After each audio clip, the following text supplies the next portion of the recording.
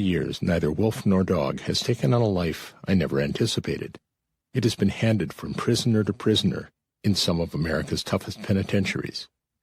It has helped Indian and white school children from places as diverse as South Dakota, Seattle, and the high New Mexico desert to begin talking for the first time about their similarities and differences.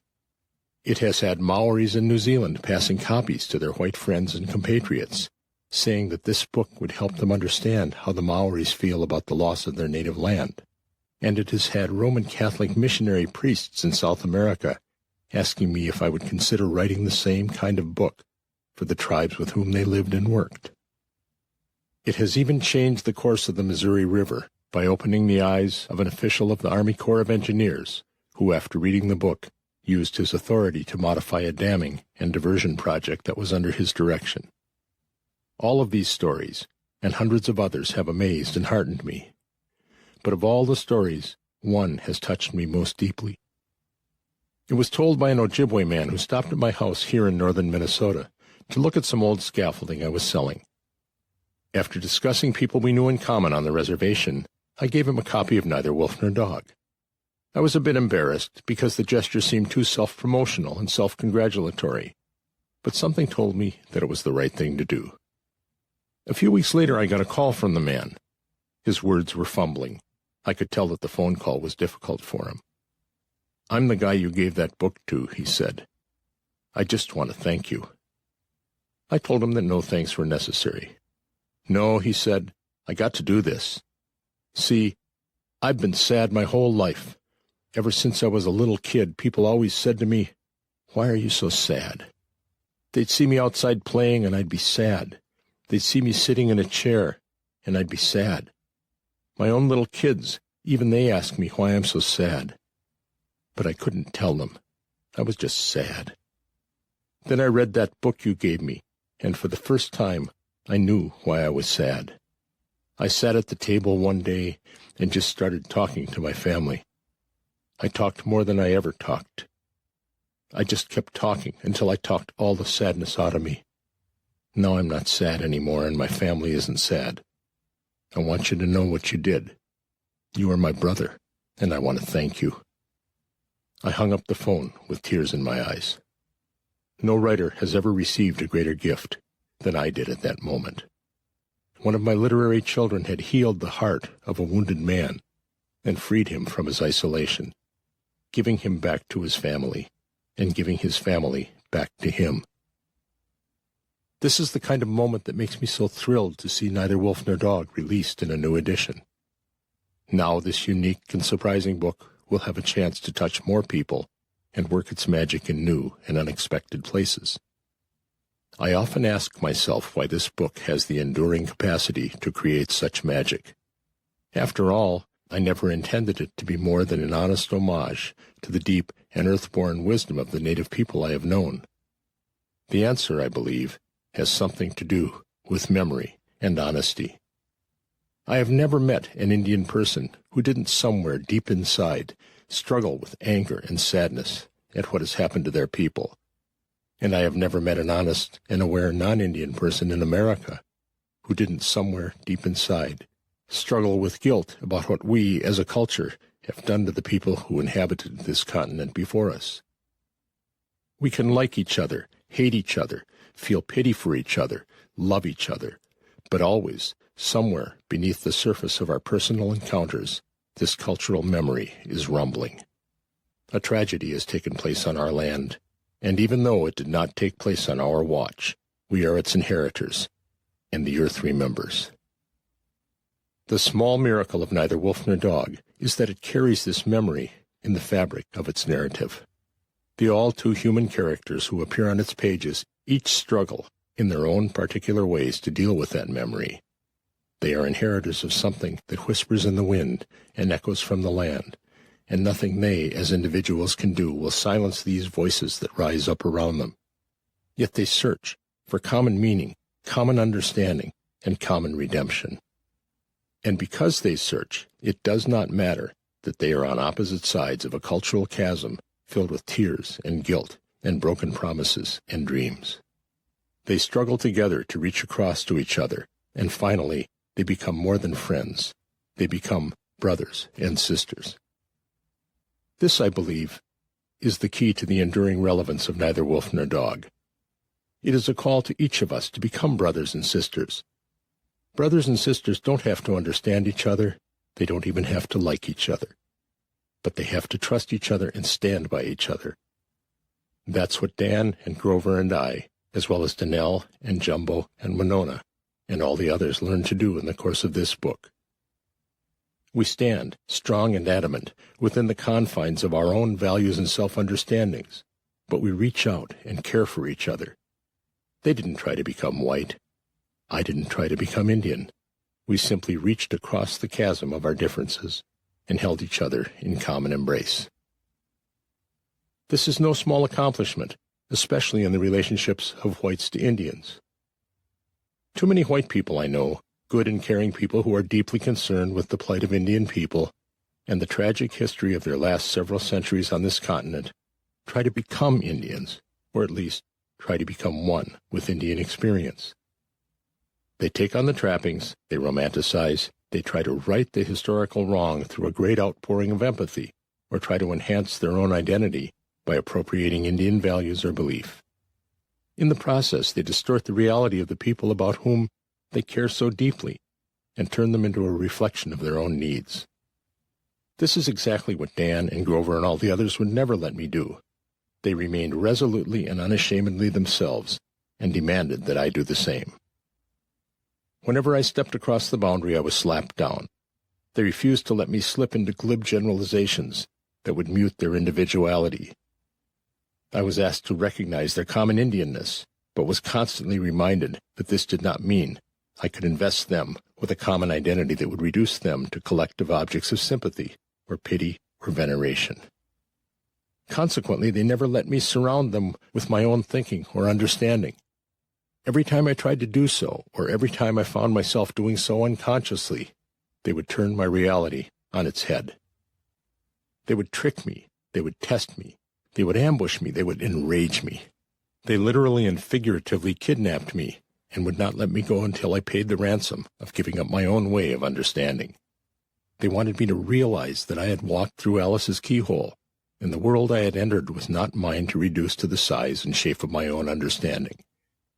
Yet, through it all, they cared for me as I cared for them. And when we finally parted on that dusty Dakota roadside, we parted as family, and no one could ever take that away from us. This, I believe, is why the man who came to my house could finally speak to his wife and children. This is why Indians and whites alike have embraced this book, and why it continues to work in the many unseen and unlikely corners of the earth where it finds a home. It is a book about acknowledging differences while seeking understanding, about standing on the angers and sadnesses and broken dreams and promises that separate us, and reaching across to become brothers and sisters and part of the common human family. It is about allowing ourselves to be seen, just as that buffalo on the hillside allowed me to see him, and trusting that those who see us will honor what they see and treat it with gentleness and respect. In short, it is about faith in ourselves, in others, and in the common humanity that lies beneath our many differences. Can there be any message more enduring or any message more needed as we try to save this fragile planet and to move it forward from its bloody and tear-stained past toward a more humane and hopeful future? Kent Nerburn, Bemidji, Minnesota, Spring, 2002. Introduction. Let us put our minds together and see what kind of life we can make for our children. Sitting Bull. It was on a motorcycle ride several years before this book was even an idea in my mind that the seed for it was actually planted. I was traveling across North Dakota. The August sun was unbearably hot, and the land rolled on endlessly before me. As I came over a rise, I saw in the distance a forlorn wooden structure with 3 enclosed sides and a low-pitched roof. At first, I thought it was a farmer's abandoned fruit stand or a life-sized creche placed on the roadside by some fundamentalist religious group. But as I got closer, I realized that it was a shelter for some kind of historical marker. I pulled to a stop and walked across the simmering highway toward the enclosure. As I approached, I could see that it contained a large, irregular boulder enclosed in a fence. A plaque nearby explained that this was a buffalo rock of the sort that the Lakota Indians held sacred. The plaque was fine, very informative, and at great pains to be respectful of the Lakota tradition. If you looked closely, it said, you could see the chippings and markings where the anonymous craftsman generations before had tried to coax a more recognizable form from the rock. I read the words carefully and then turned toward the boulder itself. Though I could not examine it minutely because of the fence, I could see a few of the chip marks from the ancient craftsman who had tried to enhance its shape. It did indeed look like a buffalo. It was easy to see how the Lakota had come to value this rock and invest it with spiritual significance. At another time, earlier in my life, I might have cataloged the information somewhere in my memory and gone happily on my way, satisfied that I had seen something interesting and pleased that I had learned a little more about Indian culture. But my eyes have changed. I have had the good fortune to have lived and worked among Indian people. I have sat at their tables, talked with them about their children, played basketball with them in the chill of mission school gyms, helped them bury their dead. I have seen how they love each other and fight each other and chide each other and respect each other. I have been part of their lives. Because of this, I saw something else in that sweltering roadside enclosure. I saw a piece of the earth, a huge and silent rock, enclosed in a pen like an animal. I saw the living belief of a people reduced to a placard and made into a roadside curiosity designed for the intellectual consumption of a well-meaning American public. In short, I saw one of the most poignant metaphors for the plight of the Indian people that I am likely to confront in my entire life. The spirit of the land, the spirit of a people, named, framed, and incarcerated inside a fence. And I wasn't the only one who had seen something more than a history lesson in that roadside enclosure. On the top of the rock, insignificant to anyone who didn't understand, some previous passerby had placed a few broken cigarettes. In an act as simple and caring as a Catholic's genuflection before the Blessed Sacrament, that person had placed the sacred gift of tobacco on the rude image of the buffalo, and in doing so had paid homage to the animal that is the physical embodiment of the universe in all its bounty for the Lakota people. And more than that, he or she had paid homage to Wankantanka, the Creator, whose immutability and eternal steadfastness is seen as incarnated in the character of every stone. To that anonymous passerby, that rock was not an artifact. It was not even a metaphor. It was a living, spiritual presence. And nothing that the Highway Department or the Historical Society or 1,000 well-intended anthropologists could do or say with their plaques and enclosures would ever hallow that stone as much as that simple gift of tobacco laid by an unknown hand. At that moment, as I stood there in the searing August heat on a lonely stretch of North Dakota highway, I made a solemn and private vow. Though I could never experience the sacred presence of the land in the way that it was experienced by the Indian people, neither could I ever again look at the lives and works of my Indian brothers and sisters as object lessons for my education and edification. I had a human obligation to try to bridge the gap between the world into which I had been born and the world of a people I had grown to know and love. Neither wolf nor dog is my attempt to fulfill that obligation. I realize that there will be a great many Indian readers who will be skeptical about my decision to undertake this task. You have seen your people misinterpreted, misrepresented, and unconscionably exploited by white writers of both good and bad heart. To you, my friends, who feel this way, I can say only that you should judge me by what I do. I believe you will see that I am neither a white exploiter who traffics in Indian themes because they are popular, nor a blue-eyed wannabe who has miraculously discovered a Cherokee grandmother somewhere in my distant past. And most of all, I believe you will see that I am not one of that most pernicious breed of white writer who claims to have met some wisdom-bearing elder who has unaccountably decided to share his or her innermost cultural secrets and teachings with me. No. If I have done my task well, I believe you will see that I am simply a person of honest heart who has had the good fortune to know and value Indian people, and who has happened upon the opportunity to create a book that can give voice to the thoughts and feelings of a very special man. This opportunity is, to me, a gift, and I take it seriously. Dan, whose story I tell and thoughts I reveal, has sworn me to secrecy. "Cover my tracks like I am being hunted," he told me. I have done so, changing what needed to be changed, obscuring what needed to be obscured.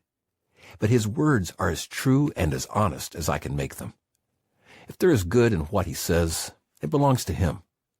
If there is error in the way it is presented, that belongs to me. I have done my best, with honor and humility, and I offer it as my gift to you. And to you, my white readers, I say, read with an open mind and heart. The land you walk upon, whether it be city streets, country lanes, or suburban cul-de-sacs, is Indian land. There are echoes beneath your feet that are there to be heard if you are willing to still your mind and listen to your heart. But those echoes are not to be found in the myths and false images upon which we have been raised. The drunken Indian, the vicious savage, the noble wise man, and the silent earth mother are all products of our historical imagination. We do the Indian people no honor by dehumanizing them into such neat and simple packages.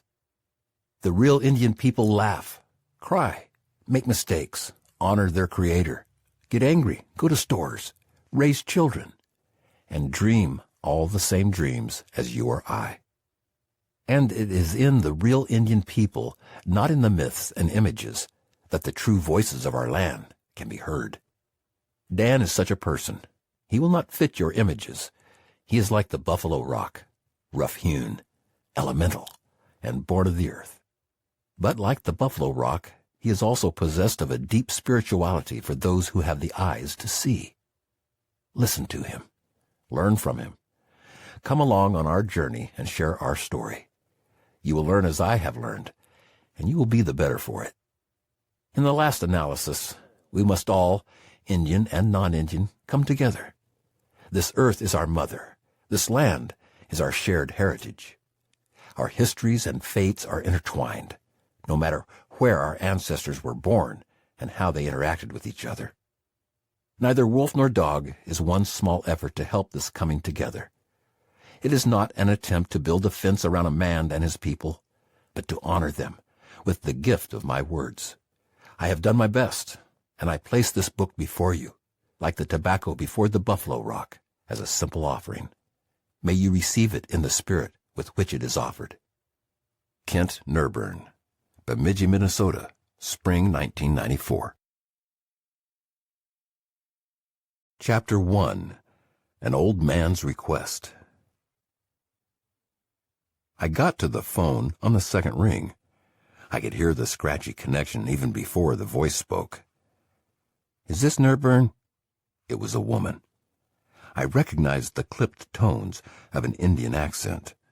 "Yes," I responded. "You don't know me," she continued, without even giving a name. "My grandpa wants to talk to you. He saw those Red Road books you did." I felt a tightening in my chest. Several years before, I had worked with students on the Red Lake Ojibwe Reservation, collecting the memories of the students' parents and grandparents. The two books that had resulted, To Walk the Red Road and We Choose to Remember, had gained some notoriety in the Indian community across North America. Most of the Indians had loved them for the history they had captured, but some found old wounds opened or familial feuds rekindled.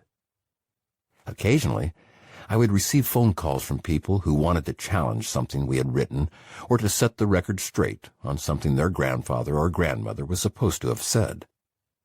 "Sure," I answered. "Let me talk to him." "He doesn't like to talk on the phone," the woman said. I had grown accustomed to Indian reticence about talking to white people, and I knew there were still a few of the very traditional elders who didn't like to use the telephone or have their picture taken. "Is he upset?" I ventured. "He just wants to talk to you." My nervousness was growing. "Where is he?" She told me the name of the reservation. It was a long way from my home. "What does he want?" "Could you come and see him?" The request took me aback. It was a strange request on any terms, coming as it did from someone I didn't even know. But the distance involved made it even stranger. "I guess it's important for me to know if he's angry," I said. The woman betrayed no emotion. "He's not angry. He just saw those books and he wants to talk to you." I rubbed my eyes and thought of the travel. When I had left the oral history project, I had made a silent promise that I would keep using such skills as I had for the good of the Indian people. I had never enjoyed a people so much and had never found such a joyful sense of humor and lack of pretension. But more than that, I had felt a sense of peace and simplicity among the Indians that transcended the stereotypes of either drunkenness or wisdom. They were simply the most grounded people I had ever met, in both the good and bad senses of that word. They were different from white people, different from black people, different from the images that I had been taught, different from anything I had ever encountered. I felt happy among them, and I felt honored to be there.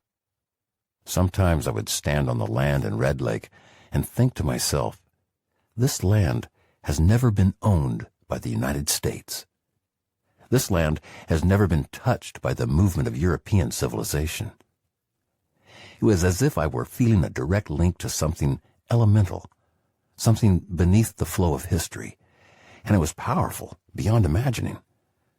Though I was a white man, and all too aware of the effects of well-intentioned white people on the well-being of the Indian people, I wanted, from within my world, to help them retain the goodness in theirs. Now a voice had come to me from a place far away, asking me to come back to that world and hear what an old man had to say.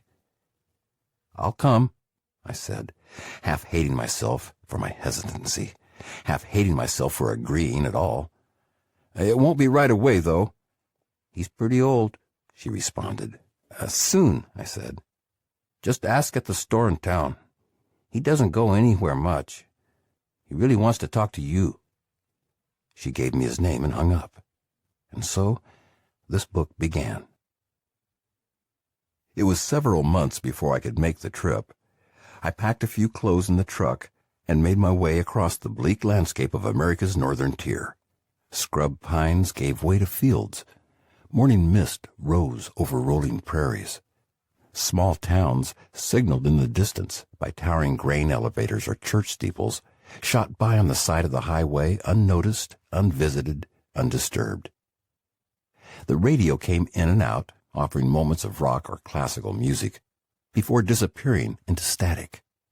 I switched from FM to AM, farm reports, local ads for hardware stores, specials on rakes and fertilizer and feed. I checked the map and marked my progress. The reservations were defined only by slightly off-color squares surrounded by dotted lines. I tried to imagine America seen from within these tiny islands in a sea of invading cities and farms. I thought of how a mild sense of discomfort overcame me whenever I crossed one of these borders into a reservation, and how I felt vaguely alien, unwanted, even threatened. How must it be for the Indians themselves, traveling across great expanses of country, feeling that same threat and alienation until they could reach the protective confines of one of the tiny off-color squares that were so few and separated on the vast map of our country? I arrived on the old man's reservation shortly after dark. The clerk at the local store was a heavy-set Indian girl. She eyed me suspiciously when I gave her the name. 3 young boys who were standing at the video rack stopped talking and watched me quietly. "Over there," she said, pointing toward the west. "He lives about 3 miles out. He's kind of hard to find." I assured her that I was good at directions. She drew a tiny map on the back of a napkin. It was full of turns and cutbacks and natural landmarks like creek beds and fallen trees. I thanked her, bought a pack of Prince Albert tobacco, and set out. Her map was good, better than I had expected. I soon found myself bouncing up a rutted path with weeds growing in its middle. The headlights formed a vague halo in the darkness. The eyes of small animals would gleam for a second on the side of the road, then disappear as shadowy forms made their way into the underbrush. The road made a quick turn, then opened into a clearing. My headlights were shining directly onto a small clapboard house. 2 cars sat outside. One was up on blocks. 3 wooden steps made their way up to the front door. An old, low-bellied dog lay on the top stoop.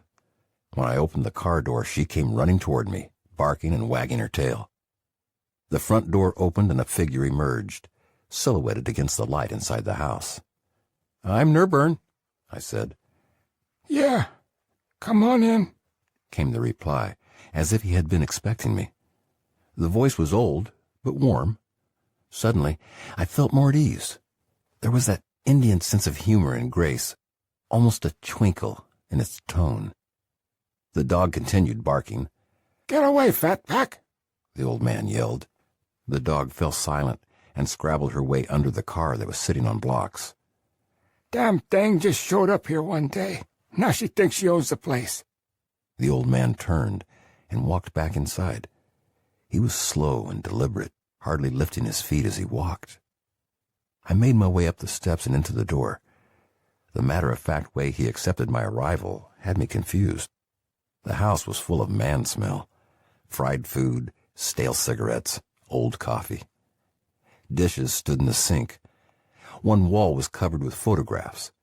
A 1940s vintage sepia tone of a young man and woman standing in front of an old car. A department store posing of a little girl in a taffeta party dress. A graduation photo of a solemn young man in a mortarboard. An old Life magazine photograph of John F. Kennedy stood framed on an end table. "Sit down," the old man said. He beckoned to a yellow formica table that stood in the middle of the kitchen. "You drink coffee?" I told him I did. "Good," he answered, and poured me a cup of thin brown liquid from a white enamel pot he kept on the stove. Then he patted over and slid into a seat across from me. He must have been almost 80. His face was seamed and rutted, and his long gray hair was pulled back into a ponytail. He had on a plaid flannel shirt over a white T-shirt. His pants were held up by suspenders, and he wore sheepskin-lined slippers. One eye was clouded over, but there was a twinkle in his look that matched the twinkle in his voice. I reached into my pocket and handed him the Prince Albert. My days in Red Lake had taught me that the gift of tobacco was the gift of respect among Indian people. The old man looked at it. He said. He reached across the table with a hand twisted by arthritis. He took the packet and shoved it into the breast pocket of his shirt. "You wrote those Red Road books?" I helped the kids. He folded up the newspaper on the table. To Walk the Red Road lay underneath, as if it, too, had been awaiting my arrival. Small notations were written all over its cover. "They're pretty good." We tried our best. He spit once into a coffee can he kept by his chair. "I don't like white people much," he said. He was looking straight at me. "Well, that's understandable." "Did they?" "Who?" "The old folks at Red Lake." "Not all of them." He picked up a can of snuff from the table and slid some behind his lip. "What about you?" "You mean, did they like me?" He didn't answer. "I think so. Some didn't. They thought I was a pushy white guy, but what could I do?" "You did okay." He tapped the cover of To Walk the Red Road. "Now, let me ask you something else. Do you know why they let you?" I smiled a bit and took a sip of my coffee. "I think so. I think it's because I like people, and they could tell that I wasn't going to screw them, that the kids thought I was okay, so they decided to trust me." "No, I don't think so," he said. "There's something else. You don't try to be an Indian." I smiled at the compliment and let him continue. He was clearly a man who formed judgments quickly. "White people that come around to work with Indians, most of them want to be Indians. They're always wearing Indian jewelry and talking about the Great Spirit, and they're all full of bullshit." "Yeah, I know the type. I said. He peered around the side of my head. You got no ponytail. That's good. You don't have any turquoise rings on, do you? I held up my hands. They had no rings, no watch.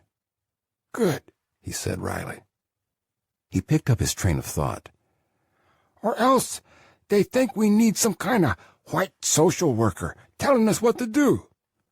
Some of them come here because they can't find a job anywhere else and end up out on the reservation. We got 'em here, all of 'em. I nodded my head. He leaned over as if to tell me a secret. You aren't like that, are you? He asked. There was a kind of conspiratorial hush in his voice. I wasn't sure if it was a question or a joke. I try not to be, but I'd be lying if I said I didn't like Indian people. That's okay. It's good that you like Indian people. I like 'em too.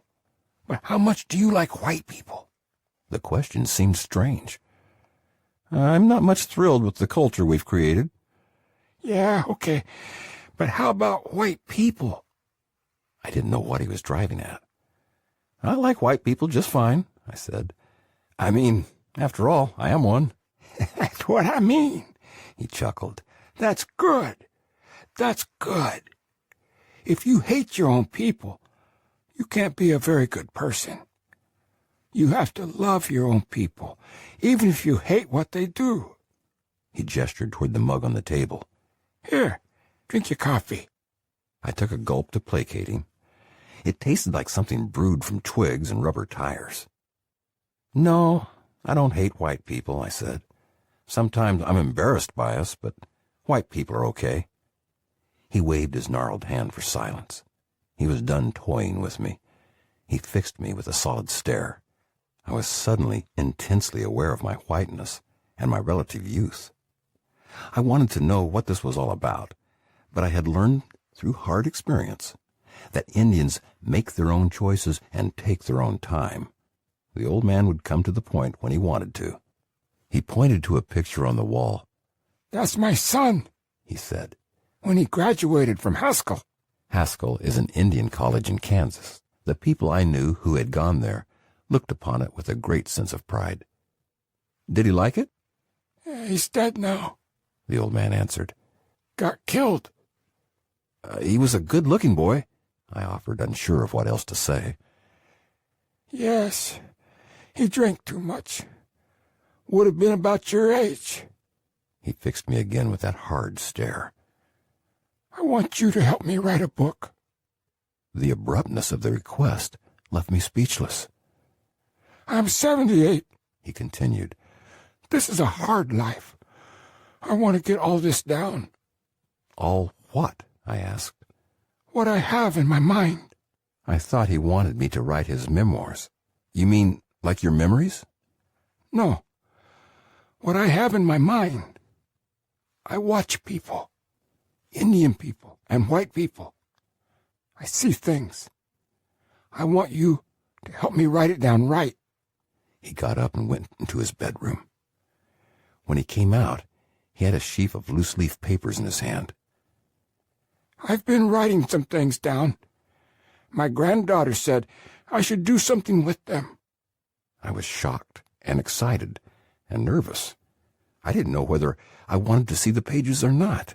The old man might be a crackpot full of wild religious theories, but there was always the chance that he was one of those rare chroniclers of life who had managed to catch the living, breathing sense of the times he had lived through. He handed me the pile of papers. Read them, he said. After 2 pages, I knew that I was in the presence of someone extraordinary. The old man was neither the crackpot I had feared, nor the chronicler I had hoped. He was a thinker, pure and simple, who had looked long and hard at the world around him. His work wasn't polished. It wasn't even finished. Pages were filled with disconnected observations and long, unpunctuated paragraphs. Thoughts were scrawled on hunks of napkins and the backs of envelopes. But beneath the fragmentary disorder lay a level of insight that was as deep and as clear as a mountain lake. I'd be honored to help you with this, I said. Good. I want it all fixed. I want things to sound right. It sounds good now, I told him. No, not the way I want. I've been thinking about this for a long time. There are things you white people need to hear. I want them to sound good, so people don't say, "Oh, that's just an old Indian talking." Well, I laughed, you are an old Indian talking. Instantly, I could feel I had made a mistake. He turned and looked away from me. Without looking back at me, he spoke very slowly. White people have always tried to make us into animals. They want us to be like animals in a zoo. If I don't sound good, like a white person thinks sounds good, you just make me into another animal in the zoo. He got up and walked to the sink. He kept his back toward me. I'm tired now. I'm going to bed. My cheeks burned. I knew I had offended him. Once more I had been a white person who had talked before I had thought. But I had seen enough of his writing to believe that it was more important than my feelings or even his. I tried one more time. "I'm sorry," I said. "I hope I didn't offend you." I'm going to bed, he said without turning around. He padded into the bedroom and shut the door. I sat there in silence, listening to the erratic buzzing of the fluorescent light over my head. I didn't know what to do. I thought of writing him a note, but that seemed stupid. I got up and turned off some of the lights. Then I put the tattered pages of the old man's writing under my arm and went out the door. I got almost no sleep that night. The motel bed was lumpy, and the trucks roaring by on the highway outside shook the walls. But it was my own anguish that kept me awake. I had never before done anything like taking those pages. The old man hadn't offered them to me. It was a gift for him to even show them to me. Then I had gone and stolen them. I felt like the worst white man who had ever lived, gaining the trust of an Indian, then using it to my advantage. But I kept telling myself there was more to my action than that. I wanted to show the old man that I could be trusted, and the only way I could do it was to take a chance on his trust. All night I pored over the writing. I rearranged paragraphs and corrected grammar. I tried to link up themes and organize chapters around ideas. Then I tried to write it in a way that sounded like the old man's voice. By 4:30, I had created one chapter that felt right. I wrote it out in longhand and fell asleep just as the sun was beginning to color the edges of the curtains. I awoke around 7:30. I was afraid the old man would be up and find the manuscript gone. I washed and got dressed and made my way out to the house without stopping to eat.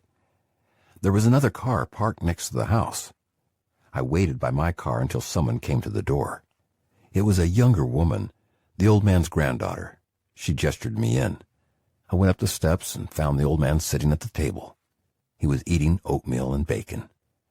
I immediately put the tattered pages down beside him. He didn't look at me. "I tried to make a chapter sound like he might want it to," I said to the woman. With every fiber of my being, I wanted to keep talking, to explain myself and justify myself. Most of all, I wanted some kind of response from them, but I knew I had to keep quiet. "Read it, Winona," the old man said. I sat there in silence while she read my words in her soft, lilting voice. They sounded stilted to me, not good at all. When she had finished, the old man tapped the table with his crippled finger. "Have some coffee," he said. I could barely suppress a smile. I knew I had passed some kind of test, but I didn't know how or why. She poured me a cup from the big enamel pot. "That's what I wanted you to do," he said. "Make it sound like that. Make it sound like I graduated from Haskell." Chapter 2. Burnt Offerings. It was several months before I was able to make the drive back out to the old man's reservation. I had gone home with a pile of tattered notebook sheets and several shoeboxes of notes, scribbled on everything from napkins to cash register slips. One of the boxes had contained a selection of clippings from newspapers that the old man had collected over the years. Some of them were obituaries of friends. Others were articles on subjects ranging from Indian affairs to politics. There were several Ann Landers columns and a few advertisements. I had been unable to discern any pattern to them, or to divine any reason why he had chosen to collect them in a shoebox, much less to send them home with me. But I had not asked questions. In the months that had passed, I had spent many hours laying out pieces of paper and cobbling phrases and notations together into thematic unities. As I drove up the pathway to his house, I was excited but apprehensive. I had crafted a few good chapters, or so I thought, but still, it seemed artificial and vaguely unsatisfying, as if it were more my work than his. I was anxious to see how he would receive it. Fatback was lying in her usual place on the stoop. She barked once, then scuttled off into the dirt hollow she had dug beneath the junk car. I could hear laughing inside the house. Soon the old man appeared at the door. He gestured me in with a flap of his wrist. "Haven't been around for a while," was all he said. For all his surprise and sense of ceremony, I might have been gone only 15 minutes. 3 men were sitting around a table playing cards. They were all old, but none so old as the old man himself. The house was filled with cigarette smoke. The TV was blaring in the corner. One of the men looked up and said, "Who's that? Grizzly Adams?" It was said with good humor and directed at the old man, as if he, not I, were responsible for explaining my presence. The other men laughed a bit and nodded, then turned back to their cards. Other than that, no one paid any attention to me. The old man didn't introduce me or offer me a place to sit. One of the men threw 3 cards on the table. "Son of a bitch," said another, and they all burst into laughter. I had my packet of Prince Albert to offer the old man, but it seemed strange and inappropriate. I stood silently, holding my computer printouts and listening to the buzz of the fluorescent light over my head.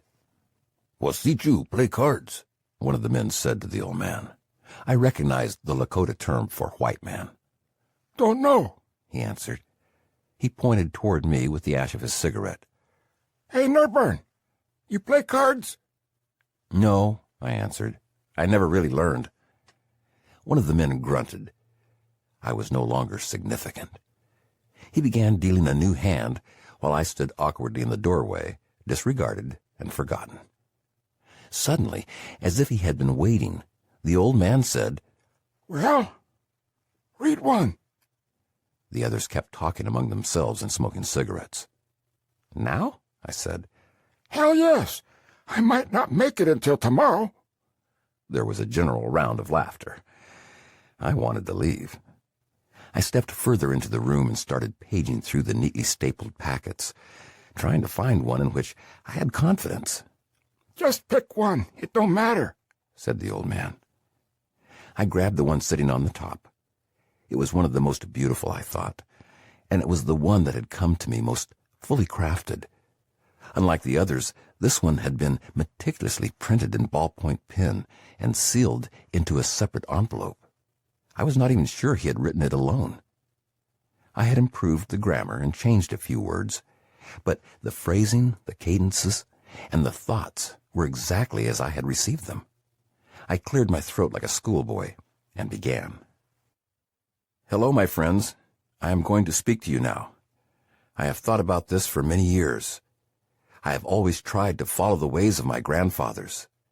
In my ears, I have heard the words of Sitting Bull, telling me that white people are not to be trusted. But I have also heard the words of Black Kettle, who told us to reach out a hand of peace. I have carried them both in my heart. Now that I am old, I have decided to speak. There are many of my people who would have me keep silent. They feel we must continue to hide ourselves from the white man. They say that every time we have offered our hand, we have been destroyed. But there is no more place to hide. The white man controls the air we breathe and the water we drink. He comes among us for good and for ill. Our numbers are small, but we are strong in heart.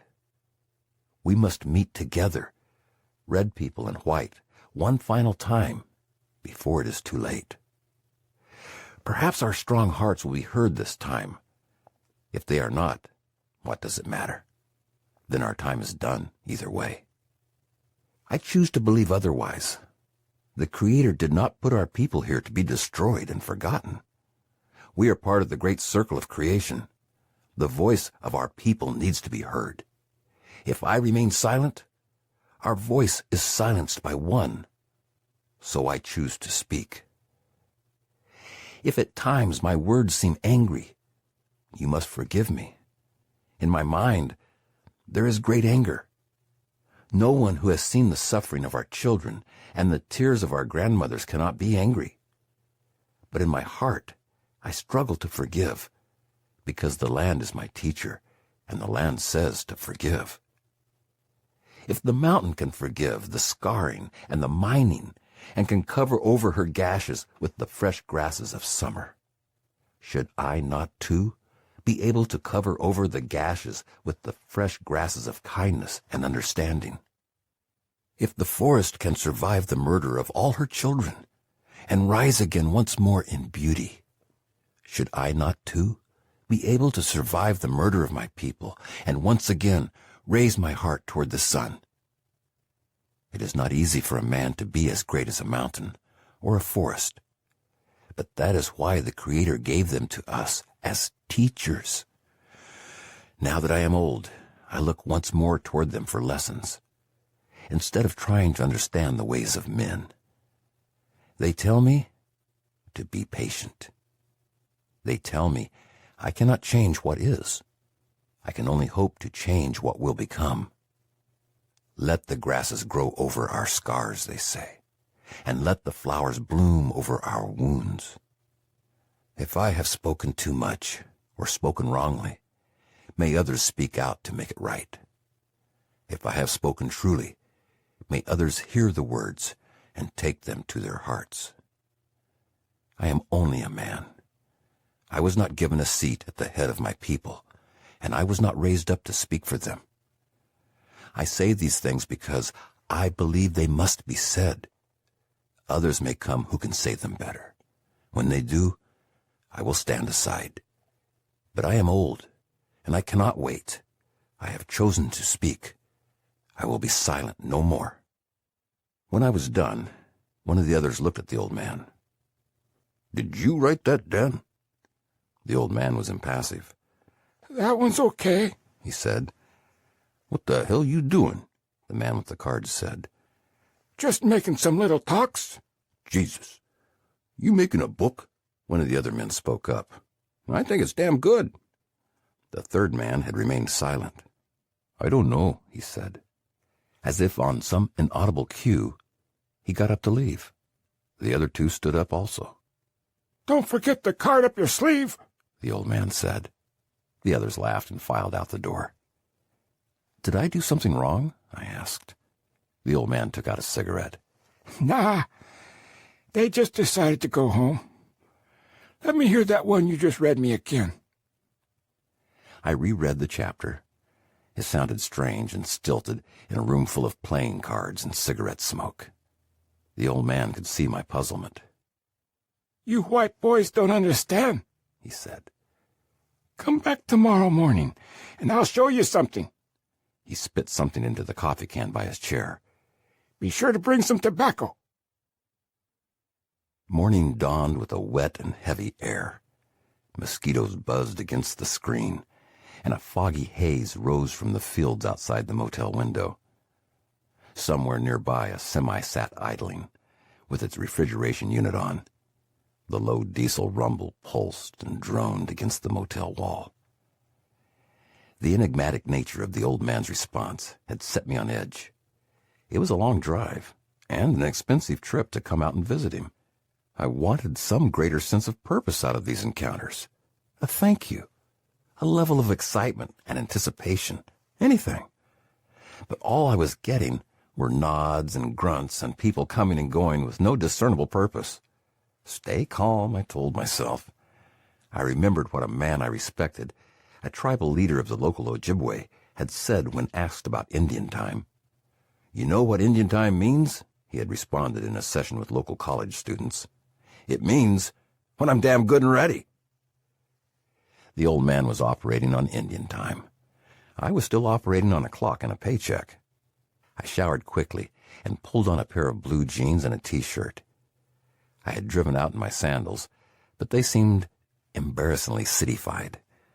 I took the old pair of work boots out of my duffel bag and slipped them on over some gray cotton socks. I took a quick glance in the mirror.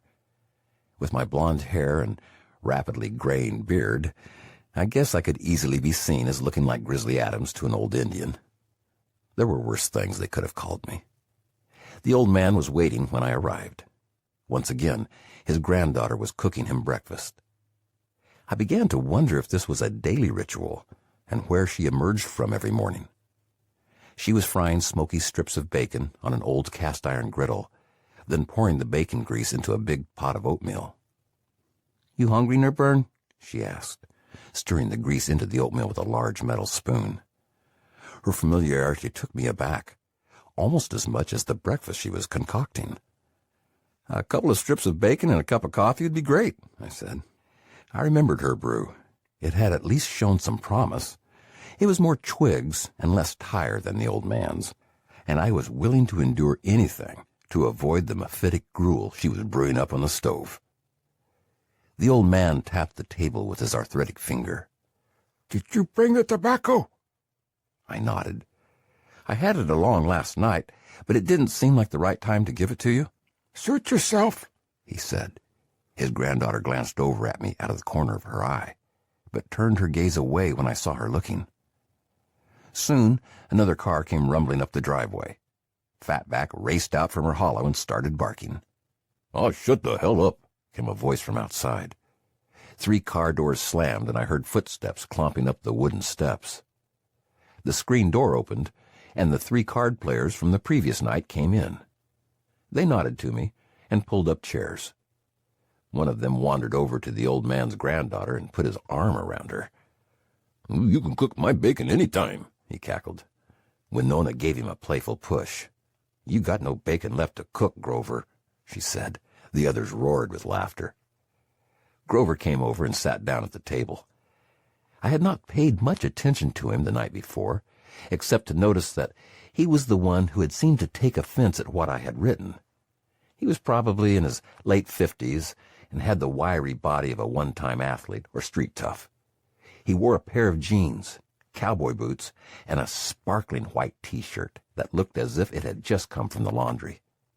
The sleeves had been carefully rolled up to reveal an eagle tattoo on his right bicep. He wore his hair in a crew cut that was the color of cigarette ash. I had the distinct sense that he had been in the Navy once. He had the rolling gait and personal carriage of a sailor. Winona brought me the bacon and a tin cup full of coffee. "You're treating this white boy pretty good, Winona," Grover said. "He's not an old goat like you." Grover bleated several times and let out a hearty laugh. "I suppose you want to eat too," she said to the men. "Nerburn here's got something for you," the old man interrupted. He glanced at me and gestured with his eyes toward my pocket. I fumbled quickly and pulled out the tobacco.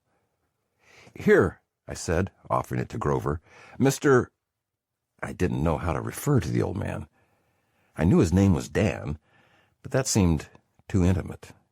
I settled for avoidance. "I was asked to come out here to help with this book. I consider it a great honor, and I want to do it right. I would consider it a great honor if you would help me too." The men sat silent, impassive. No one said anything for what seemed like minutes. The whole mood in the room had changed. Finally, Grover took the packet of Prince Albert. "If Dan wants my help, I will give it." The others nodded too. Winona kept her back to us and said nothing. Grover had taken on a look of seriousness. He stared at the floor as if in contemplation. Then he got up and went out the front door. The old man mopped at the dregs of his oatmeal with a piece of limp toast. The other 2 men sat on a torn floral couch against the wall. The silence seemed to bother no one but me. Grover said something through the screen door that I did not understand. The old man answered him in the same language, then got up and went outdoors. Winona dropped 2 pieces of toast onto my plate. "You'd better eat," she said quietly. One of the men on the couch got up and turned on the television. An insistent announcer's voice was describing the benefits of some dishwashing detergent. Outside the screen door, I could hear Grover and the old man talking in Lakota. I could tell nothing about the nature of the conversation from the tone of their voices. The screen door slammed abruptly behind me. The old man came over to the table and gestured me outside with a turn of his head. "Grover thinks it's too white," he said. "The way you wrote it." I looked at him puzzled. "They're your words. I just scrubbed them up a little." He gestured me forward with that strange pawing motion I had noticed before. "Come on out." Grover was sitting on the stoop with his elbows on his knees. His hands were cupped around a cigarette to keep it from burning too fast in the wind. He was staring straight ahead, away from me. "Something ain't right," he said, still looking straight ahead. My cheeks flushed a bit. "You mean it sounds wrong?" "No, not exactly. It sounds all right, but it just don't sound real. It sounds too much like movie engines." "I'm not sure what you mean." Grover shifted on the stoop. He looked over at the old man. "You remember that New York woman?" Dan broke into a loud laugh. "I sure as hell do. You damn near scared her to death with all that coughing of yours." "Tell Nerburn the story." Again, their presumed familiarity with me took me aback.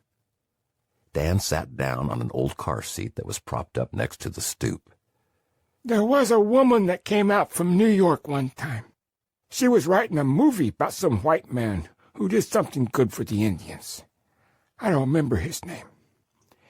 She wanted to talk to Indians so she could see how we talked. She was all dressed up in new jeans and cowboy boots and had a bandana around her neck. She looked like she was going on a safari. I think her clothes cost more than my car. It was just funny to see her. She had to look at everything before she sat down or walked or anything. She was more worried about getting dirty than anything else. A couple of us said we'd talk to her. I guess they thought maybe we might make a few bucks or something. Besides, we wanted to know what she was all about. You know, there's a lot of people coming looking for Indians since that Dances with Wolves movie. Anyway, I had some books with me. I had one of your Red Road books, and some other books that tribes have done where people tell stories. I thought maybe they would help her. She tried to ask us questions, but I could see that the other fellows didn't like her. So they didn't say anything. They just sat there and watched her get nervous. It was pretty funny. I let her read those books I had. She looked at them real quick. Then she said that they weren't any help because the people sounded flat and uninteresting. That's what she said. I remember those words. She said that they sounded flat and uninteresting. Those were real people's voices written down, but they weren't good enough for her. They didn't sound like how she wanted Indians to sound. She didn't give a damn how Indians really sound. She just wanted to have us sound the way she thought we should sound. I told her maybe there were some Indians in Greenwich Village who sounded better. She didn't know if I was serious or not, so I kept on telling her how maybe New York Indians sounded better because they had been part of that Iroquois Confederation and had been a lot more used to giving speeches. She wrote it all down and went away. I think she was really glad to go. Grover here kept clearing his throat all the time, and she kept thinking maybe he was going to spit or something. The more nervous she got, the more he cleared his throat. Got so rattly in there, I thought he was going to drown. I damn near split in half trying to keep from laughing. Grover was nodding his head silently. His cigarette ash was almost an inch long. "That's the way it is, Nerburn," he said. White people don't want real Indians. They want storybook Indians. I was embarrassed and hurt. I hope I didn't make... I paused again, confronted by the need to use his name. But the old man came to my rescue. Hell, call me whatever you want. My name's Dan. But lots of people just call me the old man or Grandpa. I don't care. Okay, I continued, turning to him. I hope I didn't make you sound like a storybook Indian. But you told me to make you sound like you went to Haskell. The old man smiled. He wanted me to know that what I had done was fine. But Grover still had something on his mind. Here's the problem, Grover said, directing his attention toward me. That thing you wrote was okay. I think it's pretty damn good, Dan interrupted. Yeah, it is, Grover said. It's too damn good, huh? You should send that to the New York woman. I was watching the old man closely. Even with my own minimal involvement, I was feeling attacked and wanted to defend what I thought was a beautiful passage. But the old man just sat back with a bemused look on his face and drew heavily on his cigarette. Here's what I think, Grover continued. That speech is good, but it's dangerous as hell. Dangerous? I said. Yeah. Let me ask you something. What am I doing? You mean, what are you trying to tell me? He shook his head like a frustrated schoolteacher. No. I mean, what am I doing? What am I doing right now? He held his cigarette toward me, a clue for the slow-witted. You're smoking a cigarette. Right. Now, what's this cigarette made out of? Tobacco. Okay. You know how we talk about tobacco being sacred, right? You just gave me tobacco, right? So, is this cigarette sacred? Dan was grinning. He sensed where Grover was going. I was completely confused. I don't know, I said. Grover took the short white butt from his mouth and crushed it theatrically on the stoop. Nope. It's just a casual smoke. He reached into his breast pocket and took out the packet of Prince Albert I had given him. No, this is sacred, because you gave it to me sacred. You follow me? I smiled weakly. He continued. Sometimes things are sacred, and sometimes they're not. It's not sacred when the guy at the store hands me a pack of cigarettes because he just handed me a pack of cigarettes. You see? But when you hand me that tobacco, you're making it sacred because you're offering it to me. Okay, I said. The purpose of the discussion still eluded me. But it's still tobacco, am I right? Yes, I said, thankful for a question to which I knew the answer. It's the same with Indians, Grover stated, as if the connection were obvious. Sometimes we're sacred, sometimes we're not, but we're always Indians. If you write only the sacred stuff, it's like that New York woman. Just write it all. The old man will try to trick you, but you've got to be smart. Dan was enjoying himself immensely. He puffed on his cigarette and emitted a series of little ha-has as Grover talked. So what are you saying? I asked, truly confused. Look over here, Grover directed. Look at old Fatback there. Watch her close. Fatback was snuffling in the brown field grass. She sneezed several times, yawned, scratched herself, urinated on a bush, dug violently on a patch of dirt, then turned around several times and laid down. What did you see? Grover asked. I told him. Did it all make sense? It was all dog stuff. But if you were writing a story about dogs, you'd put all that in. Sure, as much as it was necessary. Well, you're writing a story about Indians, but you're writing like a white guy. You want everything all neat. Put it all in. Just write it the way it is. I turned to Dan. He was digging at the ground with a stick. Grover spoke again. He wanted to emphasize his point. This old man's seen a lot, huh?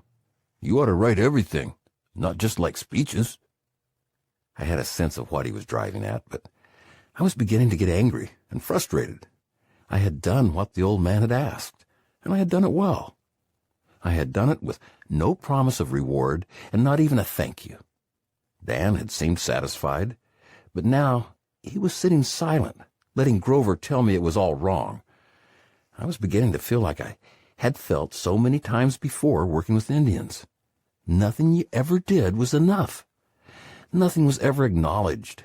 You just worked and worked until someone perceived some slight or some wrong in what you did. Then you were shown the door. A burr of indignation rose up inside me. This time, I was not going to be shown the door.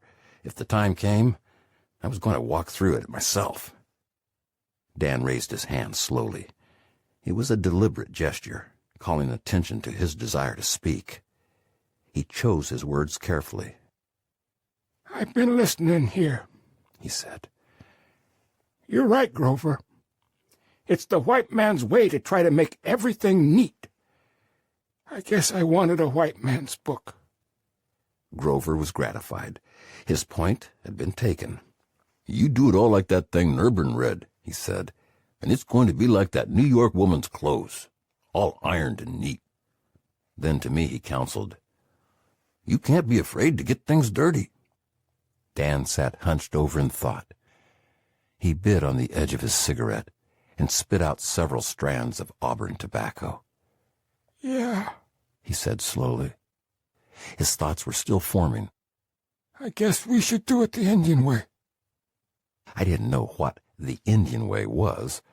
It sounded ominously unformed, and I had invested a great many hours in the shoebox and its contents. I started to protest. Dan silenced me. He turned and began walking slowly up the steps. "Listen to Grover," he said. Grover picked up the cue. "Forget the speeches," he said. "You'll get speeches. The old man has always given speeches. Has been ever since I've known him. Get the rest of it." He stopped on the top step and spit once into the dust. "Think about Fatback." He nodded his head toward the dog and grinned. Fatback kicked twice in the throes of some dog dream, let out a blubbery wheeze, and settled contentedly into her hollow of dirt. "That's how you should write it. Just tell the story." It took me a while to get over my anger at Grover's airy dismissal of my literary method. I had worked too hard, too long, to take it in stride. Still, Dan, who had spent years collecting those shoeboxes full of thought fragments, seemed decidedly indifferent to our change in direction. I tried to tell myself that if Dan could absorb the idea of a whole new direction, I should be able to as well. I decided to ask him about it. The opportunity came in an unexpected fashion. The next morning, as I drove up the path to his house, I noticed a thin haze of smoke lingering in the air. When I turned the corner into his yard, I saw him standing in front of his stoop, tending a small fire with a stick. He was chanting under his breath and throwing something onto the small patch of flames. I drove in cautiously, afraid that I might be interrupting some private ritual. But he grinned and beckoned me over with a hurried gesture. Come on, he said as I climbed out of the truck. A sweet, fragrant odor came from the flames. Here. He reached into the small leather pouch he was holding and pulled out a pinch of something. Put this on the fire. What is it? I asked. You're too late for the pipe. I did that alone. He sprinkled some more of the substance on the fire.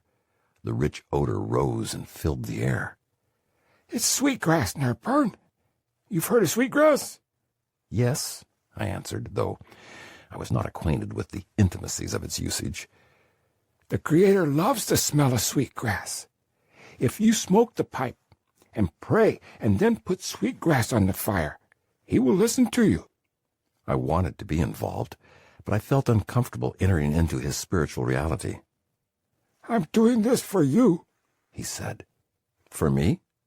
Yeah, that you will write a good book. Things started connecting in my mind. What are you burning? I asked, unsure if I wanted the answer. All the stuff I wrote, he said.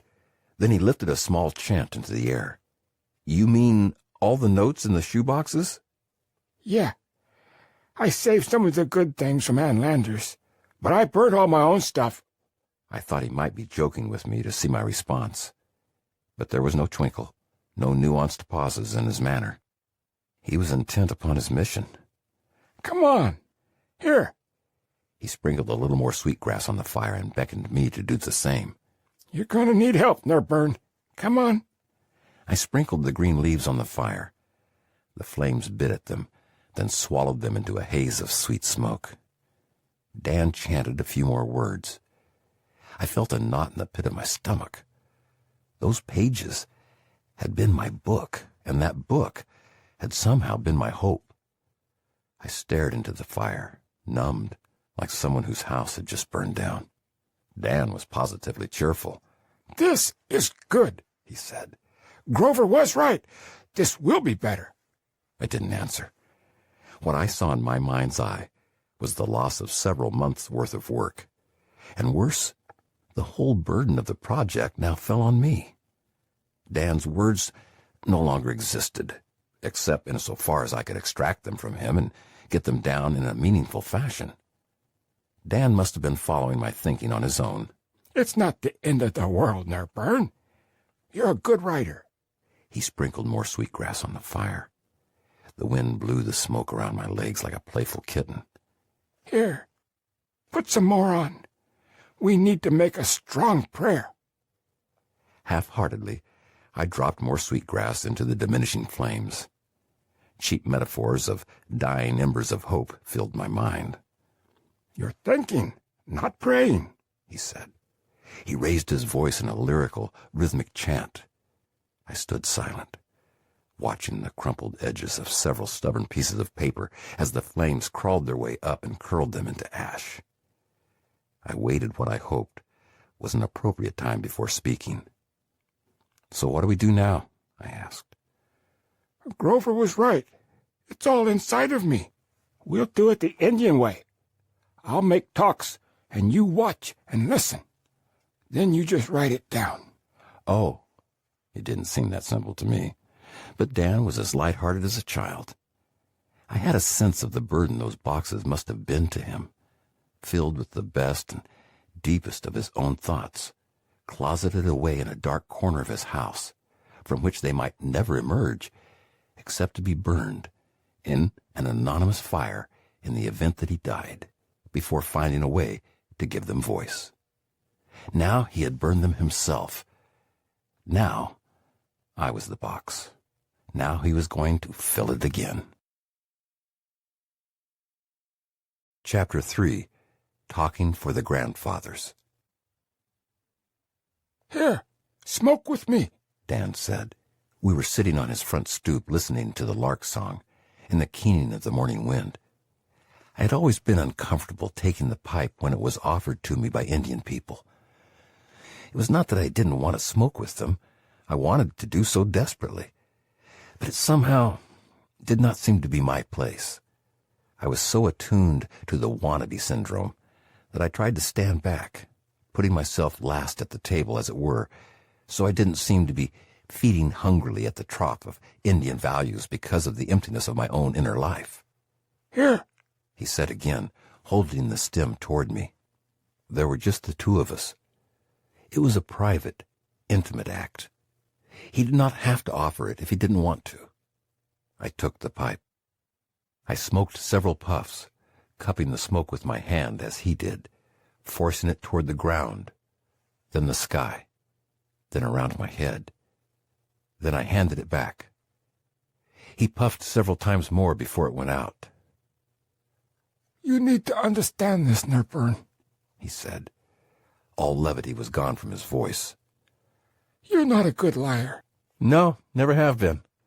"I know, because I see how bad you lie." I flushed a bit. I didn't think I had lied to him, and old people always scared me when they made observations like that. It was as if they had a second sight that allowed them to see more clearly. Have I lied? "Not in words, only by silence." By silence. "Yes, silence is the lie of the good man, or the coward. It is seeing something you don't like and not speaking." I don't understand, I said. "You were mad the other day when I burned those words of mine. You were angry at Grover, too. You thought you had done good work. You didn't think Grover knew what he was talking about." You're right, I said. I guess I'm easier to read than I thought. You are. So don't lie to me again. His manner was authoritative and final. I felt like a small child being scolded. I waited for him to say more, but he had spoken his piece. I was left with the echo of his reproach, floating like smoke around my head. He occupied himself with emptying and disassembling the pipe according to some private rituals. It was as if he no longer knew that I existed. I sat there next to him, half watching, as he wrapped it gently in a pouch of some soft animal hide. When he was finished, he spoke again. His tone was formal. We have smoked together. It is not a joke. You have made a promise to me not to lie with your words or your silences. It will not be easy for you, because you think you aren't a liar. You will have to watch closely. That's why we have tobacco. It makes us look hard for the truth. Remember when I told you to bring tobacco and to offer it to Grover? Did you see how he changed? Yes, I said. The tobacco was why. The tobacco is like our church. It goes up to God. When we offer it, we are telling our God that we are speaking the truth. When Grover took the tobacco from you, he was telling the Great Spirit that he would do the best he could. Wherever there's tobacco offered, everything is wakan, sacred, or filled with power. When you gave Grover the tobacco, he had to stop bullshitting. Now, he's promised the Great Spirit that he will help. It doesn't have to do with you or me. It's a promise he made to the Creator. It isn't important that you didn't like what he said. I didn't like it either. He knew that, but he didn't care. He had made a promise to speak the truth. I felt sheepish and ashamed. The simple rectitude of Dan's words made my concerns about wasted work seem tawdry and fraught with self-interest. But Dan was no longer concerned with redirecting me. His thoughts had taken wing, and he was ruminating on larger issues. You know, he said, that's a lot of why we Indians got into trouble with the white man's ways early on. When we make a promise, it's a promise to the Great Spirit, Wakantanka. Nothing is going to change that promise. We made all these promises with the white man, and we thought the white man was making promises to us. But he wasn't. He was making deals. We could never figure out how the white man could break every promise, especially when all the priests and holy men, those we called the black robes, were involved. We can't break promises. We never could. He picked at a loose splinter on the side of his step. It's really kind of funny, he continued.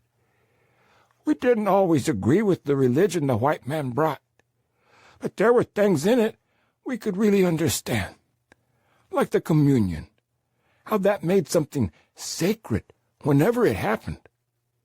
That was just like our tobacco, and the way there were vows, like for marriage. We had vows, too. We had them for everything. A lot of them were private. We didn't need a priest to make them happen, but they were real. They were promises to the Creator to do something. So we thought we were seeing the same thing from the white man, especially when he swore on the Bible or used the name of God to make a promise. But I guess it was a lot like their church. It was only important on some days. Rest of the time, it didn't matter. Dan cradled the pipe bundle on his lap like a baby.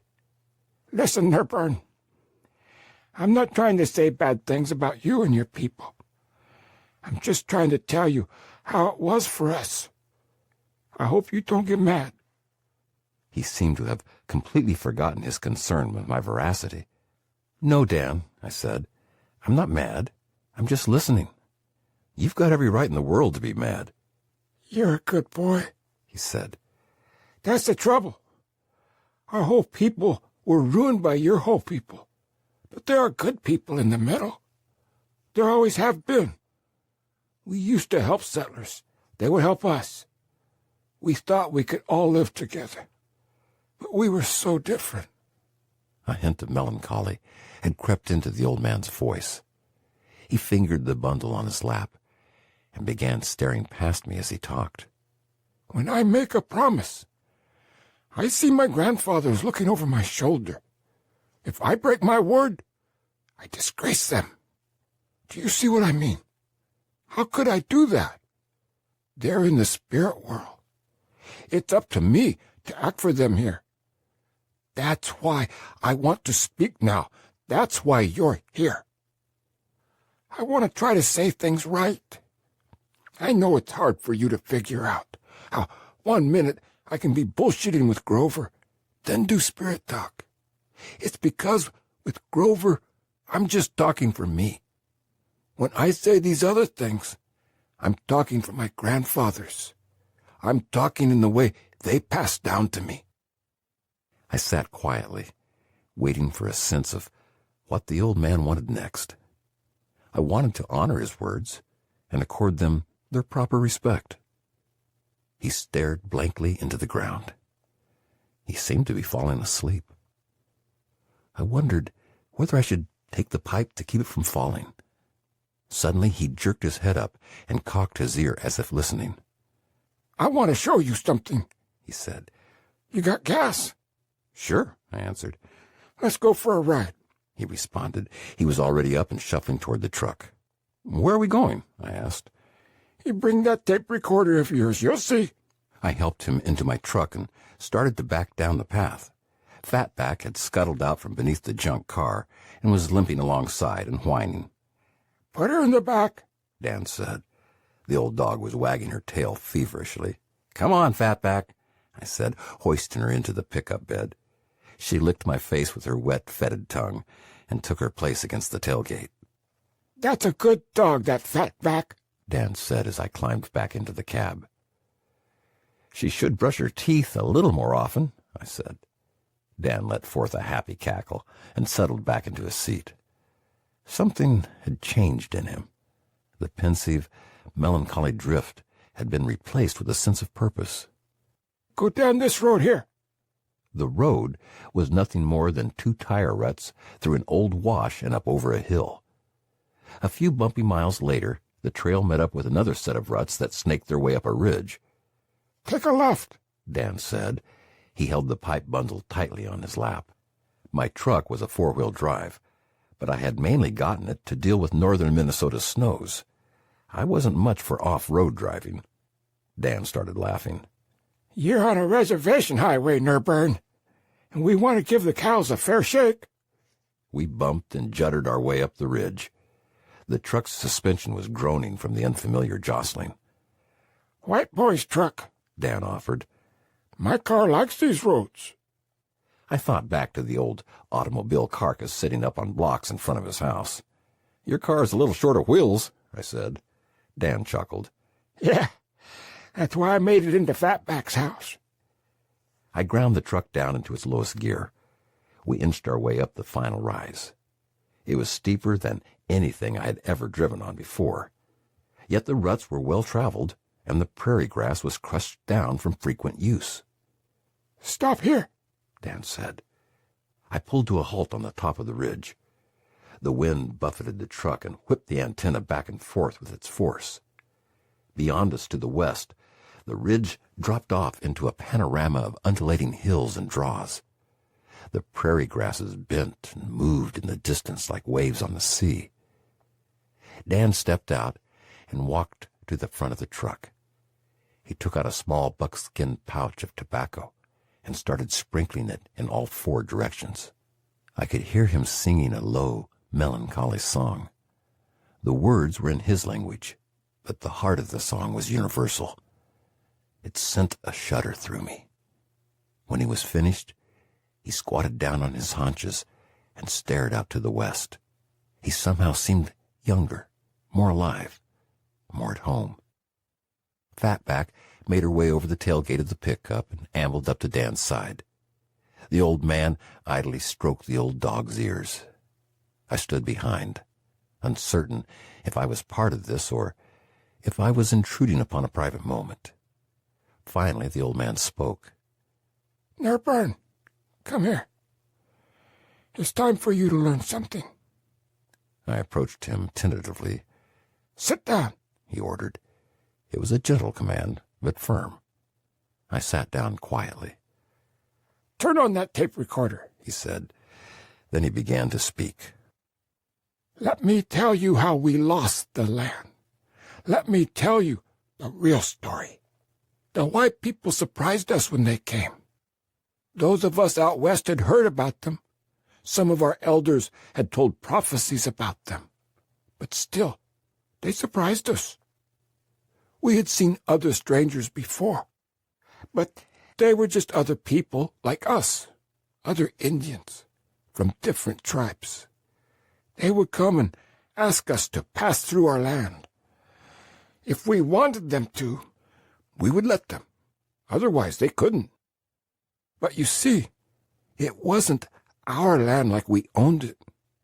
It was the land where we hunted or where our ancestors were buried. It was the land that the Creator had given us. It was the land where our sacred stories took place. It had sacred places on it. Our ceremonies were here. We knew the animals. They knew us. We had watched the seasons pass on this land. It was alive, like our grandparents. It gave us life for our bodies and the life for our spirits. We were part of it.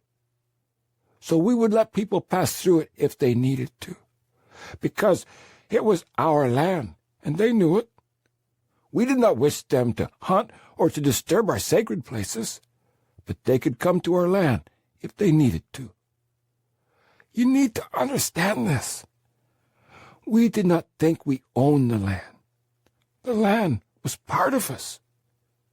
We didn't even know about owning the land. It is like talking about owning your grandmother. You can't own your grandmother. She just is your grandmother. Why would you talk about owning her? So, when the first of your people came, they just wanted to go through. They were strange to us. They wore strange clothes. They smelled different. But they had many powers we had never seen. They were part of the Creator's plan, we thought. It was not our place to deny them, because it was not our right to control them. We were just living our lives.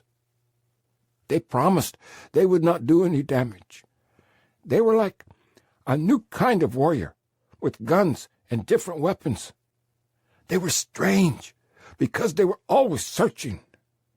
We thought they would just come and go. We let them come among us, and we fed them and helped them. They were like raindrops that fell out of the sky, then stopped, and were gone. But soon, other strangers came. This time, they were like a stream. They came with horses and wagons. They went on paths through our lands. Still, it did not bother us, except that it scared the animals, and that these people did not know what was sacred. But we knew they had to eat, so we did not mind when they shot the buffalo. I have heard that it was the same for other tribes, with other animals. They tried to help these people. They were worried that the animals for the hunt would be scared away. But these people brought guns, and that made hunting easier for us, so we did not mind.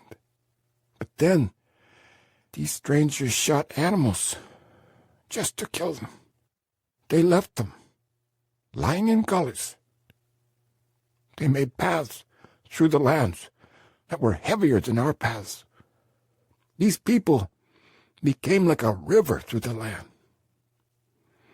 We had never seen the kind of things they did. For us, the earth was alive. To move a stone was to change her.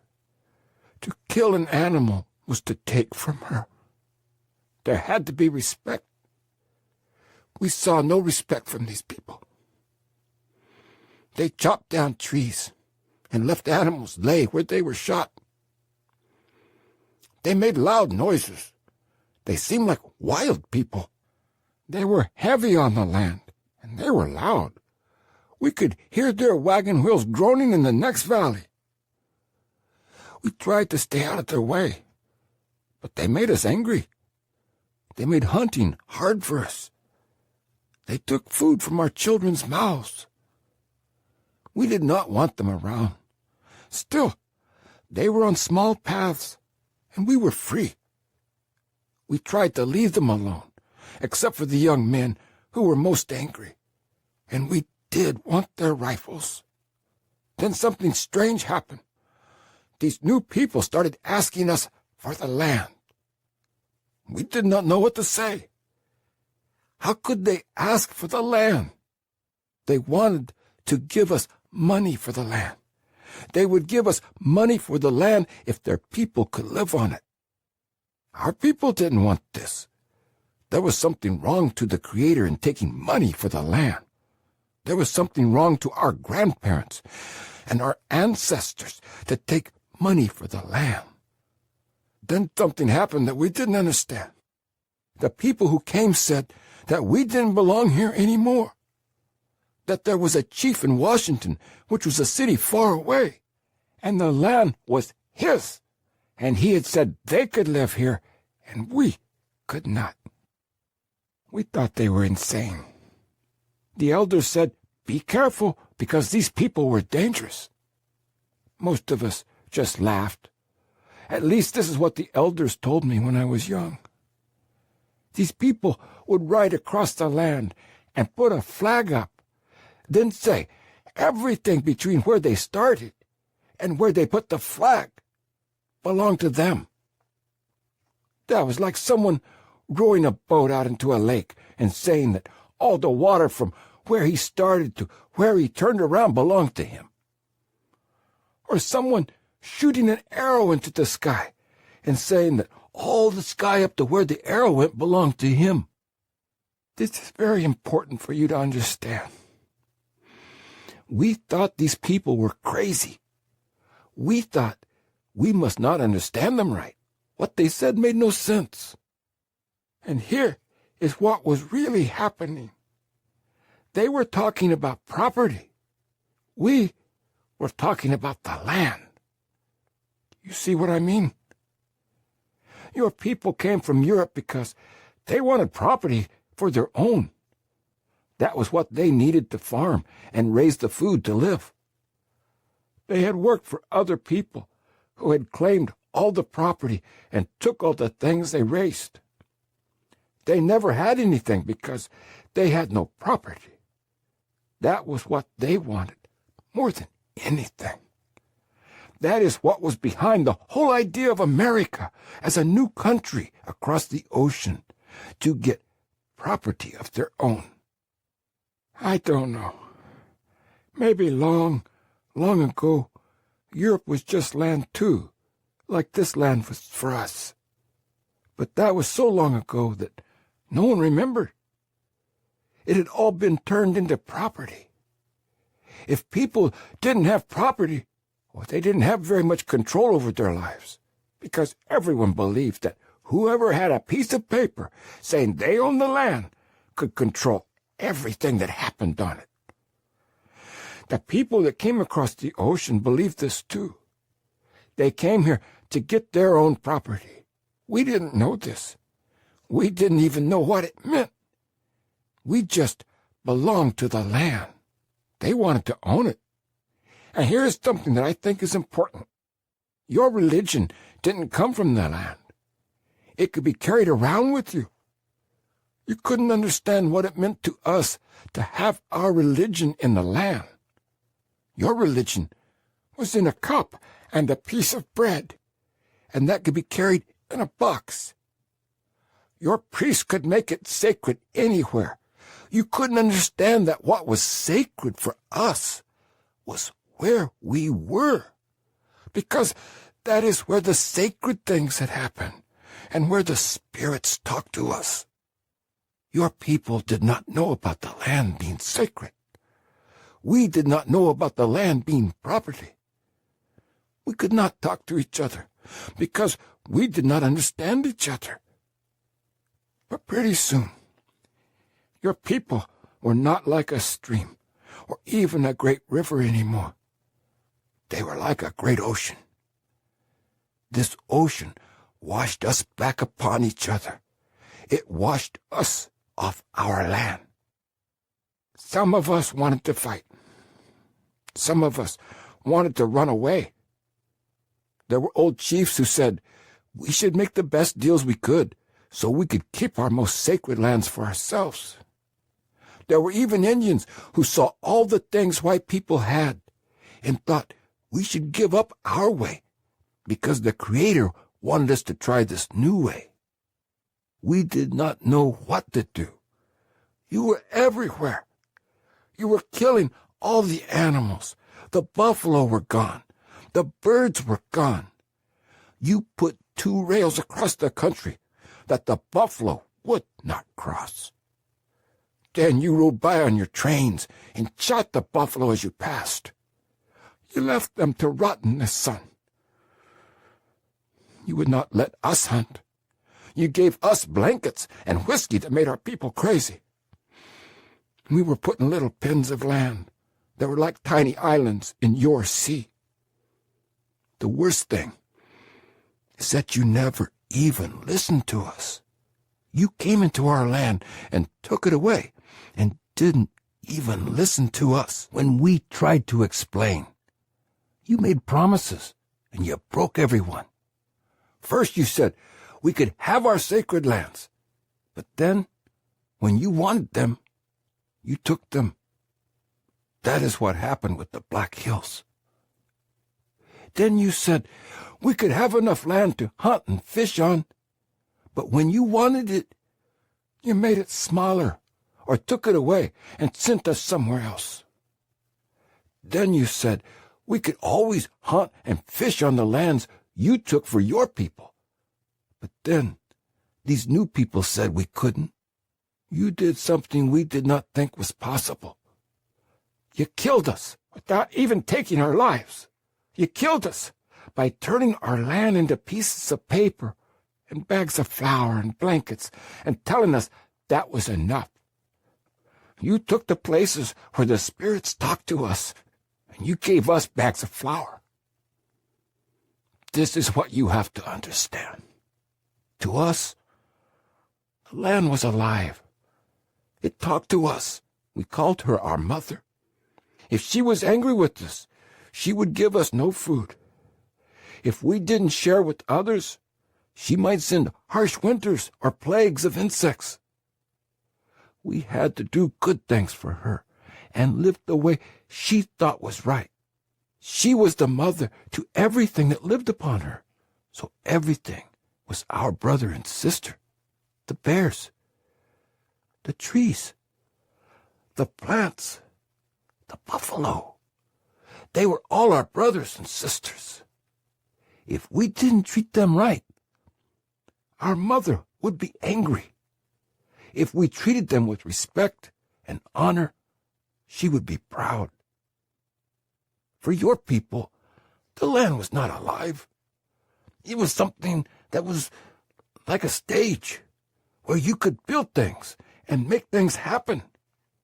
You understood the dirt and the trees and the water as important things, but not as brothers and sisters. They existed to help you humans live.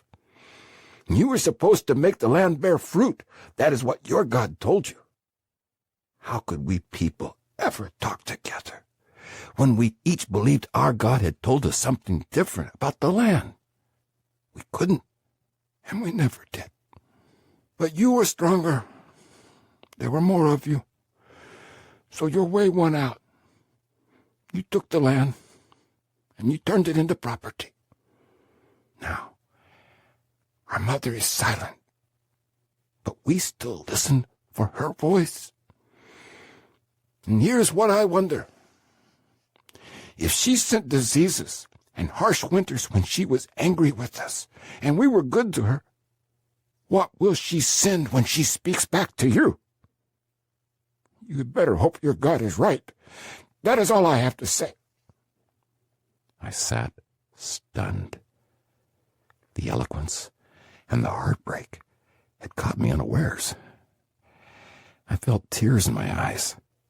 This was the man I had met in the notebooks. Dan said nothing. In all the time he had spoken, he had never once looked over at me.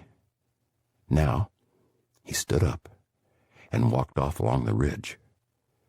I could hear him chanting that strange, tragic dirge again. Fatback trailed behind him, limping and panting, until the two of them were but small dots in my vision, and his song had blended with the howlings of the wind. Chapter 4. One Wily Old Indian. I didn't bring up the subject of our conversation for a few days. I figured that the old man would say more when the time was right. But I knew now that Grover had been right. The old man had an orator's eloquence that could never be captured by piecing together notes from a shoebox. I needed to stay with him, live with him, follow him, and listen. It was my pen and my tape recorder that were going to be my most precious assets. Dan really did live his life like Fatback. Got up when he wanted, lay down when he wanted, spoke when he wanted, stayed silent when he wanted. Unlike white people, he never explained his actions or announced when he was going to do something, no matter how abrupt it might seem. I might be sitting and speaking with him, and he would suddenly stand up and go into his bed. Or he might stop in the middle of a sentence and start watching the television, which droned perpetually from the corner of his living room. Sometimes there were reasons. Other times it made no sense that I could understand. He was responding to some inner promptings that were not mine to know. The days passed in this relaxed and enigmatic way. Little of purpose was actually accomplished. We mostly spent the time driving around in my truck and sitting in his kitchen or on his porch. I became increasingly aware of how old and fragile he really was. It was as if he had etched a strength into his body over the years, and he now could call upon it when he needed it to act. But the effort was great, and there were times when he would just sink into a reverie and then gradually slide into a fitful sleep. If I happened to speak, he would open his eyes and answer, but I could see that I was calling him back from some faraway place. So I soon learned to occupy myself in silence while he slept. One time Winona drove up while I was sitting there waiting for the old man to awake. She gestured me to her car. "You don't have to sit there and wait for him, Nerburn," she said. "He won't mind if you go." "It feels disrespectful to me to leave when he falls asleep," I answered. "Don't worry about it. That's the Indian way. When you're here, you are here. When you are gone, you are gone. It isn't a problem to be gone, so long as you are really here when you're here." "Oh, that's a nice Zen sentiment," I offered. She just smiled and shrugged. "He likes you. That means you can do what you want to. He will respect it." "I'd rather sit and wait. I'd feel better." She smiled and walked up the steps. "I've got to cook him some dinner." As soon as the screen door slammed, the old man was awake and alert. "I've been waiting for you," he said. "You're one wily old Indian, Grandpa," she retorted. He responded with something in his own tongue, and the two of them broke into gales of laughter. The old man saw me still sitting on the stoop. He called me in. "You're getting to be like Fatback, Nerburn. That's how she started, just hanging around." "Maybe you should start sleeping under the car," Winona said. "It's cheaper than that motel." The two of them laughed again. Dan seemed wide awake and in a good mood, so I ventured a question. "Do you mind being called an Indian, Dan?" It seemed appropriate, since his granddaughter had just referred to him as an Indian, and it was a question that always lurked just below the surface when I was involved in conversations with Indian people. "What the hell else would you call me?" "Oh, Native American? I don't know. Something, anything other than Indian." The old man took a deep breath, as if he had explained this many times before. "It doesn't bother me. It bothers a lot of our people, though. They don't like that the name we have was a mistake. Just because Columbus didn't know where he was, we have to be called Indians, because he thought he had found the East Indies. Now, they think it takes away our pride and our identity. Well, that seems like a fair sentiment to me, I said. The old man waved his hand in front of his face to silence me. I guess I don't mind, because we have taken the name and made it our own. We still have our own names in our own languages. Usually, that name means First People, but no one would ever call us that. So we let people call us Indians. Does that tell you something about us? I wasn't sure what he was driving at. It tells me you are willing to accept a certain level of injustice. He nodded vigorously. Sure. What if you called black people Russians or Chinamen? Do you think they'd stand for it? He laughed at the thought. Hell, they'd change what they want to be called every few years. I don't blame them, though. They've been called some pretty bad names. And being called by a color is almost as strange as being called by a place you never lived. But the point is that our people mostly don't care so much about something like a name. We're pretty easygoing about things. There is something we don't like, though. It's when people call us Indians and then start calling sports teams and other things Indians. If we're going to have a false name, at least let us have it, and then leave it alone. Don't start putting it on beer bottles and ice cream cartons and making it into something that embarrasses us and makes us look like fools. And don't tell us it's supposed to be some honor to us. We'll decide what honors us and what doesn't. The old man was getting agitated. The subject obviously brushed against a nerve. See, this is all part of the way it has always been since the white people first came to our country.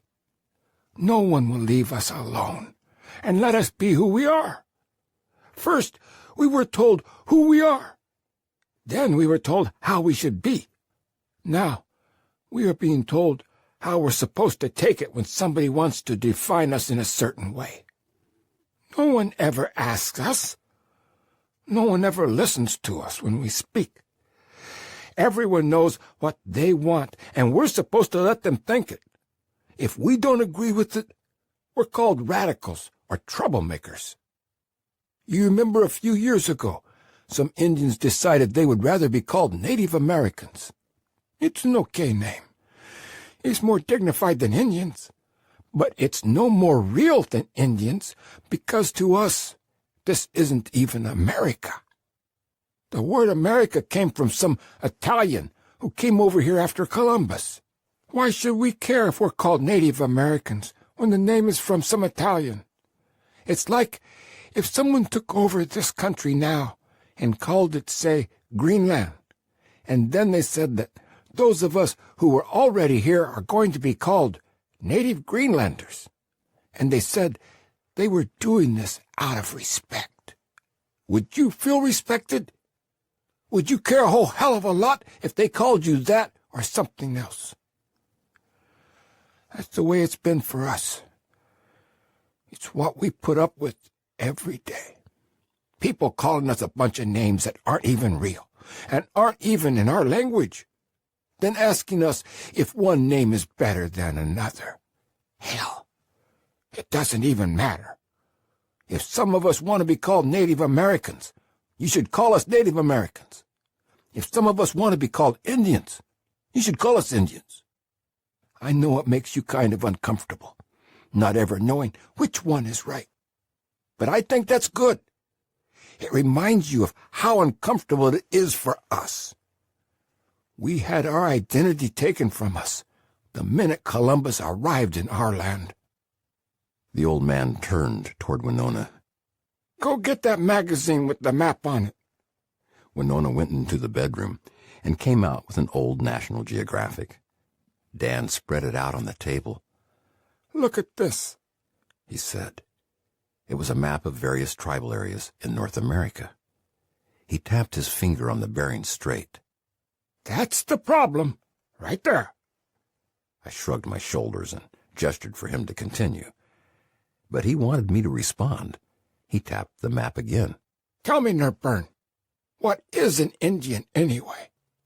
I was wary of the question.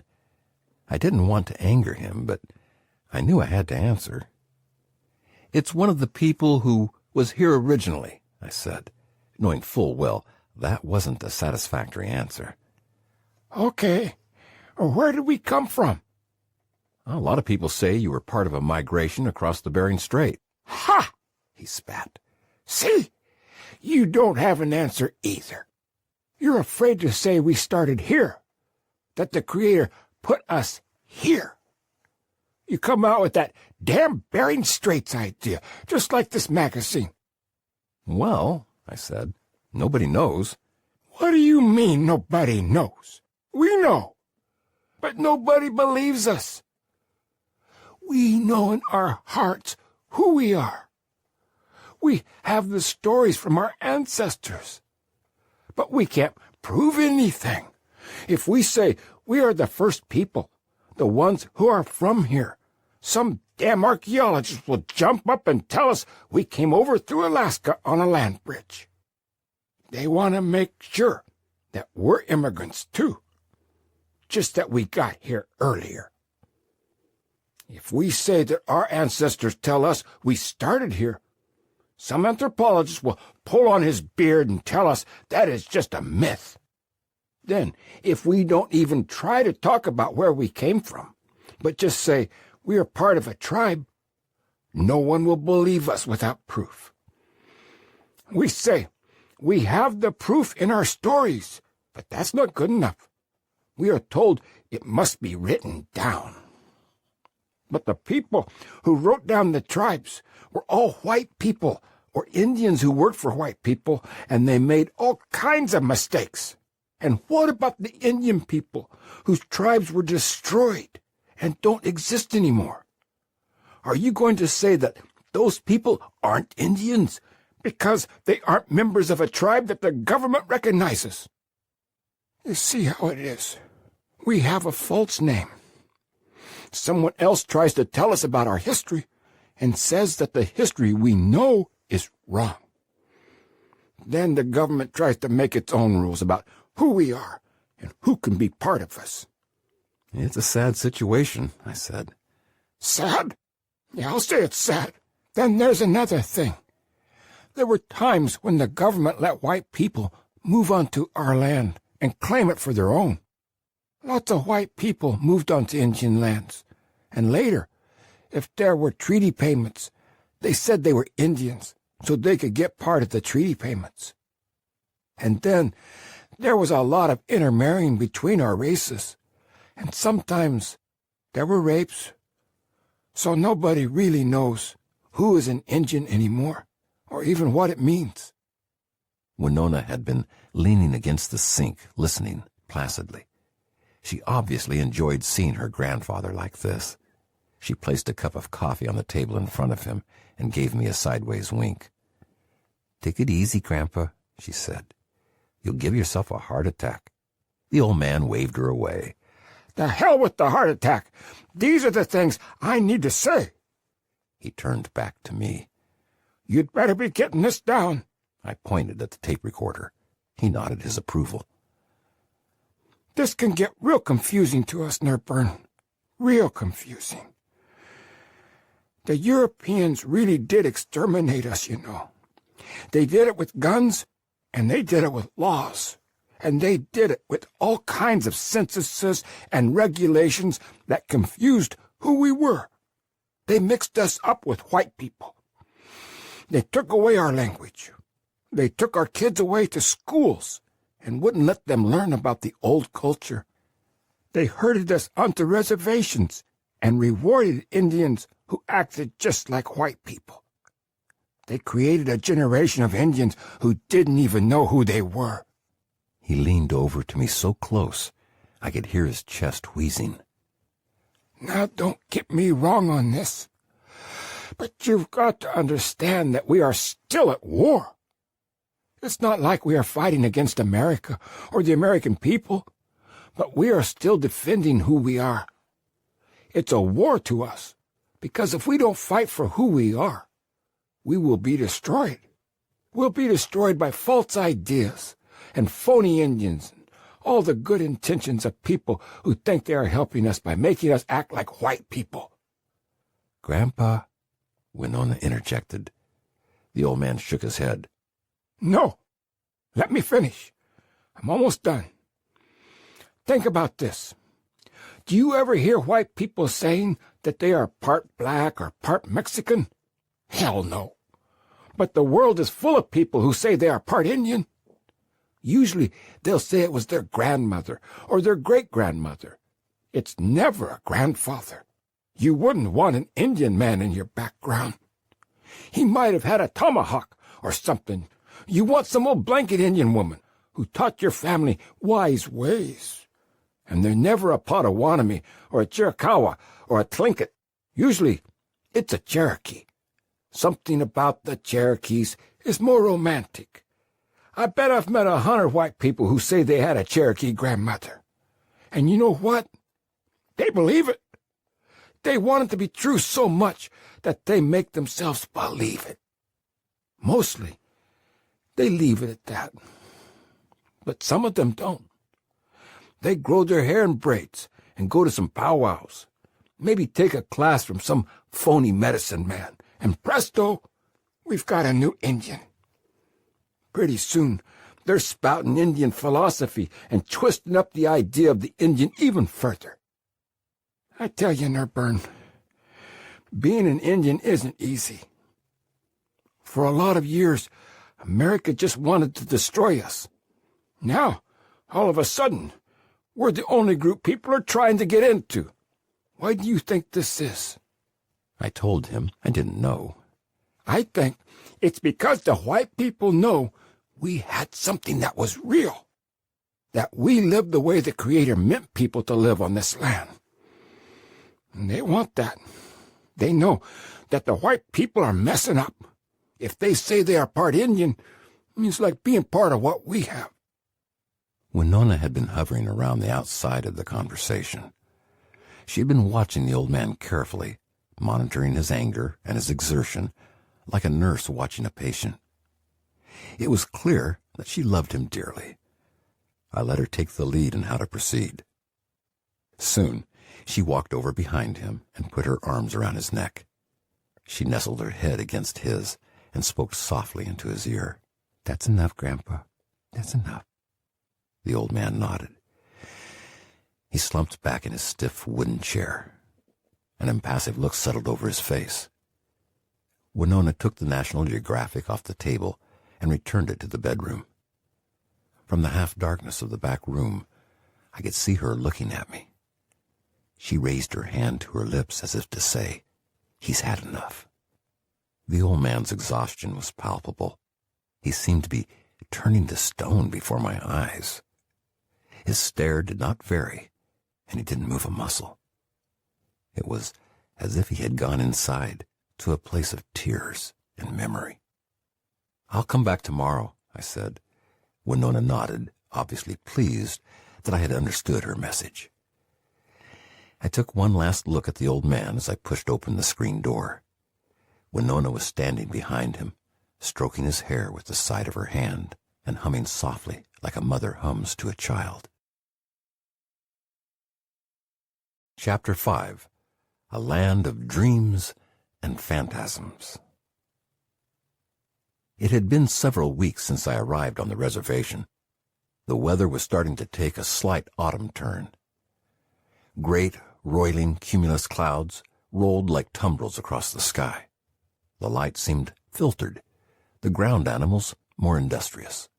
As a child of the woodlands, I had never had much of a sense for the plains and the prairies.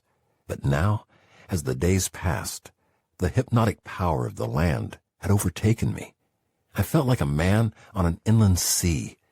The billowing, waving prairie grasses were symphonic in their ebbs and swells. The marching cadences of the passing clouds transfixed the eye. Sound was magnified, as if echoing against some vast celestial vault. Thunder would roll in from beyond the horizon. The buzzing of insects would seem to be inside your head. It was equal parts peace and dread, a land of dreams and phantasms. Sometimes at night, I would spread out a sleeping bag in my pickup bed and watch distant flashes of lightning illuminate the inside of giant, looming thunderheads 6 or 7 miles high. The earth itself had ceased to be the prime element in my consciousness. This was a land of the sky, and every turn, every action, lifted the eye upward. Dan had noticed my growing fascination. We had taken to visiting his favorite hilltop almost every day. He never said anything, but I could see him watching me as I would stare out over the plains. We would sit for hours, oftentimes without speaking. The only sound would be the endless rushing of the wind and the rustling and snuffling of Fatback as she burrowed around the tall prairie grasses.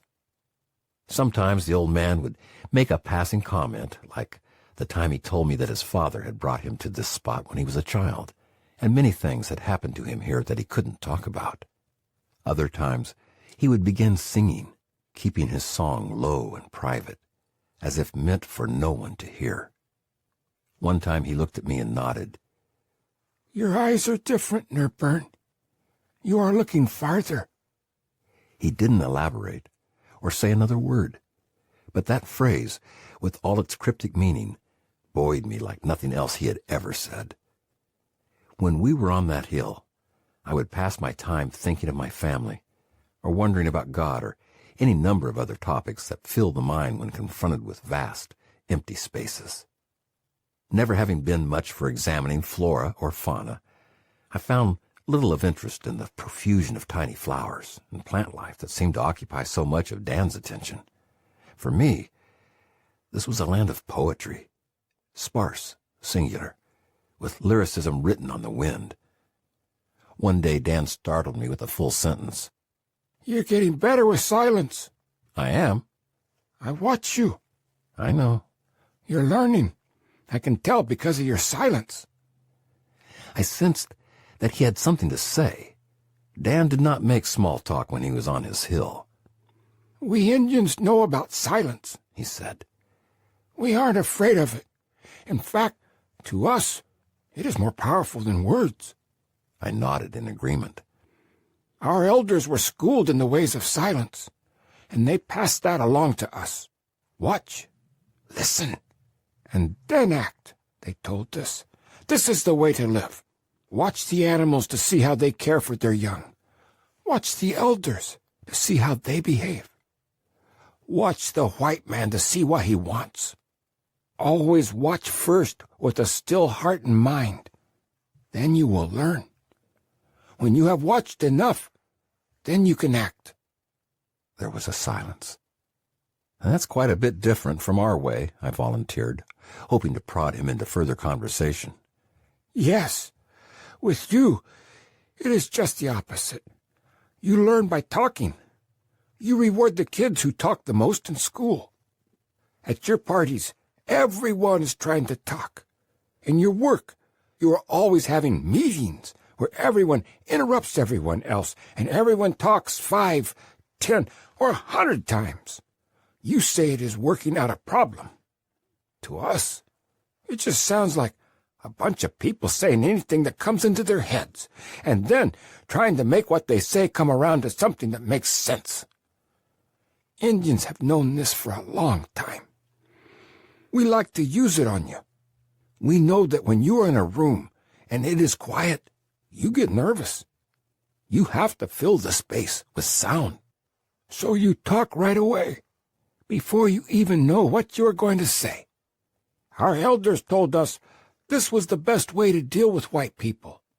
Be silent until they get nervous. Then they will start talking. They will keep talking. And if you stay silent, they will say too much. Then you will be able to see into their hearts and know what they really mean. Then you will know what to do." "I imagine it works," I said. I knew full well it did. My students had used the same trick on me, and it had taken me months to catch on. "It works all right," the old man said. "but it causes problems, too.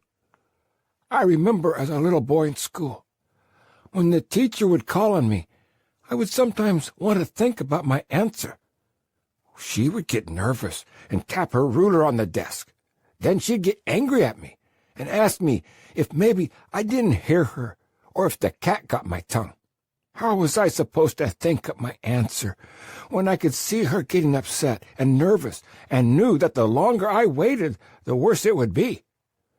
I'd end up saying one word or, I don't know, I'd say anything to get her away from me. Pretty soon they said I was stupid. I remember one teacher telling me I needed to learn how to think. She really didn't care about my thinking. She just wanted me to talk. She thought talking meant thinking. She was never going to be happy unless I started talking the second she called on me. And the longer I talked, the happier she would be. It didn't even matter what I said. I was just supposed to talk. I wouldn't do it. I thought it was disrespectful to talk when I didn't have anything to say. They said I was a bad student and that I was dumb. Now I see the same thing happening to my little great-grandchildren. Their teachers say they don't pay attention because they don't look at the teacher's eyes all the time, and they say they aren't very smart because they don't talk all the time. I know what they are really doing. They don't look at the teacher's eyes because they are trying to form their thoughts. They are just being respectful in the way we teach them. Because for us, it is respect to keep your eyes down when someone more important is talking. If the teachers would give them time to form their thoughts and let them do it inside their own minds, they would see that my great-grandchildren are very smart. But the teachers don't think like us. They want everyone connected to everyone else by words and looks. They don't like silence, and they don't like empty space. Like the pioneers didn't like the empty space of the land, I said. Dan brightened perceptibly. Exactly. You're starting to understand. I glowed inwardly and kept listening. Dan continued. This is a lot of the reason why we Indians make white people nervous, Nerburn. White people like to argue. They don't even let each other finish sentences. They're always interrupting and saying, well, I think. To Indians, this is very disrespectful and even very stupid. If you start talking, I'm not going to interrupt you. I will listen. Maybe I will stop listening if I don't like what you are saying, but I won't interrupt you. When you are done, I will make my decision on what you said, but I won't tell you if I disagree with you unless it is important. Otherwise, I will just be quiet and go away. You have told me what I need to know. There is nothing more to say. But this isn't enough for most white people. They want me to tell them what I think about what they are thinking. And if they don't agree with me, they want to talk more and try to convince me. You don't convince anyone by arguing. People make their decisions in their heart. Talk doesn't touch my heart. People should think of their words like seeds. They should plant them, then let them grow in silence. Our old people taught us that the earth is always speaking to us, but that we have to be silent to hear her. I try to be that way. I taught my children to be that way. He swept his hand out across the panorama in front of us. Do you hear the sound of the prairie? That is a great sound, but when I'm talking, I can't hear it. There are lots of voices besides ours, Nerburn. Lots of voices. I smiled at his gentle lecture. You make good sense, old man, I said.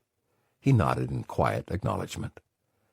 I think we both felt a sense of pride at how things were progressing. He picked up a handful of loose earth and looked at it. What do you do in your mind while we are up here, Nerburn? Oh, I think about my family. Sometimes I make little prayers or look for shapes in the clouds. Mostly, I guess I'm just in some kind of reverie. Do you know what I do? I listen to voices. For me, this hill is so full of life. I can never be quiet enough to hear all the voices. I wanted to press him on this, but gently. I didn't want to break the spell. Do you mean real voices or sensations that seem to have meaning? I mean real voices. They're not all people. They're not all speaking our language, but they are voices. Listen. I heard the buzzing of locusts and the distant rhythmic call of some kind of bird. Do you hear that bird? I told him I did. Do you know what he is saying? I don't speak bird, I answered. You should, he twinkled. Learn a lot. The birds are two legs, like us. They are very close to us. He is calling to another. He is saying, it will rain soon. You can tell that? Yes, and I can tell that the wind is switching to the north, and we will soon have colder weather. How do you know that? I just do, he responded cryptically. It's in the voices I hear.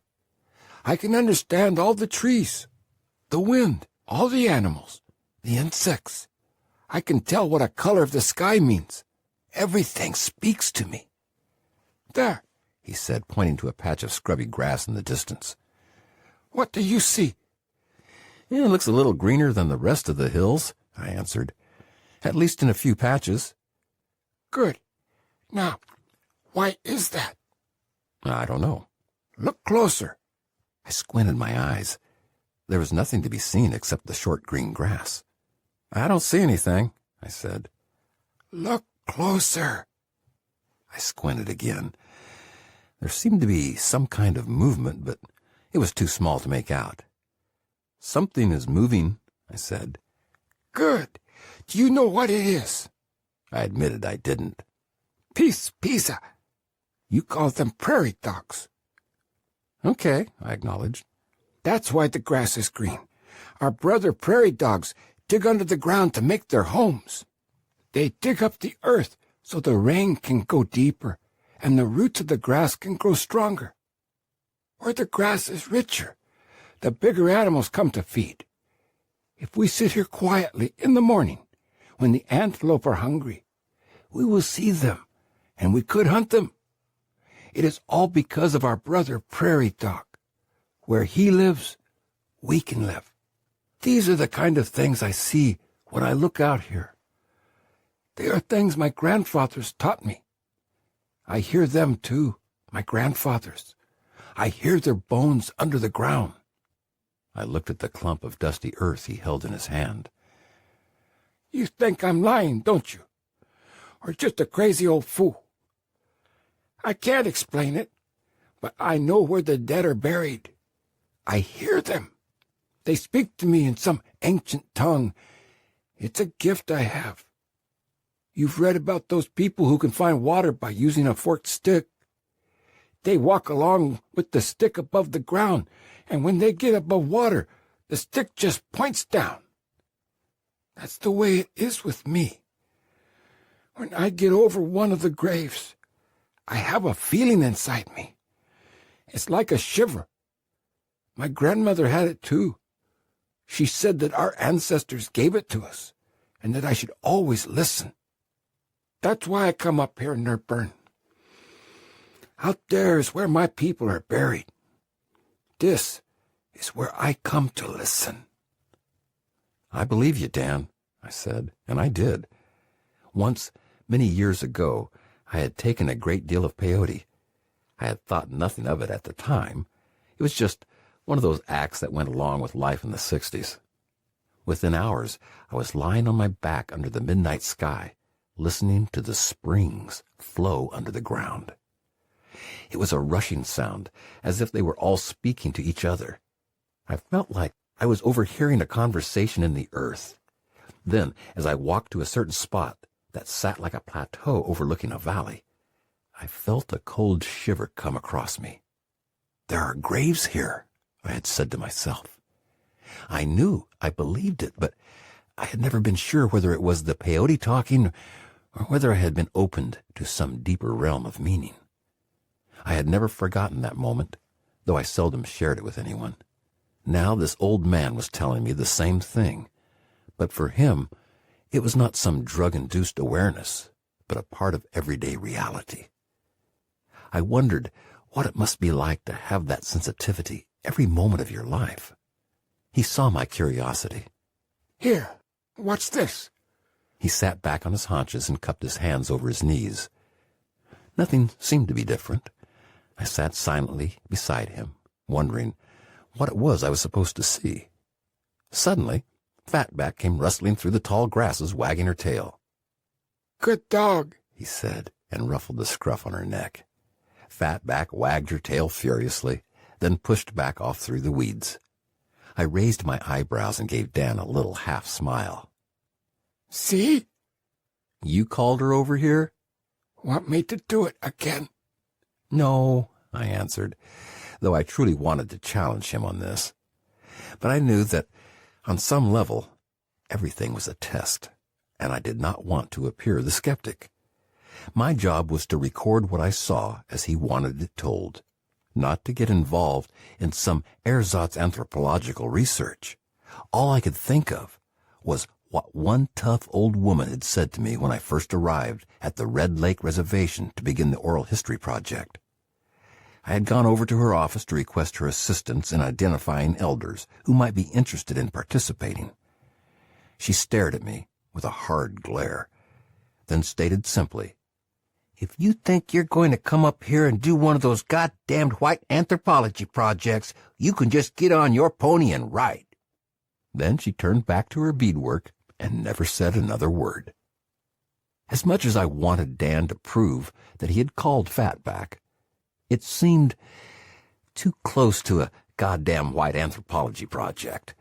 So I just said, "That dog's got good hearing," and let things go at that. Dan chuckled knowingly. You're a good boy, Nerburn. Let's go get some lunch. Chapter 6. Junk Cars and Buffalo Carcasses. On the way back down the hill, Dan suggested that we go visit Grover. He makes a mean bologna sandwich. I was more than happy to agree.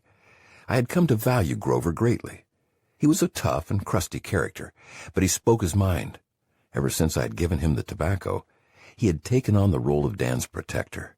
He did not trust me totally. He had seen enough Wasichus come and go, bearing good intentions, sycophantic fantasies, and simple greed.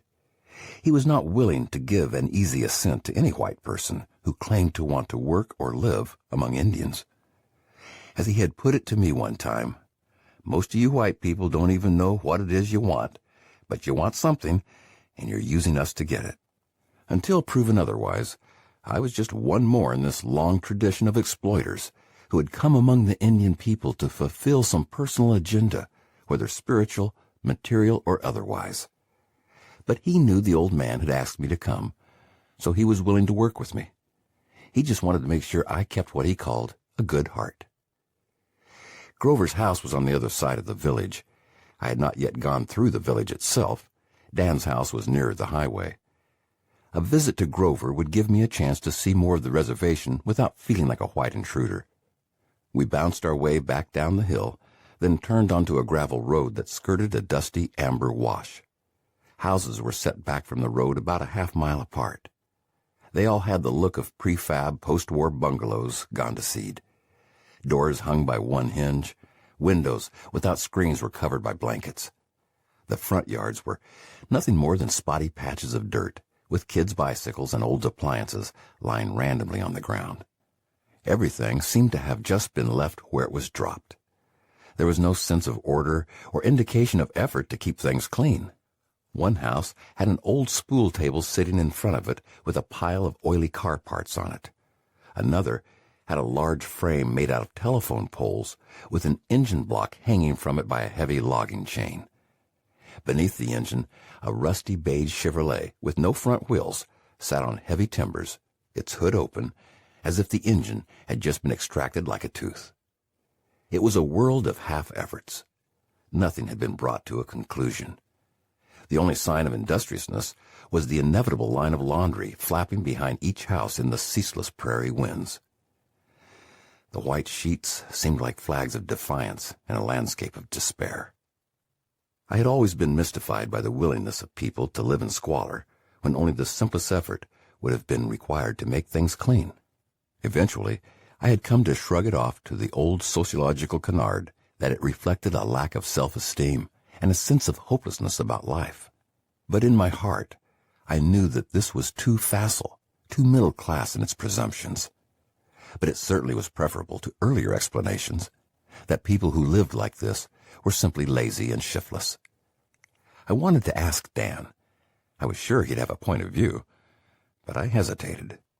The question seemed to run to the heart of the contemporary Indian life.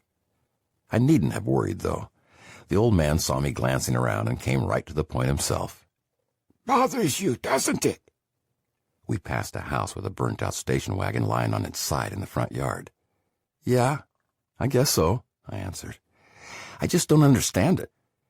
I've been waiting for you to ask. But I guess you figure I got forever. He gave me a mock blow on the shoulder. I'm damn near 80, Nerburn. You gotta work faster. I grinned at his humor. Sorry, Dan. I'm on white man's time. He chuckled several times and pointed at another of the passing houses. The top of an old Plymouth protruded from a patch of weeds. What do you see when you look out there? Do you really want to know? I asked, didn't I? I see lack of concern for the land that you claim to revere. You mean you see a bunch of shit, right? His candor was liberating. Yes. That's what all white people see. You drive through our reservations and say, "Oh, look at all the junk cars and all the trash." What do you think we say when we drive through one of your cities? I really don't know.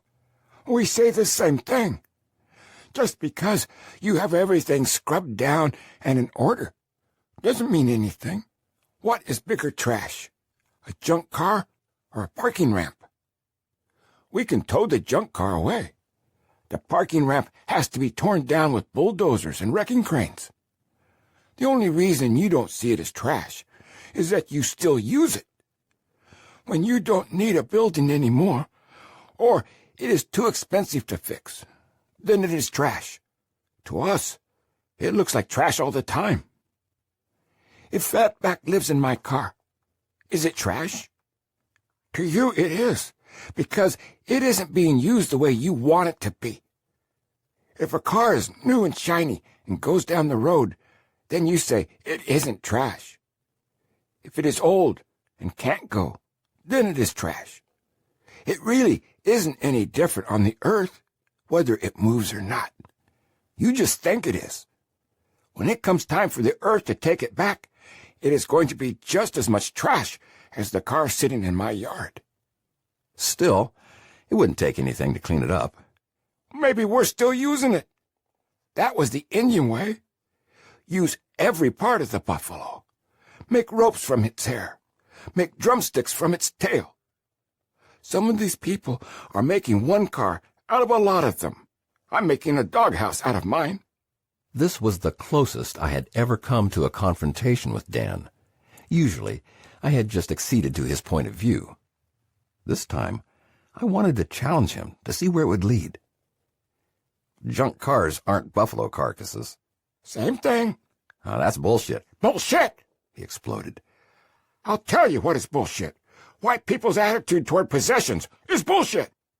Okay, I said. Tell me. He shifted himself in the truck seat, so he was squinting right over at me. Owning things is what white people's lives are about. I watch TV, and every ad I see tells me something is new. That means I should get it because what I have is old, and this is new. That's no reason to get something just because it's new.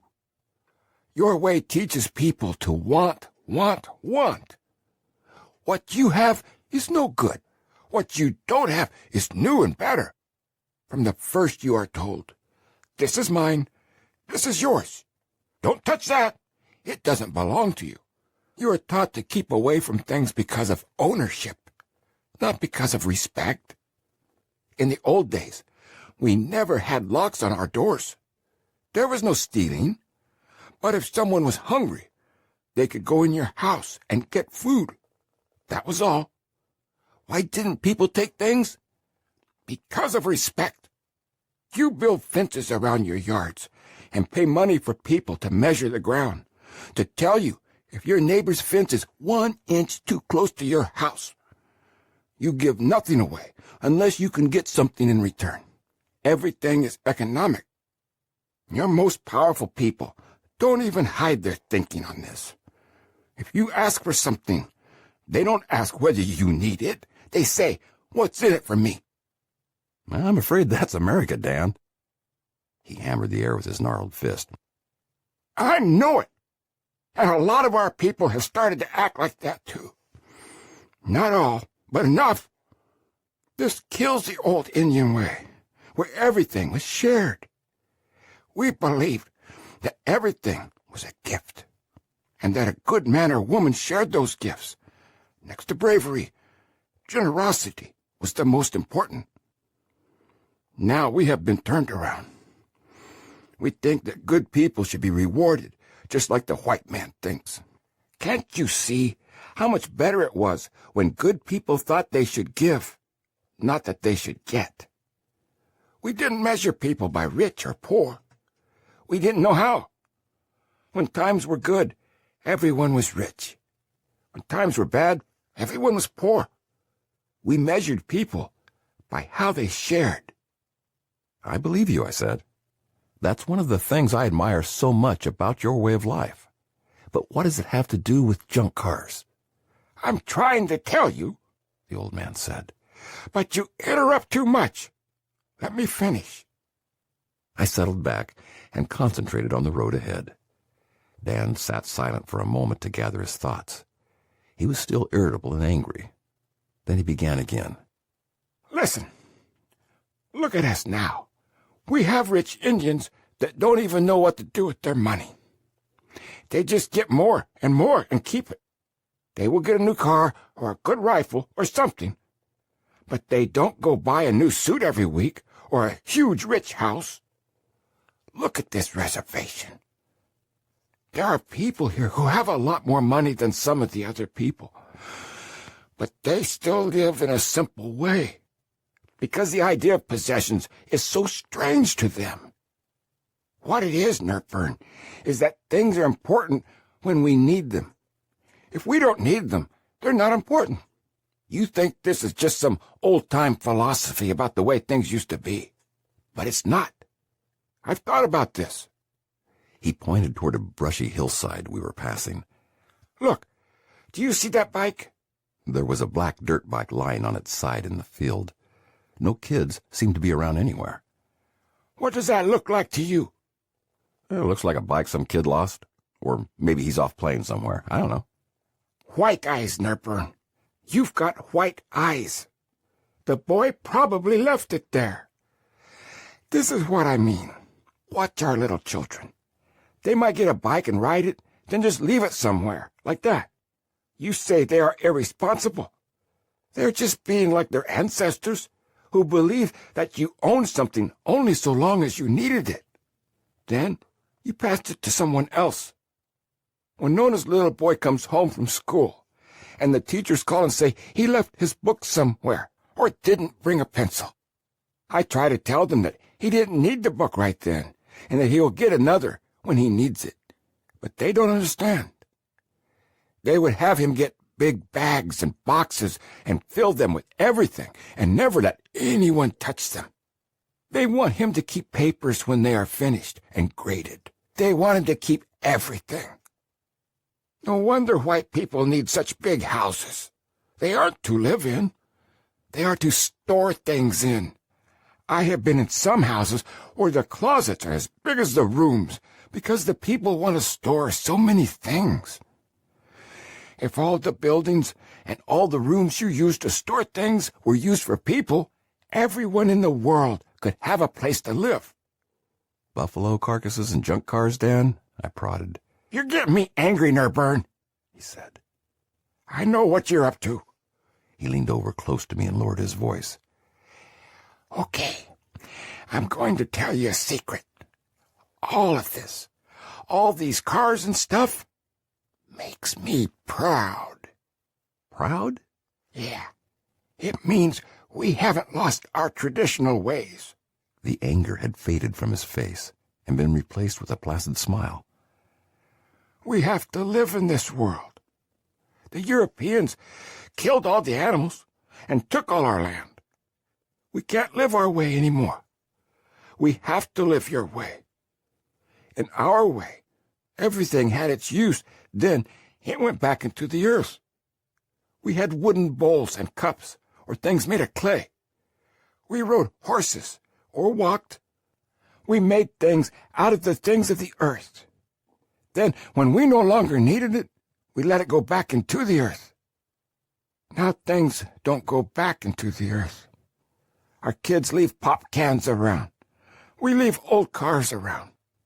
In the old days, these would be bone spoons and horn cups, and the old cars would be skeletons of horses or buffalo. We could burn them or leave them, and they would go back into the earth. Now we can't. We are living the same way, but we are living with different things. We will learn your way, but you see, you really don't understand any better. All you really care about is keeping things clean. You don't care how they really are, just so long as they are clean. You see a dirt path with a pop can next to it, and you think that is worse than a big paved highway that is kept clean. You get madder at a forest with a trash bag in it than at a big shopping center that is all clean and swept. It all comes back to possessions. You want to have everything, and you think that is fine as long as it is put in piles, or in rooms, or in boxes with labels. We don't have very much, and we leave it when we don't want it or need it. If I lived in a big house and had rooms full of different things, if I had big cars and a library full of books, if I had pulled out all the flowers and medicine plants and made a lawn that looked like a rug, people would come to me and ask me about everything because they would say, I am a good Indian. All it would mean is that I am an Indian with lots of possessions, just like a white man. That would make me good and important in your eyes. Admit it. Every once in a while, I would have to go to a powwow and put on some feathers so you could believe I was a real Indian. But other than that, you would think I was smarter and more important if I lived in a big house and owned lots of things. That's just the way white people are. It's the way you are trained. Here, he said abruptly. Turn here. A rutted path ran up a little rise toward a beige trailer. This is Grover's place. The trailer sat exposed on a treeless hill. A perfectly ordered woodpile stood in the yard to the left. Each log seemed to have been cut to an identical length, and they were piled in a crisscross fashion, with each layer running perpendicular to the one below and above. A small patch of earth to the right of his stoop had been cleared of brush and raked smooth. 2 lawn chairs sat evenly spaced against the skirting of the trailer. There were no junk cars, no engine parts, no kids' bicycles. Just Grover's old Buick, parked in a spot marked off by a frame of fist-sized rocks arranged in a perfect rectangle. Dan glanced over at me. The twinkle was back in his eye. "God-damn reservation Indian," he muttered. "Lost his culture." Then he sat back and let out a long, rolling laugh that seemed, like prairie thunder, to come from the beginning of time. Chapter 7. Rooting for the Cowboys. Grover was sitting on an old brown couch in his living room, watching a black-and-white cowboy show on his television. He didn't even turn toward us when Dan opened the door. "Hey, Grover," Dan shouted. "How come you don't have any junk cars in your yard?" Grover didn't move a muscle. "Don't have a dog," he answered. The 2 men roared with laughter, as if this were part of some long-standing joke between them. Grover made an elaborate charade of looking out the window toward the sun. "Must be about lunchtime." He gestured me toward a brown wooden chair with green tweed cushions. It was like the chairs in a cheap motel, with a slanted back and flat foam rubber cushions. I lowered myself into its sagging seat. Dan was already at the refrigerator. I stared blankly at the scratchy image on Grover's television. A group of cowboys were riding as fast as they could through some nondescript sagebrush. They were leaning over the fronts of their horses, waving their guns as they shot, as if they were throwing the bullets out of the barrels. The soundtrack of tinny music, thundering hooves, and gunshots echoed off the walls of the trailer. I wanted to reach over and turn the sound down, but knew I didn't dare.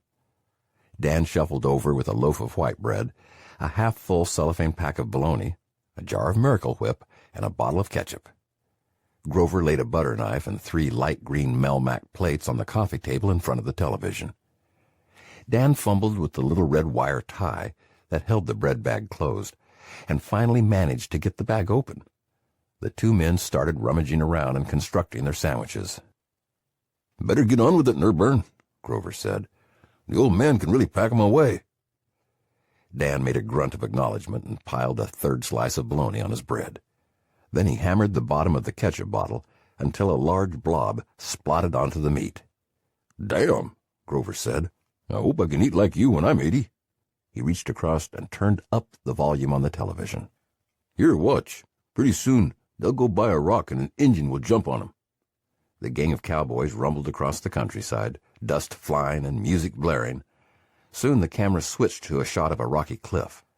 The music changed to some ersatz Indian melody with a heavy tom-tom beat, and a group of suspiciously Italian-looking Indians emerged, like sphinxes, to stand on the top of the rock outcropping.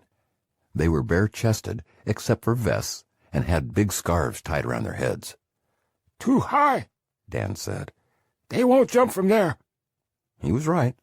The Indians saw the oncoming bustle of cowboys and said something to each other in a guttural approximation of an Indian language. They ran to their horses, all pintos, and vaulted onto their backs from behind, like gymnasts mounting a pommel horse, and rode off yipping and hollering. The scene shifted back to the cowboys. One of them held up his hand, and the others all reined to a stop. "There!" the lead cowboy pointed. "Comanches!" The pack surged off to the left in hot pursuit, hooves pounding and guns blazing. "My God," I said, "how can you watch this? Doesn't it make you crazy?" "Hell," Grover said. "I used to go to the movies as a kid and root for the cowboys. I probably even saw this one." "Yep," said Dan. "In the old show houses, everyone used to cheer and boo at the movies. We all booed the Indians, cheered when the cavalry came. I really liked John Wayne." I had heard this same story many times from the older Indians. It seemed astonishing to me, but always the response was the same. "We didn't even feel those were Indians like us. We cheered the cowboys and booed the Indians just like the white kids." "So, it doesn't bother you?" I asked. "A lot of things bother me," Grover answered. "This isn't worth the effort." "It bothers me a lot more now than it did then." I slipped a rubbery pink piece of bologna onto my white bread. "Yeah, why's that?" "Well, when we were kids, we didn't see a lot of white kids. Those we saw were just like us, poor as hell and just kids playing in the dirt. Their folks might have had it better than our folks, but the kids seemed just the same. We never thought of ourselves as any different. Cowboys and Indians was just a game, like cops and robbers. It didn't have anything to do with our real lives. I mean, nobody had any cars. We didn't get to any big town except maybe once or twice a year. There wasn't any TV. It wasn't until after the war, when the soldiers came back and told us what it was like out there, that we even knew that anyone lived different from us." "Yeah," Grover said. "That's when it hit me. When I got back from Korea. All the other guys in my unit called me Chief, and I kind of liked it. But when I got back and lived in the city for a while, I started to hear white people talk about Indians for the first time. The things they said were so damn stupid. That's when I started to get mad about those cowboy movies. See, it never bothered me about the way those movies made Indians look, but it bothered me about the way they made us look to white people, like a bunch of savages who just rode around faster than hell on horseback, shouting and hollering. Made white people treat us bad." Dan swallowed a mouthful of sandwich. The television gunshots were blaring in the background. "Do you know where all that stuff came from?" he asked me. I had done some reading on the subject, but I wanted to hear his thinking. Buffalo Bill's Wild West show. You heard of it? Yes. Good, Dan said. Then you know a little bit. Buffalo Bill had this show that traveled all over, to New York and to Europe and everywhere. He sort of made it up after he had killed all the buffalo, and the U.S. had pretty much destroyed us all. He thought he could still make money on Indians.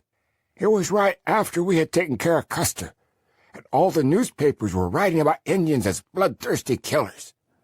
Buffalo Bill figured people wanted to see real-life Indians. Like animals in a circus, Grover cut in.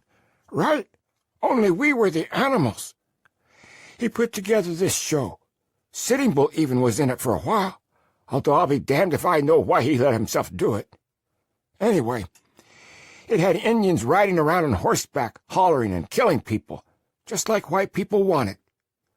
People came to see that show from everywhere. I think even the Queen of England saw it. I know some Indians met the president. It was in all the papers. It was really a big thing.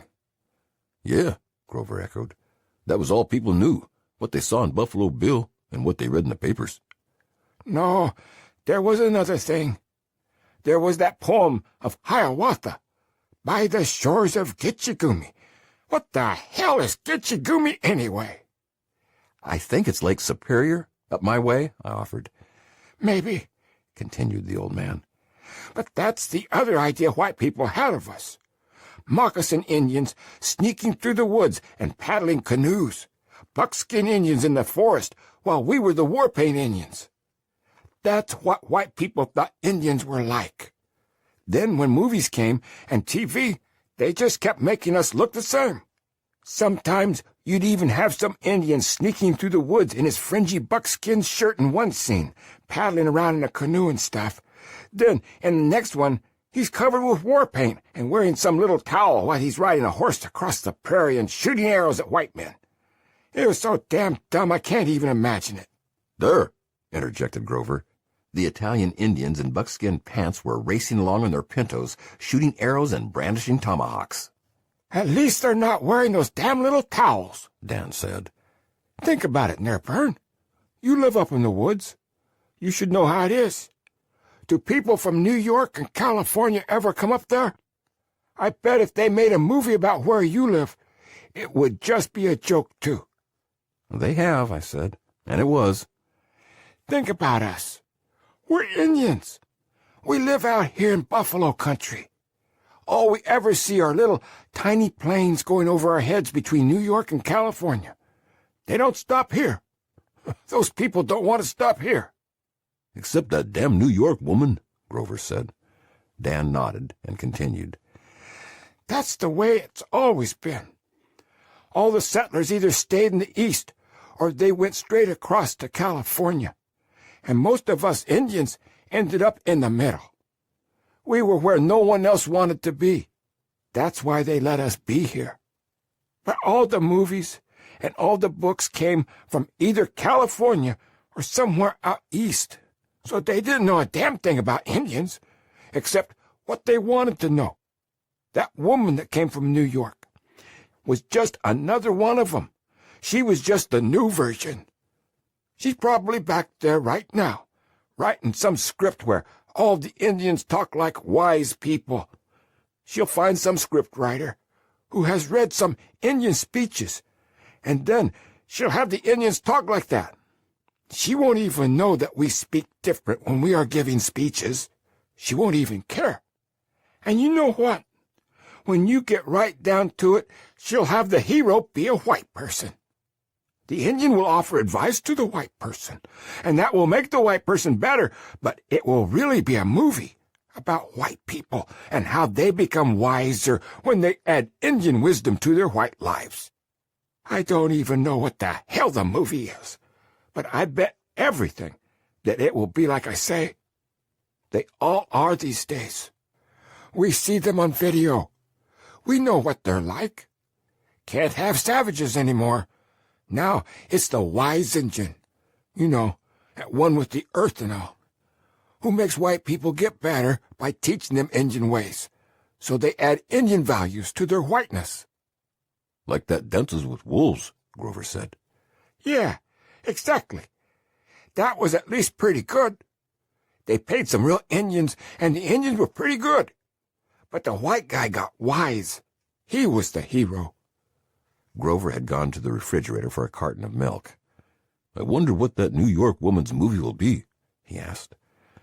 "Old Indian that cleared his throat," Dan said. Grover laughed. "Well, I sure as hell wised her up. I know that. I better start watching for it on TV." "That's the trouble," Dan answered. "Whatever the hell she does, it'll be on TV. Kids'll see it. White kids, Indian kids. They'll all see it and think that's what Indians are like. They'll see what some woman who almost peed in her pants thinks Indians are like, and they'll believe it." He stuffed the last bite of sandwich in his mouth. The TV was showing a woman spraying a garbage can with some air freshener. He pushed his plate away. "Give me some of that milk," he said. Grover handed him the carton. He took a gulp directly from the spout. He handed it across to me. "No, thanks," I mumbled. Grover turned toward me. "You better not write some book like that, Nerburn." His voice was not threatening, but it left no doubt that he was serious. I shook my head. "I pee in the toilet," I said. Dan raised his hand and wagged his head as if scolding me. "You got to pee on the earth, Nerburn. You got to pee on the earth." Chapter 8, Taking Maize from Squanto. I couldn't get to sleep that night. Something about the afternoon with Dan and Grover had left me unsettled and uneasy. Though I had been treated well and had felt honored that Grover had shared his home and table with me, the sense of the distance between us had somehow grown, not diminished in the course of the day. Maybe it had been the easy intimacy of the two men. Maybe it had been some deeper cultural gulf that I would never be able to cross. All I knew is that I had come back to my hotel room feeling more distant and alien than at any time in any of my visits. For the first time, I felt like the dreaded anthropologist, an observer who pretended to participate, an outsider for whom the natives felt compelled to perform. I lay back against the hard motel pillow and flicked on the television set. The late-night talk shows had just begun, and the various hosts were doing their stand-up routines. I watched them parade and preen, mugging and smirking and rolling their eyes while they told jokes about current events and political figures. Their humor was hard, their audiences raucous. They thrust their hands in their pockets and rocked back on their heels like smart-aleck college kids making fun of people dumber than they were. I turned off the volume and watched them in pantomime. They seemed a million miles away. Dan's image of the jets flying overhead between the coasts kept haunting me. How often had I been a passenger on one of those jets, peering down into the midnight darkness at a tiny cluster of lights, and wondering who had chosen to live there and what kind of lives they lived. Now I was one of those lights. I rolled onto my side and stared out the window. The great vault of the sky was ablaze with stars. High among them, I could barely make out the rhythmic blinking of a passing plane. I imagined the passengers dozing to the drone of the engines or staring down at the darkened landscape far below. I wanted to wave or signal them somehow to let them know we were alive and well, and that this landscape was not empty, but full of life and stories and dreams. But the blinking lights kept moving and soon disappeared over the horizon, leaving only the twinkling silence of the sea of stars. I turned back to my room and my silent TV. The funny men were still strutting around their respective stages, gesticulating and making faces. If I, who had been raised in cities and was part of their culture, now found myself disconnected from their raucous energy and frantic antics, how far removed was someone like Dan, who had been born in a land of endless spaces and had been raised to hear the voices in the wind? Yet it was entirely possible, indeed very likely, that at that very moment Dan was watching David Letterman read a top 10 list or staring at some phony crime recreation full of screeching sirens, jumpy camera work, and hysterical scratchy rebroadcasts of 911 calls. What did this all mean, and how could I make sense of it?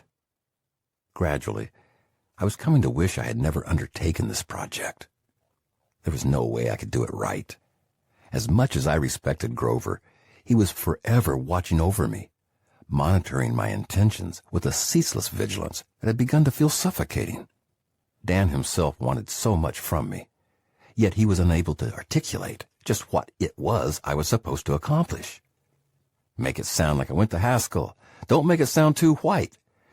Every instruction was a contradiction, and the only stylistic advice I ever received was to observe the comings and goings of a mangy old dog. Then, on the other side, I could already hear editors and publishers saying, "The old man is too crusty and ornery. Make him nicer. And couldn't you make him a little less ordinary and a little more wise?" I was weary of the entire enterprise.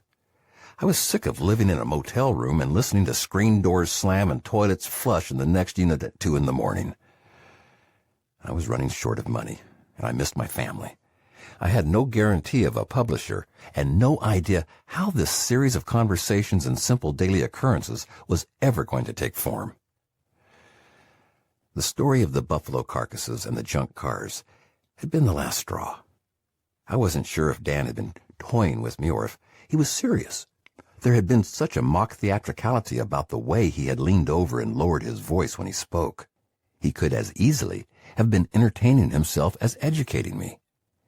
The only certainty was that I would be judged on whether or not I had gotten it right. I had not come out here to be given an endless series of tests in cultural sensitivity, or to become the butt of some deep and private jokes. Even if the old man didn't realize it, I was doing him a favor, and at great cost to myself and my family. I was willing to play his Boswell, but I was not willing to play his Patsy. And I surely was not willing to have my every action judged, critiqued, and used as the basis to decide if he was going to let me pursue this any further. At that moment, I made a hard and painful decision. I decided to give up and go home. Perhaps it had been the stress of the day. Perhaps the phantoms of the nighttime imagination just overtook me. But whatever, the decision eased my mind considerably. I would take what I had written so far and mail it all back to him along with an explanatory note. It wasn't the noblest option, but I wanted to explain myself on my own terms. That was likely to be impossible if I tried to do it in person. Oh, I could just see him getting that blank look on his face and turning away from me, or padding off into his bedroom in the middle of one of my sentences, leaving me sitting at his table as if I were some kind of leper or tainted piece of meat. No, if I wrote a note, he might not respect me, but at least he would understand me. He would be unable to resist reading it, so he would hear what I had to say. After all, he had raised a family. He had made hard choices in his life. I wanted him to hear me say my piece.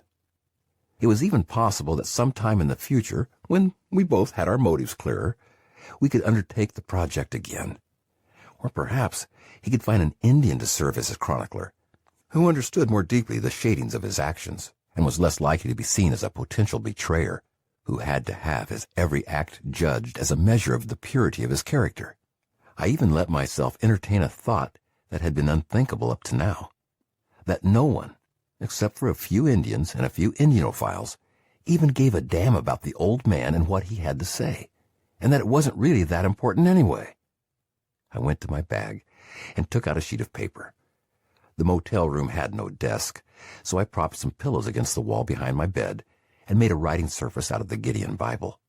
"Dear Dan," I began, "I wish to speak to you honestly and from the heart. You have given me a great honor by asking me to write your thoughts for you.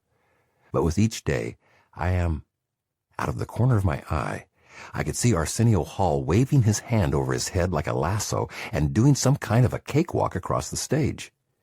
I grabbed for the remote and tried to shut him off before I lost the rhythm of my thoughts. I slammed at the button with my thumb, but only succeeded in changing channels. The Atlanta Braves were playing the LA Dodgers or San Diego Padres, and something of consequence had just happened.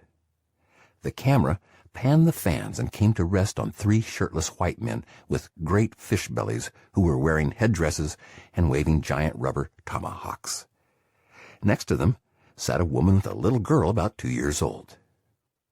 The Fishbellies gestured wildly to the woman and pointed at the camera. She looked up, excited, then lifted the little girl's sleeping head so the camera could see that her face was painted in red and white stripes. Then the woman stuffed a tiny rubber tomahawk in the little girl's hand and began making chopping motions with her arm. Soon, the 5 of them were facing the camera and making synchronized tomahawk chops, with the little girl still sleeping, the mother grinning, and the 3 shirtless men beating their beefy hands over their mouths in an imitation of a war whoop. I looked down at the paper on my lap. Slowly, methodically, I crumpled it up and tossed the wadded ball off the wall into the wastebasket. "See you tomorrow, old man," I said with a sigh, and clicked off the TV and the light. The only answer was the dull thunking of beetles against the screen door and the low, insistent drone of a plane passing somewhere far overhead. It would be far from the truth if I said I met the next dawn with joy and enthusiasm. A patina of shame had been added to my feelings of alienation and indignation. I had the terrible feeling that Dan would know I had considered leaving. At the same time, I had tasted, if only for a moment, the sense of relief that would come from being free of this project. I had allowed the image of my wife and children to flood in upon me and transport me back to my home, and that image echoed in my mind as I showered and dressed for another day. I decided I had to confront the old man on some level. If this was to be my project, it had to be on my terms, not his, not Grover's, and not some ancient dog's. Too much had to be done to leave everything to serendipity. I had too many notes. My method and purpose were unclear. My truck had begun making an odd, vaporous smell during our trip up the rise yesterday, and was long overdue for a servicing. Today, I would set everything in place. I would clarify my task and the old man's expectations, then leave for home with my notes, my tapes, and a better sense of my ultimate intentions. I would spend some time with my family, get my truck checked out by a mechanic I trusted, and allow everything to gestate into some kind of meaning and order. Then, when I had a clearer picture of where I was going, I would come back with a series of specific tasks and hammer this whole thing into form. It was the only way. None of these people knew what was involved in producing a book. None of them had experienced that need to get control of a project so you could bring it to a meaningful conclusion. For them, it was an endless exercise of niggling and criticizing and saying, "Why didn't you do this?" or "You should have mentioned that." When all was said and done, this was my book, and I had to give it form. I had to take charge. I just had to. It took me only a few minutes to pack. I had become accustomed to traveling light, and everything I owned went easily into the green canvas aviator's bag that had become my suitcase of choice. The woman at the front desk didn't even look up as I checked out. Her eyes were glued to a small black and white television that was propped on the ledge of the sign-in counter. She scribbled a haphazard receipt and slapped it on the counter with an exasperated indifference.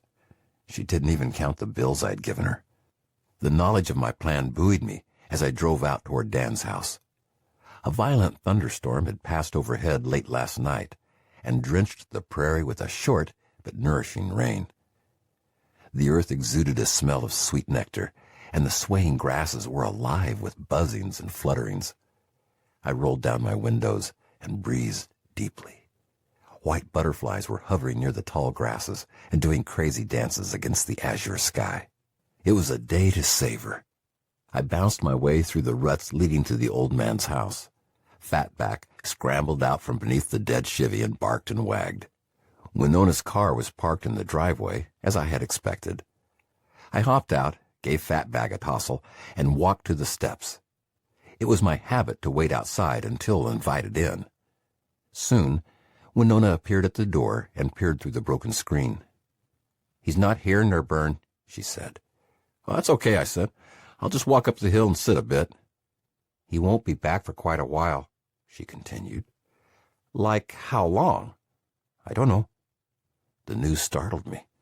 Where'd he go? He just said he was going on a little trip. I shook my head in amazement. He could have told me yesterday. Then I could have started for home last evening and saved the cost of another night in the motel. There I was, anguishing over my decision to leave, and he had no trouble just getting up and going without even telling me. Winona must have seen my disgust. "He didn't tell you to come back today," she said. Something snapped inside me. "Damn it," I said. "I know he didn't tell me to come back, but I'm doing this book for him. I drive hundreds of miles on my own time and money to do a book to help him have his peace at the end of his life, and you're standing there acting as if I have no right to be upset when he just up and disappears without telling me. I'm sick of this crap. I have no right to be upset about anything, but you and he and Grover can be upset if I tie my shoelace wrong or use the wrong adverb. How come nothing that I think is important matters?" Her voice was calm and composed.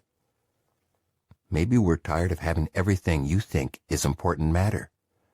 Maybe that's the way it's been ever since your people got here. And maybe we're sick of it. Nobody asked your people to come over here.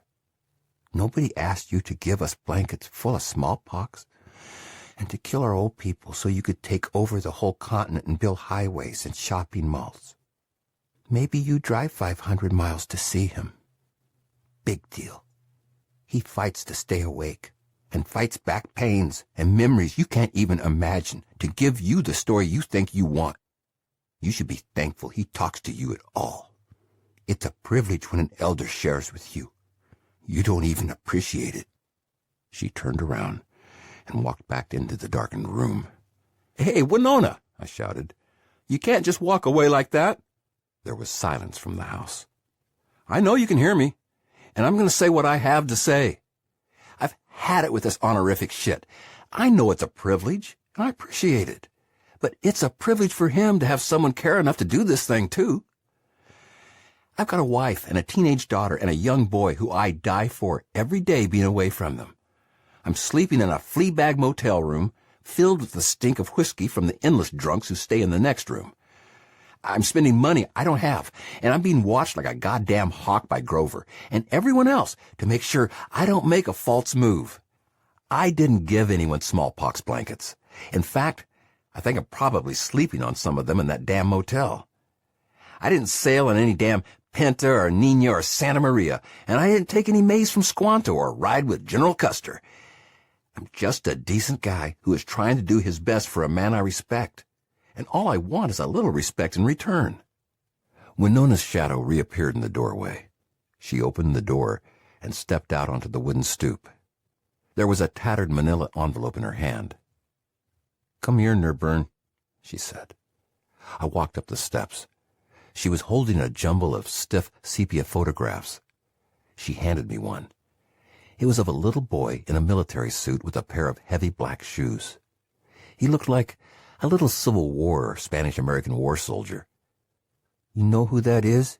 she asked. "It's my grandfather," she said without waiting for an answer. "You know what he's wearing? A little wool suit made out of U.S. Army uniforms. You know why he's wearing it? Because he was kidnapped from his parents and taken to a boarding school where they cut off his hair and burned the leather leggings and moccasins that his mother had made for him with her own hands. And you know why his parents didn't come and get him? Because his dad was arrested when he complained about the police taking his son away to school. You think you know everything, Nerburn, but you don't know anything." She handed me another photo. It was a big white wooden barn-like building. "Do you know what that is?" "Yeah, it looks like a dormitory or an old boarding school." "It's the place where they made him kneel on marbles and hold his arms out to the side for half hour if they caught him speaking his language. It's the place where they made him line up with all the other kids and open his mouth for a dentist who took pliers and pulled out every tooth that didn't look right and never gave anyone any Novocaine. It's the place where he started wetting his bed and the matron tied the skin on the end of his penis shut with fish line every night until he got an infection so bad that he almost died." She shoved the photographs back into the envelope and folded it shut. "He doesn't do what white men want anymore, Nerburn." She stood up and walked into the house. I looked at Fatback, who was engrossed in chewing on her own rectum. "Christ," I said, and climbed back into the safety of my own truck. Chapter 9. Jumbo. I must have raced out of the driveway too fast, or perhaps accelerated too hard, because by the time I got to the main road, the vaporous smell was back. A steamy haze was starting to come into the cab through the air conditioner vents. "Come on, baby," I said to the truck. "You can do it." But she couldn't. Within a half-mile there was a loud pop and a great fluttering sound from the engine. Something between smoke and steam started to fill the cab. I hopped out and opened the hood. A wall of white vapor engulfed me. "Damn, damn, damn," I bellowed. It had to be a head gasket. There was no hope and only a little time. I jumped back in the cab and hit the gas. A great cloud of steamy smoke poured from the tailpipe. The engine roared and flapped and spewed billows of steam from under the hood. The truck inched forward. It wouldn't go more than 5 miles an hour. I headed for the center of the reservation. Cars full of Indians passed me in resmobiles, honking and waving. Agonizingly, glacially, I popped and roared down the incline toward the few buildings that passed for a town. As I thundered onto the central street, I searched frantically for any indication of a gas station or auto repair shop. The temperature gauge had buried itself in the red zone. Kids on bicycles were circling around me and laughing and pointing. One little fellow pedaled in front of me and waved for me to follow. I didn't know where he was going, but I was in no position to ask. He zoomed around a corner, beckoning me with his left hand. He skidded up in front of a low, run-down concrete building with a white garage door. A piece of weathered plywood was nailed above the entrance. On it had been scrawled, "Broke cars and stuff fixed. Not running okay. Jumbo." I turned off the key and coasted into the dusty area in front of the garage door. The engine dieseled and chugged, then wheezed to a stop. I sat in my truck, collecting my thoughts. Whoever he was, Jumbo was going to have to save me. This truck was not going another foot further. The little boy on the bike ran into the shop. Soon the door opened, and he ran outside again. He stood in front of the truck, staring toward the shop in anticipation. I started to get out when a shadow emerged in the doorway. At first, I thought it might have been a car being moved inside. But the door pushed open, and out stepped the hugest man I had ever seen. He must have weighed well over 400 pounds. His head was the size of a basketball, and just as round. He had a shaggy bowl haircut and chestnut brown skin. From what I could see, he appeared to have few, if any, teeth. A dirty white T-shirt hung like an umbrella over his midsection, which in turn hung like a flour sack over his belt buckle. From the front, the origin of his pants was invisible beneath the great pendulous girth of his belly. He wore filthy white high-topped tennis shoes with no laces, and when he walked, he kept his arms out at his side like a man trying to balance himself. "Jumbo?" I said, trying to contain my astonishment. He didn't even look at me. He just walked over to the front of the truck and popped the hood. He stuck his head into the billowing steam, like a man placing his head in the mouth of a dragon. He pulled on a few things, then slammed the hood shut. "Car's fucked," he said. The diagnosis was not sophisticated, but it seemed accurate. "Can you fix it?" He bent over slowly and squinted at the grill. "What kind is it?" he asked. His voice rumbled like thunder in a well. "A Nissan," I answered. "Never heard of it." Then he turned like a great battleship and walked back toward the door. I slumped against the steaming fender. This was more than defeat. It was total devastation. I knew I had felt slightly out of place with my tidy little Japanese truck, but now, as I thought back on it, I had not seen one other foreign car or truck on the entire reservation. The vehicles of choice seemed to be huge Fords or Chevys of the early 70s vintage, and beat-up pickups that all looked like they had been rolled over or beaten with sledgehammers. I thought of the endless automotive carcasses baking in the prairie sun throughout the reservation. There was no way I was going to be able to communicate the desperation of my situation to a man who lived in a land where cars were as disposable as tin cans or a pair of cheap shoes. I was about to climb back into the cab and begin rummaging around for the title when I heard a scraping sound behind me. I turned to see the white garage door going up to reveal a dark, oily cavern of space with a greasy pit in the middle of the floor. Jumbo was looming behind the pit and gesturing toward his feet. At first, I didn't realize what he meant. Then it dawned on me that he wanted me to get the truck into the garage. I climbed back in the cab and tried to start the engine. It whirred and chuffed, but would not fire. Several of the young boys who had been swirling around on bicycles ran behind the truck and threw their shoulders against the pickup gate.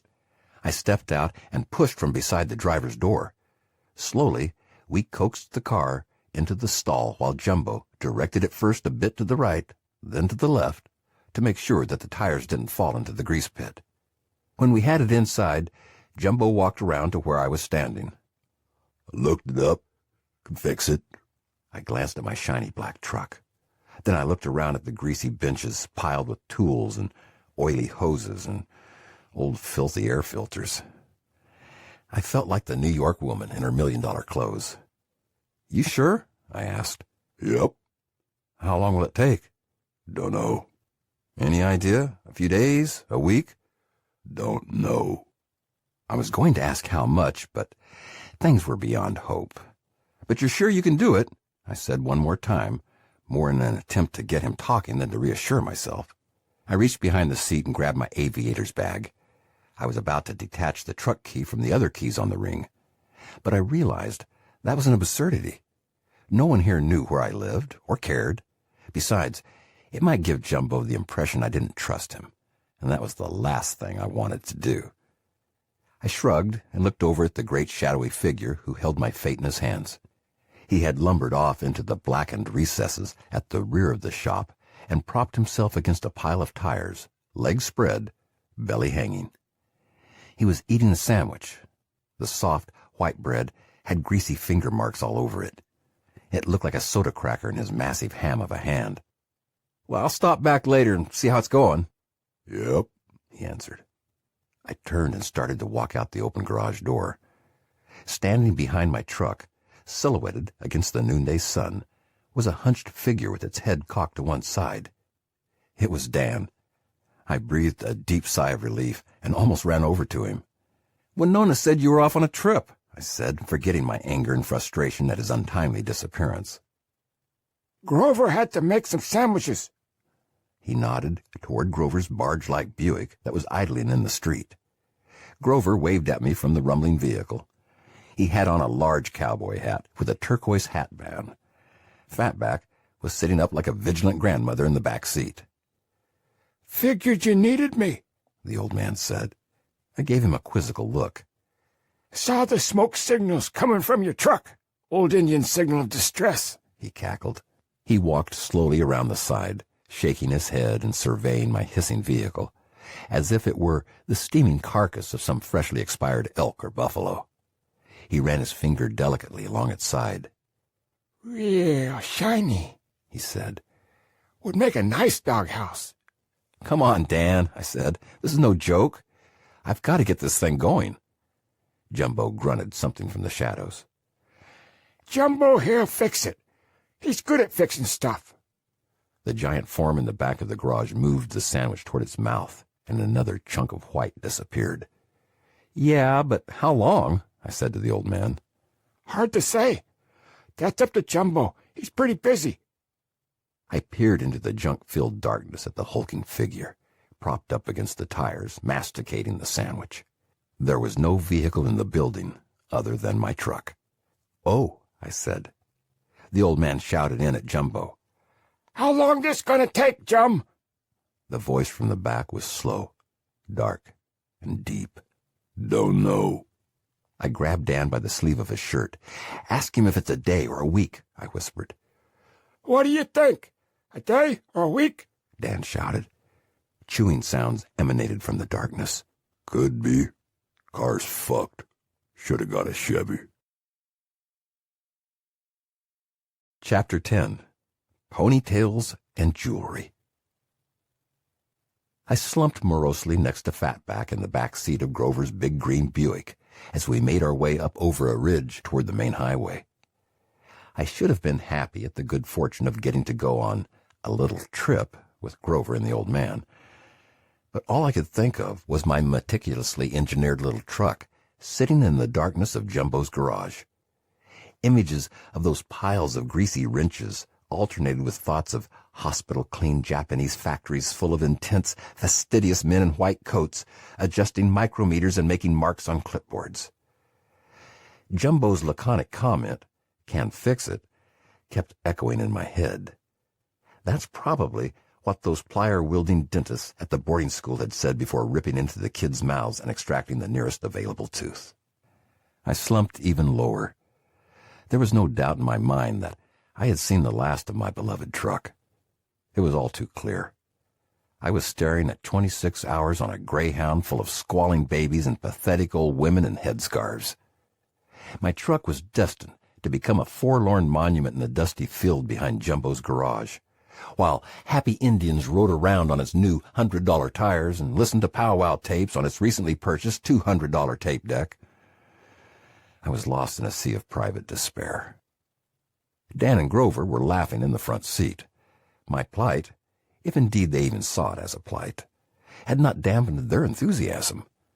I knew I should just give myself over to the moment, but I needed a little more reassurance. "Grover," I asked, "do you know Jumbo?" Known him since he was a kid. "Do you think he can fix my truck?" Fix it or kill it, Grover answered. Dan laughed. Grover turned his head and looked at me slumped morosely against the rear passenger door. "Nah, Jumbo's a good guy. He'll get it fixed, or else he'll tell you." "Course, if he fixes it, he won't have to tell you," Dan chimed in. The two men broke out in laughter again. I didn't have the faintest idea what they were talking about. If it was humor, it eluded me. If it was information, it was unimportant to me. I just wanted to go back to the motel and sleep until this whole thing was over. "Come on, Nerburn." It was Grover again. "Forget about it. Nothing you can do anyway.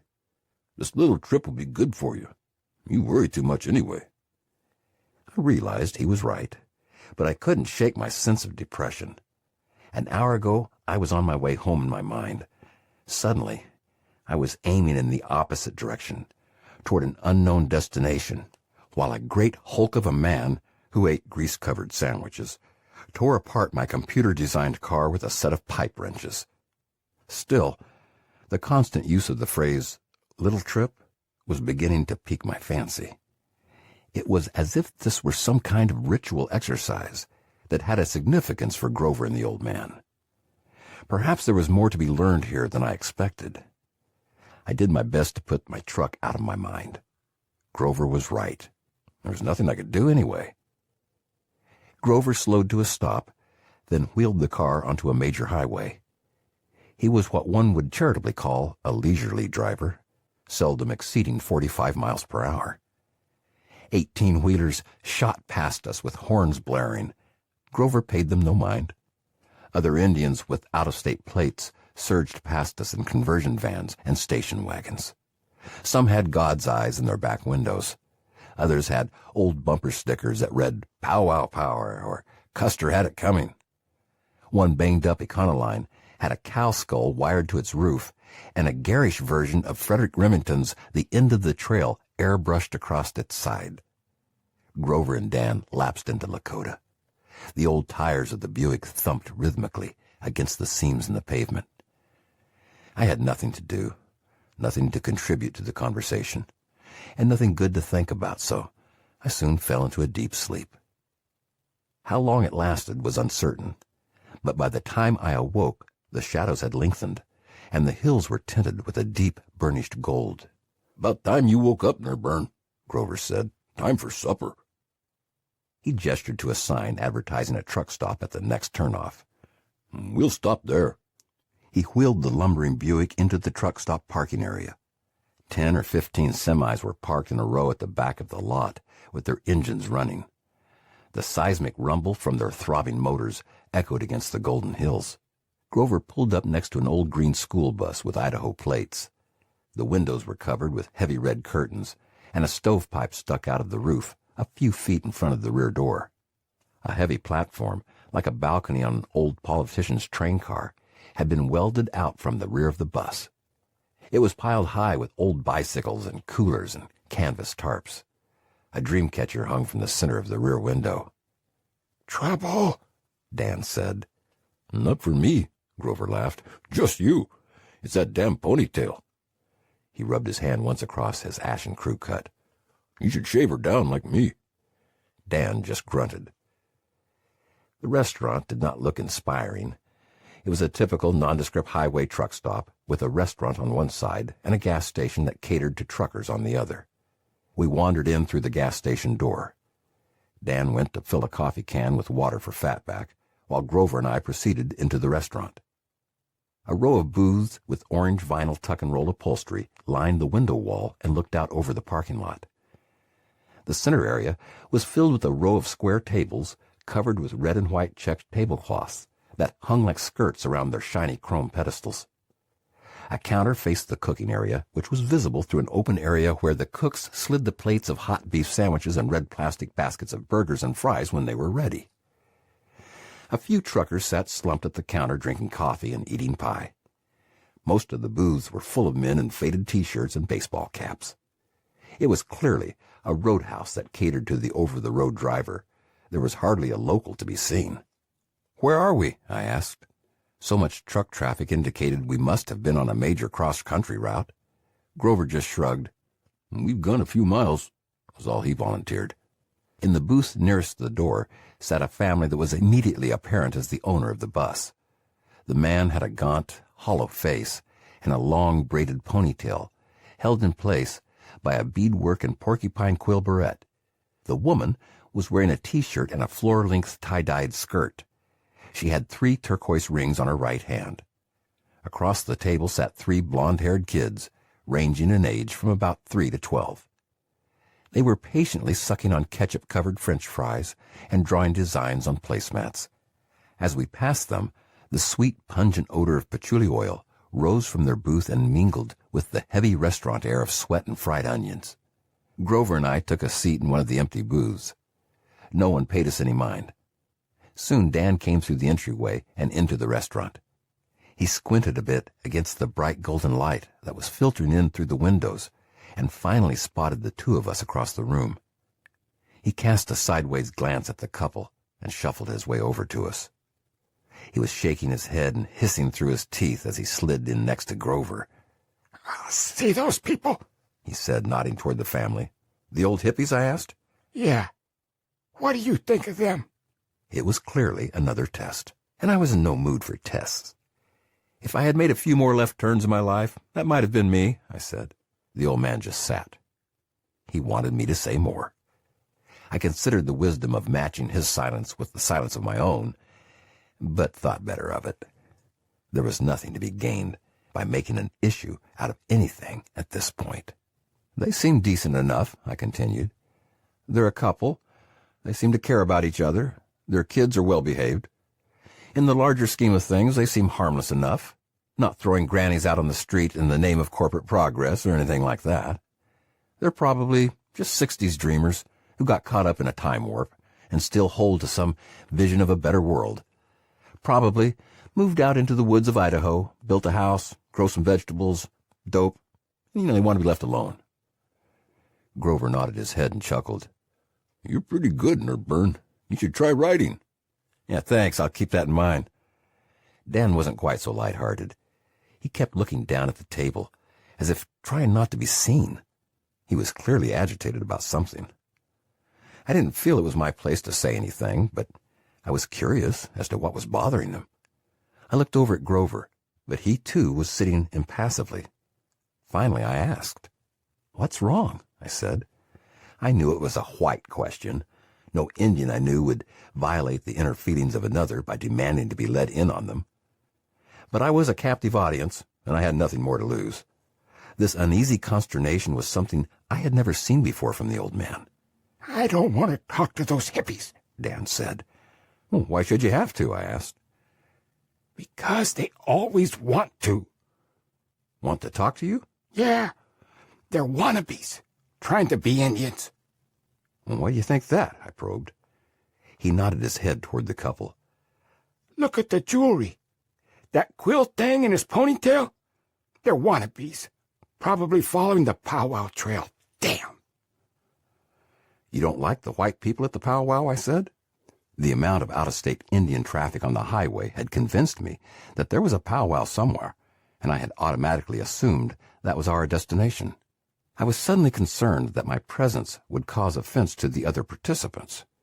I didn't want to be seen in the same light as the school bus people. Nah, that's fine. I like it when white people come to the powwow. But the wannabes are different. They try to be Indians. The man in the ponytail shifted in his seat. He seemed to be ready to stand up. Dan hunched over even further, as if by hiding his eyes he could become invisible. How come you're not so bothered? I said to Grover. They don't ever talk to me, he answered. But they talk to Dan. Yep. Well, why? 'Cause I'm a Burr Indian, Grover grinned, running his hand over his crew cut. They don't want to talk to me. The old man picked up the conversation. They see my ponytail and think I'm their soul brother or something. Grover's old burr cut just makes him look like any other old guy. I said. So the long hair gives you trouble? Always has. More trouble than anything else. Long hair was the way of my people before the white man. We grew it long because it is part of nature and because it shows our pride. If something bad happened in our lives, or if we disgraced ourselves, we cut it off. We grew it back when we wanted to show our pride again. A lot of our people still keep to this old way. In the beginning, the white people wanted us to cut our hair. When they sent us to boarding school, that was the first thing they did to us. A lot of us learned to wear it short, like Grover here, and just kept it that way. But some of us wanted to keep to the old way, so we grew it back. He leaned over and spoke in a low whisper, as if the gaunt man in the ponytail might overhear. But, that hippie thing came along with the white people, and all the young people were growing their hair long. They would tie it back or put bandanas in it. I guess they were just trying to show that they had some freedom. We could understand that. But it wasn't the same as us. And all the hippies saw us with long hair and figured we were hippies too. We would have these hippies coming to our reservation and giving us hippie handshakes. Damn, I hate those hippie handshakes. They would talk about peyote and drugs and want to be a part of us, like maybe we were the same as they were. They were like lost little children to us. We felt sorry for how lost they were in their own country. But we never thought they were like us. The trouble was, they thought they were like us. They saw the long hair and the pipes. They started wearing Indian clothes and jewelry. Then they started reading about Indian religions.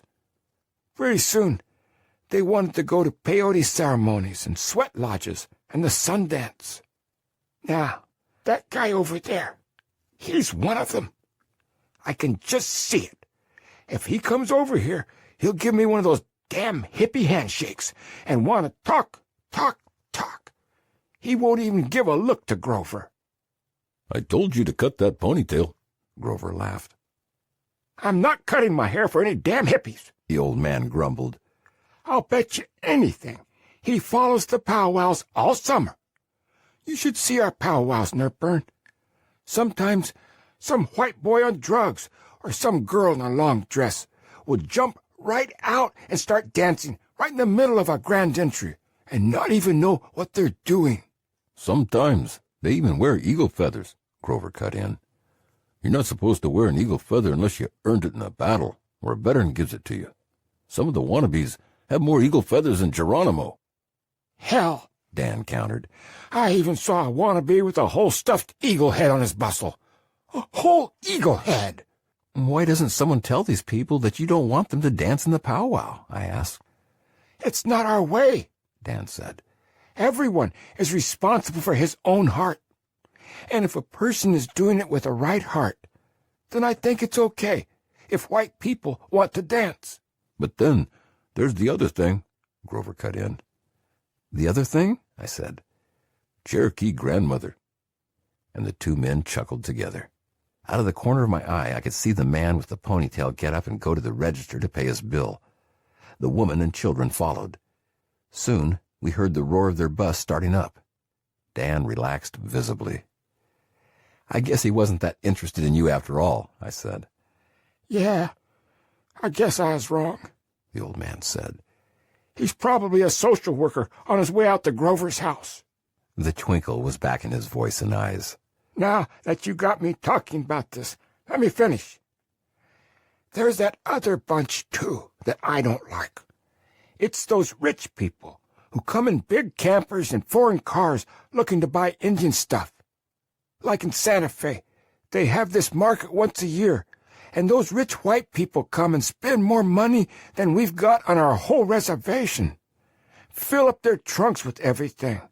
Dream catchers, shields, paintings, anything Indian. The richer they are, the more they want Indian stuff. You should see it. Guys in Mercedes with tons of turquoise jewelry all over them. Women with silver jewelry hanging off everything. Oh, it's not that big a thing, Grover cut in. I don't mind those people coming around and buying dream catchers in God's eyes. It gives our people a chance to earn some money. And there's power in those images. Maybe it'll do those white people some good. Just so long as we don't start giving them sacred things, Dan said. Grover agreed.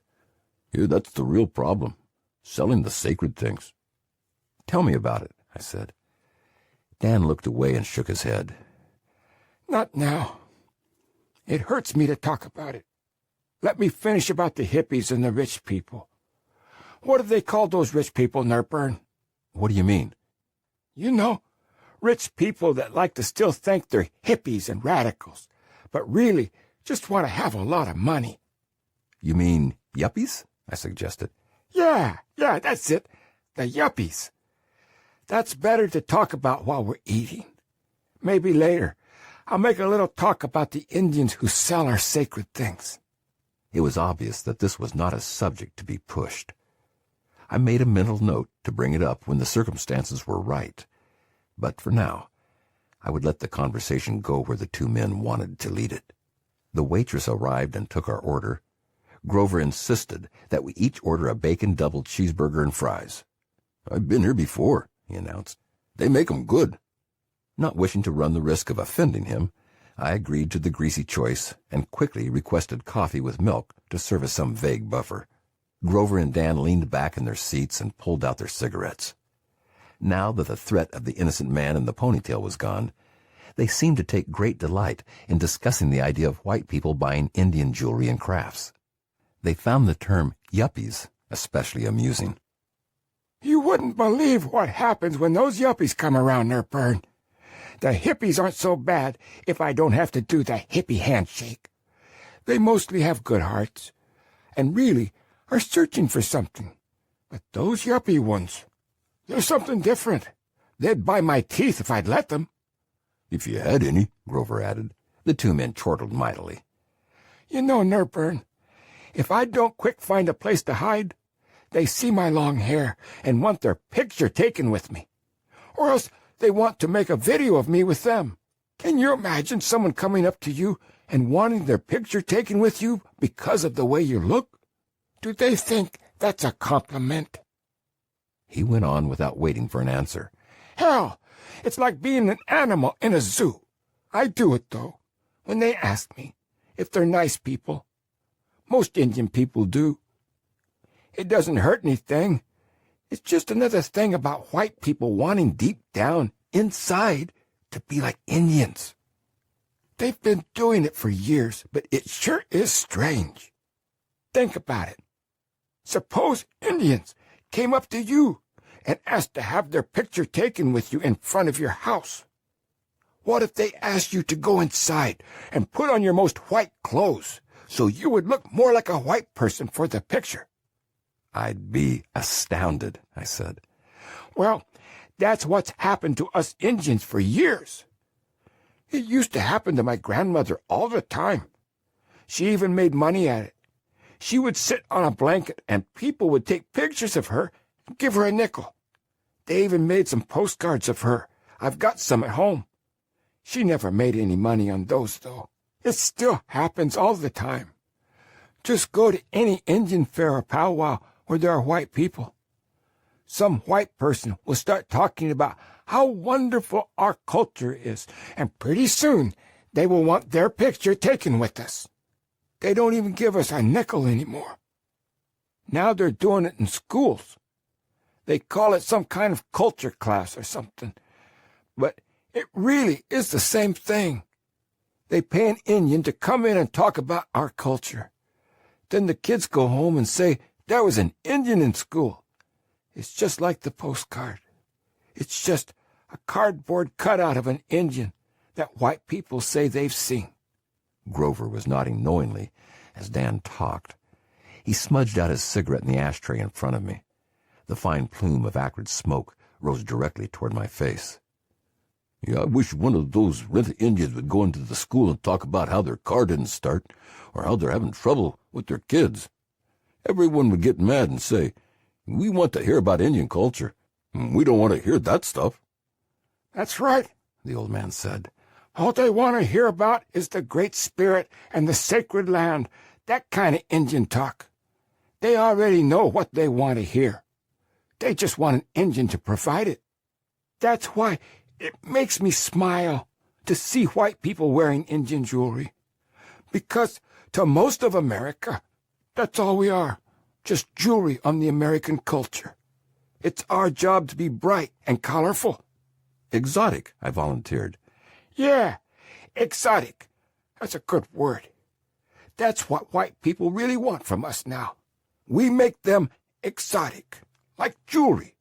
We're supposed to be there for you to pick up whenever you need to feel different and special. Have an Indian in the class. Put a Navajo blanket on the wall. Read that book about black elk. Makes them think they are part Indian in their heart. Grover was immersed in the greasy pleasure of his cheeseburger, but he clearly was enjoying Dan's little lecture. He swallowed hard and interjected himself into the conversation. I still think it's okay, though. It makes the little kids happy. It makes our people feel like they are worth something to the white culture. It might even teach the Wasichu something to put dream catchers over their beds and to have us into their schools. The old man nodded. Yeah, I know, but I just don't want people thinking that taking a picture of us and having us talk to a school class is the same as knowing us. Or that buying a dream catcher or going to a powwow makes someone an Indian. You can't buy a culture by giving it a nickel. And you can't become an Indian by growing a ponytail, huh? They grunted their approval of each other's insights and turned their attention back to their red plastic baskets of burgers and French fries. I tapped a silent rhythm on the rim of my coffee cup and stared out of the window. The green school bus was disappearing off into the distance over an amber rise. Chapter 11. The Selling of the Sacred. The sun had almost set by the time we got back on the road. Dan had saved a corner of his cheeseburger for Fatback, and the dog was making a great ceremony out of licking the ketchup and onions off the greasy bun onto the seat beside me. We drove without speaking. Only the sound of Fatback's incessant licking punctuated the great peace of the High Plains evening. I marveled at the sense of well-being that this vast landscape induced in me. There were no jagged edges, no fragments of meaning. All was massive, singular, and soft under the prayerful canopy of the sky. I thought of an old farmer I had met once in Bismarck. I had asked him if he ever went east. Nah, he answered. Trees make me nervous. In the deep amber peace of this prairie twilight, I could well understand what he meant. Grover and Dan rode in the front seat in silence. It had been years since I had ridden in a silent car. I generally tried to fill the space with music or talk from the radio or a tape. I counted it a deficiency when I was forced to ride in quiet. Now, in the enveloping dark of Grover's old Buick, the pleasures of silent travel came back to me from my childhood. I slid down in the back seat and listened to the whining of the tires and the steady, purring throb of the ancient V8 under the hood. Fatback crawled over and put her head on my lap. The sky outside had changed from golden to orange to a blazing red, and was beginning to deepen into a velvety purple. My truck, my indecisions, and my petty grievances and angers seemed light years away. I was in Indian country, and I was traveling on Indian time. Grover and Dan must have sensed my improved state of mind, but they said nothing. Instead, they started singing a plaintive, warbling song in Lakota. They sang it like it was part of them, issuing forth from their mouths as naturally as breath. It sent shivers through me to hear these two men, one almost 80 and the other a generation younger, singing together as we passed through the growing high plains darkness. Their song seemed to come as much from the land as from themselves. I could not imagine another sound more fitting to the spaces through which we were traveling. Suddenly, I was overcome with an almost uncontrollable urge to sob. Feelings that I could not name welled up and begged for release. It was beauty. It was contrition. It was loneliness, and it was joy. In a way that I can never explain, it felt like the first time I had ever heard Bach's Mass in B minor. The Sanctus, the Agnus Dei, the Kyrie of the American plains was finding its voice in the song of two old Lakota men and the humming purr of a Buick V8. I turned my head toward the window so the men would not see me cry, but I think they knew. There were sobs in their voices too, but they were sobs of the land, far bigger, far greater, far deeper than mine. Finally, Dan stopped singing and turned in his seat. He never looked at me, but stayed in profile, like a priest giving a penance or a ritual benediction. His voice assumed a formal tone. I will make my little talk now, and I want you to listen. I reached into my pocket and clicked on the tape recorder. It is hard for me to make this talk, because it makes me talk against my own people. I don't like to do that. You should not talk against your own people. Except in this case, I am talking against some people who are harming us and not respecting what we have been taught. I am talking about Indians who sell the things that are sacred. Dan inhaled deeply. This was a talk he meant to do right. These Indians I am talking about go around selling Indian culture to white people. They take some Indian name and say that they will give a ceremony for white people, then they charge money. They give sweats for white people or pipe ceremonies. I have heard that some give naming ceremonies or peyote ceremonies or tell our stories that are not supposed to be told. These people are doing something wrong. They know it, but for some reason, they don't care. I'm not talking about Indians who are trying to share our culture. I'm talking about Indians who are selling the sacred truths of our ancestors. It is all right to show dances or tell legends that can help people. I think white people need to hear these things to understand us better. What I think is wrong is when an Indian sells his birthright as an Indian by taking money to make other people feel like Indians. I have thought about this a great deal. It troubles me. We know that white people have an endless hunger. They want to consume everything and make it part of them. Even if they don't own it physically, they want to own it spiritually. That is what is happening with the Indian now. The white people want to own us spiritually. You want to swallow us so you can say you are us. this is something new. Before you wanted to make us you, but now you are unhappy with who you are. So you want to make you into us. You want our ceremonies and our ways so you can say you are spiritual. You are trying to become white Indians. If this is meant to happen, it will happen in the Creator's time. We cannot make you us by giving you those things that are ours. All that does is make us lose what we are, because we no longer hold it in value. These Indian people who sell the sacred ways, and even the ones who make up the ceremonies and pretend to sell the sacred ways, are killing our people. They are betraying the one thing they should hold most valuable. He paused and lapsed into silence, as if gathering himself. He sat that way for almost a minute before he spoke again. Here is something that is important to understand. When something is sacred, it does not have a price. I don't care if it is white people talking about heaven or Indian people talking about ceremonies. If you can buy it, it isn't sacred. And once you start to sell it, it doesn't matter whether your reasons are good or not.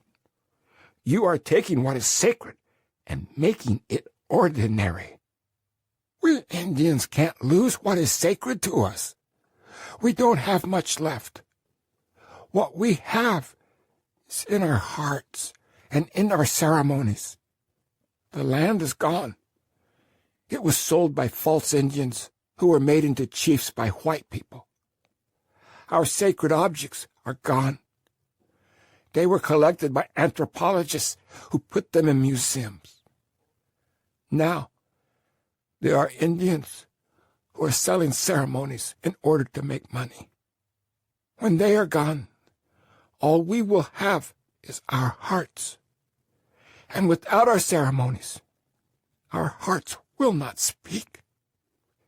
We will be like the white man, who's afraid to say the word God out loud and goes around trying to buy sacred ceremonies from other people.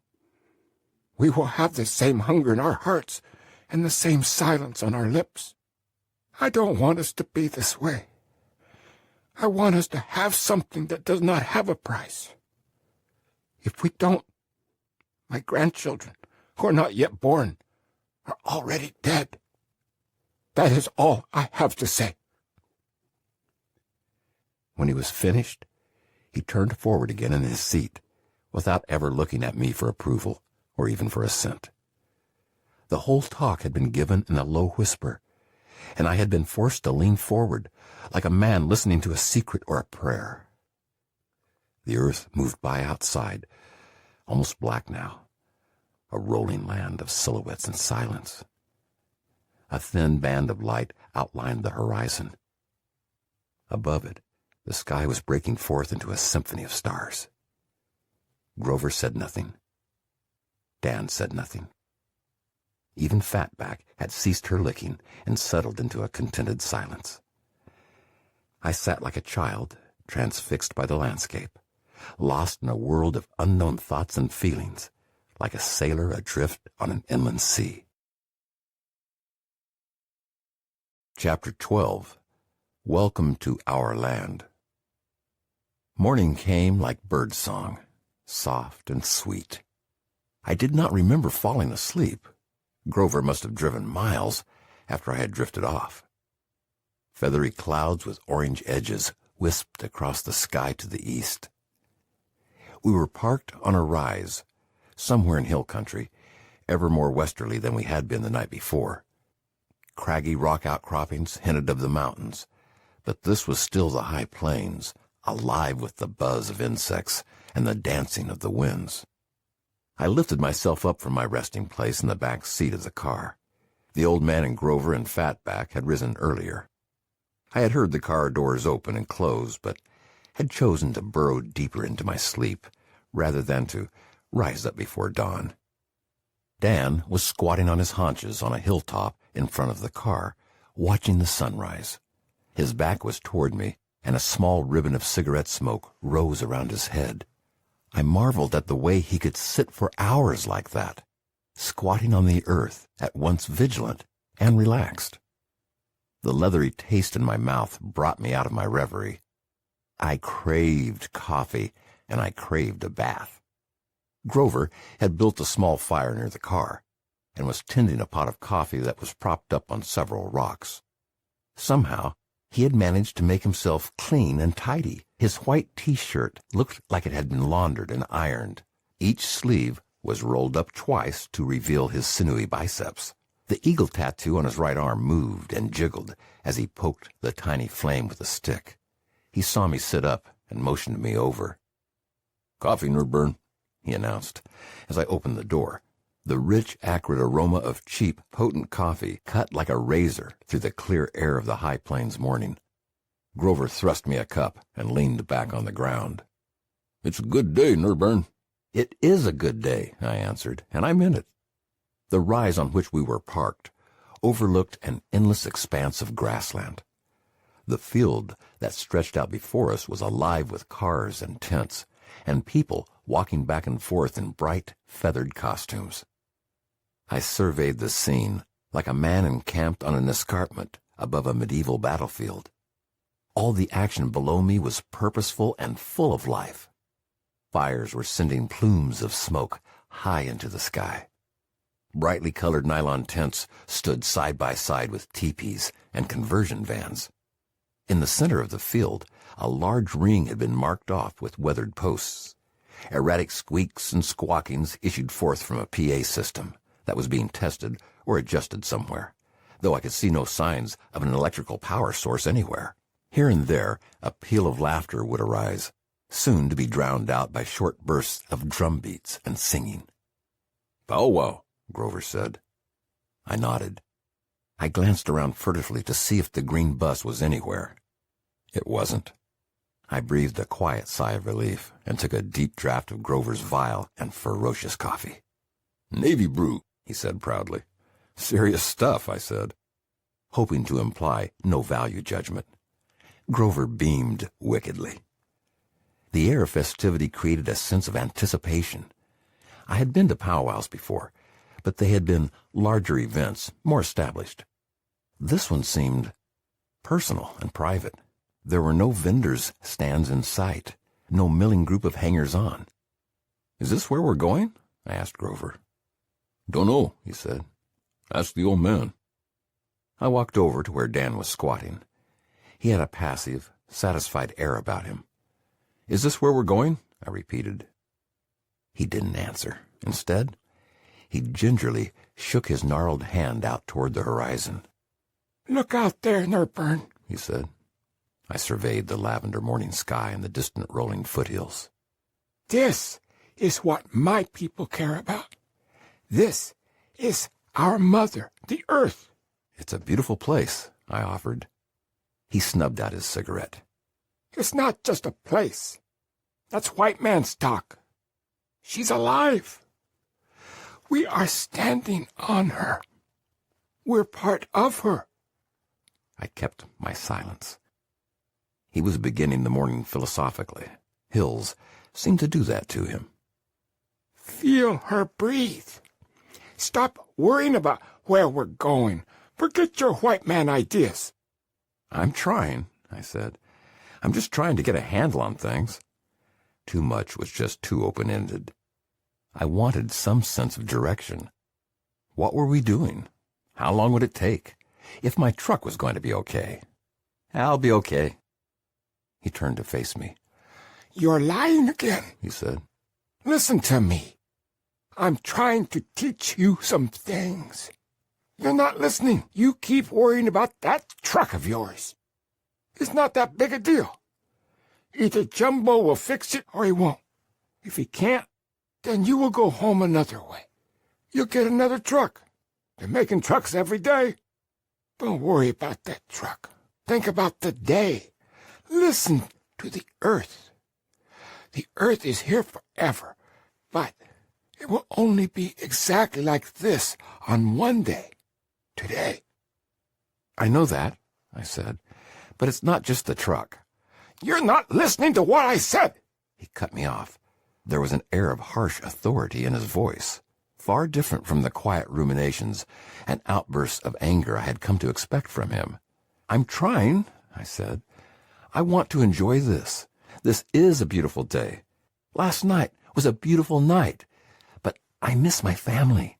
I want to put some kind of frame around things. I need a sense of what's going on. Yeah, He said sarcastically. you sure do. Something was on his mind. He took a deep drag on his cigarette. Nerburn, He said, you ever watch water flow across the ground? Sure. Where does it go? To the low spots, around obstacles. How long does it take? It depends. He exhaled the smoke into the pure morning air. That's how long we're going to be gone. I started to protest. He raised his hand and waved me to silence. You think too much about time.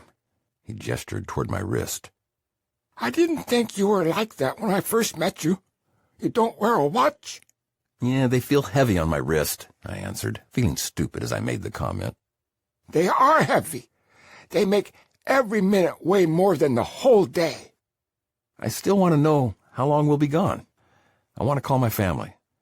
The old man rocked forward onto the balls of his feet and stood up. He walked slowly to the edge of the hill. Then he turned back toward me. His one bad eye seemed to stare right at me. You still haven't figured it out, have you? He said. I don't know. You tell me, I responded. His bad eyes stayed locked on mine. It was an unnerving stare, at once empty and intense, like the gaze of a blind man. The world is not an accident, Nerburn, He said.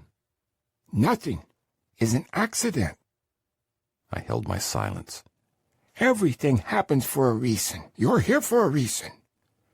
It's time you stopped worrying about some damn truck and got about figuring out what that reason is. He flapped his hand toward me. Come over here. I stood up and walked slowly toward him. He was standing completely still, like an animal. I walked up to him like a child, uncertain of what I should do or what I would find. I wanted to look away, but dared not. His expression was completely flat and without effect, but behind it lurked a silent fury. Though I easily towered over him by a head, I felt small and afraid. Listen to me, Nerburn, He whispered, placing his face so close to mine that I could feel his breath. The Creator has given you a task, just like He gave me a task. This is not a joke. He chose you to do this. You need to do it right. I felt all my defenses drop away as I stared into his tiny, hard eyes. I want to, I said. I just don't know how. I really don't. I don't know if I'm the right person for this. That's not for you to decide. You just do it. I need you to help me. With that sentence, the whole world seemed to swirl inside my head. Help me, he had said. The one thing I most wanted to do. The one thing I felt least qualified to do. The one thing that I feared most about being a white man working with the Indians. That I would try to help, and like so many before me, would do harm and damage I could not repair. Still, he had said it. Help me. Suddenly, I knew the fury behind those eyes. I heard the echoes of 1,000 dead voices, of women, of children, of old men too slow to run when the Hotchkiss guns were turned against them. I saw the legions of drunken Indians who had accosted me over the years, weaving over to me on city sidewalks, stinking of cheap wine and grabbing at my shoulder, asking for money and staring up at me with bloodshot eyes.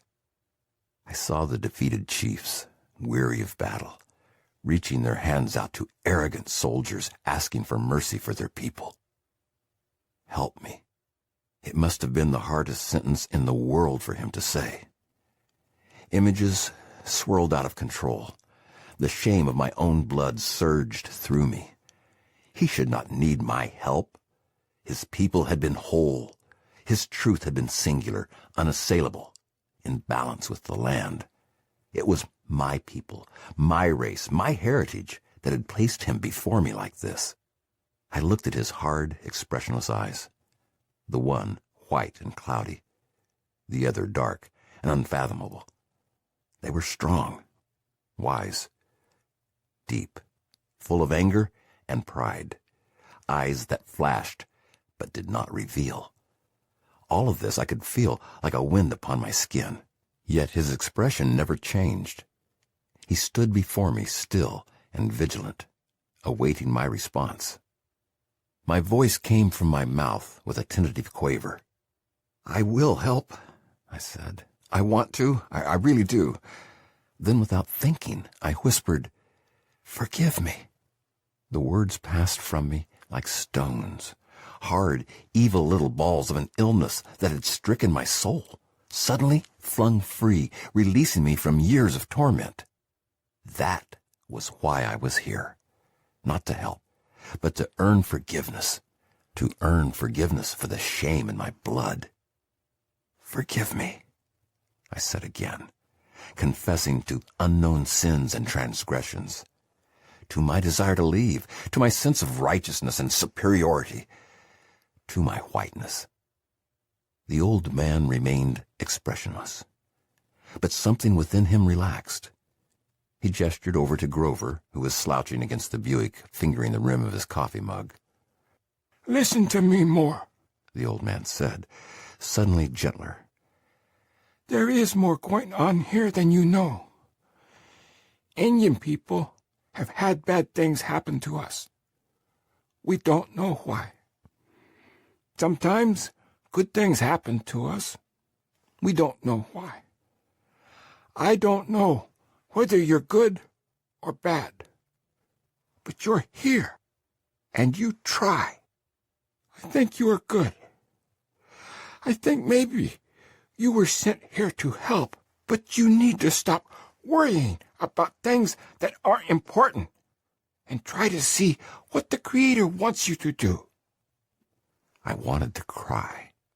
The sense of release was palpable, but the old man would not let go with his eyes. It was not my contrition he wanted, but my strength. Out of the corner of my vision, I could see Grover rummaging in the trunk of his car. Soon, he emerged with a large object wrapped in a multicolored blanket. He carried it over to us and set it on the ground. "Sit down, Nerburn," Dan said. He pointed to a place about 10 feet back from where we were standing. I walked over and situated myself in the sharp, bristly grass. Dan and Grover began unwrapping the bundle. Inside was a drum, about 2 feet in diameter. The top and bottom were made from animal hides, and the drum body itself appeared to be made from a piece of hollowed-out tree trunk. Cross-lacing of animal hide held the two heads in place. Grover spread the blanket out beneath the drum. Then he took 2 2x4s that had been wrapped in a separate bundle and placed them on the blanket. They were notched at the middle so that when he placed them at right angles, they locked together into a cross-like frame. Then he took 4 sticks and fitted them into holes at the end of the 2x4s so they stood up like posts. He slowly reached over and picked up the drum. There was ceremony in his manner. He took one of the rawhide loops hanging from the side of the drum and fastened it over one of the posts. Then he did the same on the opposite side. Finally, he attached the drum to the other 2 posts and stepped back. It sat there, suspended above the ground, humming slightly in the breeze. Dan stepped forward and took a pack of Prince Albert from his pocket. He took pinches of tobacco between his fingers and placed them on the head of the drum, one in front of each post. Then he placed one in the middle. Grover handed Dan a leather bag that had been wrapped in the blanket. The old man reached inside and pulled out a long, thin stick that had been wrapped with padded leather on both ends, then handed the bag back to Grover. Grover accepted it formally and drew out a stick that had been sewn all around with beads. The warm morning winds picked up the tobacco and swirled it around, scattering it like seeds. The 2 men seated themselves on opposite sides of the drum and began to pound out a low, rhythmic beat. At first, it was almost inaudible, lost in the growing keen of the morning wind and the noise from the powwow ground below. But slowly, the beat increased in volume and intensity. Then Dan began to sing in a high, warbling wail. Grover joined in, clearly following, but with a voice as strong and clear as the summer air. I sat silently outside the small circle they had made and watched the two men sing. Fatback came rustling through the grass and nudged up against me. The morning sun rose higher behind us, chasing the feathery orange clouds and turning the sky a lapis blue. The two men drummed and sang for almost 5 minutes. Then, as quickly as they had begun, they stopped. Dan stood up and walked away down the ridge. Grover gently and meticulously rewrapped the drum and carried it back to the car. I got up and followed him at a distance. When Grover had placed the drum in the trunk, he walked over to the coffee pot and poured himself another cup. He smiled at me with the corners of his eyes and beckoned me over. It was all right to speak again. "Have some more coffee, Nerburn," he said softly. "You need it." I took my cup and filled it with the potent navy brew. "Can I ask what the song was?" I ventured. Grover rubbed his hand over his head. "It was a song Dan made up a long time ago. He makes up songs a lot. He calls it one of his grandfather's songs." "Can I know what it says?" "I guess so. He made it for you. It goes like this. My heart is filled with anger. My heart is filled with anger. It is like the prairie fire that burns. I send my anger like smoke to the heavens. The earth is crying now. The earth is crying now. We need to stop her tears. Fire will not stop her tears. This song is for my grandfathers. I sing this song for my grandfathers." It doesn't sound so good in English. "I think it sounds beautiful," I said. "How do you mean he made it for me?" I made it when I knew you were coming," said a voice behind me. It was Dan. He had come over while Grover and I were talking and was standing directly behind me. "When you knew I was coming?" I said. "I wrote it when I knew I wanted to speak. I went to my hill and spoke to my grandfathers. They gave me that song. They gave it to me in the wind. They said I had too much anger to speak. They told me that anger is only for the one who speaks. It never opens the heart of one who listens. There are good white people, they told me. They want to do right. They are not the enemy anymore. The enemy is blindness to each other's ways. Put away your anger, they said. Our earth is crying now, and we need to remove her tears. That is what they told me. Someone will come, they said. Then they gave me that song." There was nothing I could say. I sipped at my coffee and stared at the cup. But Dan was not done. He took out a small leather pouch and began dipping his fingers into it, as if grabbing for a pinch of snuff. His eyes were closed, and he was half humming, half singing, another mournful-sounding song. He picked the substance from the bag and sprinkled it on the glowing coals of the fire. I glanced over at Grover. "Sweetgrass," Grover said quietly. "It pleases God." The strong perfume of the herb filled the air. I put down my coffee cup and sat in silence. Dan continued to feed the sweetgrass onto the fire. He seemed oblivious to my presence. Then, abruptly, he stopped and turned his attention to me. "I think it is time you should understand why you are here, little brother. It is time you should know why I am telling you these things." The phrase, little brother, shocked and exhilarated me. The Creator gives us gifts. He did not make me a Wichasha Wakan, a holy man. He only made me a man. But he gave me the gift to see clearly. He gave me the gift to put on white man's eyes. My father always said I had this gift. He saw it when I would come home from boarding school and tell him the things I had seen. You understand the white man, he said. You make his mind come alive for me. That is a dangerous gift. It could turn you into a white man if you are not careful. But if you stay on the good road, and if you do not hurry, you will find a way to make that gift be a service to your people. I never forgot those words. I have lived with them every day of my life. There were times when I almost spoke, but always when I wanted to speak, I would wait. The time was not right. Instead, I read. I wrote. I kept my Indian eyes, and I kept my white eyes. But I remained patient. I did not speak. Now I see that it is a good time to talk again to your people. He inched closer to me. You see, Nerburn, you white people go in cycles. For a while, you hate Indians. Then for a while, you love Indians. Right now, you love Indians, and that's good.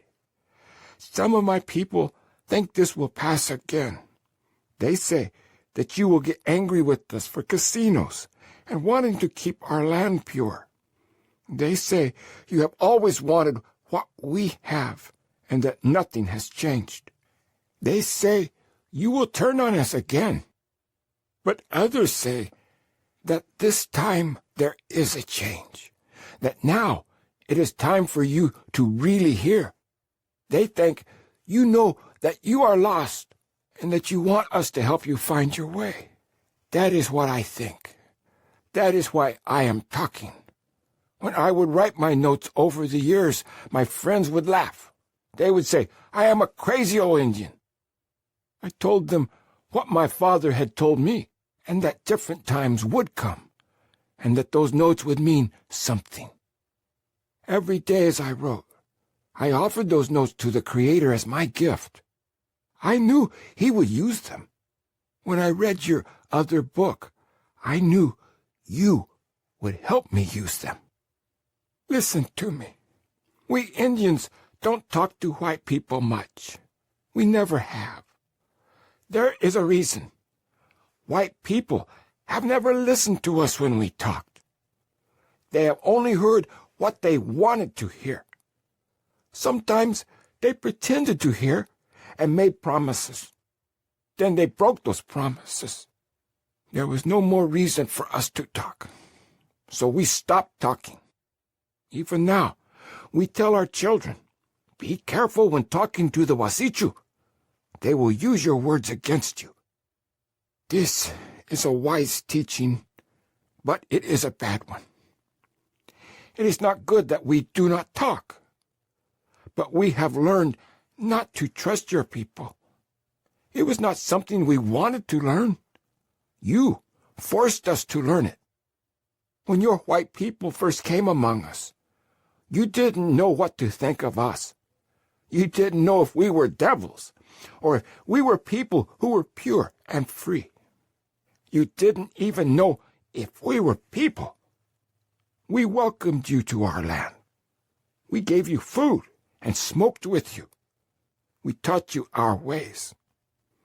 We trusted the goodness in your hearts. We tried to share with you, but our trust was not returned. No matter what we gave you, there was always something else. For the Spanish, it was gold. For the French, it was furs. For the English, it was land. But always there was something. Always you were looking past us at something else. We could see in your eyes that you were not hearing us. Soon we learned to be silent. When I look in your eyes, Nerburn, I see that something else is there too. I want it to go away. It is not something bad. Some of it is your family. That's good. Some of it is your truck. That is not good. That is a waste of your heart. Some of it might be greed, I don't know. But I want it to go away. All of it. For now, It has to go away. To speak out like I am doing is not easy. I am not a leader. No one has elected me to speak. I am just an old man with clear eyes. Some Indians will be mad at me, but others will understand. They will see what I am doing, and they will respect me. They know that I am reaching out for the grandchildren. I am reaching out to you, Nerburn. You must help the grandchildren too. If you are afraid, or if you are too small, it is too late. You are here. At that point he stopped and turned back to the fire. He reached into his pocket and removed a second pouch, took something from it, and sprinkled it on the coals.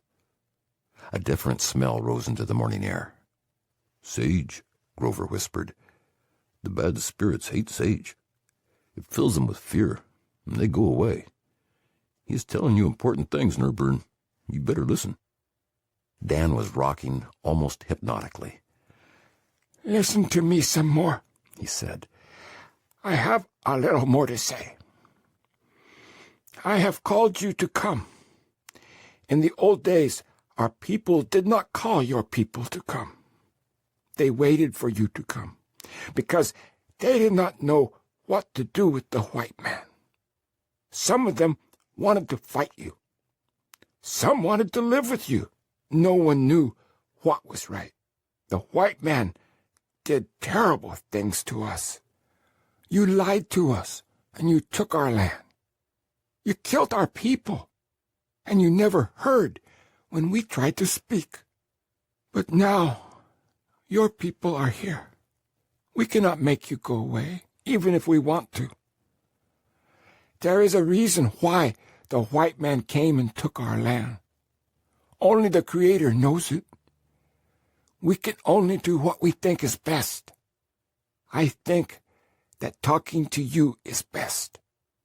That is why I am welcoming you.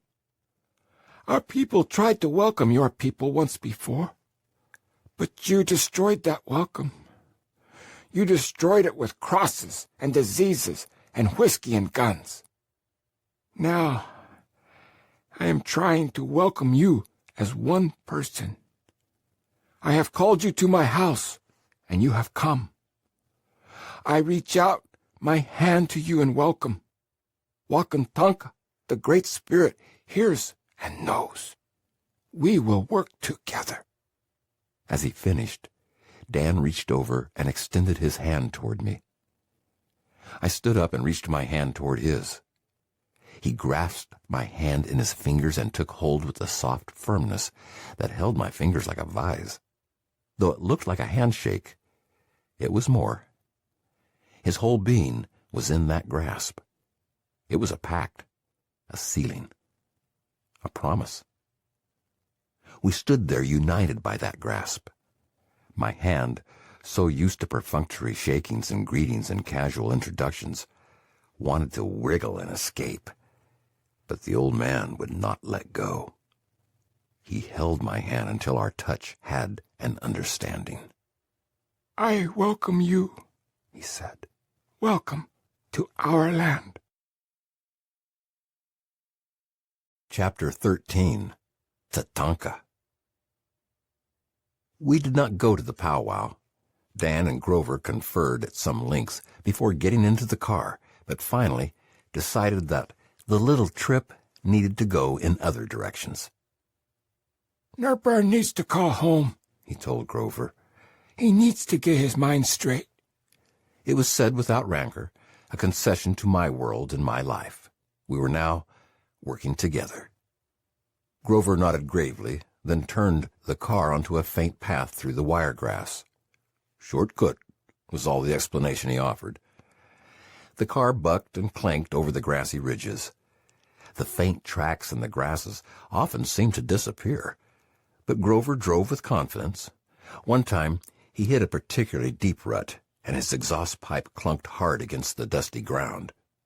He muttered something like, "Easy, Junker," and continued without stopping to inspect the damage. I sat in amazement as we jolted and bumped through the hills and hollows. Grover seemed oblivious to the perils of the terrain. He churned along, his front bumper pushing down grasses like a ship plowing through the sea. Our pace was not rapid, but it was inexorable. Before long we were out of sight of all indications of roads or houses. The land flowed like a retreating tide toward the horizon. Grover was enjoying himself immensely. Fatback was not a good rider on these bumpy ruts. She began burping and swallowing and licking her lips. "Shove her head out the window," Grover suggested. "It was those cheeseburgers," Dan chimed in. "I think it was the onions," I offered, from my vantage point nearer her mouth. Fatback issued a long, doleful "erp" from her throat and stared at me with pained eyes. "I think you better stop, Grover," I said. "Fatback's not going to last." Grover just laughed and bounced the car into another set of dusty ruts. "It ain't gonna get any easier for a while. She's a good dog. She'll make it." "Yeah, well, that's easy for you to say," I hollered, trying to make myself heard over the creaks of the springs and the clanks from the undercarriage. "You're in the front seat." The old dog gurgled and hung her head out the window. I rolled down the window on my side, half in anticipation of some Vesuvian disaster from Fatback, and half to drink in the sweet warmth of the growing High Plains morning. The buzzing of insects mingled with the clanking and the erping. "So, you want to call the old lady?" Grover shouted over his shoulder. "I think I'd better," I said. "She's probably expecting me back pretty soon." "You need an Indian squaw," said Grover. "They never ask any questions."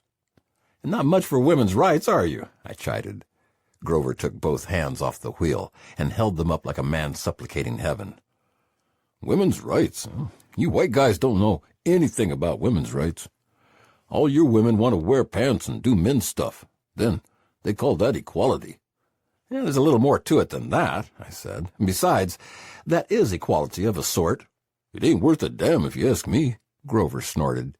The car lurched once in sympathy, as if choreographed to accentuate Grover's comments. "Stop this damn car," Dan ordered. "I don't have a stallion's bladder." Grover ground to a halt.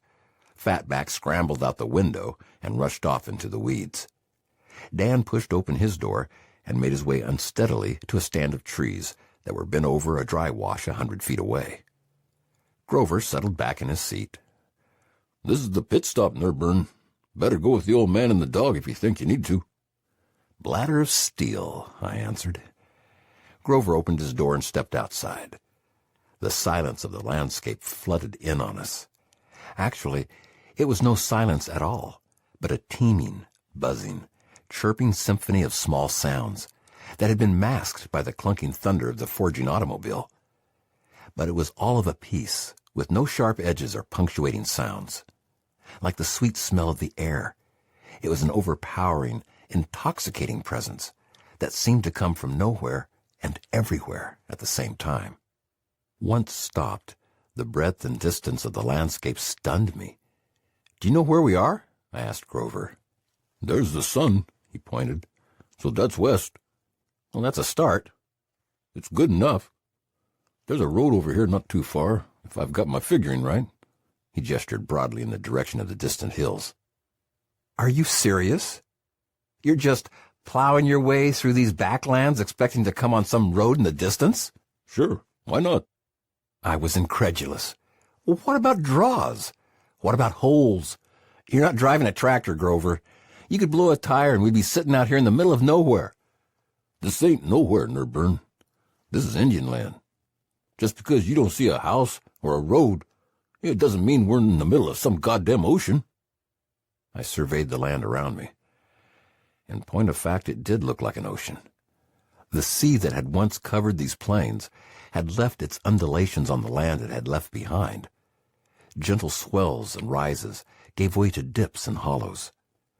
It was a feminine landscape in its shapes, if not in its textures, a terrain of graceful movement frozen into a finality of sculptural form.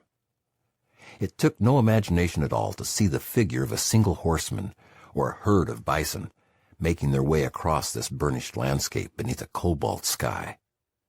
Maybe it's just the white man in me, Grover, but I kind of associate automobiles with roads.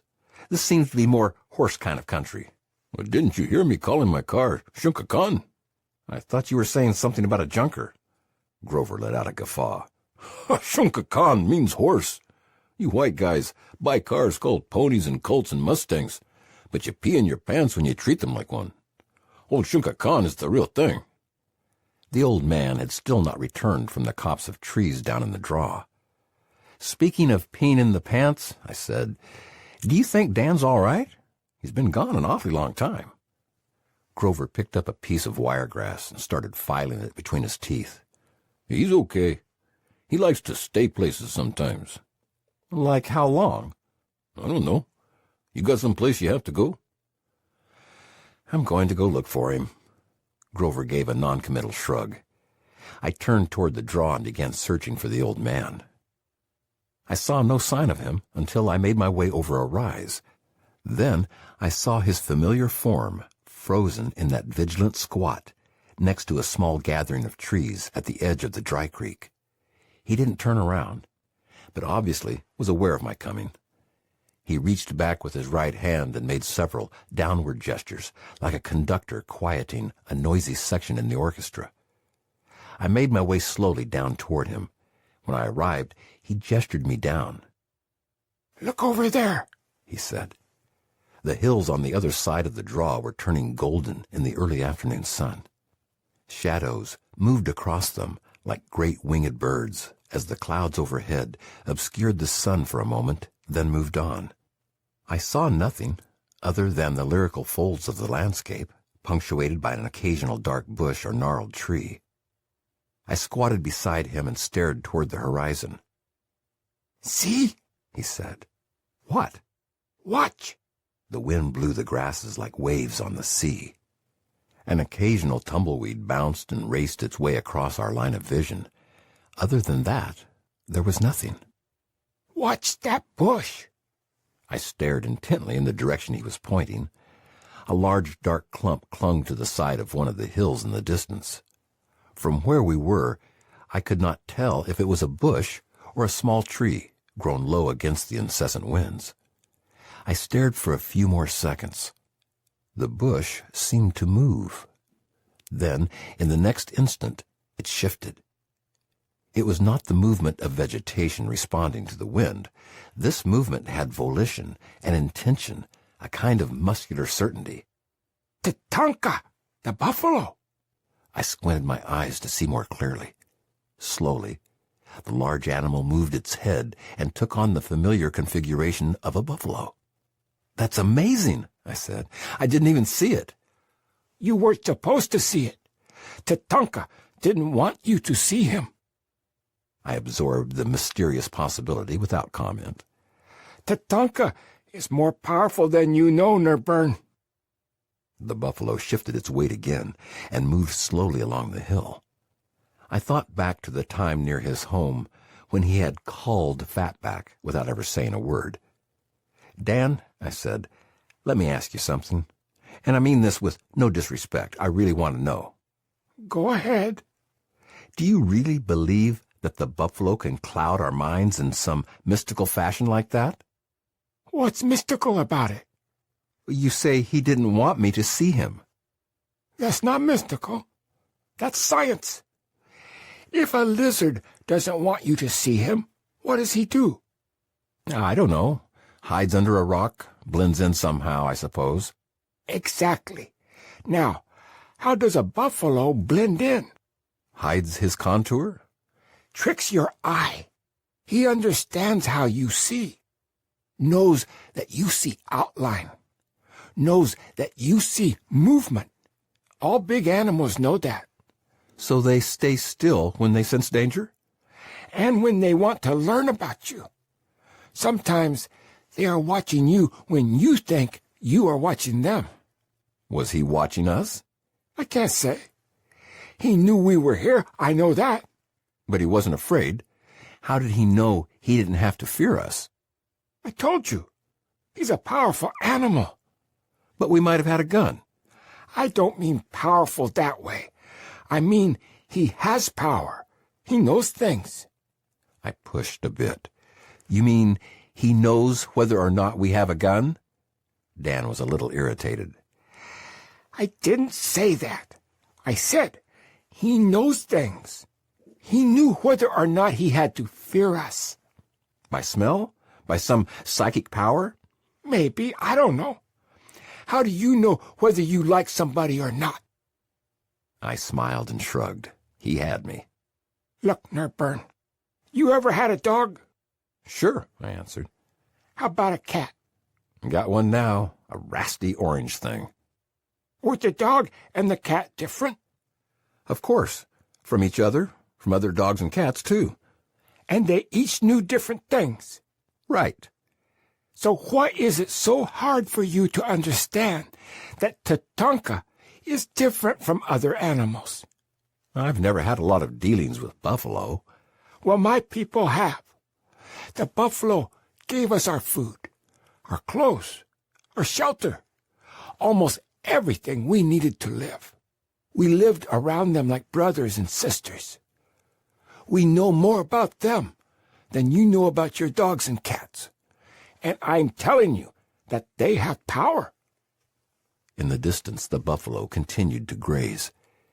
Its sense of indifference to us was palpable. I didn't mean to sound disrespectful, I began. Dan waved me off. I know. You're trying to learn. White people like to learn by asking questions.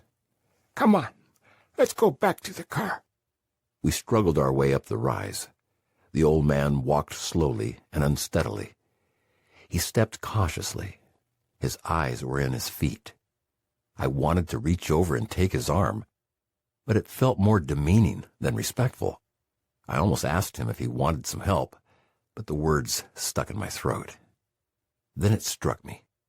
If he could barely see the ground in front of him, how had he seen the buffalo on that ridgetop almost half a mile away? "How did you see that buffalo?" I asked him. He turned his head and nodded several times, as if satisfied with the question. I didn't see him, Nerburn. He showed himself to me. Grover had stretched out on the car hood like a cowboy in some cheap cigarette ad. He had his legs crossed at the ankles and his hands folded behind his head. The cowboy hat was tilted down over his eyes. Sunlight sparkled and glanced off his silver hatband. "You save him, Nerburn?" he asked from beneath the hat. "It was close," I answered. "If I hadn't shown up, he was going to turn into a buffalo." "Glad he didn't. Never fit in the car," Grover said, pulling himself up into a sitting position. Dan chopped a low sound and made his way over to the front passenger door. Fatback was chewing hard at some burr between the pads on her back foot. Dan leaned over in a slow, arthritic bend. He sucked to get her attention. She stopped her gnawing and looked at him. Then, without further command, she rolled on her back and stuck her back foot toward him. With practiced fingers, he spread the pads of her foot and reached in and pulled out the burr. Fatback curved up and licked his hand several times, then delved her tongue back into the crevice between the pads and began licking away at the wound. Dan cuffed the scruff on her neck and opened the car door. It was a small moment, but full of love and understanding. Maybe Grover had meant more than I thought when he had told me to watch Fatback and get my book from her. Chapter 14. Seeing with Both Eyes. In a manner that seemed almost incredible to me, Grover continued through the trackless hills for almost the entire afternoon. Occasionally, he would find an old path and follow it for a bit. Once or twice, we had crossed gravel roads, but rather than turn onto one, Grover pushed across them like fording a stream, then plunged back into the grasslands. I had no idea what he was doing or why he was doing it. All he would ever say was, "Shortcut." Dan assured me that there was a track here. How the hell else would he know where he was going? He said. I could not tell if it was a joke or a statement of fact. I had the distinct sense that there was a purpose behind our journey, but it seemed so random, so serendipitous. Grover tried to get me to eat a steamy bologna sandwich that he had stored under the front seat, but I declined. He shrugged and ate too. Dan did some housekeeping on his with ketchup and mayonnaise packs that he found in the glove compartment, then chewed it down in contented, rhythmic bites. Fatback looked longingly from the back seat. Bad for the stomach, I consoled her. As the shadows began to lengthen, we came to a gravel road that stretched off over the hills. To my surprise, Grover turned onto it and headed south. "Annie," he said. The shorthand meant nothing to me, but it elicited great nods of approval from Dan. "Good," he said. "Haven't seen that old squaw for a while." My spirit lightened considerably, now that we were on a recognizable road. My life had been full of too many tiny automotive apocalypses, where a tire had blown or a warning light had suddenly come on. And I now unconsciously found solace on well-traveled roads, where solutions were close at hand and small problems were less likely to turn into automotive nightmares. This dusty gravel path was no highway, but at least it spoke of intention and destination in a way that the trackless fields of our day's travel had not. Dan turned around and looked at me with a cockeyed grin. "Happy now?" I was happy before. "Yeah, but you like roads. I could tell it from the first time we drove up on the hill behind my house. You go where they send you." Like I said to Grover, cars and roads sort of go together. "Not in Indian country," he laughed. "Besides, they tend to lead to phones," I said, "and I still would like to find one. Does this Annie have one?" Grover guffawed. "Where the hell do you think you are, Nerburn? America? They don't put phone lines out here. Electric lines either." His voice was tinged with bitterness. "And it's a good thing, too, far as I'm concerned," Dan added. "This is a better way to live. The people are happier. This is the way it was when I was a kid. We all helped each other because we had to. Nobody had anything. We just shared. When someone came to your house, it meant they really wanted to see you. You honored them." Grover leaned back in his seat and sighed. "Yeah, that was the thing when we were young. Honor and respect. We were taught honor. I don't know what the hell happened." A pickup roared by in the opposite direction. Grover and the other driver exchanged waves. Dan picked up the conversation. "That's something you should think about, Nerburn." "Huh?" I blurted. I was thinking about roads and telephones. "Freedom and honor." It sounded like a military slogan. "Well, what do you mean?" I said, only vaguely interested. "This is important," Dan emphasized. "I want you to get it down." I remembered that his shoebox full of notes had contained many references to freedom and honor. I rummaged in my duffel bag and pulled out the tape recorder. "Okay," he said. "Ready?" Ready. I really wasn't. I wanted to just sit and think. But it was clear that Dan was going to give one of his little talks. I fiddled with the volume control on the tiny recorder and slipped in a new cassette. "This is something I have thought about for a long time. It's about white people and why they don't understand us. I think I know why." "Go ahead, tell me," I said. "I think it's because the most important thing for white people is freedom. The most important thing for Indian people is honor. This is why white people have listened to the black people more than to us Indians," he said. "The black people want freedom too, just like white people. And since the white people took freedom from the black people, the whites feel guilty about the blacks. You see what I'm saying?" I nodded absently. "But the Indian has always been free. We are free today. We have always been freer than the white man, even when he first came here. When you came to our shore, your people wore clothes made out of chains. Our people wore nothing at all. Yet you tried to bring us freedom. The white world puts all the power at the top, Nerburn. When someone gets to the top, they have the power to take your freedom. When your people first came to our land, they were trying to get away from those people at the top. But they still thought the same. And soon, there were new people at the top in the new country. It is just the way you were taught to think. In your churches, there is someone at the top. In your schools, too. In your government. In your business. There is always someone at the top, and that person has the right to say whether you are good or bad. They own you.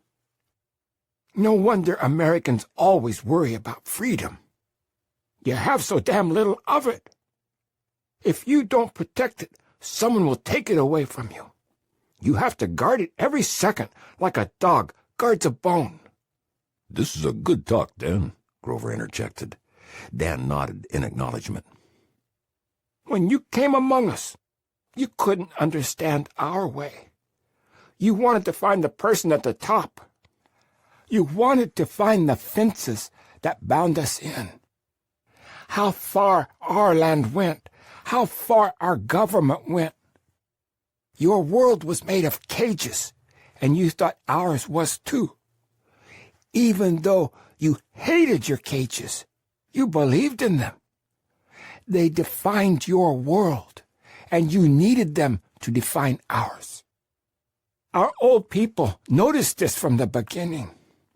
They said that the white man lived in a world of cages, and that if we didn't look out, they would make us live in a world of cages too. So we started noticing everything looked like cages. Your clothes fit like cages. Your houses look like cages. You put fences around your yards so they look like cages. Everything was a cage. You turned the land into cages, little squares. Then, after you had all these cages, you made a government to protect these cages. And that government was all cages. All laws about what you couldn't do. The only freedom you had was inside your own cage. Then you wondered why you weren't happy and didn't feel free. You made all the cages. Then you wondered why you didn't feel free. We Indians never thought that way. Everyone was free. We didn't make cages of laws or land. We believed in honor. To us, the white man looked like a blind man walking. He knew he was on the wrong path when he bumped into the edge of one of the cages. Our guide was inside, not outside. It was honor. It was more important for us to know what was right than to know what was wrong. We looked at the animals and saw what was right. We saw how the deer would trick the more powerful animals and how the bear would make her children strong by running them without mercy. We saw how the buffalo would stand and watch until it understood. We saw how every animal had wisdom, and we tried to learn that wisdom. We would look to them to see how they got along and how they raised their young. Then we would copy them. We did not look for what was wrong. Instead, we always reached for what was right. It was this search that kept us on a good path. Not rules and fences. We wanted honor for ourselves and our families. We wanted others to say, "He is a good man. He is as brave as the bear, or as clean as the fox." We had freedom, so we did not seek it. We sought honor, and honor was duty. The man who sought freedom was just running from duty, so he was weak. The only time freedom is important is when others are trying to put you in chains. We had no chains, so we needed no freedom. Dan paused to let me take it all in. Does this make any sense to you? The world your people brought saw everything in terms of freedom. We have always had our freedom, so you had nothing of value to give us. All you could do is take it away and give it back to us in the form of cages. That is what you did when you took our land and tried to give it back to us in allotments. You took all our Indian land and gave it back to us in squares and said, "You now have the freedom to be farmers and ranchers." We didn't want to be farmers and ranchers. We had been farmers when we had to, but we didn't want to be told to be farmers. When we didn't farm, you got angry and couldn't understand. "We have given you the freedom to have your own land and be farmers," you said, "and you aren't doing anything." To us, all you had done is given us our own cage. If you take an animal from the woods or the prairie and give him a house inside a fence, is that giving him freedom? No. All it is doing is taking away his honor, because if he accepts it, he is no longer free. Yet that is what you did to us. Either accept this cage or be killed, is what you told us. You took our honor and gave us your freedom. And even you know that is no freedom at all. It is just the freedom to live inside your own locked cage. Here is what I really think. White people are jealous of us. If it hadn't been for your religion, you would have lived just like us from the first minute you got to this land. You knew we were right. You started wearing our clothes. You started eating our food. You learned how to hunt like us. When you fought the English, you even fought like us. You came to this country because you really wanted to be like us. But when you got here, you got scared and tried to build the same cages you had run away from. If you had listened to us instead of trying to convert us and kill us, what a country this would be. "Huh, Grover said in a subdued gesture of approval. "That's damn straight, Dan." Dan sat erect and facing forward. He knew he had spoken well. His chin was held high, his arms folded across his chest. There was a pride and a peace in his bearing. "Thank you, Dan," I said. "I will speak more if you want me to," he offered. He was like a concert pianist, in full command of his powers, offering to play an encore for an audience that had pleased him with its intelligent attentiveness. "I would be honored," I said. "What should I speak of?" This was a rare opening for me. I was caught up short. I wanted to ask a big question, but none came to mind. "What's important to you?" "Many things, Nerburn, and I will say them when it is time." There was a silence. "I think I should talk about words. Your language. It is another thing that bothers me. And I think I should take away the burdens of the things that bother me. That is what I heard from the old ones." He had taken on his formal manner again. He was once more the solitary orator, speaking the truth that he had worked out over so many years, with only an old friend, a white man, and a sleeping Labrador to hear him. I said a silent prayer to the gods of technology that my little discount store tape recorder would catch his words so I could pass them on.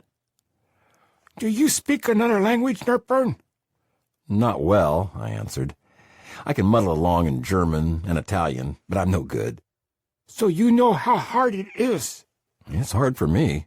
"It's hard for everybody. Can you say what you want in those languages?" "No. If I'm lucky, I can say things one way, and it's probably wrong." "Would you like to read contracts in those languages?" No. I could see where he was heading. Would you like to have someone you didn't trust tell you what those contracts said? No. That's what our treaties were. Pieces of paper written in a language we didn't understand and read to us by people we didn't trust. Then they were signed by Indians who were bribed to sign them, or maybe were threatened if they didn't. Then, if there was anything in them that actually helped the Indian people, they were changed by lawyers for the government, or taken into courts where the judges for the government made them mean whatever the government wanted. You know this, don't you? Pretty much, I said. I think the treaty injustices are something that most Americans are beginning to understand. Understand, maybe, but not fix. But those are not what I want to talk about. They are like a large bear attacking us. Anyone can see them. It's the snakes I want to talk about. Here, let me talk some more. I am going to say some things that you should think about. He drew in a large breath and began. I grew up speaking the language of my people. It wasn't until school I had to learn English. They just marched us into the classroom and started talking in English. We had to learn. I remember how funny it sounded when I first heard it. There were so many words. The teacher could talk for an hour and not even stop. She could talk about anything. She didn't need to move her hands even. She just talked. Some days I would sit and watch her just to see all the words she said. One other boy once told me he thought she said as many words in a day as there were stars in the sky. I never forgot that. When I learned English, I realized it was a trick. You could use it to say the same thing 100 ways. What was important to Indian people was saying something the best way. In English, you had to learn to say things 100 ways. I never heard anything like it. I still watch white people talk, and I'm surprised at all the words. Sometimes they will say the same thing over and over and over in different ways. They are like a hunter who rushes all over the forest hoping to bump into something instead of sitting quietly until he can capture it. I don't mind this mostly, but I don't like it when it is used to hurt us or other people. Now I'm going to tell you some of those things that hurt because of the way people say them. I wonder if you ever thought of them.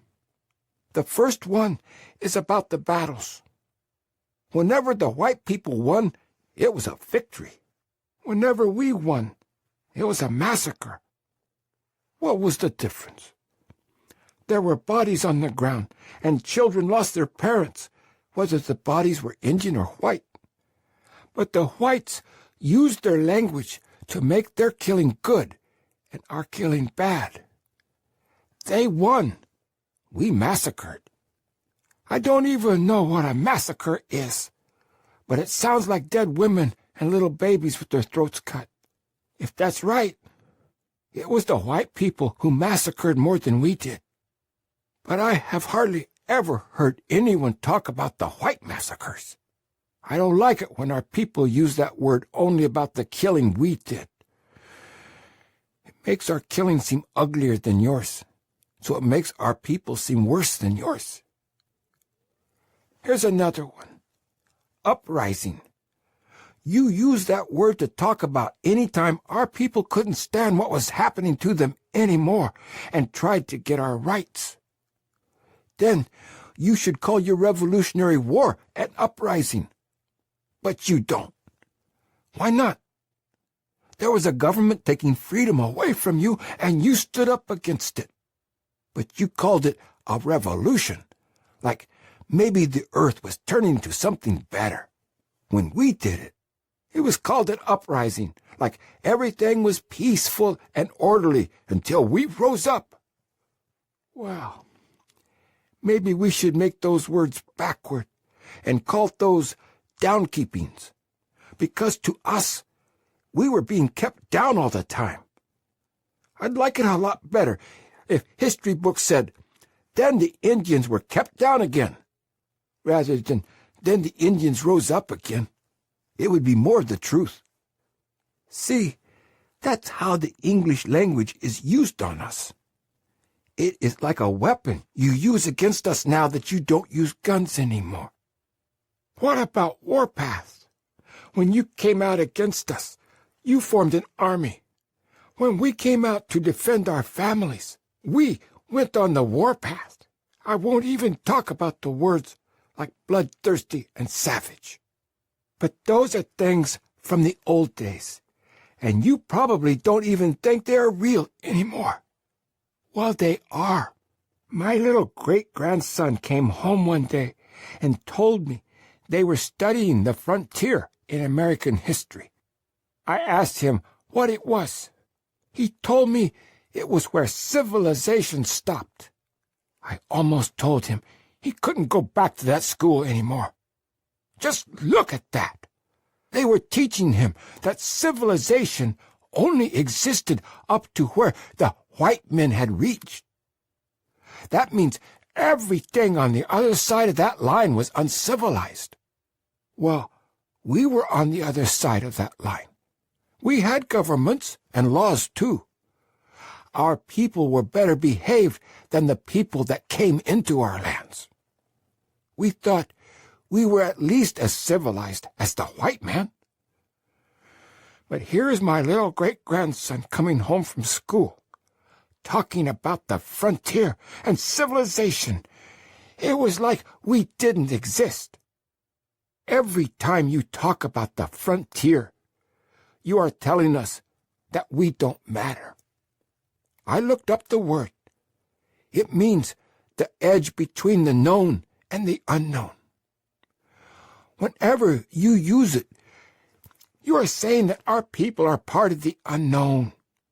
You are teaching your children and our children a history that says Indian people were part of a big, dangerous, empty space on the other side of the line where people had laws and culture. It is like there were wildcats and poisonous snakes and Indians, and they were all the same. Just something unknown that made the land dangerous. See, this is part of the big story you don't even see. You teach about the frontier. You talk about the wilderness and how empty the land was, even though to us, the land was always full. You talk about civilization like we didn't have any, just because we didn't try to haul big chairs and wooden chests across the desert in a cart. The way you teach it, America started from some ships that came to Massachusetts and Virginia. The people got off and had to push their way through some big empty land that was full of danger. When they got to these plains, they sent the wagon trains across the mountains and the desert, like little streams cutting their way through the earth. Once they got across, then more people followed their paths, and things were built along the way, and it was like these little streams of people became big rivers of people that all flowed across to California and Oregon and Washington. It was like the place was empty, and you filled it up, and history is the story of how you filled it up and what happened while you were filling it. You can tell me you don't think that way, but you do. I look at the history books of the kids. They start in the east and come west, all of them. Like that is the way history happened. Just think what that does to our kids. It tells them to see the past like white people. It teaches them to understand this country like they were on those boats and covered wagons. That's not the way it was to us. For us, this was a big land where people lived everywhere. Then some people came and landed on the shores in the east while others came up from the south. They started pushing us. Then some others came down the rivers from the north. All these people were fighting each other. They all wanted something from us. Furs, land, gold. They either took it or made us sell it to them. They all had guns. They all killed us if we didn't believe that God was some man named Jesus who had lived in a desert across the sea. They wouldn't leave us alone. Pretty soon, they set up a government way back somewhere in the east and said this all was their land. Not just where they lived, but everywhere they had been, or even where they had heard of. If they could get one man to go to a place and put a flag in the ground, they said they owned everything between where they started and that flag. They started pushing us backward on top of each other. All of us who had lived side by side, leaving each other alone, had to fight each other for hunting land. We had to make deals with the white men or else fight them. There wasn't enough food. Everything started to fall apart. We lost the land our ancestors were buried in. We got pushed into little ponds of land. We were like fish who had been swimming in the sea who were sent into little ponds. See, to us, American history is how the big sea became little ponds, and whether those are going to be taken from us or not. It doesn't have anything to do with 13 colonies and some covered wagons going west. Our land was taken from us from every direction. We can look at the same facts as you, and it is something completely different. But you build your history on words like frontier and civilization. And those words are just your ideas put into little shapes that you can use in sentences. The big ideas behind them are weapons that take our past from us. I think that's a lot of where our people went wrong with your people. We didn't see the big ideas behind the words you used. We didn't see that you had to name everything to make it exist, and that the name you gave something made it what it was. You named us savages, so that made us savages. You named where we lived the wilderness, so that made it a wild and dangerous place. Without even knowing it, you made us who we are in your minds by the words you used. You are still doing that, and you don't even know it is happening. I hope you'll learn to be more careful with your words. Our children don't know the old language so well, so it is your English that is giving them the world. Right now, some of the ideas in your words are wrong. They are giving our children and yours the world in a wrong way. There was an old man who told me when I was a boy that I should look at words like beautiful stones. He said I should lift each one and look at it from all sides before I used it. Then I would respect it. I think he gave me good advice. You people have so many words that you don't respect them the way you should. There's always another one, so you just throw them out there without thinking. I think you need to be careful. Those words are like stones, even if they are very beautiful. If you throw them out without thinking, they can hurt someone. I have spoken now. I had said nothing during the discourse.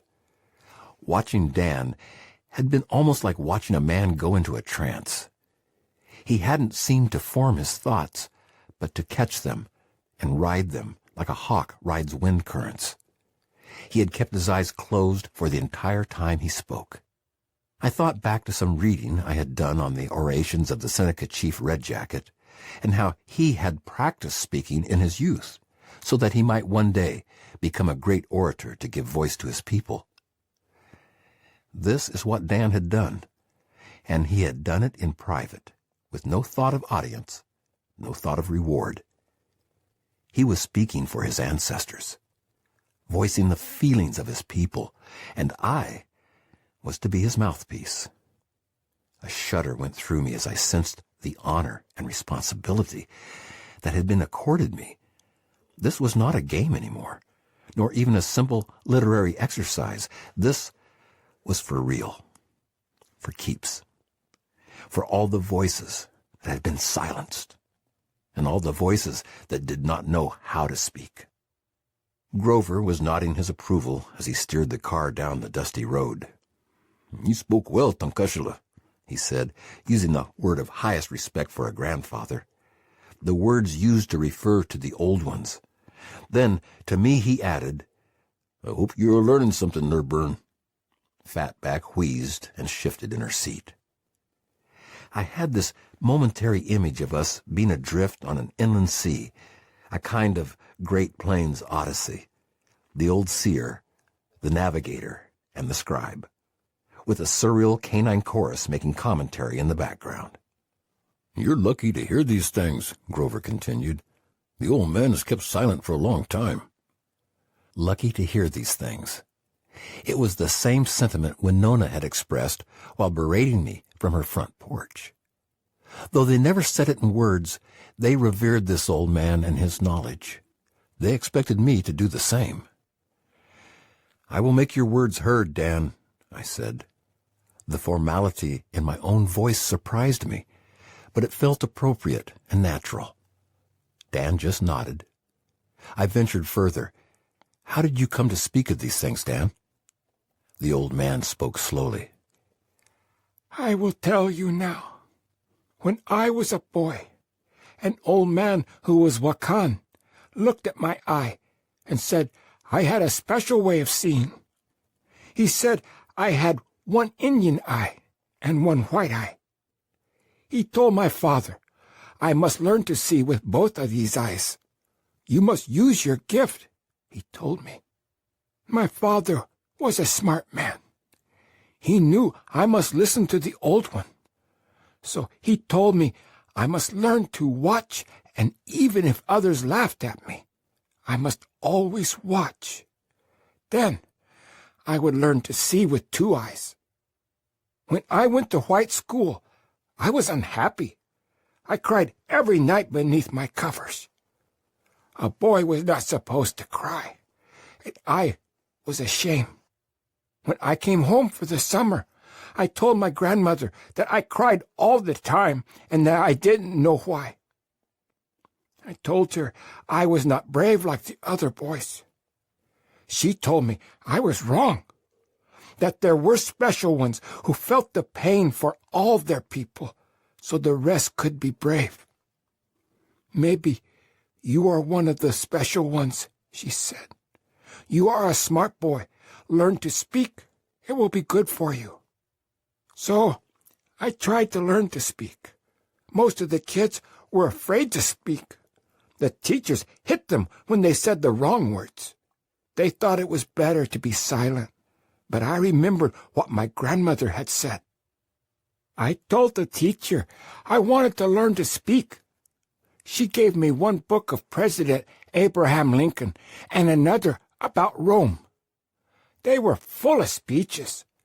She told me to learn one every week and say it to her after school. When I looked at them, there were so many words. I wanted to run away, but I didn't. I tried to learn those speeches. I didn't know most of the words, so I just learned the sounds. The teacher said that was good. I would have my own words, she said, but the sounds were like music. They were there for everybody. I learned those speeches. I still know them today. I thought they were the greatest speeches in the world.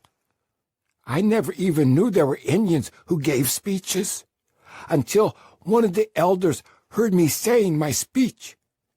He told me there have been great Indian speakers, too.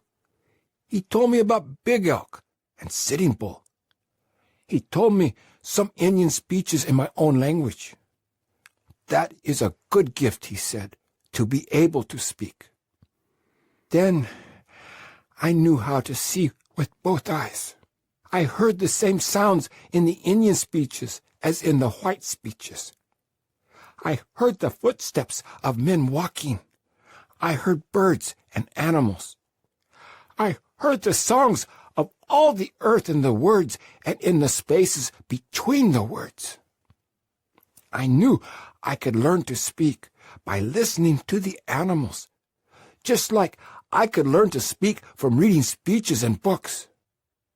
Since then, I have not been afraid to speak. I have studied and learned words. I have watched with my Indian eye and with my white eye. I have spoken in Indian and in English. I have honored my gift. Abruptly, he stopped.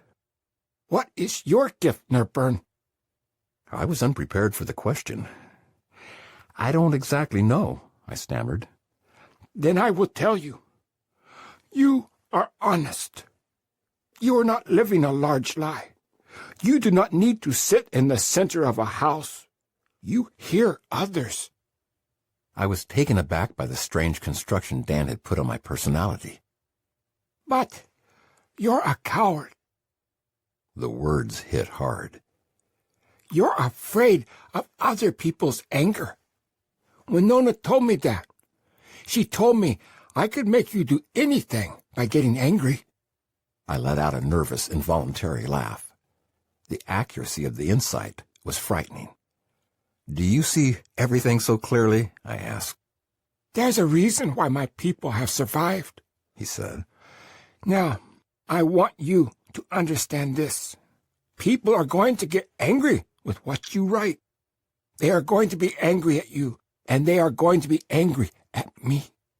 I don't care. I am not a coward. I made a mild protest. Now, that's an awfully harsh word. Let me finish. You cannot be afraid. There is good anger, too, and you have that. It is the anger from seeing clearly. It's the same anger I have. It's the anger the old ones warned me about. You must learn to control that anger. Then it can be of use. But there's bad anger, too. It is the anger of people who only want their own way. That anger is selfish. It is a child's anger, and you must not back down from that anger. If you back down from it, you are being a coward. Do you understand me? I think so, I said. Good, He answered with finality. You will use your gift well if you stop being afraid of other people's bad anger. Grover wanted to emphasize the point. He was ever the watchful guardian, making sure I understood the dimensions of my task. He's saying you write what you see, and you write what you hear. You are a keeper of the fire. Dan nodded his approval. Keepers of the fire cannot be cowards. They are carrying light. Chapter 15. Shiny Soup. Soon signs of human habitation began to appear. A small dot in the distance proved to be a mailbox on a post, set next to a rutted dirt roadway that curved off over the hills. About a mile further down, 2 white men in cowboy hats were herding several dozen cattle along the side of the road. The man in the lead was driving a tractor, while the man in the rear rode a large brown horse. They waved and smiled as Grover slowed to pass them. "Good town for you up here," Grover said. "Well, how do you mean?" I asked. "White town, homestead town. You'll feel at home. We'll stop for something to eat. You can make your phone call." I puzzled at his characterization of the town, but as it appeared in the distance, I understood. This was not a reservation town of trailers, random pockets of gone-to-seed tract housing, junk cars in yards, and the occasional commercial enterprise sitting back from a dusty, rutted dirt parking area. Instead, It loomed in the distance like any of 1,000 rural enclaves that dot the plains and prairies of the central U.S. A tiny huddling of buildings, standing proud against the horizontal landscape, capped by those two proud monuments to civic and spiritual accomplishment, the water tower and the church steeple. Though it was in the middle of a reservation, this was a white town, a product of the Dawes Act of 1887, that had chopped up reservations into 160-acre parcels and allotted them to individual Indians in an attempt to convert them to the ways of farming and private ownership. Few Indians had ever taken to farming, and even fewer had understood the subtleties of private land ownership. Before long, through legal maneuvers, swindles, and sales agreements of varying legitimacy, white settlers had obtained the best land on almost all the reservations in the country. In addition, land that had been left over after all eligible Indians had received the 160 acres had then been opened up for white homesteaders. Though the land technically remained within the boundaries of the reservations, it was settled and developed like white towns all over the prairies and plains. A traveler who was paying no attention to maps or road signs might drive into one of these towns and never know he or she was on a reservation, except for the unusual number of Indians conducting their business there. Even from a mile away, I marveled at how completely different this little town seemed from the world in which I had spent the last week. There was an implied sense of order here. The road was tarred. The approach of the town was heralded by the gradual and orderly increase in human habitation. The commercial and the residential areas were distinct and demarcated. The signage, though intrusive, was professional and of a piece. In concept and in layout, there was an underlying mathematics to the experience. Grover switched on his turn signal as we passed the black and white highway sign that announced Business District. The powerful metronomic click and the heavy green flash from the dashboard seemed a perfect herald for the world we were entering. At the sound of the turn signal, Fatback popped up from her lethargy and scrambled upright in the seat next to me. We pulled off the highway onto the main street. The business section was short, only 2 blocks long, with side streets that trailed off into dead ends after a block or so. At the far end of town, you could see the beginnings of a small residential area of right-angle streets canopied by shade trees. I looked at the small storefronts. A coast-to-coast, a Sanax feed station, an empty 2-story brick building that might once have been a hotel. This was a farm country town, once proud of its self-sufficiency, now populated by old men in pickup trucks who swapped stories at the local cafe. There was a peace and an order here that was comforting, but the edge of decay was everywhere. It was different from the Indian towns, where poverty had kept anything from rising to a level of refinement. Here there was a memory of proper days and roadsters and men in blocky suits leading well-scrubbed families up church steps on Easter morning. Now, however, there was no activity anywhere. With the exception of a low cinder-block bank and a convenience store at the junction with the highway, there appeared to have been no new construction here for at least 50 years. "Like it, Nerburn?" Grover asked. "It feels like a perpetual Sunday afternoon," I said. "It's got a phone, though." Grover made his way slowly down the wide, empty main street and pulled in on a diagonal in front of a run-down corner building. At first, I thought it might have been abandoned, despite the 3 or 4 vehicles parked outside. But then an old man in a cowboy hat pushed open the metal storm door and stepped out. He squinted toward the sky, like a man emerging from darkness, and made his way down the street. "Nice place, Grover," I said. "Got a phone," he answered. The building at which we had stopped had almost no identifying marks. The original display windows had been covered over with whitewashed plywood, leaving only 2 small apertures the size of bathroom windows to face the main street. A yellow plastic mold-injected sign with raised black letters hung over the metal storm door. It read simply, "Cafe, Homemade Pies." I wondered if someone had thought long about that description, or had just ordered a generic sign from some restaurant supply company hundreds of miles away. I looked again at the characterless block lettering. The lack of any personal touch just added to the sense of decay. Surely someone could have come up with a name like Ma's or Emma's or anything else. It was as if there had not been enough energy or hope to strive for any personal expression. Even the sign over Jumbo's garage, with its dripping letters and indecipherable message, spoke of more personal interest and initiative. Grover got out and headed for the door. Now that we were traveling, he had assumed the role of leader. Dan walked slowly behind, craning his neck in an idle curiosity that was quite different from the attentive vigilance he lavished on the draws and hillsides. It was as if he were a tourist here, taking in the unfamiliar with an unabashed awe, while on the hills he was a silent observer, aware of everything around him, picking and choosing from the sights and sounds and smells until he could establish a pattern of meaning. I consoled Fatback, who was slumped morosely back into her seat, and promised her a bounty of leftovers if she would wait patiently while we ate our people meal. She made a flubbering sound and closed her eyes. The exiting cowboy had been squinting for a reason. The inside of the restaurant was as dark as a cheap bar. Directly inside the door, 3 pedestal tables had been pushed together to form a long banquet-style seating area. 6 old white men sat along it, wearing feed caps and smoking cigarettes. On the wall above them was a Xeroxed sheet of white paper that read, "Cows may come and cows may go, but the bull in this place goes on forever." The waitress was somewhere in her late 20s, white, disinterested. She sat on a bar stool near the kitchen door listening to country western songs on a small boom box. She was absently twirling a strand of her bleach-blonde hair while blowing streams of cigarette smoke out through her nostrils. Grover gestured us to the opposite side of the restaurant. We took a place at a square brown table with 4 yellow vinyl chairs.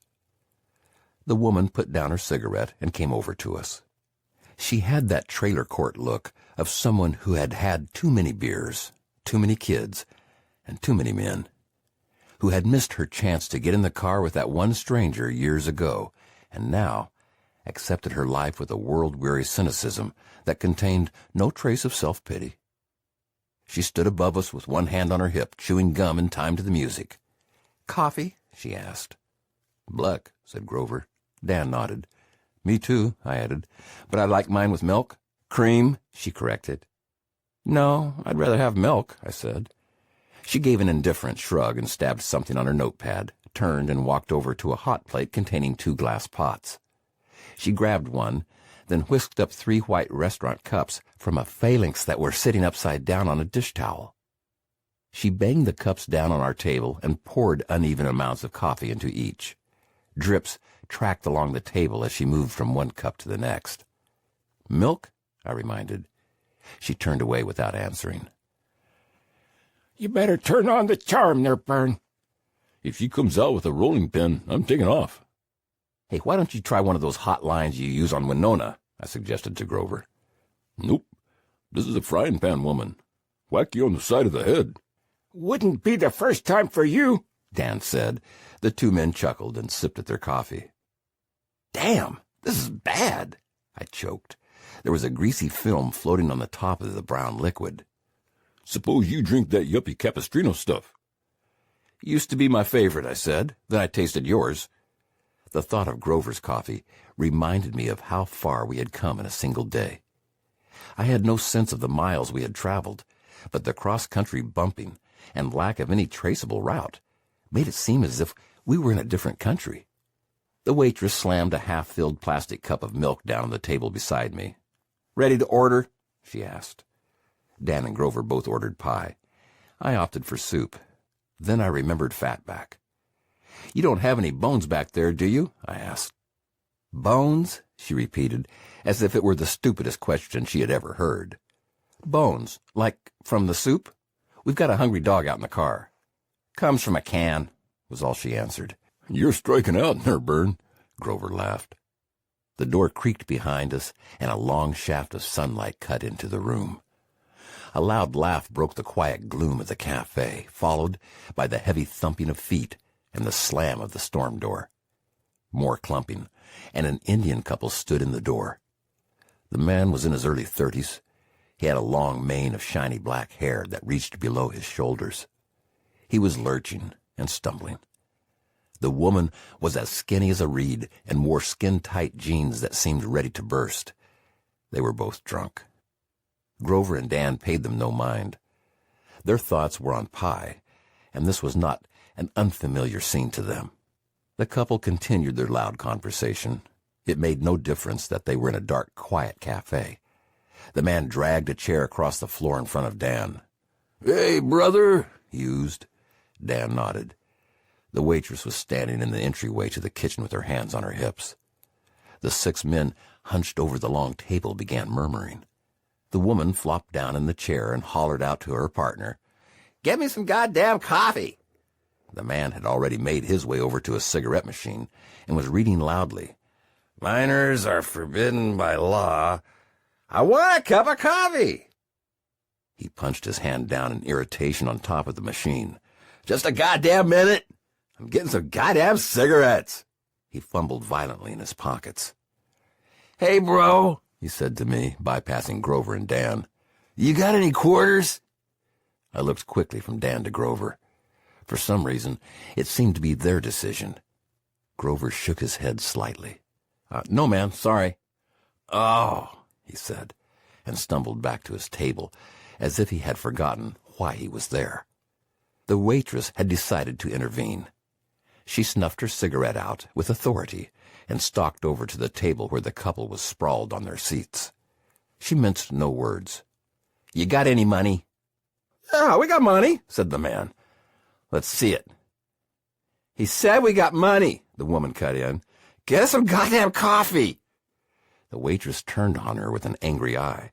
"Listen, honey, if you got money, you get coffee. But until I see it, I don't think you got it." The hell with her," the man muttered. He swung his arm clumsily across the table, sending a plastic squeeze bottle of ketchup tumbling onto the floor. "Let's get out of here." The 2 of them stood up and lurched their way toward the door.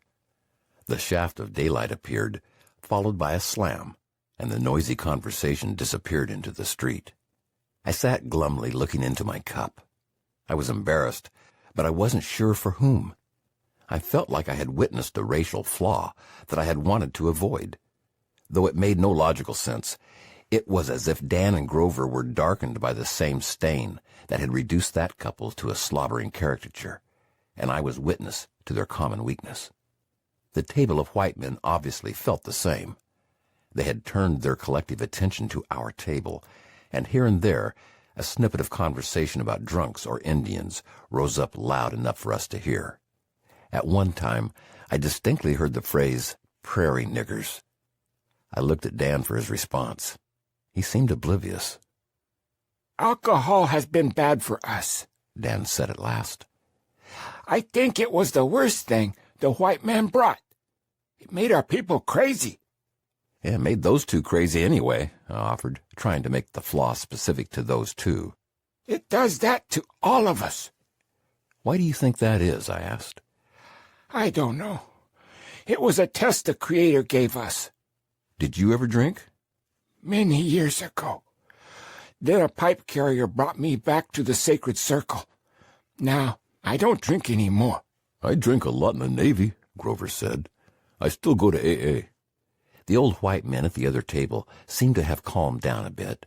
The disruption in their day had settled into a story they could tell their cronies, and the 2 old Indians and the white man at the table across the room no longer held their interest. "Do drunks like that embarrass you?" I asked. "It shames me." "It only bothers me around white people," Grover added. "I don't like 'em to see our brothers like that. It makes us look weak." "We are weak. We are weak for alcohol, just like white people are weak for owning things." He turned to me. "But those weaknesses are gifts, Nerburn. They're gifts, just like our strengths are gifts. Weaknesses make us strong, because they make us stand up to ourselves." The waitress returned with the pie and soup. She slung them on the table like a dealer distributing cards.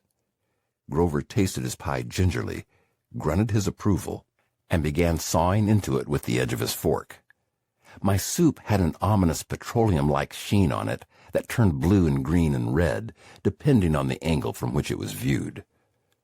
"The trouble is not the alcohol," Dan continued. "The alcohol is a challenge to make us strong. The trouble is the way we have let it make us into victims."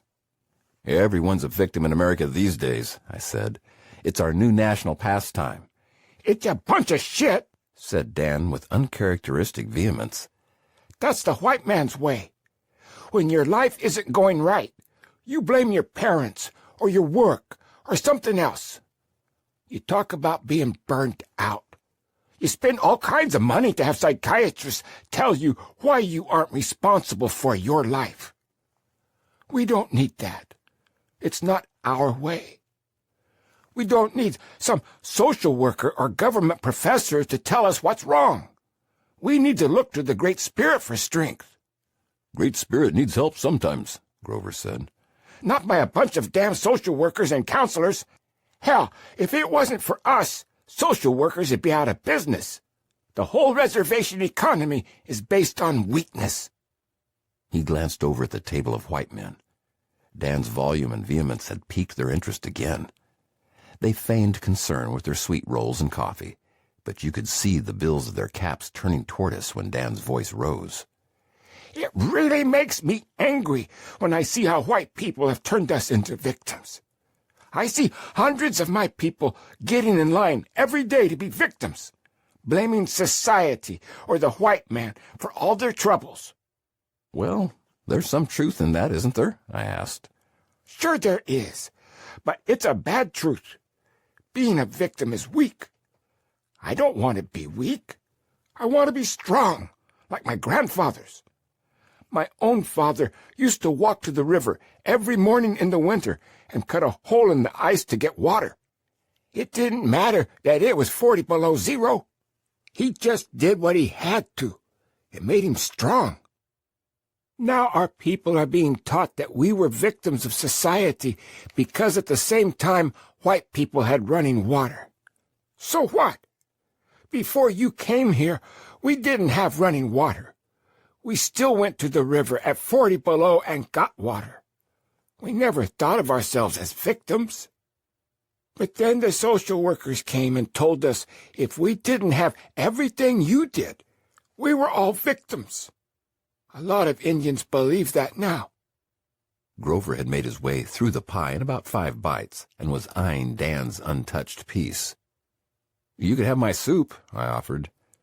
"He wants my pie," Dan said. Grover reached across toward the old man's plate. "You can't talk and eat," he said. "And you sure as hell aren't going to stop talking." Dan seemed unfazed. "The white man's way is not the Indian way. We don't need to want the same things you do. We have our way. It was given to us by our ancestors. All we have to do is follow that way. To follow your way is to say you are stronger. I don't think you are stronger. I think you are weaker.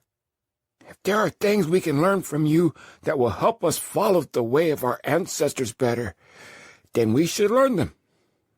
If there are things we can get from you that will help us give our people a better life, we should get them. But we don't need to look at you and say that if we don't have everything you have, then we are victims. That is giving your way too much power over our way. We should both live the way we think is right and try to help each other as best we can." "That's a fine sentiment," I began. Dan cut in before I could say more. "It's more than a sentiment. It's the way it should be. That's the way Indian people thought it was going to be when you first came to our land. We were going to share with you, trade ideas, knowledge, the gifts of our people for the gifts of yours. We listened to you, but you never listened to us. All you did is steal from us." The old men at the other table had dropped their pretense of disinterest. Dan's voice had risen to the point where you could hear him throughout the whole cafe. "Hey, old man, calm down," Grover whispered. "You're as loud as those drunks." The hell with them. I'm old. Let them think I'm crazy. They might be right, Grover said. Dan forged ahead. If we never would have listened, we wouldn't have had drunks. We wouldn't have had alcohol or half the problems we have now. We didn't have those before the white man came. Made us a bunch of damn blanket Indians, hanging around the trading post looking for a handout. That's when it all started. Now we're hanging around government offices looking for food stamps. The waitress had turned on her stool and was leaning against the wall with a bemused smirk on her face. The men at the other table had set down their coffee cups and were staring at Dan with undisguised interest. 2 dramas in one day were too much to hope for. This would give them almost a whole winter's worth of conversation. Dan was not to be deterred. His mind was racing and his tongue was not far behind. Do you know why we listened to the early missionaries? Because they were strong. They slept on the ground with us. They didn't make beds off the floor and try to shut out the world. You may not believe it, but they understood our life and they liked it. They knew we were living close to the earth. From our standpoint, the best of them just made their religion fit with ours, just like a hand fits into a glove. It was when the other ones came that the real trouble began. The ones who were drunk with their own vision of truth and couldn't see ours. The ones who needed houses with floors and then lifted their beds off the floors and then put a mattress on the bed so they could be as far away from the earth as possible. These people never knew who we were. Now, 100 years later, you've got us to lift our floors off the ground and our beds off the floors, and to shut out nature, and to get our food in cellophane wrappings. You tell us that we are victims if we don't have all those things. Then you go out and go camping and sleep on the ground and say you are living like the Indians did. It is just another way of taking our culture from us. You try to make us feel sad about what we don't have, while you try to claim what we do have for yourselves. Eat your damn pie or I will, Grover said. There was a humorous gleam in his eye, but his voice betrayed a strange nervousness. He did not like to let things out around white people. Dan would have none of it. He brushed the comment away like a gnat. Think of that Thoreau fellow. I've read some of his books. He went out and lived in a shack and looked at a pond. Now, he's one of your heroes. If I go out and live in a shack and look at a pond, pretty soon I'll have so many damn social workers beating on my door that I won't be able to sleep. They'll start scribbling in some damn notebook. No initiative, no self-esteem. They'll write reports, get grants, start some government program with a bunch of forms.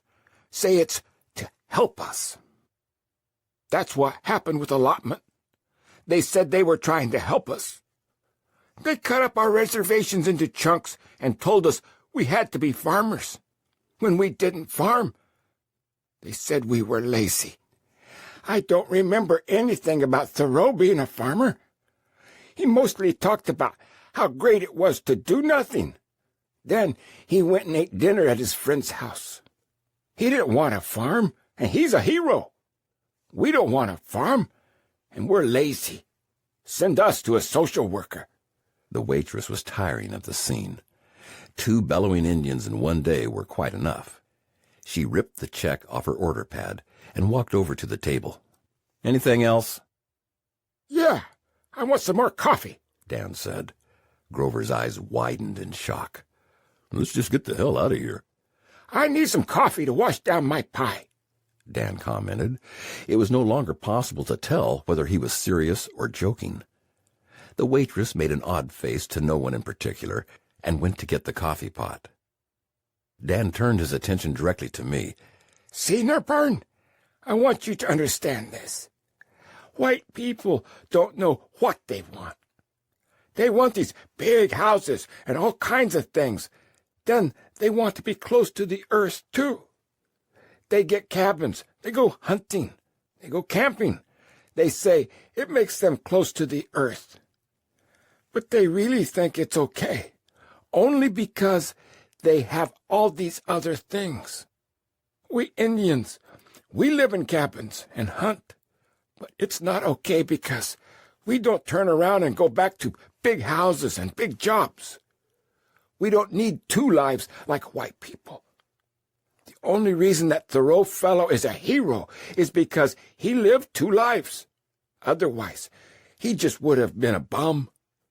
They would have sent social workers to his house. Dan's logic had reached a Byzantine state. I no longer knew whether or not he was making sense. I just nodded and stared at the iridescent sheen of my soup. Grover was hunching his head into his shoulders, and the old men across the way were conferring amongst themselves about the wisdom of what the crazy Indian was saying.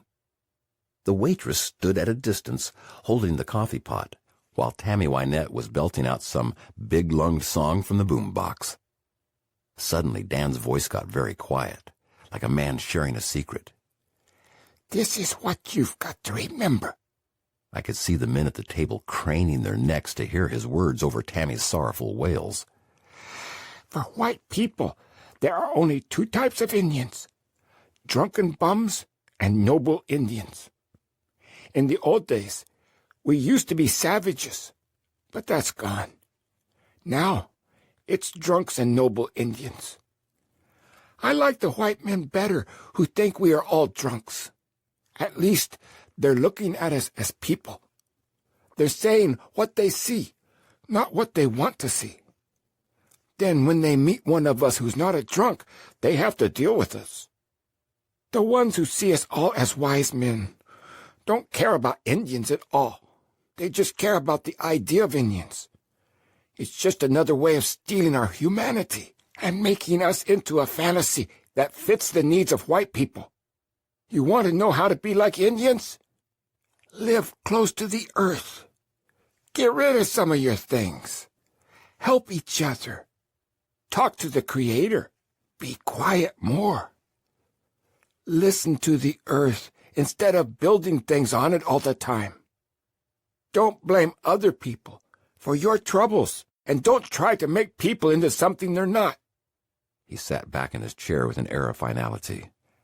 There. I'm done, he said. About time, Grover grumbled. I just nodded in a half-hearted gesture of assent. The internal logic, or lack of it, in Dan's rant had left me reeling.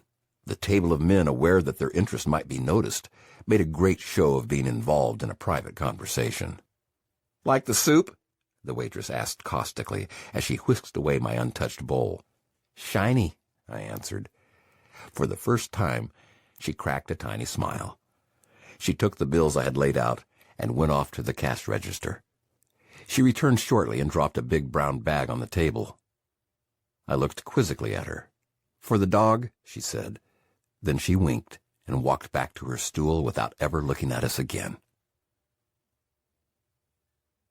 Chapter 16. The Stranger. I made Grover stop at the convenience store so I could make my call. The phone in the cafe had hung on the wall only about 2 feet away from where the 6 men in feed caps were sitting. I figured they had enough stories without hearing me try to explain to my wife how I wasn't coming home because my truck was being dismantled by a giant while I drove across fields in an old Buick with 2 Indians and an arthritic dog. When I returned to the car, Grover and Dan were engaged in an animated conversation that had Dan laughing in his old good-hearted cackle. You talk more than a white man, Grover was saying. Gives those old bastards something to talk about. Yeah, it gave them another old bastard to talk about. Dan cackled his approval. Straighten things out, Grover said as I pulled the door shut behind me. I guess so, I answered. It had been a sad conversation, full of unspoken angers and longings and sadnesses. My boy had gotten on the line and begun pouring out stories of his little friends and toys he had gotten and birthday parties he was going to attend. My wife had tried to be supportive, but there was a hard distance in her voice. She was carrying too much on her own. She needed me home. You've got to just let it go, Nerburn, Grover said. His flip attitude angered me. I wanted to recede into my own private hurt. Dan said nothing. We wheeled back onto the main highway. For reasons that I did not understand, Grover headed east again. The route seemed completely haphazard and without purpose, but I didn't care. My cares were in my mind. What Grover chose to do did not interest me. The Buick settled into its 8-cylinder throb, and the three of us lapsed into silence. Fatback was gnawing furiously on one of the bones that the waitress had given us. We rode without speaking for almost an hour. I gave myself over once more to the rising hills and distant vistas. My child's voice haunted me. The little trip had developed into a routine. Grover determined the route. Dan determined when we would stop and for how long. I rode along in the back with my canine companion, taking notes, observing, and staring out at the plains. Gradually, the pain of my distant family eased. The subtle power of the landscape washed over me once more. The ebbs and swells of the land and the lure of the distant horizon had a soporific effect on me. I nestled down into my corner of Grover's commodious back seat and let the great sweep of the land hypnotize me. The waning afternoon passed in this fashion, with no discernible rhythm or moments of individual consequence. Perhaps I had dozed, or merely drifted into deep reverie.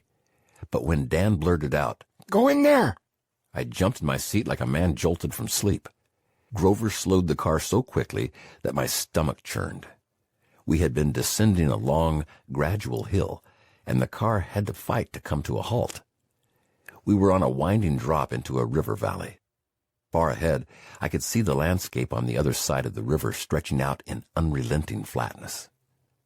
The cause of Dan's outburst was a buff-colored, hand-painted billboard with a geometric border of blue, yellow, green, and white diamonds. On it was written, "Sitting Bull Burial Site Monument." "Go in there!" Dan repeated. Grover obliged, and the old Buick dipped and heaved as it made the right-angle turn into a winding roadway that snaked back into the hills. "I want you to see this," Dan said with authority. He stiffened in his seat like a man coming to attention. "Sitting Bull was the great one, Nerburn. He only gave up because his people were hungry. He was the greatest one, along with Crazy Horse." I didn't know much about Sitting Bull. In my white education, he had been but another of a parade of chiefs with noble visages and exotic names, who had appeared as a test question in some historical gallop through the American frontier period. I did remember that he had somehow been involved in Buffalo Bill's Wild West show, and that had seemed to me a demeaning experience for a man who had once been a leader of a free people. "He was a great leader," I said vaguely. "The treaties were a bunch of crap." Dan spat, as if that were a logical response to my comment. "They were supposed to give us land. But how can you give someone something they already own?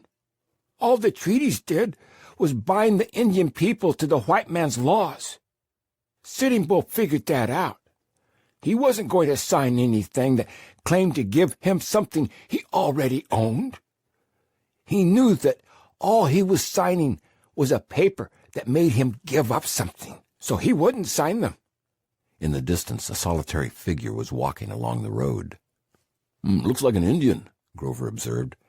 "You should pick him up," Dan said. As we got closer, the man came into sharper focus. He was young and angular, a full-blood, maybe 30, with the sharp, chiseled features of an athlete. He was wearing jeans and a T-shirt and had a black vinyl or leather jacket slung over his right shoulder. He walked with the agile lope of one who covered great distances on foot as a matter of course. Grover slowed down as we drove up beside him. Dan gestured him toward the back seat. The man bent down and looked into the car, then grabbed the door handle in an easy practice swing. He got in the car and gave Dan a nod. Other than that, he didn't say a word. His crisp white T-shirt clung tight against his sinewy torso. His jeans were held up by a tooled leather belt with a huge oval turquoise and silver buckle. He looked over at me, then reached in the pocket of the jacket he had been carrying over his shoulder. He pulled out a pack of Lucky Strikes and wordlessly offered one to me. I was in a momentary panic. I didn't want a cigarette, but was unsure if perhaps this was not a gesture of thanks and respect. I declined. He reached the pack over the front seat. Dan extracted 2 cigarettes and handed one to Grover. Grover nodded and slipped a cigarette into the corner of his mouth. Still, nobody uttered a word. The silence was disconcerting to me. Moments before, Dan had been warming to the subject of Sitting Bull and had given every indication of launching into a lengthy discourse on the matter. Now, with the arrival of the stranger, all conversation had ceased. We were writing in Indian silence, unself-conscious, wordless, and without pretense.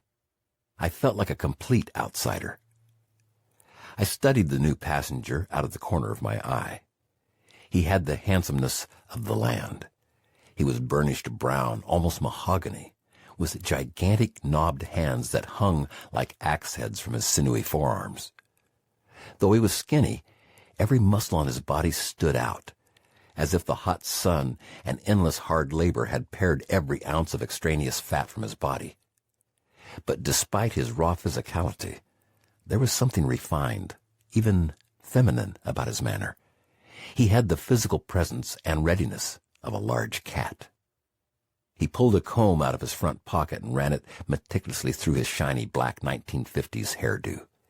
Then, in a practiced automatic gesture, he squared his massive hands over his head and boxed and shaped the hair above his forehead into a blocky, protruding wave. His face was taut but lined. Smile or squint crinkles had worn their way in around his eyes. Though sitting in the car, he showed no expression. He reached over and scratched Fatback's head without bothering to let her smell his hand. He had obviously spent his life around animals and had no fear of the unexpected. Grover negotiated the serpentine road with obvious relish. These easy, rolling curves of backroads America were the stuff for which his huge Buick was made. "Going up to the gravesite?" I asked. I was hoping that some minor conversation might compensate for any perceived snub that was contained in my refusal of the cigarette. Dan stiffened in his seat. "Getting out up here," the man answered laconically. Dan was rigid. I had backed myself into a corner. Dan was clearly uncomfortable about something, and the man's clipped answer indicated that, either by choice or by nature, he was not a talker. Grover just wheeled the car around the looping curves. He was not going to help me out. I wedged myself into the corner of the seat and stared out the window. My simple sentence hung like a dark spider in the middle of the car. What had I said, and what had I done? And how could it be so pregnant with significance when it had had so little content? "Here's good," the man said. Grover pulled to a stop, and the man stepped out as lithely as he had gotten in. There were no thank yous, or goodbyes, or ritual pleasantries of any sort. Yet there had been no threat, no danger, no animosity anywhere. "White man's disease," Dan snapped to me as the Buick got under way. "We call it politeness," I said testily. "I asked him where he was going." "No, you didn't. You asked him if he was going to the gravesite. Some things run deep, Nerburn." "Like what?" I said, nonplussed. Dan spoke in a dark anger. "You know what happened to Sitting Bull?" "No," I admitted, though I saw no connection between the question and my apparent faux pas. "He was killed by the damn reservation police. Bunch of blanket Indians afraid of losing their food rations." "Called them coffee coolers in those days," Grover interjected, the unlit cigarette still dangling from his mouth.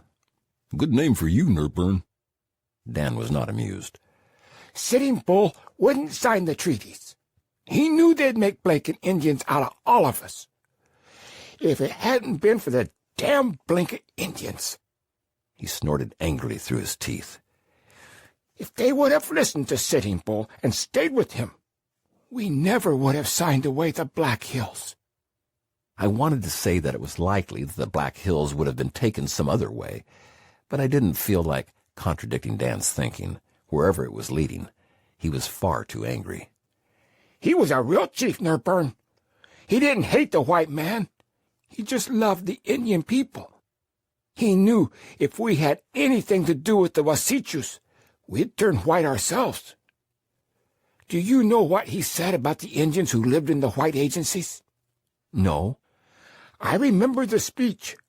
It was one of those I learned when I was young. I learned it in English, too. It went like this. I do not wish to be shut up in a corral. All agency Indians I have seen were worthless. They are neither red warriors nor white farmers. They are neither wolf nor dog. He turned in his seat to face me. Do you see what I mean, Nerburn? No, I answered. I was still peeved at being berated for a simple act of civility.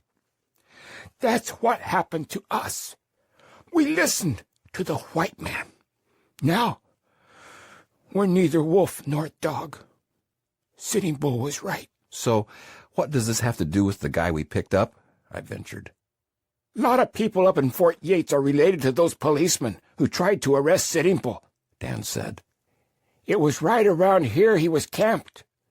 The agent sent Indian police to get Sitting Bull. Sitting Bull's people were just trying to go down to see what the ghost dance was all about. But the agent didn't want him to see. He thought he'd make trouble. They didn't want Sitting Bull to do anything except be a damn farmer. So they sent Indian police to arrest him. The police shot Sitting Bull in the head. Bunch of cowards. So some of Sitting Bull's band shot the Indian policemen, killed a bunch of them. You just don't talk about it too much unless you know who you are talking to. After 100 years? I exclaimed. Same thing as the Civil War for white people in the South. Sometimes in towns where things happened, there are things you just don't bring up. I shook my head. You pick the guy up, and then you don't talk to him because he might be related to a policeman who's been dead for 100 years? That's right, he said harshly. I don't care if you understand it. For Indian people, the family matters. So does the clan. It doesn't stop mattering just because someone dies. It doesn't hurt to have respect for the past. Things aren't dead just because they're over. Besides, we're not like white people who have to fill up every damn second of silence with a bunch of talk. Okay, point taken, I said. I didn't want to engage him in any further argument. I turned my attention to Grover. Tell me really, Grover, is Dan overreacting? Grover looked at me through the rearview mirror. The old man knows things. I don't know. Only time I've ever gone into Fort Yates is to get a taco. They've got one of those Taco John places there. Doesn't hurt to keep your mouth shut, though. A momentary image passed through my mind of people standing in sullen silence at Taco John's, eyeing their line mates suspiciously and brooding over past hurts. I was tempted to say that maybe they should have two windows, one for Sitting Bull's relatives and one for the relatives of the policeman. But it seemed way beyond the bounds of good taste. You don't understand, Nerburn, Dan said. He was still on a roll. That's why I'm trying to teach you things. Everyone acts like they're proud of Sitting Bull. He was a great chief. He finished off Custer. All the Indians will tell you that. But that's for white men. Underneath, people still remember, especially the old ones. And if the young ones don't remember, they ought to. It's a hell of a lot more important than the kind of tennis shoes you wear. I said nothing, but Dan wouldn't drop it. How'd your grandfather die? I don't know, I answered. He just died, lived a hard life, drank too much. Well, what if he'd been shot in the head for wanting to go to church, and the guy who shot him had been given a medal? I'd think it was wrong. Would you be angry? At what happened, yes, but probably not at the grandchildren of the shooter. Well, Indian people don't forget. Or forgive, I muttered. Dan heard. It doesn't have to do with forgiveness. It has to do with honor. I tried to tell you that. Forgiveness just sets you free, lets you think only about yourself. Honor makes you strong. it binds you to your past. Sitting Bull is alive in the hearts of his people. That is how they honor him. They don't honor people who dragged him out of his bed naked and shot him in the head so the Wasichu agent would give them a medal. But his people had to run away to Pine Ridge after the shooting. It's the policeman Indians up here, the ones who shot him. That's what I mean about blanket Indians. Now they get all misty and talk about how great Sitting Bull was. But they were willing to shoot him in the head so they would get their rations. I marveled at Dan's ferocity and the way the past and present wove themselves together into a seamless experience in his imagination. He was right. It was like the South in the Civil War, or the Vichy French and the Resistance. There were currents that ran too deep, bones that should not be dug up. Even if his caution were a paranoid delusion, at least it made sense by his own terms. I turned back to look one more time at the stranger. He was just a tiny figure in the distance, disappearing from view as we made a final turn. He was still walking on the road in that rhythmic, loping gait, heading exactly in the direction we were driving. Chapter 17. Leaders and Rulers. Sitting Bull's monument was an obelisk on a promontory overlooking the Missouri River Valley. It stood against the cloudless blue sky with a proud singularity. Though bizarrely classical in its concept, it had a solitary nobility that seemed strangely appropriate for a man who stood alone against a conquering nation. In front of it was a square stone pillar topped by a garish, ill-carved bust that looked like the work of a junior high student. I assumed it was a labor of love by some self-trained Indian artist who had wanted to commemorate Sitting Bull in his own humble way. Since unsolicited comments were not standing me in good stead at that particular moment, I kept my counsel. I kept reminding myself of the advice one of my dear friends had given to his jabbering 10-year-old daughter. Just because it comes into your mind doesn't mean you have to say it. Grover and I stood silently in front of the monuments, while Dan wandered off on his own. "This one's by that guy who's carving the crazy horse sculpture," Grover said, as he pointed to the bust. "You mean the mountain?" I asked, incredulous. "Yeah, same guy." Grover was referring to a Polish immigrant named Ziolkowski, who had helped the Indian people memorialize one of their own great leaders, in the same way that 4 white presidents had been commemorated on the site of Mount Rushmore. Self-trained, intensely proud, and with a will of steel, he had begun blocking a mountain in the northern Black Hills into a likeness of a mounted crazy horse, pointing toward the sacred lands. He was now dead, but his sons were carrying on the task. The sentiment was noble and the task gigantic, but the thought of a sculpture of the quality of this bust as big as a mountain made me shudder. I didn't have long to contemplate. Dan returned and stood beside us. "You know why this is here?" he asked. "What, the carving?" "No, the whole thing." I admitted I didn't. After Sitting Bull was killed, the blanket Indians were so damn scared that they didn't even dare demand a decent burial for him. The soldiers put him in a pine box and threw him in a hole, left him wrapped in a bloody blanket. I heard they even threw some chemical stuff on his body so he'd decompose faster. This was a man who should have been honored by his people, and they were throwing chemicals on him so he would rot fast. They gave the policeman who had been killed this big military funeral with all the blanket Indians crying and mourning, buried them in the Catholic cemetery. Then they stole everything Sitting Bull's people had. This was all up at Fort Yates. Sitting Bull's people didn't want to leave him up there. They wanted to take him down here where he was born. I remember hearing about it when I was a boy. Then, a few years ago, they decided to flood the whole place where Fort Yates is. Make a dam and flood it. Sitting Bull's relatives weren't going to let them flood his grave. They stole his bones and brought them up here, buried him in his own land, set his spirit free. Dan reached in his pocket and took out the cigarette that the stranger had given him. He rolled it between his fingers until the tobacco came out. He walked up to the obelisk and began placing little piles of it on all four sides. Grover did the same. Then they held some up to the sky. The wind scattered it as they let it loose. Finally, they dropped some to the ground. We walked back to the car in silence. Fatback was lying in the long shadows near the back tire with her head on her paws. We all got in and headed back down the winding road.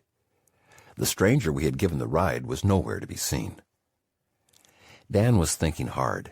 I could see him mouthing words low under his breath. Then he spoke. I want you to understand this, Nerburn. I don't think you've got it figured out. Sitting Bull was a leader. He was a real chief.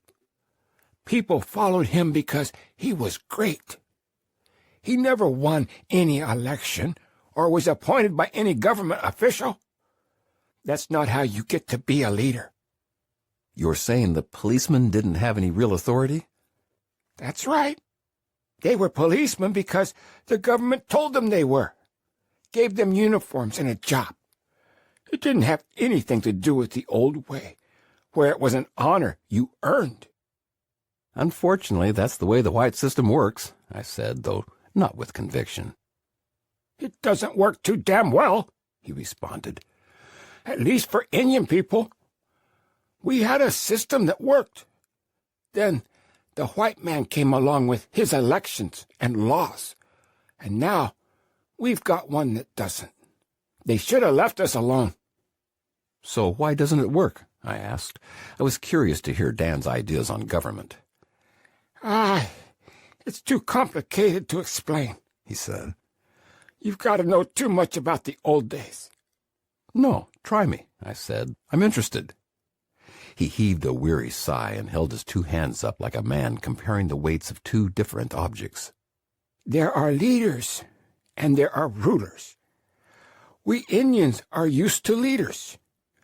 When our leaders don't lead, we walk away from them. When they lead well, we stay with them. White people never understood this. Your system makes people rulers by law, even if they are not leaders. We have had to accept your way, because you made us Indians make constitutions and form governments. We don't like it, and we don't think it is right. How can a calendar tell us how long a person is a leader? That's crazy. A leader is a leader as long as the people believe in him, and as long as he is the best person to lead us. You can only lead as long as the people will follow. In the past, when we needed a warrior, we made a warrior our leader. But when the war was over and we needed a healer to lead us, he became our leader. Or maybe we needed a great speaker or a deep thinker. The warrior knew his time had passed, and he didn't pretend to be our leader beyond the time he was needed. He was proud to serve his people, and he knew when it was time to step aside. If he won't step aside, people will just walk away from him. He cannot make himself a leader except by leading people in the way they want to be led. That's why Sitting Bull was a leader. He was needed by the people, and the people followed him. He was brave. He was smart. He knew how to fight when he had to. And he understood what the white man was all about. People saw that he could not be tricked by the white man, so they followed. That's why the U.S. government hated him so much. It wasn't just that he set a trap for Custer. Anyone could have done that. It was because he was a leader, and people listened to him. And he wouldn't listen to the U.S. government. He listened to the needs of his people. I nodded my assent. Dan continued. If people didn't want to follow his way, that was fine. They could follow another way. That's what happened with Gall. He had fought with Sitting Bull and Crazy Horse against Custer, but he decided He had to work with the white people if he didn't want all the Indians to be killed. So he left and went his own way. I think he was wrong, but that was his choice. If enough people had decided not to follow Sitting Bull, then he wouldn't have been a leader anymore. But people still followed him, so he stayed a leader. It sounds utopian, I said. Dan looked perplexed. Perfect? I amended. It wasn't perfect, but it sure as hell worked. That was the Indian way. A person wasn't a leader because they got votes. They were a leader because the people would follow them. The same with teachers. The example seemed pointed. I imagined he was thinking about me teaching Indian children at Red Lake, while I was too obtuse to understand why 100-year-old grievance should determine the way you greet a stranger. A person wasn't a teacher because they had been elected or got a certificate. They were a teacher because they knew something and were respected. If they didn't know enough, they weren't teachers. Or if we didn't need to know what they knew, we didn't go to them. Now, you send us teachers, and you tell us to send our children, when we aren't even sure what the teachers know. We don't even know if they are good people who will build up the hearts of our children. All we know is that they are teachers because someone gave them a piece of paper saying they had taken courses about teaching. Do you follow me? Yes, I said, almost adding, more than you know. What we want to know is what kind of person they are and what they have in their hearts to share. Telling us they have a paper that lets them teach is like putting a fancy wrapping on a box. We want to know what's in that box. An empty box with a fancy wrapper is still an empty box. We just don't like people standing in front of us and telling us what to do. Teachers, governments, anything else. We will say who our leaders are. They can't make themselves leaders, and laws can't make them leaders for us. Those police who shot Sitting Bull, they got scared. They were like little children who were afraid they would be punished if they didn't do what the false leaders said. They thought they wouldn't get food. So they did what the false leaders, the law leaders, said, even though they knew it was wrong. There are all these stories about how the police were crying when they shot Sitting Bull. If they thought it was wrong, they shouldn't have shot him.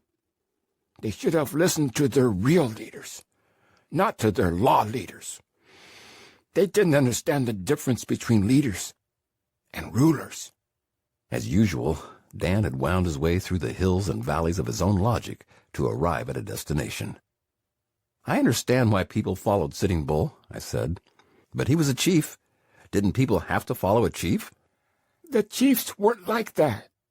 They had to earn their respect, at least with our people. You might be a chief because your father was a chief, but if you were a coward or not a good man, people would just move away from you.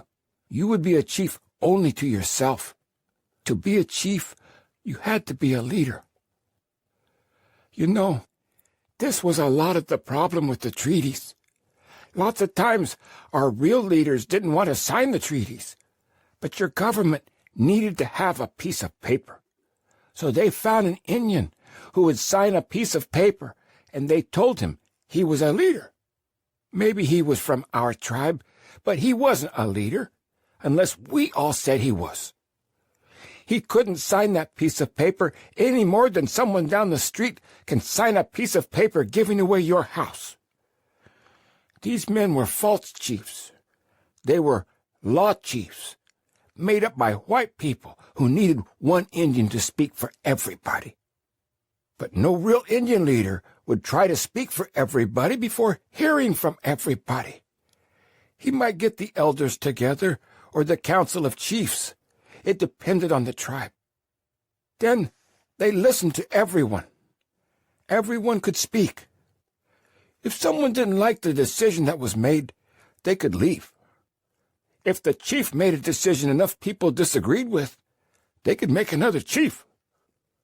All they did was move their teepees near to the new man's, and he was their leader. I would rather we had this old way, where the wisest people got together and discussed. If there was one person in the tribe who knew more than any other, he was raised up. But now, you make us do it differently. You tell us we have to elect a leader to represent us, and he has to represent us in everything. He is supposed to be wise about everything, because he is responsible for everything.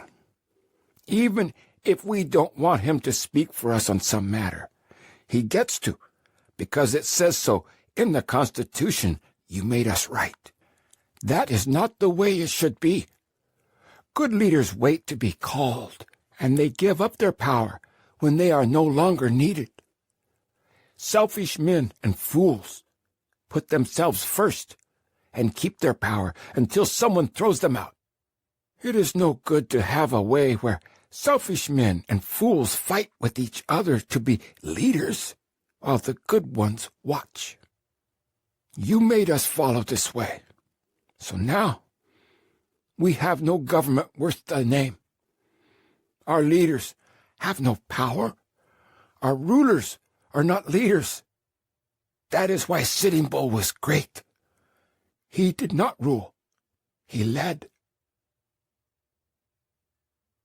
Chapter 18, Drunk on Jesus. Dan seemed to have finished. Grover grunted his approval. He reached across and dug into the glove compartment. "Got any matches?" he asked. "I don't have any," I said. "I need a smoke." Dan rummaged in his pockets. "Fresh out," he announced. "Damn," Grover cursed. "that Indian made me want a cigarette. Gotta go into Mobridge to get some fire and smokes." I could see that Dan wasn't thrilled with the idea. I was gradually realizing that he didn't get to White Towns often, and that they made him uncomfortable. The sun was a flaming orange ball behind us as we descended to the Missouri River basin. The hills were darkening from brown to gold, and the long fingers of evening shadows were creeping down the draws. On the far side of the river, you could see Mobridge huddled like an outpost against the banks of the river. Behind it, in the distance, the rich alluvial farmlands shimmered in the late afternoon sun. The difference between the two sides of the Missouri was astonishing. It was a difference of spirit, as much as of geology. The land to the east had been formed by the glacier. It had been scraped inch by inch into a land of endurance. If you worked it, tilled it, struggled with it, if you gave it your life, inch by inch it would yield. It was a land for farmers and workers, not for dreamers. To the west of the river, the golden hills of the Missouri Breaks rose into the lyrical swells and undulations of a great dried seabed. It was at this river that the glacier had stopped, and meaning had been washed across the land rather than ground into it. It was a land of surprises and guile, of hiding places and rolling distances, that beckoned the eye ever onward with the coursing of the sun. It was a land of freedom more than labor, of hope more than perseverance. In a word, it was the West. This fact had not been lost on Grover and Dan. "Sure is different on the other side," Grover observed as we approached the erector-set bridge that spanned the Missouri. I told them about the glacier and how it was at the Missouri that the great ice sheet had stopped. "Now that's interesting," Grover said with obvious sincerity. "I guess you're good for something after all." I smiled weakly. Since the start of the visit, everything I thought or knew had been devalued to almost nothing. Who I was, where I came from, and how I saw the world had been of no interest to anybody. I felt like I had no self. With the exception of prodding Dan for information and making rough attempts at humor, I had essentially tried to disappear. Grover's simple acknowledgment, barbed though it was, made me swell with a tiny pride. It occurred to me that this sense of irrelevance and worthlessness was what most Indians probably experienced constantly around white people. To be agreeable or invisible was the best one could hope for. What one knew mattered little, because it was irrelevant. All that mattered about Indians in our current climate was earth-sated pronouncements of wisdom. I could see why Dan was more willing to be seen as a drunk than as a wise man. To be seen as a drunk was at least to be seen. To be seen as a wise man was to be reduced to a projection of a white fantasy. Dan's face had frozen into a scowl as we approached Mobridge. He jerked his head from side to side in irritable little movements. Billboards had begun sprouting up along the road, announcing various goods and services. Their ungainly presence seemed an affront to the windswept landscape. A highway sign declared that we were approaching the Mobridge Indian Bible College. Look at that, Dan pointed. What is it? I asked. One of those places where they turn Indians into missionaries. As bad as the old boarding schools. Don't like Christianity much, do you? I said. That's not true. I like Jesus. Ever since I was a little boy, and I learned about him, I liked him. He was Wakan. He should have been an Indian. It was a sentiment I had heard before. He didn't own anything. He slept outside on the earth. He moved around all the time. He shared everything he got. He even talked to the Great Spirit as his father.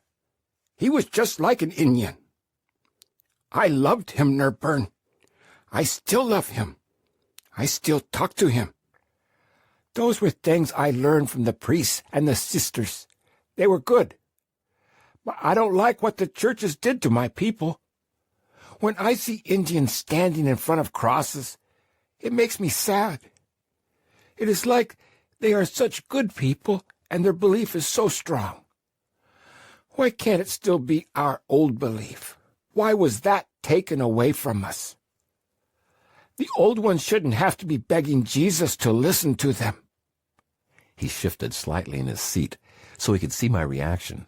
I gave none. I guess it's a good thing Jesus wasn't an Indian, he continued. The U.S. government would have hunted him down and killed him. They would have killed him like they killed Crazy Horse and Sitting Bull. Just another dead Indian troublemaker. Dan stared out at the wide, sluggish expanse of the Missouri. I could see his reflection in the glass of the window. There was a pain in his placid expression. You know why Sitting Bull was camped in the hills up there? No, I answered. He was going to find out if the Messiah was coming. You've heard of the ghost dance? Yes. The ghost dance was what Sitting Bull wanted to know about. That's why he was down here, why he had left the agency up in Fort Yates. He said he wanted to know that prey. He wanted to see if it was good for his people. You know, the ghost dance was a dance about Jesus. I don't care what any white book tells you. There was a man out west, a Paiute named Wovoka, who said he had died and met the Wanikia. Wanikia? I said. Messiah, Dan explained. I don't know. I've heard it a couple of ways. That maybe this Wovoka said he was the Wanikia, or maybe he was just a messenger to tell that the Messiah was coming. It doesn't matter. What matters is that all the people believed that the Messiah was coming again, just like the missionaries and priests had taught. Only he was coming to the Indians this time, because the white people had killed him the last time he came. The white books say that this Wovoka was a crazy man, and that all the Indians who followed him were crazy. But let me tell you, the Indian people weren't looking for a man named Wovoka. They didn't care what his name was. They were looking for a man who they would know because of the nail holes in his hands and the spear wound in his side. Who does that sound like? It sounds like Jesus, I said, stating the obvious. That's right. The Indian people were looking for Jesus. Maybe he had a new name, but it was still Jesus. The people got excited because they loved Jesus, and they wanted to welcome him better than when he had come to the white people. His voice got soft and distant. They weren't going to kill him on a cross. They were going to give him feasts. They believed in him. They were going to honor him. That's why they were dancing. Wovoka has said that they had to dance, then they would be saved. Sitting Bull just wanted to know about this Messiah for himself, to find out if this dance was Wakan. The people were so excited. They never believed the Great Spirit had abandoned them, to be starved and killed by the white people who were coming into the land. They wanted Jesus to come to help them. They were just believing like the white people had taught them. Dan was almost completely inside his mind by now. He stared emptily out the window. But the government got angry. They had killed us because we wouldn't believe in Jesus. Now they were going to kill us because we did. All the women, all the people, so full of hope, believing what the white man said even more than the white man believed it. If it had been within his character to shed tears, he would have been crying. But it made the government angry. The Indians had hope. If you have hope, you come alive again. We had all become dead in our hearts. When the government saw us coming alive again, it had to kill us. We could not have hope. If we had hope, we might have dreams. We could not be allowed to have dreams. They called it a craze or a frenzy. That was what the papers said. But you know what? You know what is never said? A lot of the white people were scared. They thought we might be right. They believed in Jesus too. They thought maybe Jesus was coming back and he was coming to the Indian people.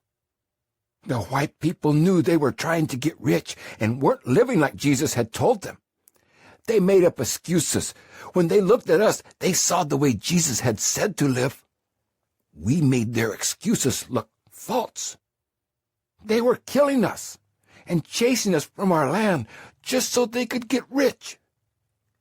In their hearts, they knew what they were doing was bad. They were afraid we were right. They were afraid Jesus was coming to help us.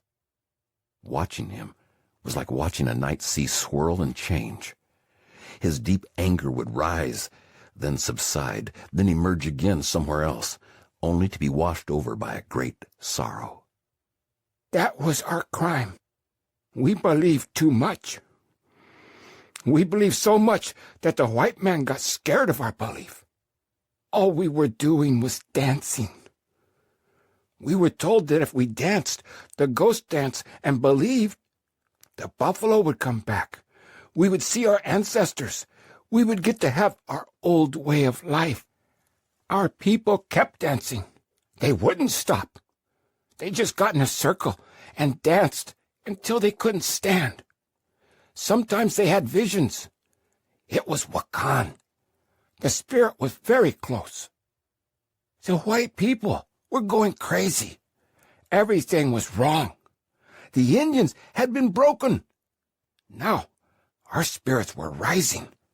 We had been cut apart and put on separate lands.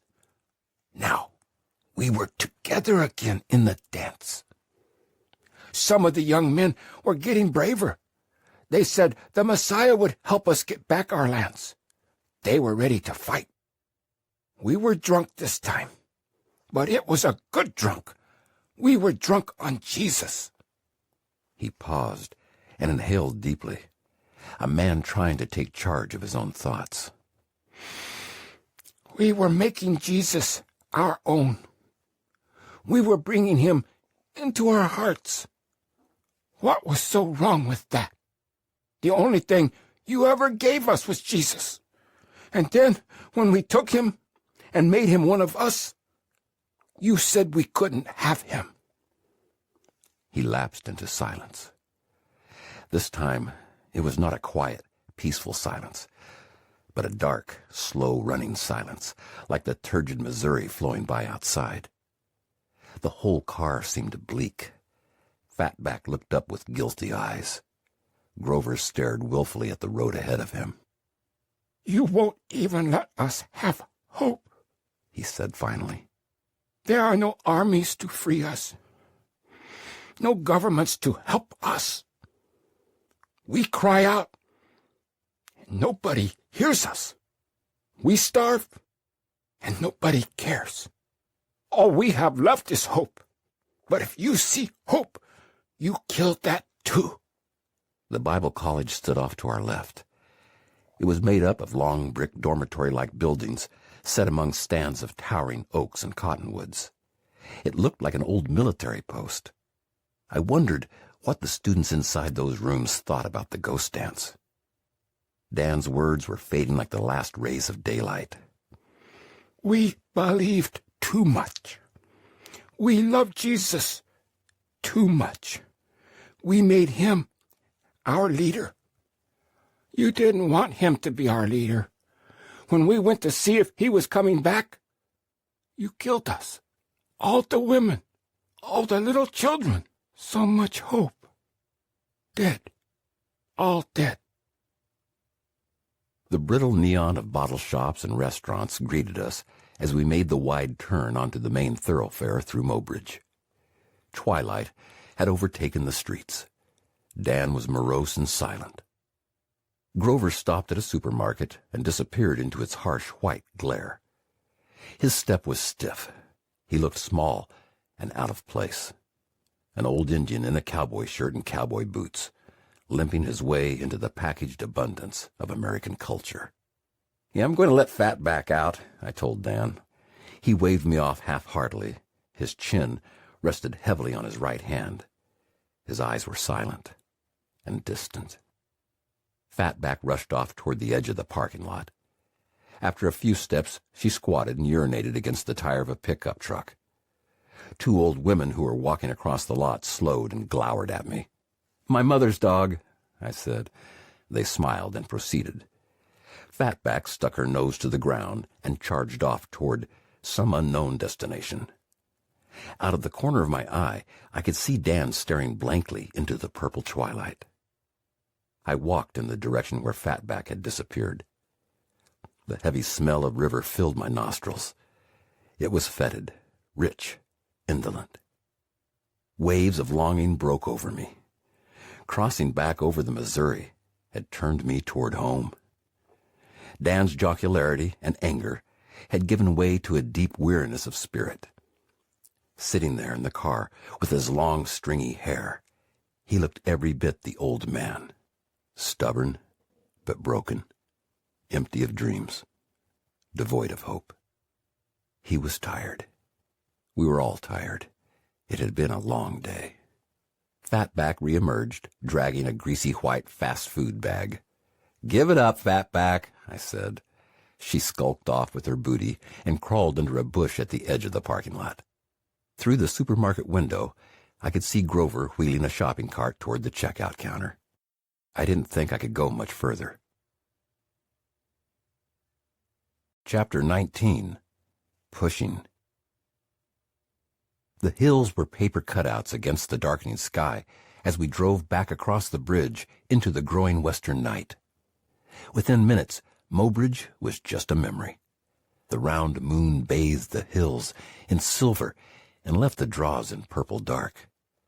It was a landscape painted by giants. "Got a ways to go," Grover announced. Dan just sat in his seat and smoked. "How far?" I asked. "Hour or so, maybe 2. Mostly roads?" Grover laughed. "All but the last part." Power poles stood like silent crucifixes along the side of the highway. The only movement inside the car was the needle of the speedometer, making its steady arc against the ghostly numbers on the dashboard. Dan's mood had not improved. I could see that his spirit had never returned from the bleak landscape into which it had been thrust when he talked about Sitting Bull and the ghost dance. I wanted to reach him in some fashion, yet at every turn something stopped me. Words seemed too white. A touch seemed too familiar. Joking was not called for, and idle conversation was out of the question. A cat's eyes glinted from the side of the road and disappeared. I decided to approach straight on, but softly, in the only way I knew how. "Dan," I said. He turned ever so slightly. "May I talk?" "Why not?" he answered flatly. I don't even know how to say this. It seems so stupid. I was groping for words. I hate what's happened to your people. I just hate it. I feel like we've committed a crime that can never be undone. "You have," he said. I know, but I didn't do it. Even if my grandparents did it, if blood is on their hands, I can't undo it. "I know." So what's the answer? "There isn't one," he said simply. Then what's to be done? The smoke lingered around his head like a halo. I could hear him sucking on his cigarette as we moved through the darkness. "I wish I knew. Do you see what has happened to my people? We've been torn apart. Sitting Bull fighting with Gaul over whether or not to give in to the white man. Young people joining AIM, trying to become warriors again. Tribal bigwigs acting just like white bosses. Nobody knows what to do. Some of our people trying to be white. Some hating everything about the white man. Some Indians trying to be both. Some even trying to go back to the old ways, like none of this ever happened. We are all struggling, and there are never any answers. Every generation has to struggle. Maybe we just have to leave it in the hands of the Great Spirit." But that's what's been done, I said, and look where it's gotten you. The Great Spirit's time is not our time. The well is poisoned now. It is poisoned with anger and despair. Maybe we have to wait until the water is fresh again. I tried to interrupt, but he stopped me. "Hell, Nerburn, I don't know. I'm old. I only know what I see. The young ones have to decide how to fight if they want to fight." I didn't want to leave it like this. "This is what we're writing for, though," I persisted. "I thought you wanted to say what you knew." "I'm tired right now. My spirit is bad. They should learn the language and respect the elders. Try to be Indians. That's all. I have said enough." He returned to his cigarette. His exhalations rattled from his chest like the sound of death. A dark form haired across the road in front of us. "What was that?" I said to Grover. "Rabbit. Or fox. Didn't notice." Dan spoke up again. "Wasichu should listen to the rabbit. He knows how to be quiet. He is humble. Wasichu never learned how to be humble." I was becoming more and more uncomfortable. Dan's dark mood filled the car. The silver land outside was preternatural. I was willing to listen to anything. I just didn't want to ride in silence. "Talk to me, Dan," I said. "Ah," he responded. His mind was full of demons. "You never stop pushing. You don't know how much you push." The distant tone in his voice made me unsure if he was talking to me or pursuing some abstract idea. His words were absent, hollow, without emotion. "Before the white man, we were free in our hearts and our bodies. We went where we wanted. We thought what we wanted. The land was ours to use. But from the moment you set foot upon our shores, we were being pushed. We have been pushed ever since."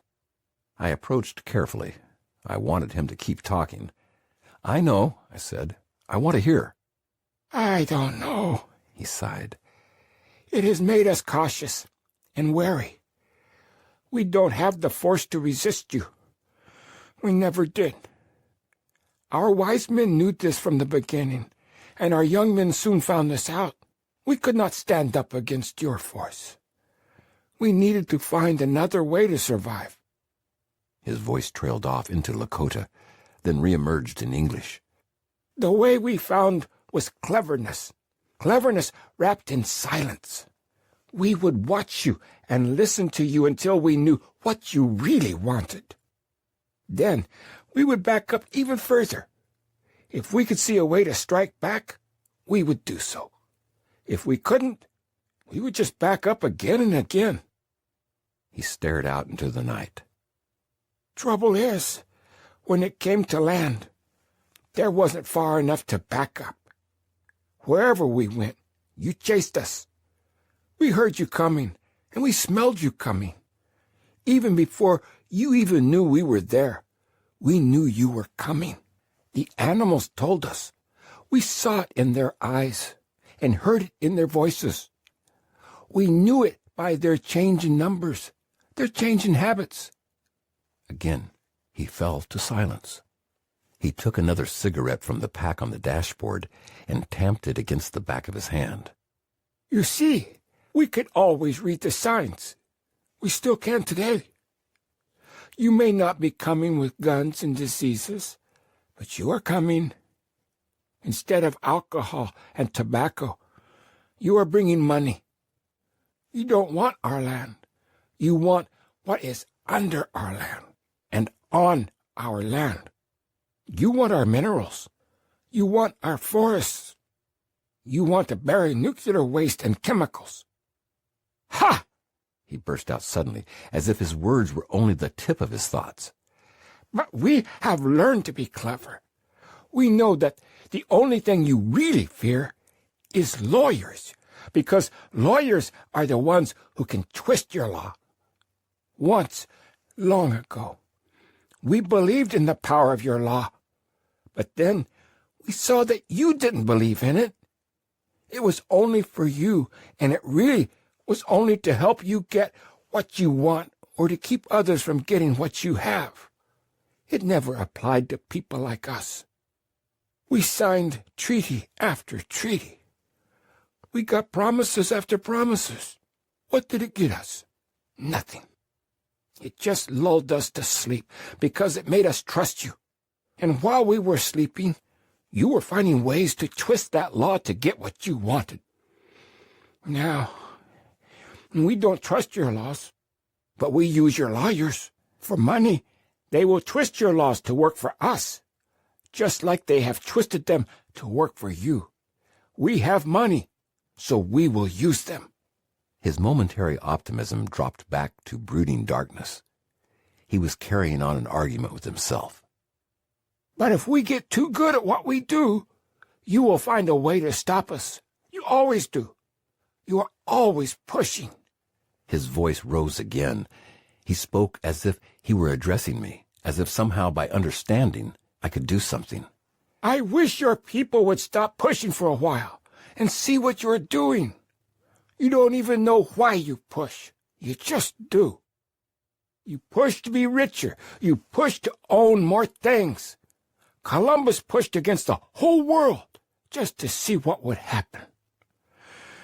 I used to think you did it because you are greedy. I don't think that anymore. Now, I think it is just part of who you are and what you do. Like listening to the land is part of what we are and what we do. I feel sorry for your people. You can't be very happy. But I can't trust you because you will always push on us. He turned toward me. My people have done well. You have tried to take everything away from us, but we have survived. We have lived with you pushing against us for 500 years. We will live with you pushing against us for 500 more. We will do what we have to, but it will hurt us. You have made us careful and suspicious, and we never wanted to be this way. Maybe someday things will change, but I don't think so. No, he repeated, as if examining his conclusion. I don't think so. My discomfort had become acute. He had made the identification I had most feared. Me as all white people, him as all Indian people. The brush was too broad, and I knew that he knew it, but his mind was clouded by exhaustion anger and hurt. His thoughts had become dangerous, to himself and to me. I wanted to escape from this trap. We needed light. Grover, ever watchful, had sensed the problem. He pulled to the side of the road and shut off the engine. The darkness swooped in. Dan was now intoning something in Lakota. He stepped out and walked a few feet from the road. He chanted louder. "What's he saying?" I asked Grover. He does this sometimes, when he feels the old ones nearby. It's something he learned when he was young. Something Red Cloud said. It's kind of like this. The shadows are long and dark before me. Soon I will lie down and not rise up again. Now he's talking about the sun and how he will always be faithful to the sun. Dan was walking away from us on unsteady legs. I tried to sound nonchalant. "Why is he doing it? Is it something I did?" My voice came out high and whiny. Nothing to worry about. He's old. He's close to the other side. Sometimes he sees across. It's okay. Grover reached into the bag of groceries on the seat beside him and pulled out a tiny pie. You want some? Dan had stopped on a rise and was standing with his arms outstretched. The moonlight framed him like a ghost. "No," I answered. My voice was almost a shout. Grover shrugged and ripped the edge of the wrapper. It's apple. At the sound of tearing paper, Fatback rose up like a sphinx. Here, you old dog, Grover said. He tore off a chunk of crust and held it over the seat. Fatback snapped it desperately out of his hand and smacked it around in her mouth. See those big hollows out there? Grover asked. The old ones said that they were made by the buffalo dancing. Dan was walking farther into the hills. Fatback started mewling for more pie. Grover flipped a chunk over his shoulder. The old dog grabbed at it but missed. It fell on the floor and bounced under the seat.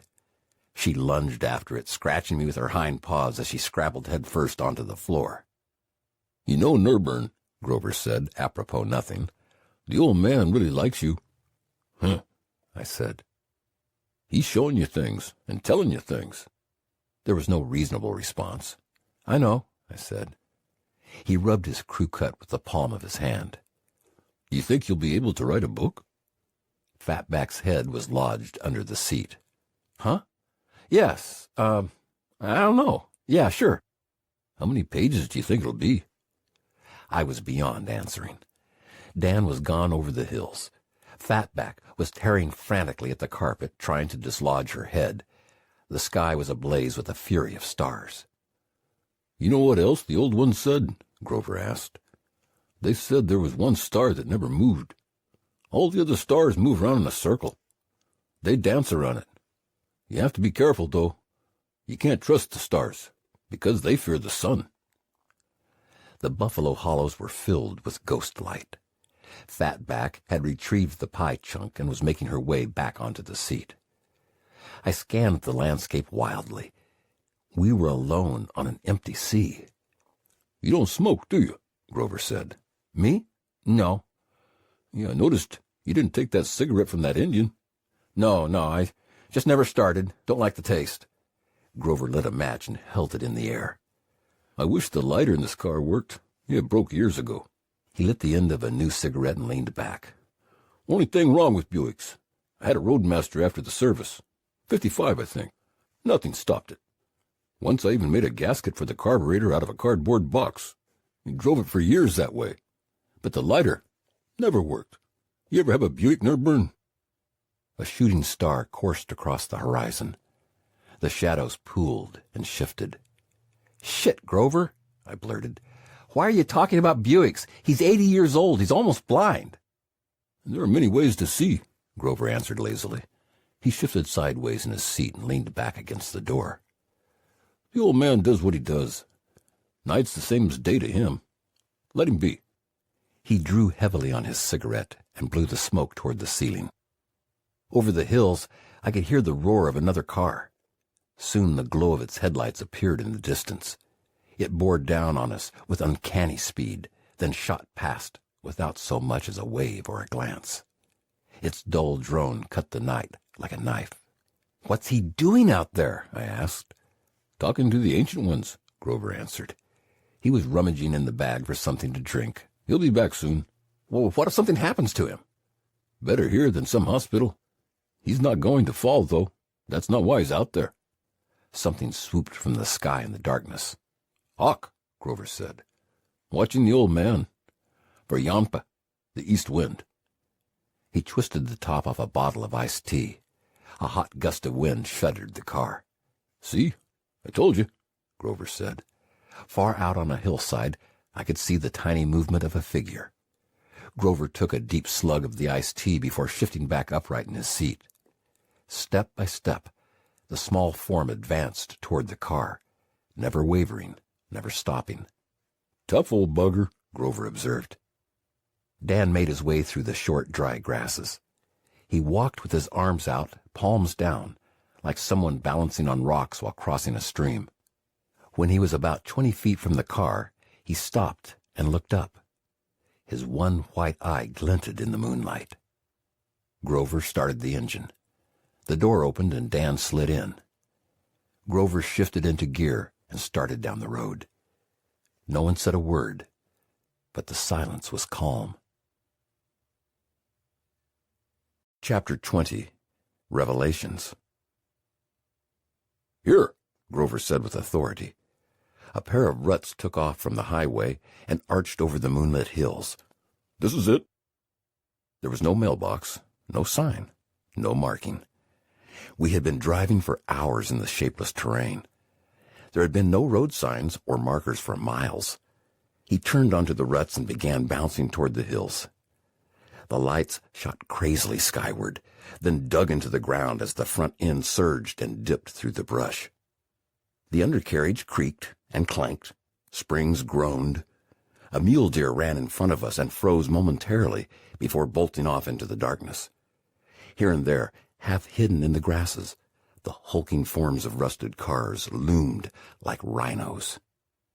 Once over the first rise, the land stretched out for miles in a dizzying profusion of ebbs and draws. The silver moonlight washed away all detail, leaving only great splashes of dark and light upon the earth. Grover drove without fear. Once or twice, I thought he was going to get stuck in a hollow, but he revved and roared and spun his way across every obstacle. Here and there a side path would break off, yet he never slowed, never wavered. The sedate caution of his highway driving had disappeared. In its place was a relentless certainty. He was the captain, plowing through the grassland seas. The nose of the car rose and fell, rose and fell. We were buffeted around in our seats like men on a carnival ride. Bottles clinked in the grocery bag. Somewhere in the trunk, a jack or tire iron had become dislodged and was thudding and chunking off the wheel wells and trunk lid. We ground our way to the top of a long hill, and Grover brought the car to a stop. There, at the bottom of the next hollow, nestled among a few scrubby trees, stood a solitary structure. From our vantage point, still a half-mile away, it seemed uninhabited, but a close look revealed a dim glow from a tiny window. The building was not much bigger than a chicken coop. Objects were scattered on the ground around it. There was no car anywhere. "Well, we made it," Grover announced. Dan nodded. A small figure appeared in the yard. The sound of barking filled the evening quiet.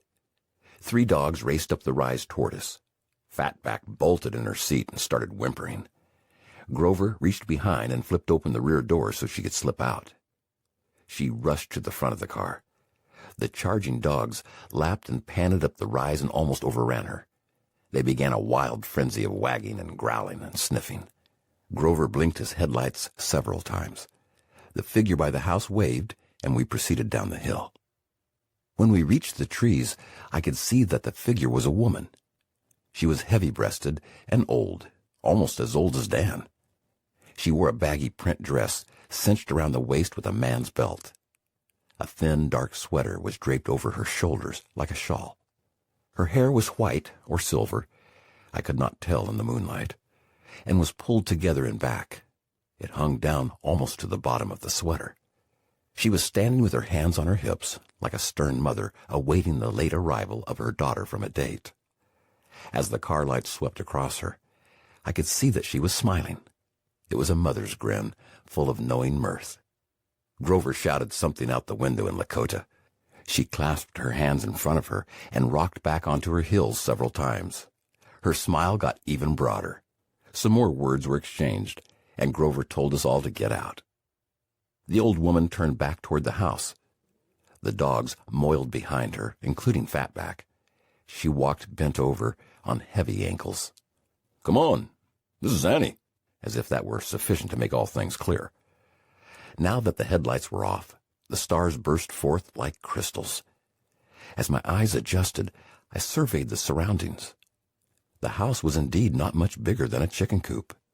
It was made of rough, uneven squared logs, chinked between by a heavy layer of concrete or mud.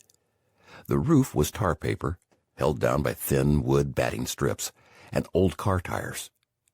Off behind, I could barely make out the form of a tall, thin outhouse set against a clump of trees.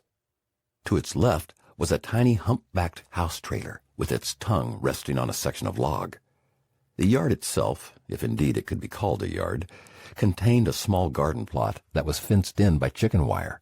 Some low vegetables seemed to be growing in its rows. A metal bed frame and mattress stood near the house for no apparent reason. On the opposite side, away from the car, wood was stacked almost as high as the roof. A bucket hung from the neck of an old crook-handled pump near the front door. All of this stood huddled, like a tiny outpost of human habitation, in the center of this great bowl of land that stretched for miles in all directions. Grover nudged me. "Does she live here alone?" I asked, the sea of stars seeming to flow on forever. "Bring the bag of groceries," was all he answered. Dan had walked ahead and had already entered the house. Inside, the house seemed even smaller. It was divided into 2 rooms, each no bigger than a large closet. The floor was made from wood planks, and there were small windows cut into each of the heavy timber walls. A red and green striped blanket served as a door between the 2 rooms. The only illumination was a tiny yellow light flickering from a kerosene hurricane lamp that stood on a table next to the door. Because of the rug divider, I could only see the first of the rooms. It contained only 4 pieces of furniture: the square pine table on which the lamp was placed, a massive gray and white enamel wood cook stove that took up almost an entire wall, an old overstuffed easy chair shoved in the corner just to my left, and a single ladder-back wooden kitchen chair pushed in against the table. The sheer size of the objects made the room claustrophobic. There were places to sit and stand, but no place to move. Pots and dishes lined a shelf above the table, along with jars of beans and flour. Pieces of dried meat hung from a rack above the shelf. Though the windows were open, I felt like I might suffocate. The smell of something burbling on the stove mixed with the acrid reek of kerosene. The heat from the stove was immense, and not at all mitigated by the dry breeze blowing through. Everything was too close. I heard Dan's voice from the back room. He was laughing with another man. Their conversation was all in Lakota, and I could recognize no word other than wasichu. I had no sense of protocol. The woman had not acknowledged me beyond smiling warmly in my direction. I did not know whether I should introduce myself, or even if she spoke any English. I stood silently by the front door and watched her take the groceries out of the bag and place them in various shelves and corners around the room. She was obviously a kind woman. Her face was creased with deep furrows that flowed gracefully from the edges of her eyes and the corners of her mouth. She wore the perpetual expression of someone withholding a humorous secret. Since there was no graceful place to stand, and nothing had been said about where I should sit, I stayed in the open doorway, smiling warmly whenever the old woman looked at me. Grover had pushed aside the blanket between the rooms and was involved in the conversation that Dan was having with the unseen man. Outside, the dogs continued to tussle and tumble in mock battle under the star-filled sky. I considered going back out to sit with them, but the woman gestured me in. It was a warm, come-hither gesture, the universal welcome of a grandmother with food. "You want to eat?" she said. The English surprised me. She gestured me toward the single ladder-back chair. "Come on, sit down." I had enough sense not to refuse hospitality. I had made enough errors in etiquette to last for a while. I wedged my way into the table. The old woman took a bowl from the shelf and ladled something from the cast-iron skillet. I had no idea what it was, but I knew I had to eat it. Memories drifted up of the Ojibwe kids at Red Lake, joking about the Lakota, or Sioux as they called them, being dog-eaters. Most of them were merely mouthing stories they had heard, but the stories had to have come from somewhere. I looked hard into the gruel. I saw nothing demonstrably canine, though hunks of some kind of meat floated half-submerged in an ominously dark gravy. They were surrounded by reassuringly round objects of vegetable or grain origin. I took the dented metal spoon and lifted a bit of the liquid to my lips. The old woman was grinning. It was surprisingly good. There were tastes of pepper and corn, and a lingering aftertaste of berries. I bit into one of the balls. It was some kind of dumpling, and quite tasty in its own right. I worked my way through the liquid, skirting the meat as best I could. Grover turned and saw me. He looked at my bowl full of meat chunks, then looked at Annie. "Didn't you used to have 4 dogs?" he said in English. It wasn't long before my exhaustion overcame me. "You sleep on the bed in the yard," Annie said. I remembered the strange iron frame with the faded striped mattress. If we didn't have a late-night thunderstorm, it seemed like a fine choice. I grabbed my sleeping bag from the trunk and curled up on the creaking springs of the old bed. Despite the comings and goings of the dogs, and the occasional bursts of laughter from inside the house, I was soon fast asleep. I must have slept soundly. I had no recollection of Dan and Grover or anyone else walking by me on the way to the trailer or the outhouse. When I opened my eyes, the sun was creeping over the horizon to the east. The sky was a symphony of violets and purples, and a sparkle of dew covered the grass. I lay in silence, listening to the movements of the insects and the animals. Sounds of life came from the other side of the house. I climbed out of my sleeping bag and went to the car to get my toothbrush and some clean clothes. Annie was in the yard by the pump. She was pushing the rusty metal handle up and down in short, powerful bursts. Her outfit was the same as yesterday, but she now wore a dark headscarf against the wind. She waved at me and smiled. In the daylight, I could get a better sense of where we were. The house sat alone in the middle of a bowl that must have been 20 miles across. There were no other structures in any direction. Only a few stands of trees broke the unending dip and roll of the brown grassland hills. The trail we had driven in on stretched up and over a rise to our rear. Other than that, no roads or pathways were anywhere to be found. A man walking or riding on a horse would have been seen for miles. The sky dominated all. Like the land, it was too large, too singular to be absorbed. The sunrise was swathing the east with colors of golds and oranges and purples. They dripped and streamed across the entire horizon, backlighting the clouds and shooting rays of yellow sunlight across the land. The sun was slowly pushing into view. As it rose, it drove the shadows deep into the valleys and the draws. I felt like I was in an amphitheater of the gods. Annie had returned to the house with her basin of water. I walked over to the pump and worked the handle until a small stream came from the spout. Holding my breath against the anticipated cold, I shoved my head under the flow and slapped a handful of shampoo onto my hair. The water was anything but cold. The smell was putrid and sulfuric. The temperature? Tepid. The color? Brackish. I quickly finished washing and tried to towel myself free of any residue from the vile substance. Annie was standing in the door. Memories of the soup rose up inside me. "Don't drink," she said. "Here." She held out a cup. "Use this." I took it from her hand and looked down at the clear liquid. It was water, but it had come from someplace other than the pump. "Thank you," I said, and finished brushing my teeth. While I was washing, Annie had pulled the wooden chair outside and placed it next to the front door. She was working something in her lap, either shucking some kind of vegetables or making some kind of craft. I paid no attention and finished dressing. Neither Dan nor Grover had emerged from wherever they had spent the night, nor had the mystery man whose voice had come from the back room last evening. I could sense Annie watching me. I was badly in need of coffee, but was afraid to ask. Perhaps they were tea drinkers. Perhaps they were too poor to have coffee. Perhaps they had coffee but made it with water from the pump. Annie gestured me over with a flick of her head.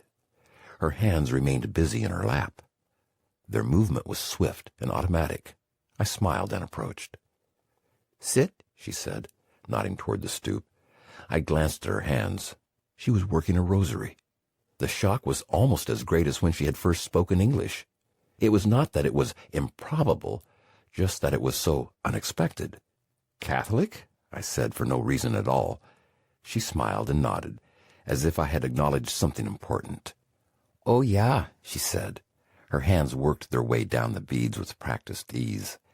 I expected something more, an explanation, perhaps, or a question about my background, but nothing further was forthcoming. She rocked in her seat to some inner melody. We sat in silence as the sun rose. From the yard behind, I heard the metal creak of the trailer door, then the banging of the outhouse. Soon, Dan made his way across to the car. He was wearing his quilted undershirt. His stained khaki pants were buttoned but not yet zipped. The suspenders hung in loops down his sides. His old deerskin slippers half covered his sockless feet. He looked like someone who had wandered away from a nursing home. He went directly to the car without acknowledging either of us. After some rummaging in the trunk, he extracted a crinkled brown paper bag and disappeared again behind the house. Annie kept rocking and working her hands. The sounds of insects began to fill the morning air. I wanted to talk, but had no idea what to say. By bidding me to sit, she had locked me in place for no apparent reason. I heard the low whisper of her prayer litany. Hail Mary, full of grace. She was speaking in English. She worked her way down the beads as the sun worked its way into the sky. The day was going to be a hot one.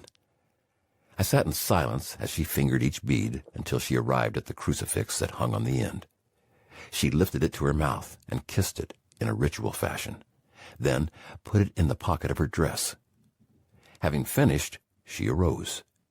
She held up one finger to indicate that I should pay attention, then walked into the house. She emerged shortly with a black and white photograph mounted on a piece of heavy cardboard. It was old and faded. The picture was of a group of children posed in front of a porch. There were about 50 of them, arranged in rows, boys separated from girls, all about 7 or 8. The girls were wearing white dresses, and the boys had on little men's suits. Most of the boys were wearing floppy pork pie hats or snap-brim fedoras. Behind them, off to the right, stood a single adult, a white man, wearing a Roman collar. Annie pointed to one of the poker-faced little boys. "Dan," she said, using his Indian name. She moved her finger to a cute little girl in pigtails, sitting with her hands demurely in her lap. "Me?" I laughed with pleasure. Dan's leathery old scowl was immediately recognizable in the tough little expression on the boy in the photo. Annie put her hand to her mouth and giggled like a girl. "Oh, yeah," she said. "He was always in trouble. Ran away all the time." I looked at the stern-faced priest. "Oh," I said. "I liked it there," she volunteered. "I got to work in the kitchen with the nuns." "Did they ever talk about the ghost dance?" I asked. She chortled and made a dismissing gesture with her gnarled hand. "Oh, that was just silly Indians," she said. I wanted to ask more, but the sound of barking interrupted me. The dogs had taken off up the ridge behind the house. Within seconds, the hum of an engine could be heard, followed by a dusty cloud in the distance. Soon a white pickup poked its nose over the ridge and clanked its way down toward the house, with the dogs circling and barking at its front fender. Annie got up to meet it. It bounced into the yard and pulled to a halt. There were 4 people in the front seat, a man, a woman, and 2 children. Another boy in his early teens rode in the back. They stepped out one by one. The man was in his late 30s, wearing the standard range outfit of jeans, white T-shirt, and cowboy boots. His hair shone like a blackbird's wing from beneath a white cowboy hat. His mouth was locked in a gambler's grin. The woman, who was somewhat younger, had on a Hard Rock Cafe t-shirt and jeans. She was skinny and tough, with the hard, hollow-cheeked beauty of a bar queen. She guided the children out like ducklings. The children were scruffy but scrubbed. They ran toward Annie, who had bent over and stood with arms outstretched. The two older children were dark-haired and round-faced. The third, who was no more than 5, had blue eyes and a long, shaggy mop of blonde curls. Annie grabbed them each and spoke to them in Lakota. They spoke back to her in English. Forgetting the picture in my hands and making no introduction, she led the children inside, where I heard screams of "Grandpa, Grandpa." There was scuffling and scraping. A figure appeared in the door, pushed in a wheelchair by 2 of the children. It was the man whose voice I had heard the night before. He, too, was almost as old as Dan. His face was brown as a chestnut, and his hair was pushed to the side in a shock of white. He was wearing a white long-sleeve shirt buttoned at the neck and a pair of blue trousers. He had no legs below the knees. I smiled clumsily at the man and woman who had emerged from the pickup. Much to my surprise, the man reached to shake hands with me. Reverting to form, I introduced myself. "Kent Nerburn. I'm a friend of Dan's and Grover's." "Delvin," he said, offering no more, and took my hand in a lazy grip. The woman reached out more formally. "Danelle." She held my hand with authority, like someone trying to assay its value. They both looked me in the eye as they introduced themselves. They had lived somewhere among white people. The name Danelle aroused my curiosity. It could just be a coincidence, I told myself, but the woman bore a striking similarity to Winona, in both looks and manner. I wondered what the connection might be, but did not feel comfortable pursuing it. I was happy enough just to be in the presence of some people who seemed to operate by some of the ground rules of white society. Like a man overseas who has just met someone from home, I wanted to start chattering, but I held back. The woman's stern formality and the great silence of the open space did not encourage idle words. Danelle saw the picture and warmed a bit. Grandma talking about the old days? In the glancing sunlight, I could see the harsh textures of a case of childhood smallpox written on her skin. "Not much," I said. "We just got started."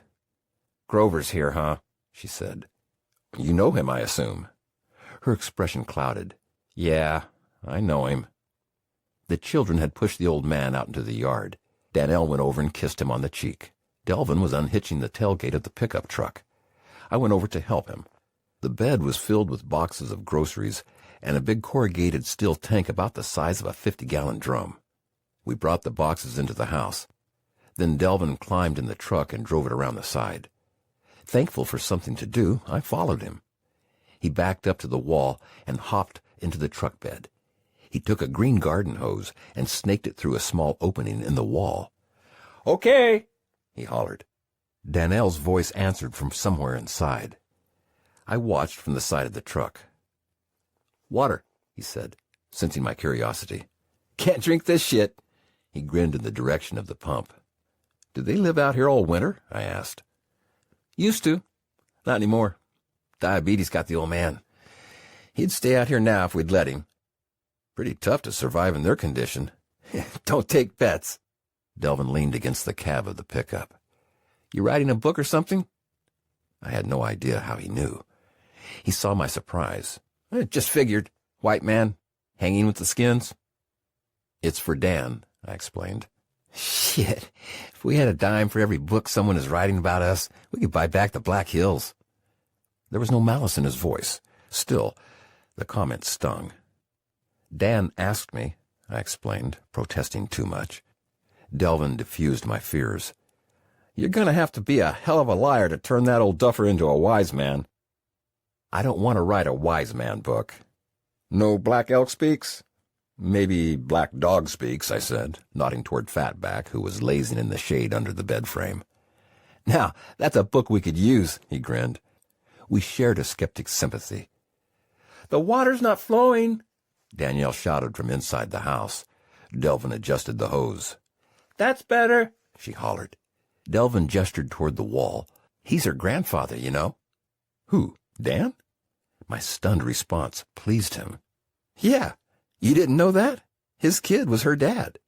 I didn't know what to say. In a few sentences, I had discovered more about Dan than I had learned in being around him for several months. It made me realize how close-mouthed he had been. "You mean the son who got killed, who went to Haskell?" "Yeah. You didn't know that?" "I don't know anything," I said. "I just ride." He laughed a bit. It was a warm, friendly, natural chuckle. "That's what we all do, man. Just ride." He tipped the tank on edge so the hose would have a chance to siphon all the water. "So, Winona's her sister?" I asked. "Yeah. She's the good one.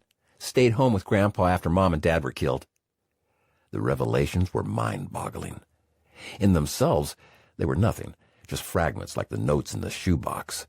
But they started to fill in the background of an old man I had come to respect and even love. I realized how much I longed to know these things, but I was unsure how far I should go in asking. Still, I decided to pursue. I was still completely confused, and I wanted to sort things out in my mind. Maybe, I thought, I could find a mainspring that would help me understand Dan and the mission that he seemed intent upon sharing with me. "Do you mind talking about this stuff?" I asked Delvin. "Hell no. I'm surprised the old man never told you these things." "He doesn't tell me much. He's mentioned his dad and his grandparents several times, and I saw some pictures on his wall, but that's all." "So you don't know about his wife or any of that stuff?" "I don't know anything," I said, almost desperately. "Yeah," Delvin said. "I can see. He's a crafty old devil. Likes to keep the upper hand." "What about his wife?" I said. "I've wondered why there are no women anywhere around him." "It's a funny story. The old man married some white churchy social worker who came out to the res back during the war, World War II. He couldn't get in because of his eye. I think it really bothered him. He really wanted to go. Those old Indians, you know, they really take that army stuff seriously. He tried to do some work on the reservation, but they wouldn't let him. Wrong family. You know the bullshit. He and his wife had a kid. She sort of flipped out and split. Couldn't take the prairie. Went back east somewhere. I don't think he ever got over it." The mention of a white wife who was a social worker made me smile. It explained a lot of his vitriol at the cafe the day before. Delvin was enjoying himself. He could see how hungry I was for this information. He doled it out in tantalizing chunks. "Bobby, that's his kid? Had a tough time, I guess. All that half-breed shit. Really wanted to do it right for both his mom and dad. Went off to Haskell. Wanted to be a teacher or something. I don't know what happened then. I guess Bobby ended up back on the res. Got hooked up with AIM, or at least that's what people say. That's when he married Danny's mom." "Danny?" "Danelle. And Danny's mom is Annie's daughter?" I tried the name out on my tongue. It felt clumsy and confused. "Yeah." "So what happened? How did he get killed?" "I don't know. They both did. Bobby and Catherine." "Danny's mom?" "Police said they were killed in a car accident." "That was bullshit. There were bullet holes in them. They weren't even on their own reservation. Maybe they killed themselves. I don't know. But then, why would the police say they were killed in a car accident?" "Reservation police. You know how it is." "Okay." Danelle shouted through the wall. Delvin snaked the hose back out and curled it neatly next to the tank. There would be water enough to last another few days. I could hear Danelle's footsteps moving across the floor to the door. She would be out with us in a few seconds. I decided to let the matter drop. Apparently Delvin thought it best to change the subject as well. He leaned back against the cab of the pickup and pulled the brim of his hat down, like a cowboy taking a siesta. He started whistling some tuneless melody and drumming something on the truck body with his hands. It was a gesture of calculated nonchalance, too studied to be believable, too blatant to be ignored. He looked like the bad kid in the back of the classroom, pretending he had done nothing wrong. Danelle came around the corner. "Did we get it all?" she asked. "Every drop," Delvin said, thumping the empty tank as evidence. "How long do you think it will last?" "Oh, a week, maybe, unless these guys are staying." He nodded toward me. "I don't know," I said. Nobody tells me anything. Danelle looked at me with a shade of a scowl. I was an interloper, taking up precious resources. She looked into the growing sun. "It's going to get hot," she said. There was concern in her voice. "Maybe we should take Grandma and Grandpa home with us until it cools down." Delvin shrugged and jumped to the ground. "You ask them." I stood silently by the side of the truck. There were bigger issues at stake here than my curiosity about Dan's background. But I couldn't keep my eyes off Danelle now that I knew she was Dan's granddaughter. It was as if by watching her I might gain some clues into the old man. She noticed my attention and caught my eyes in a hard stare. It was not a challenge so much as a measuring. She was not someone to trifle with. She swung herself onto the tailgate with a cowgirl's grace. "Well, mister, what's your story? How come you're out here with Dan and Grover?" Her schoolgirl directness caught me off guard. I didn't know how much familiarity I should assume, or how much about her relationship to Dan I was supposed to know. The fact that she called her grandpa Dan made me think she didn't want me to know about it. "Nothing really. I write. I used to work on Red Lake Reservation in northern Minnesota. Dan's granddaughter, Winona, called me." "Winona?" she said. She sounded surprised, but offered no more explanation. "Yeah. Said Dan wanted me to come out and help him put together a book. I said I would." It was a short answer, but good enough, I thought. She chewed her bottom lip and looked at me hard. "A book?" "Yeah. What kind of book?" "I'm not sure. Dan had this shoebox of notes that he wanted me to put into some kind of form, but we decided to junk that and just write a kind of a story where I watch and record and try to give some of his views on life and the world." "What was in the shoebox?" "Fragments, hundreds of them, written on scraps of paper, a few newspaper columns, some letters, a real strange collection." She sat quietly for a minute. "White people shouldn't write books about Indians." "I'm not writing a book about Indians," I said, suddenly defensive. "I'm writing a book for an Indian. That's what he wants. I asked him what he wanted and how he wanted it, and that's what I'm trying to do." My apology was too long.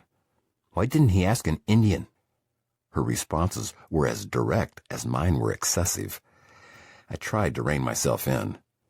"I don't know. I've wondered that myself." "He must think pretty highly of you," she said.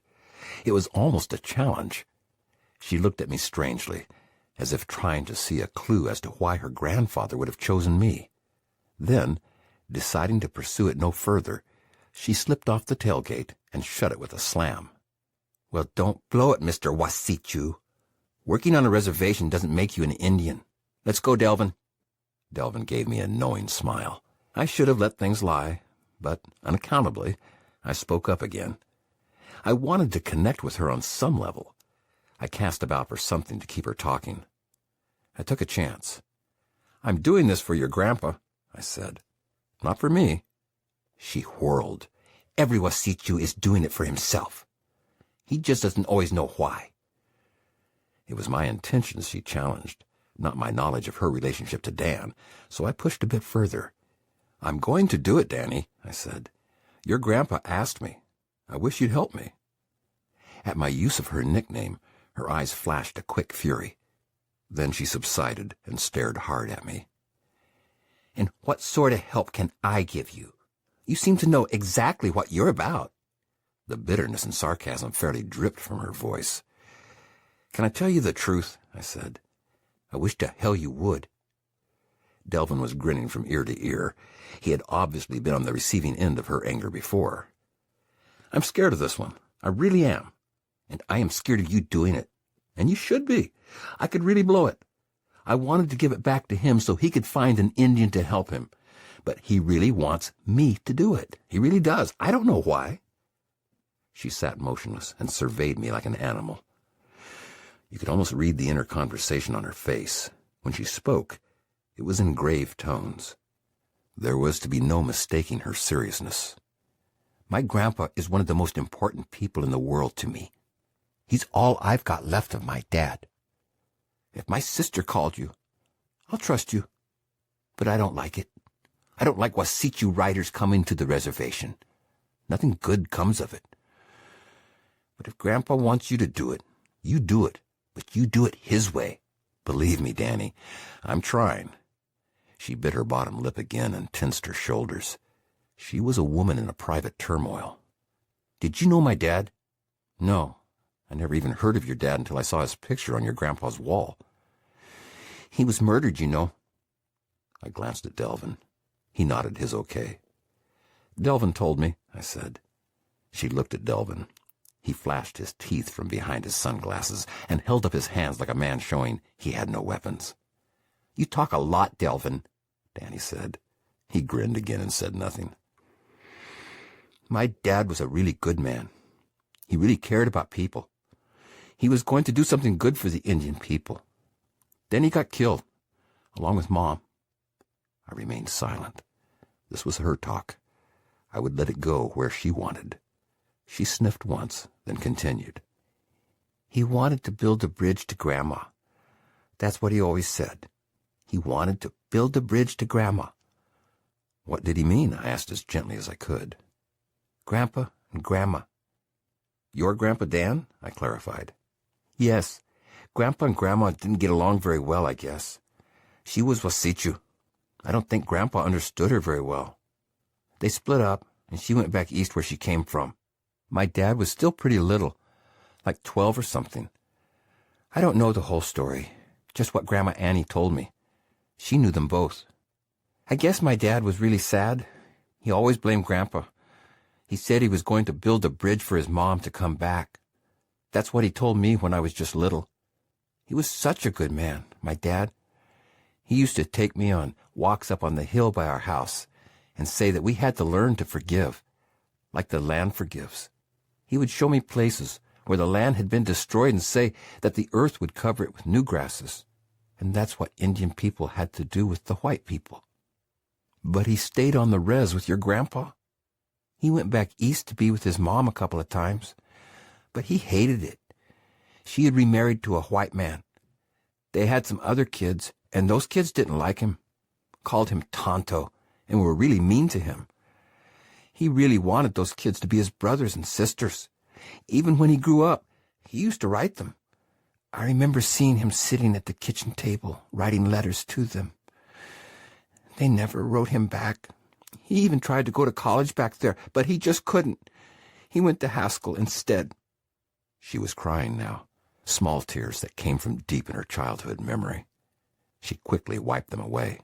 He was going to write a book that explained things to Grandma about the Indian way and how it really was. He was going to build the bridge between Grandpa and Grandma. I felt a deep flush go through my entire body. I exhaled audibly. How much did he ever get written? I asked. I don't know. Grandpa said he used to write letters from Haskell. I know Grandpa saved some of them. Delvin turned toward me and smiled a close-lipped smile. He moved his head up and down as if to say, There you are. I was almost shaking. Don't take advantage of him, she said. Her eyes were pleading, rimmed with tears. This is bigger than you understand. I'm starting to, I said. This is the hardest thing I've ever tried, but I'll do it right. I promise you. God, I hope so. It's really important. We could see Grover and Dan puttering over by the trailer. Dan still had his suspenders hanging from the side of his pants while he washed up. There was no more I could say to reassure her. He really is a wise man, I offered. I know, Danny answered. That's where my dad got it. He taught my dad in the old way. He took him out, made him look at nature. He really was good. My dad learned it all, too. Neither of us could bear to say the obvious. What sort of things is he telling you? She asked. Sometimes he gives what he calls little talks, she broke in. Right, she smiled knowingly. Other times, he just goes off on a subject and bangs around in it. Are they good? Do you want to hear? I said. I've been recording them. She nodded, and I went to the car to get the tape recorder. Fatback saw me and came wagging after. She followed me back to the pickup where Danny and Delvin had taken seats side by side on the tailgate. Fatback, you old hound, Danny said as we approached. Seeing the dog seemed to lift her spirits. Fatback wagged vigorously and tried to rise up on her hind legs. Danny slid off the tailgate and got down nose to nose with the dog.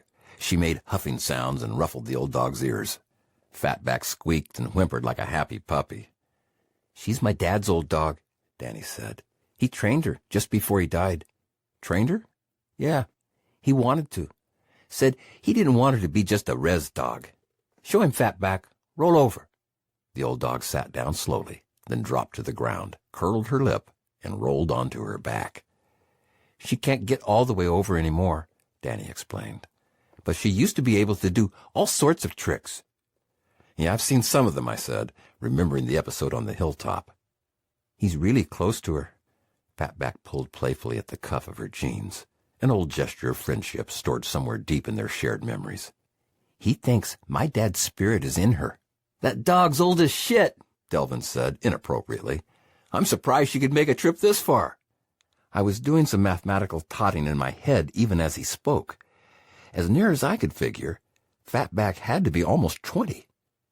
I thought of Dan telling me she had just shown up on his porch one day, then of Grover telling me I had to watch out because the old man would try to trick me. Things indeed were not what they seemed. "Play the tape," Danny said. I had grabbed a tape at random from the box in my aviator's bag. It turned out to be Dan speaking about the land. Danny's face lit up as the tinny voice spoke of white men planting a flag and claiming all the land up to that point.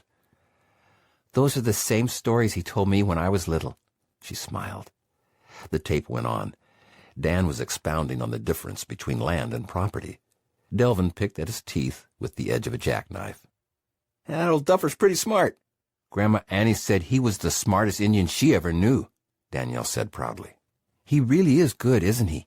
"I think he is," I said. "I really do. That's why I'm doing this." Over by the trailer, Dan had finished washing up.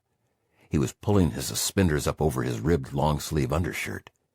"A long-sleeve goddamn shirt," Delvin said in mock astonishment. "It's goddamn 90 degrees already, and he's wearing a long-sleeve shirt." Danielle had clicked off the tape and handed the machine back to me. "There's one thing you've got to promise me," she said. "If I can help you, I will. Just don't listen to them about women, especially Grover." It seemed a strange comment. "What does Grover have to do with it?" I asked. She spat her answer. "He thinks he's still in the Navy." "She doesn't like the way he treats women," Delvin interpreted. "I don't like anything about him," she corrected. "You know him pretty well?" I asked. "I only met him once, but I understand him perfectly," she said. "We went up on a visit," Delvin explained. "He slapped her in the tail feathers once when she walked by. It didn't sit too well with her." "The hand speaks the truth of the mind," she observed. Delvin laughed. It was not a serious offense to him. "It doesn't seem to be Dan's kind of subject," I said. "It's not, but it's Grover's. Grandpa listens to Grover too much. At least that's what my sister says. Remember, Grandma was a Wasichu, like you. Grandpa never got over her. He doesn't know a whole lot about Indian women and the way things are today. If he says anything, it'll probably just be Grover talking." She touched my arm with her fingertips. It was a surprising and powerful gesture, firm, without intimacy, like a nurse's. It held me in place. "Listen," she confided. "Grandpa's doing what he has to do. I'm sure you're doing your best, but you don't understand. You can't. We women are the hope of our people right now. I don't want Grandpa saying stupid things that are all wrong." "I don't understand," I said. "That's just the point. No matter how much you care, Indian culture is just a game to you. Maybe it's something important. Maybe you think it's the most important thing in the world. But if we're gone, you'll still survive. It's not that way for us. If our culture goes, we go. Everything our old people starved for and our ancestors died for will be gone. Look at Grandma and Grandpa. That's what's left. Her sitting with those rosary beads all day, him without any legs. They stole his body, and they stole her spirit." "I know," I answered. "That's why I'm here. I want people to know. You've got to believe me. I believe you, but it doesn't make what you're doing right. You could just get it all wrong in your own way. See, the men like my Grandpa Dan, they are still fighting. You're helping them fight. That's good.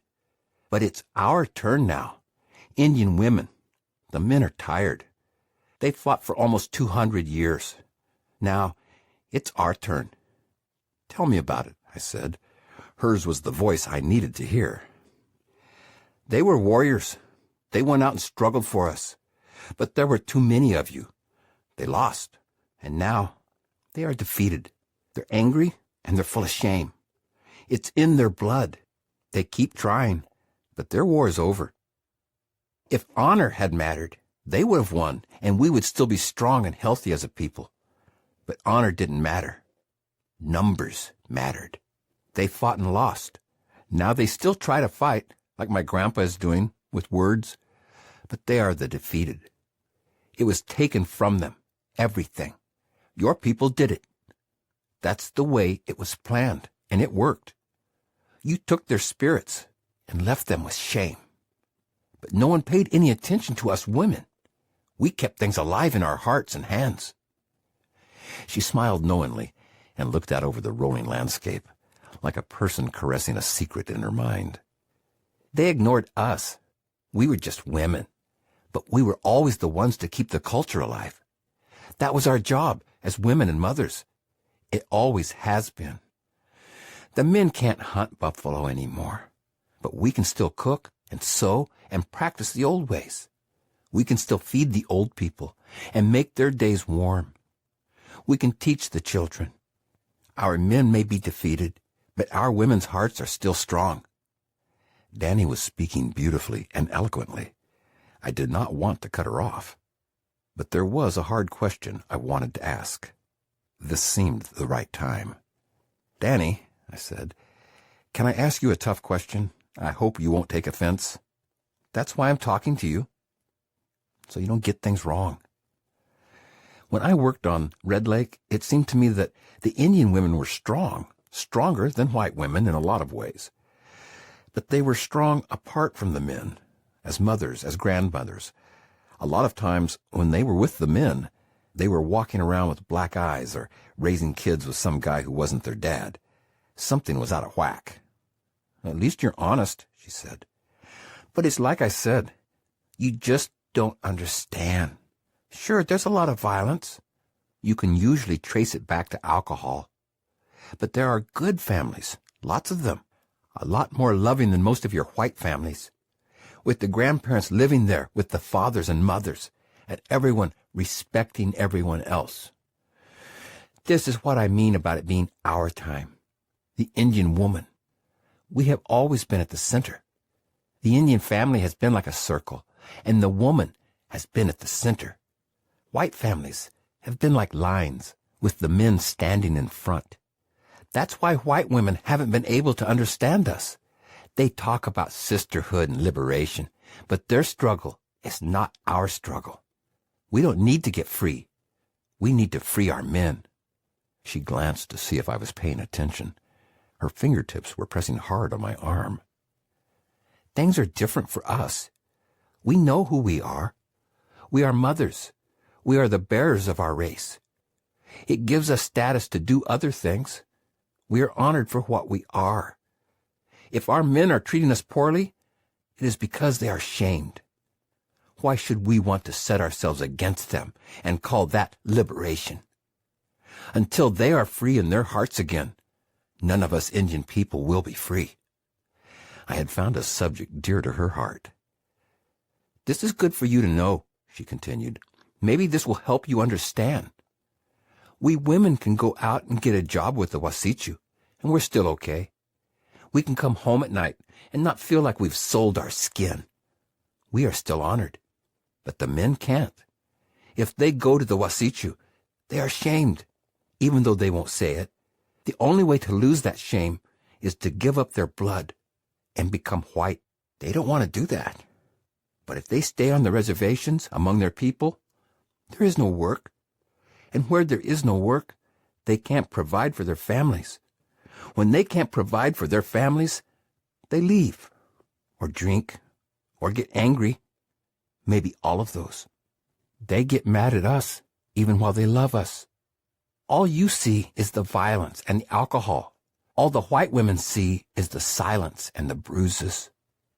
What we see is a broken circle, and we're going to make it whole. This isn't about men and women.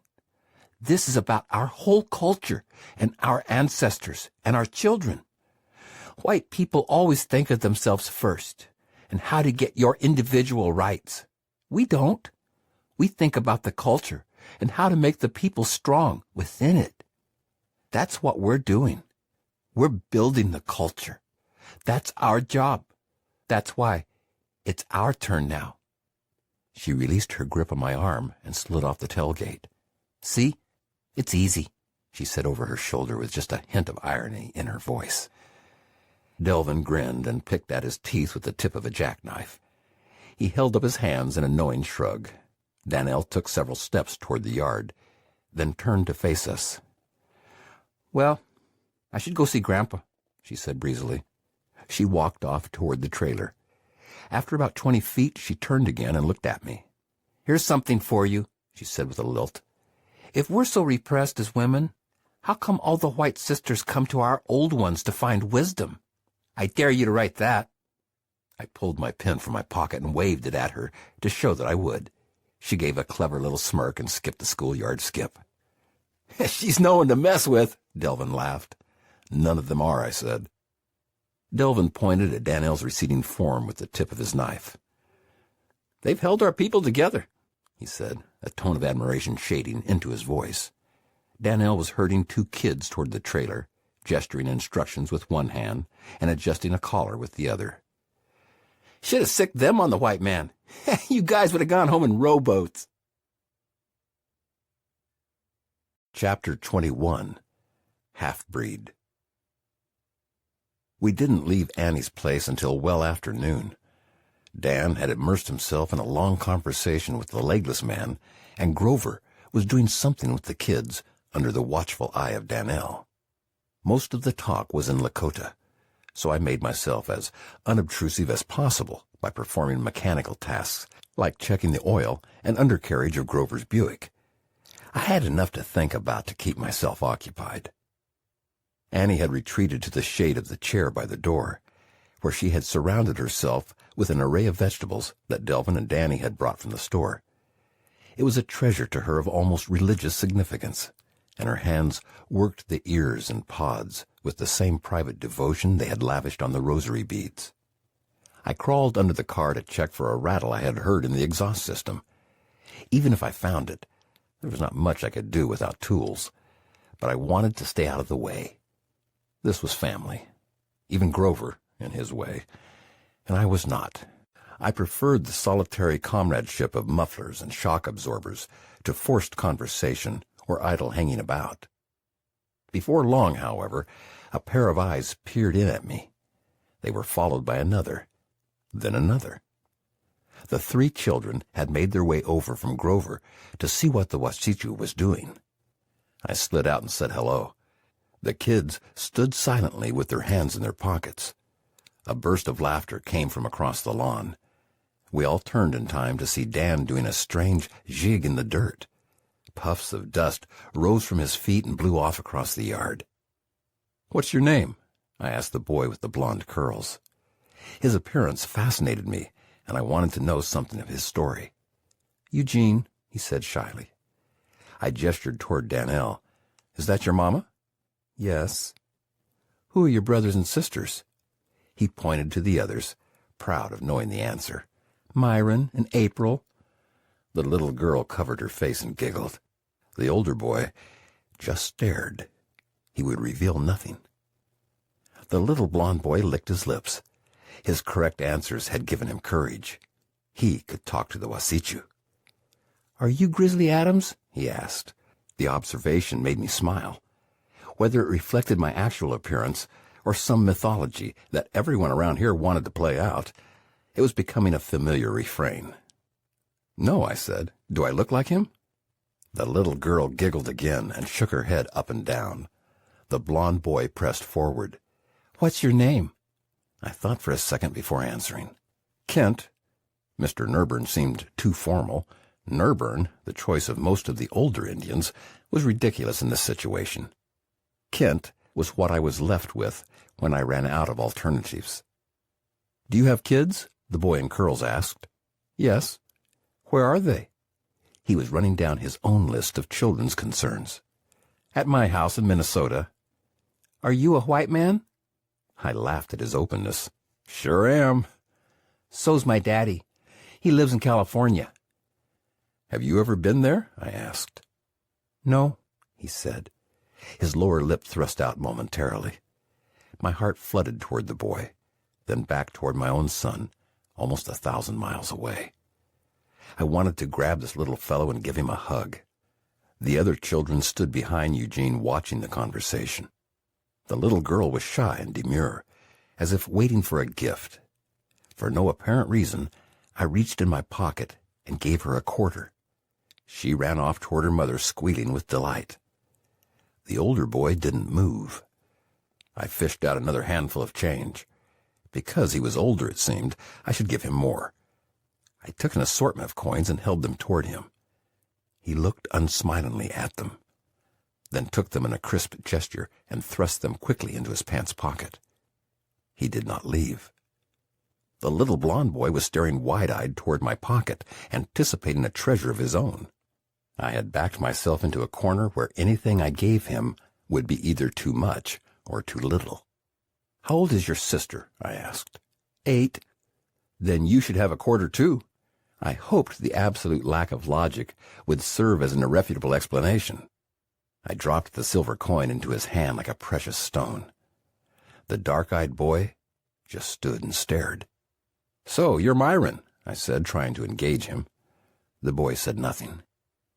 Expressions moved across his face like reflections on the surface of a lake. "Where do you live?" I persisted. Still no answer. "Do you like coming to visit your great-grandma?" The boy turned his back to me and walked away swiftly. He had seen me, judged me, conversed with me, and rejected me, all without a word on his part. I looked back at the blond boy. His eyes met mine, then turned toward his departing brother, then turned back to me.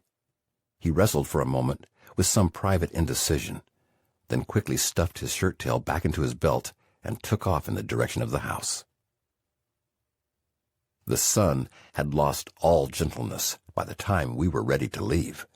It hung in the sky like an angry wound, barely visible through an arid haze so dry that it hurt the lungs. Even the dogs had given up their jumping and chasing, and had taken refuge in small dusty hollows they had carved out for themselves in the tiny patches of shade beneath the trees. Shimmering waves of heat rose from every object. A shrub became a man walking toward you. A man became a willowy specter with putty limbs and melting face. The great bowl of land that only hours ago had seemed blessed by the gentleness of the morning wind was now a tortured, desiccated cauldron. The children had gathered in a copse of trees out by the outhouse. They were sitting together, talking occasionally, drawing in the dirt with bent sticks. Delvin, Danelle, and the legless man had retreated to the thin sliver of shade cast by the overhanging roof of the tiny log house. Annie still held her post in the stiff wooden chair by the door. The work of her hands had to continue even in the harsh, brittle heat. Every once in a while, she lifted her head to see if we were done loading and packing. I sat protected in the shade of a wheel well of Grover's Buick. I just wanted to get in the car and get going. Grover was walking back and forth from the trailer to the car, loading various bags into the trunk. Dan was saying some final words to the legless man. They were obviously very good friends. Their exchanges, all in Lakota, had been marked by outbursts of shared laughter. Two people taking pleasure in common memories. Grover slammed the trunk. "Saddled up," he hollered toward Dan from beneath his cowboy hat. I envied him its broad brim and the circle of shade it provided. "Just a minute," Dan shouted from the doorway. He disappeared into the dark interior, only to reemerge seconds later. We watched him move slowly back across the yard. His form shimmered and shifted in the heat. I could not decide if his long-sleeved shirt was a protection or just added to the pain. He was like an animal that paid no attention to its skin. Grover fired up the car. Dan got in and slammed the door. No one in the house or under the trees moved. The horizon wavered in the heat. One of the young kids picked up a hunk of clay and threw it half-heartedly in our direction. We drove out of the dusty yard with no waves or goodbyes.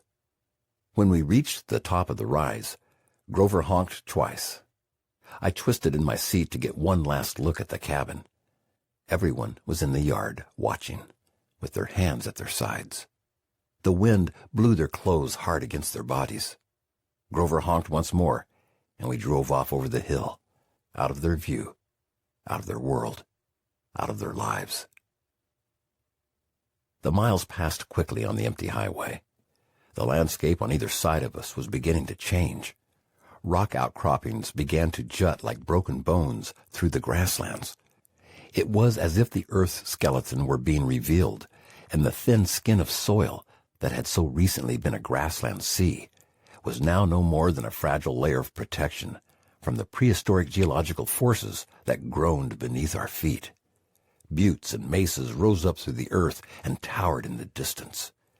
Table rocks and flat-topped cones, like extinct volcanoes, dotted the horizon. This was the true West River, as the locals called it, the western side of the Missouri, where the monster Rockies started to break and rise, like a slumbering giant through the extinct seabed of the Dakota High Plains. The heat was stifling. We rode with the windows down, silenced by the roar of the wind rushing past. The sky had gotten heavy and pregnant with meaning. Clouds massed and raced on the horizon. A flush of birds rose from the roadside like leaves in a wind gust. There was a storm in the air. I stared idly out the window at the looming clouds. The little blond boy and his family had filled my mind with thoughts of home. I felt alien, disconnected, alone. Delvin's and Danny's revelations about Dan's past had made me feel distant. These were things he could have told me. Dan seemed to be reading my mind. "You like the little blonde kid, huh?" He shouted over the rush of the passing air. "Reminded me of my boy," I answered absently. "I miss him." "You talked different to him than to the others." The observation irritated me. I didn't feel like having my actions scrutinized by someone who had hidden the motivations behind so many of his own. And besides, I wanted to stay inside my own thoughts. "He reminded me of my own kid," I answered sharply. "I told you." "It's good to be reminded of your kid," he answered cryptically. Everything he said now echoed with a double meaning. "But I don't think that was it." "Dan," I said testily. "He was standing in the front. He was the only one who talked. I just did the natural thing." "I don't think so. The other kids noticed it. They always do." He rolled up his window. He wanted to talk. I gave in. There was no sense denying him when the urge to speak overtook him. I rolled up my window, too. "Okay, what are you driving at?" "He wasn't an Indian to you. That's why you talked to him more." "Geez," I said. This was not a subject I wanted to pursue. "He wasn't anything. He was a kid. His dad was white." I almost added, "like your wife." But that would have been petulant and would have opened up a conversation I didn't feel like having. "That's what he told me." "So he wasn't an Indian?" "He was half Indian and half white." "A half-breed, then?" "What do you want me to say?" I answered. The heat had given me a headache, and my shirt was sticking to the back seat of the car. "He was a half-breed, right?" "If you say so." Dan was getting excited.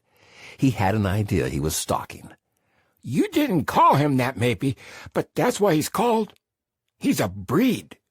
The other kids, the older kids, they lived in Denver around white people for 2 years.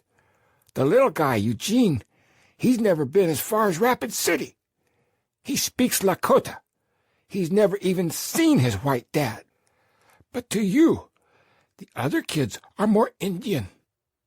I thought of their silent mahogany faces and their straight, shining hair. Racially, I guess they are.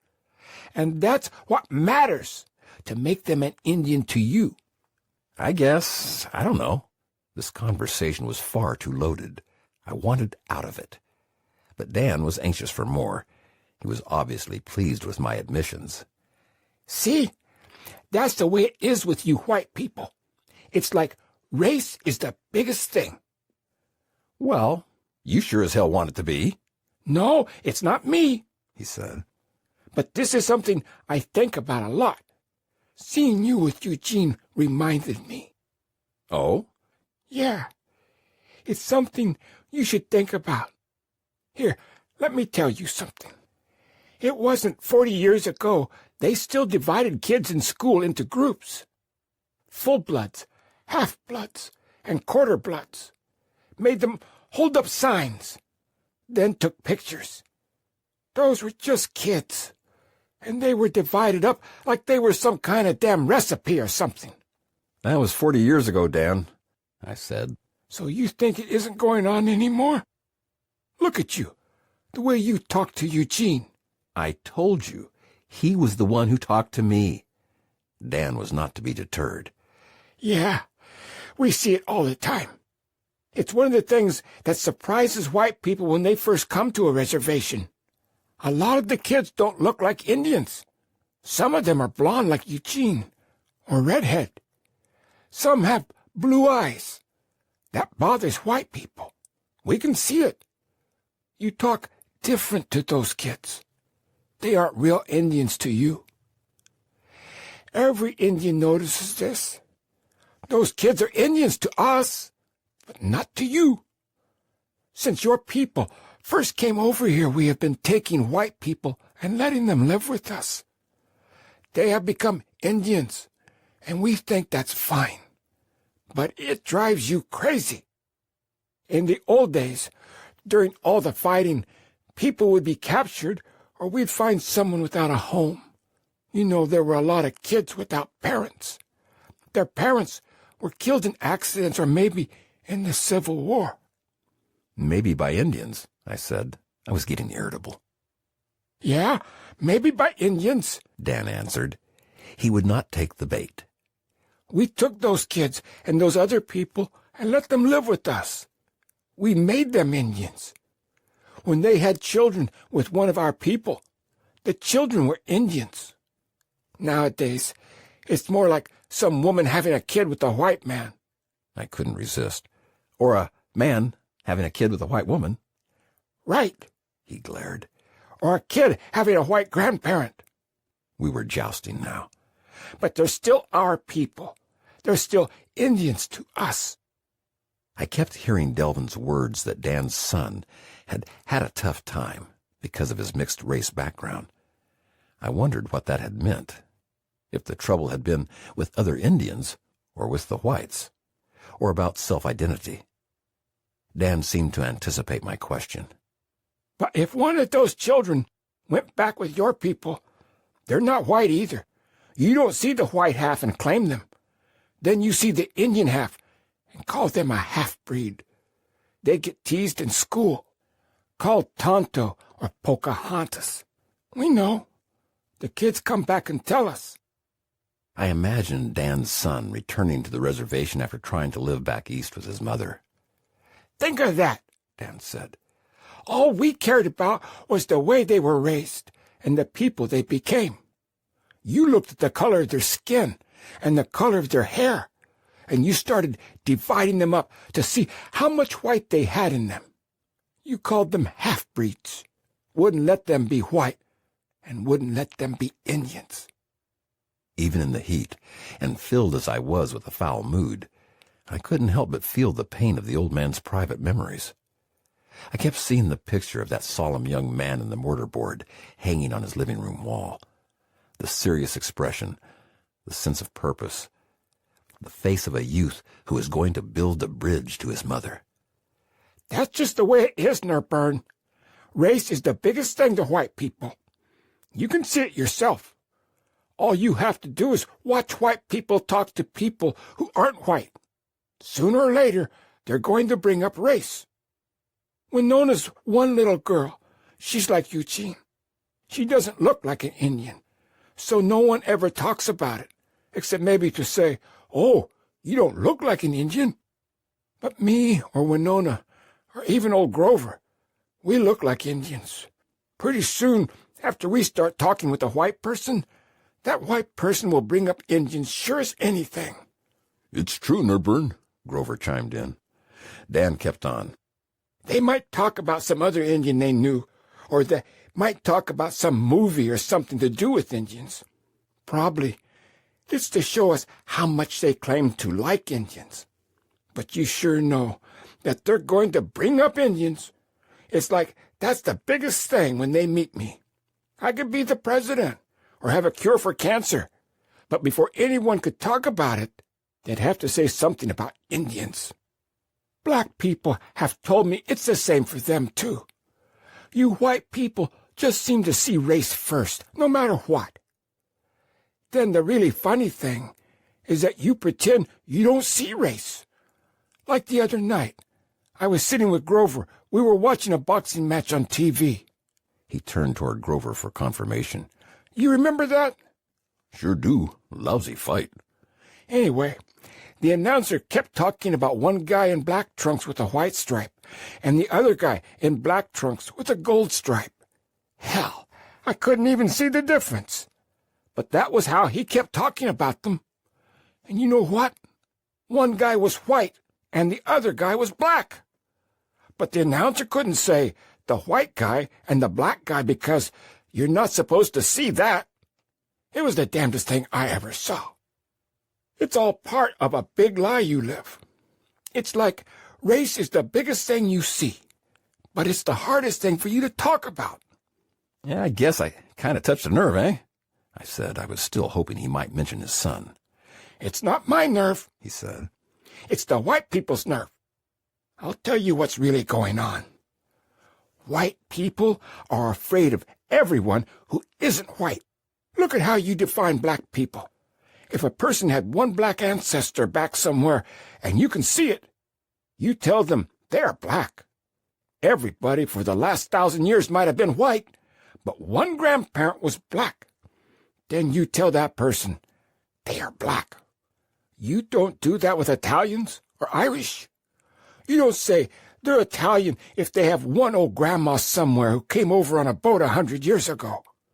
But one black grandma, bingo, you're black. Think about it, Nerburn. If your wife was black and you had a kid, you'd lose that kid. He'd be black. But the thing is, you're not really saying they are black. You're saying they're not white. See, white is a weak color. Think of paint. You add one drop of something else, and it's not white. You can add white and white and white and white, and you're never going to overcome that one drop of the different color. That paint will never be white again. That's what you're afraid of. But at least with blacks, you let them alone once you decided they weren't white. You just threw them all in a barrel, black, brown, tan, whatever, and called them black. But us Indians, you couldn't even leave us alone to be Indians once you decided we weren't white. You started dividing us up, calling us half-breeds, full-bloods. Try calling a black person with some white blood a half-breed. See how that goes over. He steepled his hands up like a preacher making a point. See, we do it the other way.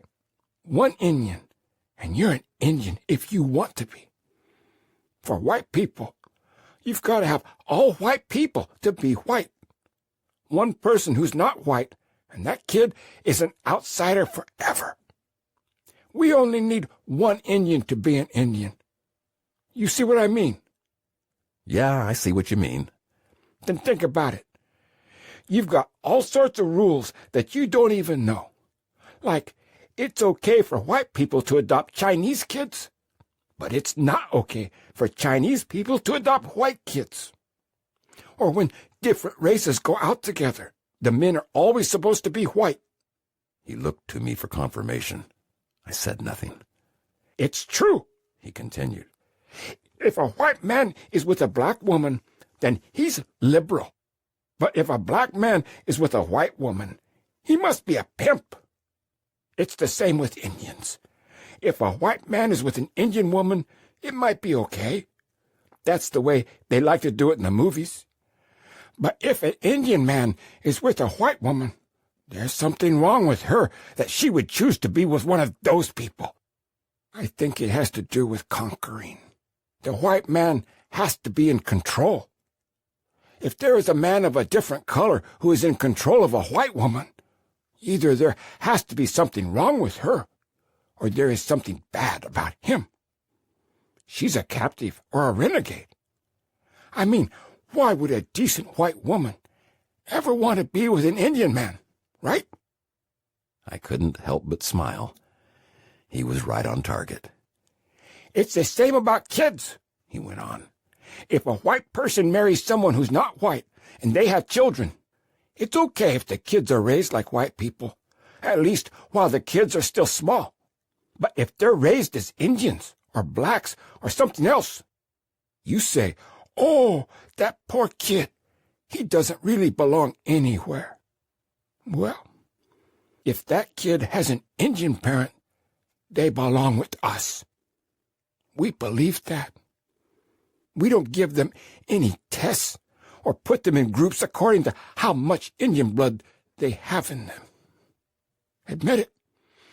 If little Eugene was with white people, you would think it's more okay than him living with Indians. Admit it. He was proud of his reasoning. Without waiting for an answer, he continued. But if that little fellow went back to live with white people, other kids would call him tonto and half-breed, and would make war whoops when he went by. That's the damn truth. The kid was talking to me, I said simply. That's all there was to it. Tell that to April, he answered, reaching into his pocket. He pulled out a piece of lined paper that had been torn from a school notebook and handed it to me. On it was a meticulously rendered child's drawing of 4 people. There was a big round figure outlined in pink with a scrawly beard, standing next to a smaller round figure with yellow curlicues hanging from its head. The 2 were facing forward and had watermelon smiles, large circle eyes with dots in them, and stick arms that ended in bird-foot hands. Next to them, with a slight separation in between, were 2 other round figures, smaller, one with legs and one with a triangle dress. The one with the dress had a silver coin in her bird hand. Her face, like that of the figure next to her, was colored in a dark brown. Both had little dots like raisins for eyes. Neither had a mouth. On the bottom was scrawled, in careful Catholic school hand, "For Mr. Kent, from April. Thanks. Bye." I flushed a bit as I stared at it. It's okay, Nerburn. You gave her a quarter. Chapter 22. The Song of History. We drove onward into a darkening sky. Signs began appearing along the side of the roadway. Most touted some desperately conceived attraction or artificial reason for a traveler to stop. Live bears, reptiles, world's largest car collection, see Elvis's motorcycle, shortest route to the Black Hills. Others demanded that we renounce abortion or make a commitment to Jesus. Grover took great pleasure in reading their messages out loud as we passed. He was a town crier at work, making no commentary, but merely repeating what was before him.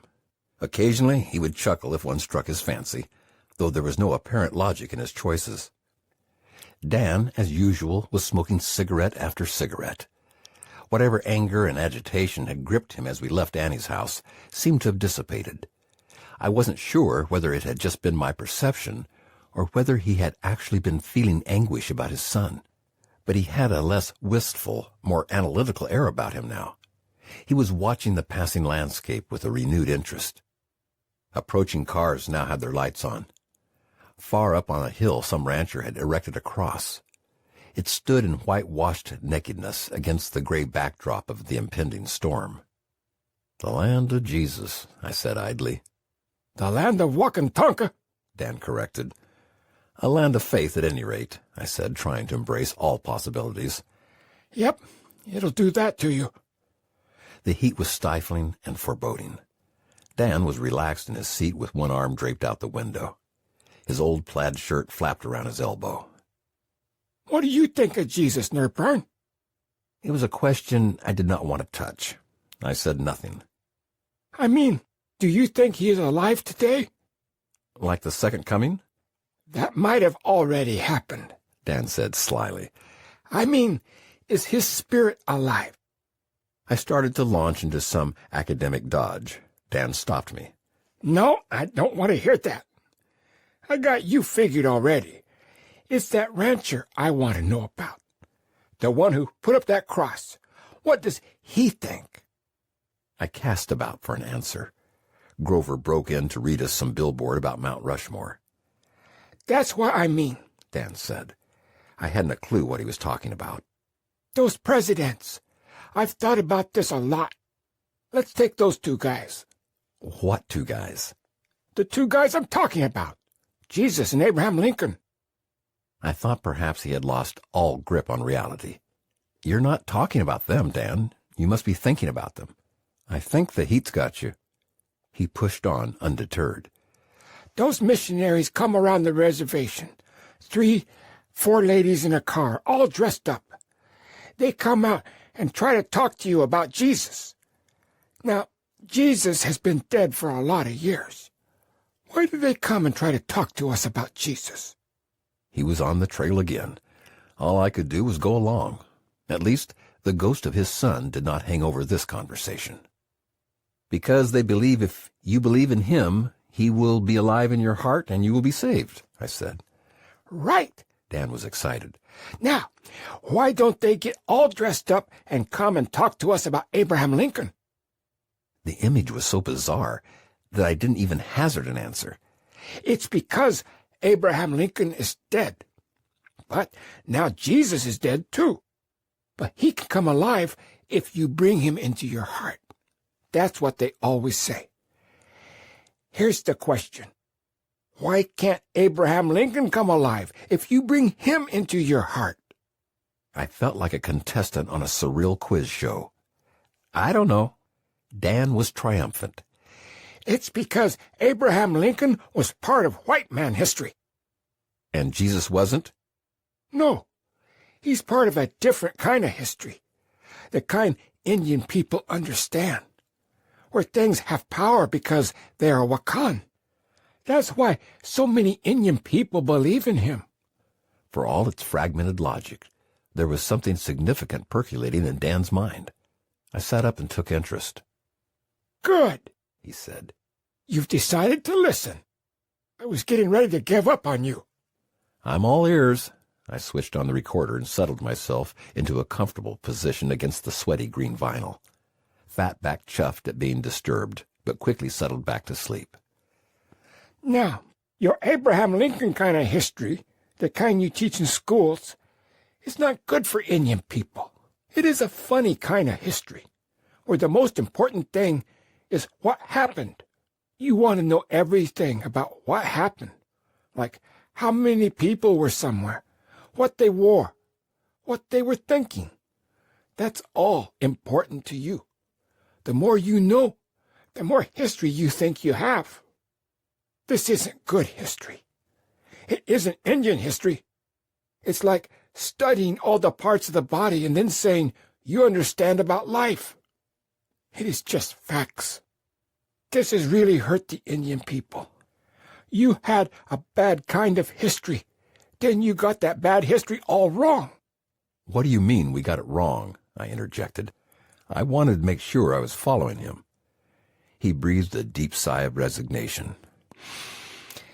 Am I talking, or are you? I thought you wanted to learn something. Sorry. He shook a crooked finger at me. That's why we always beat you white guys in a fair fight. You only know how to go in a straight line. We knew how to move around and come in on you from all sides. Now, just be quiet and listen. Grover slapped the steering wheel in pleasure. Dan continued. He was his old, cantankerous, exuberant self. Look what your way did to our people. When you came among us, you didn't care what was alive in our hearts. You wanted to know facts.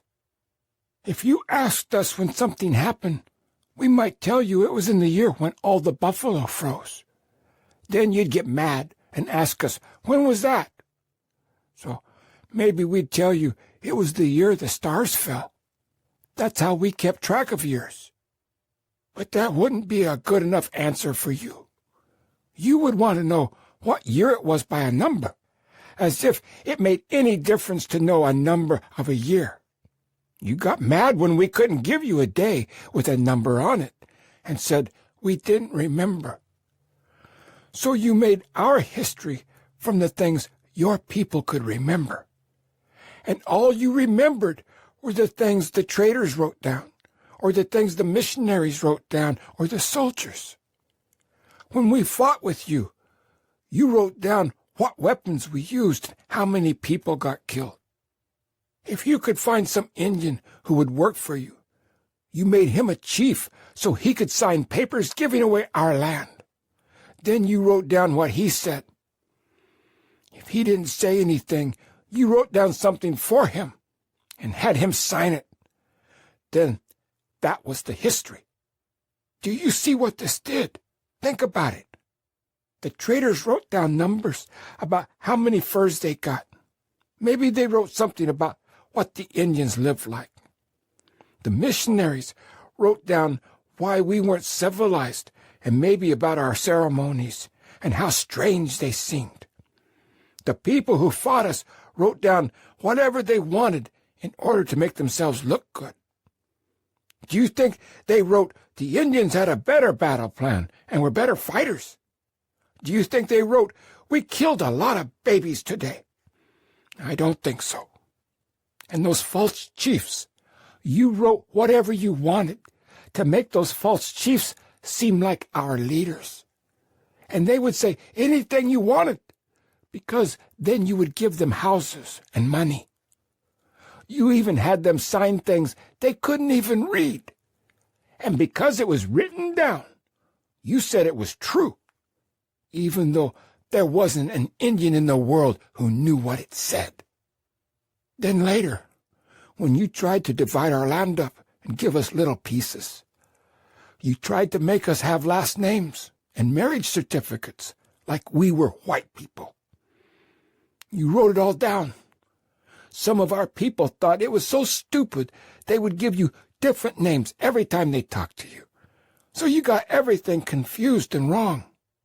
By the end, everything was wrong and a lie. But it was all written down. So you said it was true. And you taught it to your children like it was true. That's what your white history did for us. He sucked triumphantly on his cigarette. The signs for Mount Rushmore, with their bad line drawings of the 4 presidents' heads, were becoming more frequent. They looked absurd and miniature against the looming dark of the western sky. I thought he was finished, but he exhaled hard, expelling a long stream of smoke, and began again. But it did something worse, too. It took away all of our history from before the time you came here to our country. It's like before you came here, we didn't exist. You won't believe anything we tell you unless you can dig up some pot or an arrowhead. Then you put it in a lot of machines and put chemicals on it so you can know when it was made. And then you say, now we know about it. Now we know what happened. Then the man who did the tests writes down what he found out, and other people write down what they think about what he found out, and you call that history. I can come to you and tell you what my grandfathers told me, and that's not history unless the chemicals told you the same things. I can even tell you about power, like with Poye, the medicine bag, or how one becomes a double woman. But I wouldn't, and you would just say that is a story. See, none of what we know is history to you. Our sacred stories are just legends to you. The powers we were given by our ancestors you think are superstitions. The responsibilities, too. None of that is real in your history. all it really means is there wasn't anyone with a book writing things down. It doesn't matter that when your people came with books and wrote things down, they wrote lies. All that is important to you is that they wrote something down. Once it was down, then it was the truth. Then there was history. The elders used to say, Wasichu builds his house on lies. That's what they meant. I couldn't suppress a smile. Dan looked at me and twinkled, his milky white eye glinting in the half-light. A little, low heh-heh came like thunder from deep in his chest. He knew he had me. This is where Jesus comes in. When they made me go to church and learn about Jesus, nobody asked what year it was. Here he was, the most important person, and nobody wanted to know what year it was when things happened to him. It was just when Jesus was alive. What was important was what happened. Like I was taught that when he was killed, there was a big earthquake. Yes, I interjected, looking out at the gloaming sky. A great darkness came over the land. Dan was in no mood for cleverness. It was killing him that made it happen. Nobody ever asked how many people were killed in this earthquake, or how many people were standing around when Jesus died. No one needed to know what year it was. That wasn't important. What was important was that an earthquake happened when Jesus died. Don't you see? If it was important that an earthquake happened when Jesus died, then why wasn't it important that a lot of stars fell in the year the buffalo froze? A far-off blast of lightning lit the edges of the billowing clouds. I'll tell you why. Because white people wouldn't believe the two things had anything to do with each other. You believed that Jesus and the earthquake had something to do with each other, but you didn't believe that the buffalo and the stars had anything to do with each other. An earthquake could happen because Jesus died, but the stars couldn't fall because the buffalo died. Here's another one. There was a star in heaven that led those kings to Jesus when he was born. But there can't be a star that is given to our people as a guide. When our people talk about the 7 stars and how they taught us to have 7 council fires, you don't believe it is real. You say it is a myth or a legend. Well, maybe the star leading the kings is just a myth or a legend too. I think you should think about this. You have 2 different stories about how history works. It doesn't make any sense. This is a big sucker, Grover interrupted, gesturing across the dashboard toward the sky. I'm going to try to outflank it. He was once again the captain, guiding his ship away from the dangers of the treacherous reefs and shoals.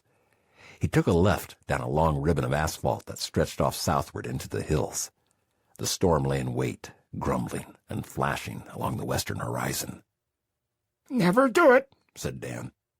Maybe, Grover answered. He pressed the accelerator harder, and the Buick surged forward. The wall of dark to the west glinted and flashed at us like dragon's eyes. Dan went on with his story. The reason my people listened when you talked about Jesus was because we could understand how you were thinking. It was like what happened to Jesus then is important now, the same as it was the day it happened. We could understand that because that's how we learned about our past. If my grandfather's grandfather made the buffalo turn away from the village one time, then that was how I knew the year. It was the year the buffalo turned away from the village. It was the year my grandfather gave me the power to turn danger away from our people. I still have that power because he gave it to me by what he did. That's how you taught me about Jesus. He was alive a long time ago, but he gave you power to do things today. But when you wanted to learn about my grandfather's grandfather, you don't believe he gave me power. You want to know how many buffalo and what year it was. Well, Why don't you go try to find out what year Jesus was born, and how many people were there when he was killed, and the scientific reason why there was an earthquake then? Why isn't all that important? That's what you want to know about the buffalo. If maybe they had some disease that made them charge the camp, or if maybe we had the camp in a different place that year. If I talk to you about the power that gave me, you won't want to listen, but you want me to listen all about the power that Jesus gave you. It doesn't make any sense. Either it's the way things work, or it isn't. If it's okay for you to not know what year Jesus lived, but just to start numbering the years from then it's okay for me not to know what year my grandfather's grandfather lived. If it's okay for what Jesus did to give you power now, then it's okay for what my grandfather's grandfather did to give me power now. But your mind lives in two worlds. In one of those worlds, things that happen always have power, like Jesus. In the other world, things only happen once, and they only have power when they happen. And you have to get a perfect picture of it, with how many people were there, and all the things that were there, and all the things that led up to it, and all the things that happened because of it. That's the only way you really understand it. He stopped to let me absorb what I'd heard. What do you think of that, Nerburn? I was dazed. I didn't know if I was 10 steps ahead of him or 10 steps behind. You know, Dan, I said, sometimes I think you're just toying with me. Why do you think they couldn't catch Geronimo or Joseph? Grover said proudly. Dan just came forth with a few more low, rumbling hands. Now, you will hear about Abraham Lincoln, he said. I said I was thinking about him, too. To me, he was like one of your great chiefs. When I think about him, I see how different we really are. To me, he was your greatest leader. He wasn't afraid to do things for people he never saw. He tried to do right. I think he would have been a good Indian. But you teach about him like a dead man. He's not like Jesus to you. He's not alive to you anymore. So you make children learn when he was born, and where he was born, and everything about him. You make them learn him like he was a stuffed bear in a museum. This is your mistake. Why don't you say that he is still alive today in the hearts of your people? Why don't you teach your history so that your children have to keep him alive in their hearts, and make that more important than knowing how tall he was and where he was born? You teach your children that Abraham Lincoln freed the slaves. Why don't you teach them that he made you all slave freers, and that you are now his children and must uphold his honor? That's what we do. But you want your children to pass a test about when Abraham Lincoln signed some paper that freed the slaves. If they don't know that, then you say they don't know about Abraham Lincoln. It makes your history thin and ugly, because it puts things in boxes on shelves to be taken down and examined, instead of keeping them alive. I think our way is better. I really do. I can't disagree with you, Dan. You'd better not. I was starting to think you were stupid. I'll tell you just a little more now. Just a little more. See, we have always had history. Like white people history, too. You just wouldn't believe us. We had our stories and our pictures. We had our ways of doing things that were passed down to us from our elders. That was just like white people history. It had facts, too, but they weren't good enough for you. If I show you how my grandfather made something, you didn't trust me. But if some white person who didn't even know what he was seeing wrote it down, then that was good enough to be history. There is too much to know everything. We Indians just tried to know the important things so we could live better and understand. We had people who could tell us about the old days and why they were important to us. We made our children learn the stories so they could repeat them just as they were told. Our history was alive, but your history was dead, even though it was written down in words. I will tell it to you one more way. If you hear a song, is it real? Or is it only real once somebody writes it down? Well, for us, the story of our people was like a song. As long as somebody could still sing it, it was real. It never mattered if someone wrote it down. When you came, you said that our song wasn't real because it wasn't written down. Then you wrote it down the way you wanted it.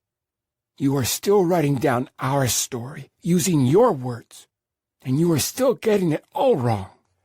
Your words are all full of sharp edges that cut us. But we have been bleeding so long, we don't even feel it anymore. It doesn't hurt me. I am old. I knew the old language, and so did my friends. We still speak it. It is still the song in our heart. It is the young people who must learn to sing the song again.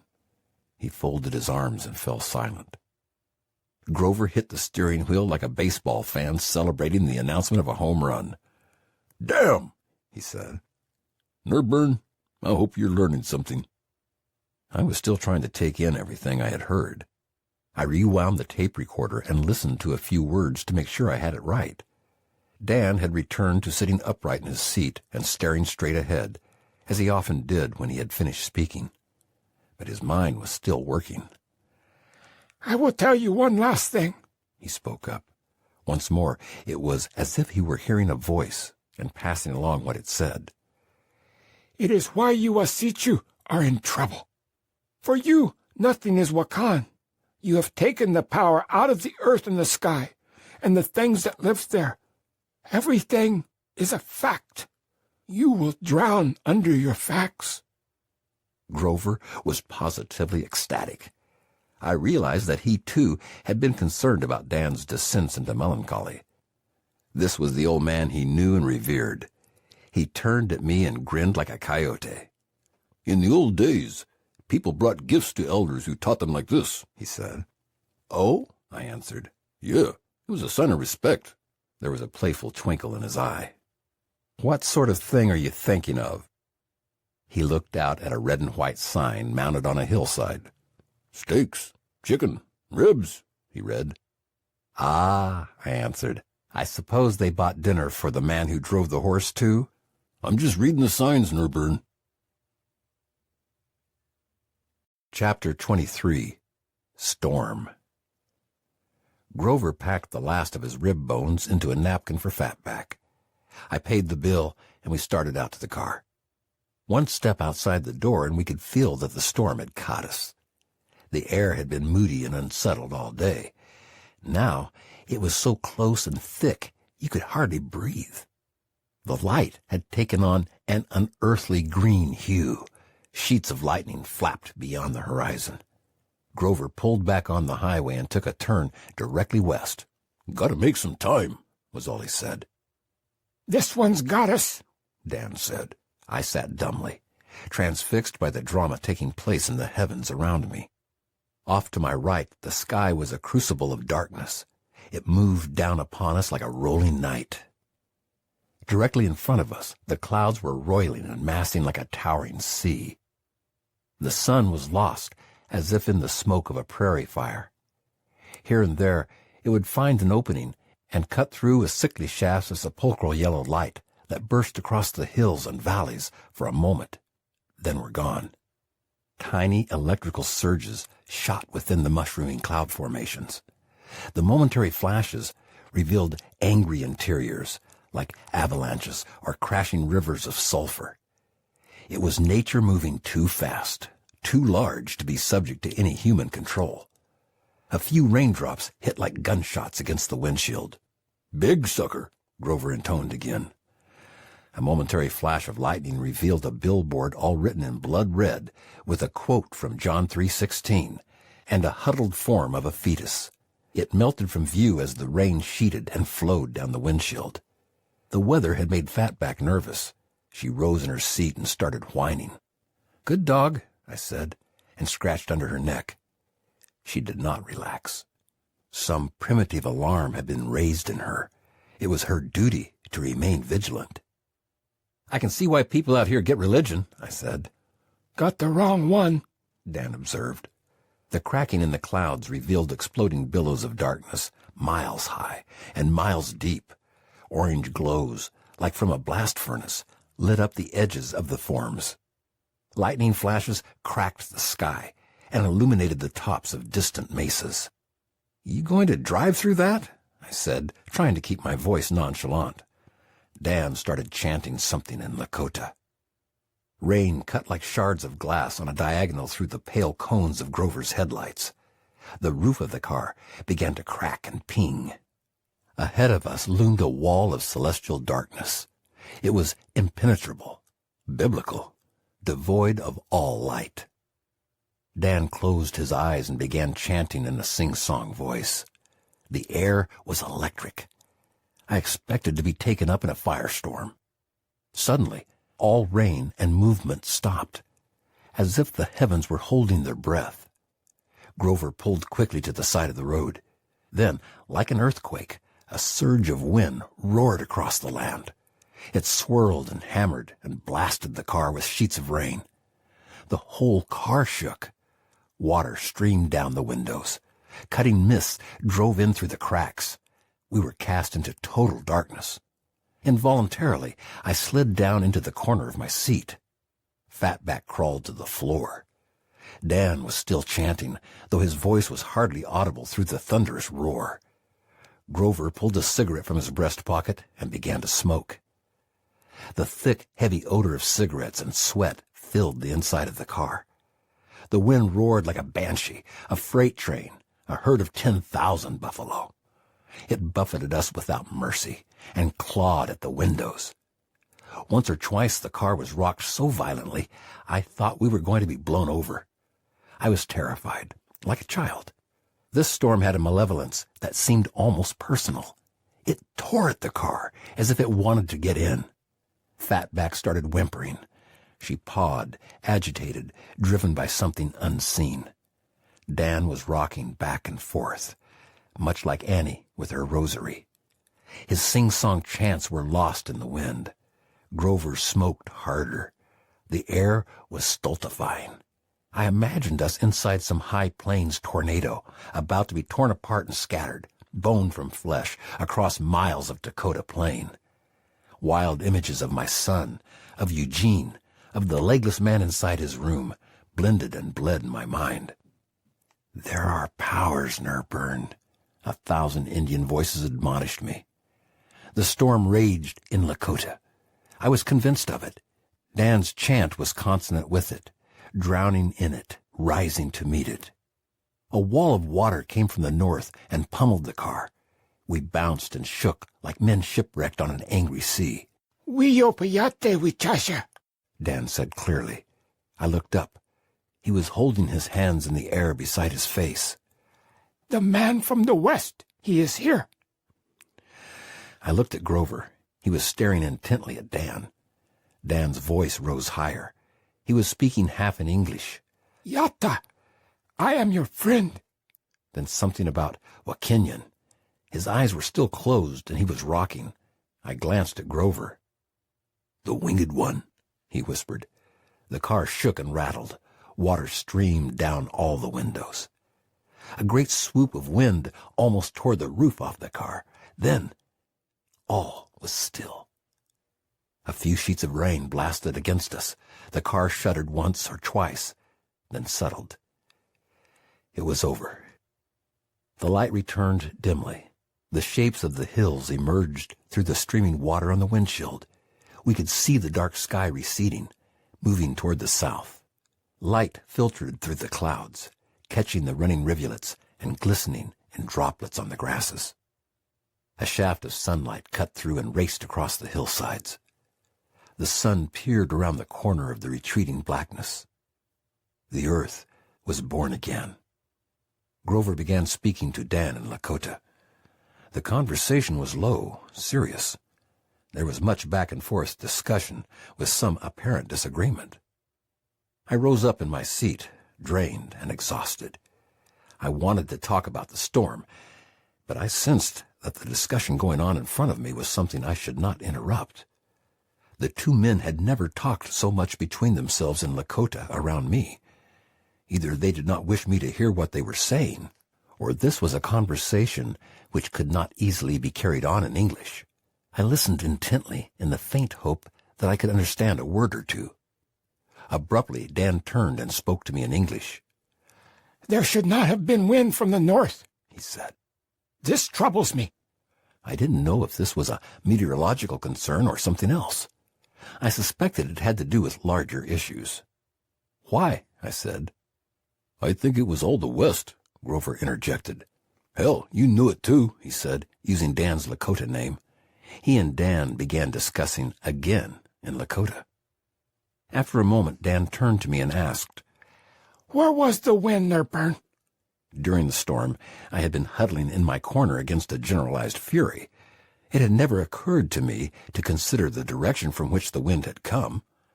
"I don't know," I said. "Think," said Dan. I wasn't paying attention. Dan grew angry. "You've always got to pay attention. It's important. What do you think I'm trying to teach you?" Remembering the moving cloud banks off to our right, I said without conviction, "North, I guess, though that doesn't make a lot of sense this time of year, so—" "It doesn't matter what makes sense," Dan snapped. "Did you feel the wind from the north or not? I don't mean where did the storm come from. I mean in the storm. Was the wind that beat on the car from the north?" "Well, yeah, I guess, but—" "Yes or no?" I checked the position the car was facing. Grover had pulled off the road directly into the brunt of the storm, facing west. I felt the dampness on my right shoulder, where the rain had forced its way through the cracked weather stripping around the car windows. "Yes." "Huh," Dan said. "Well, see ya. There is a message." "What do you mean?" I said, slightly disconcerted. "Wazia is not good. He is cold and cruel." "Wazia?" "The wind from the north." Dan was pulling a small pouch from inside his shirt. It had been hung around his neck on a leather thong. "The dead must pass his teepee on the way to the spirit land. They must tell him everything. When he comes, it is to bring messages from the dead."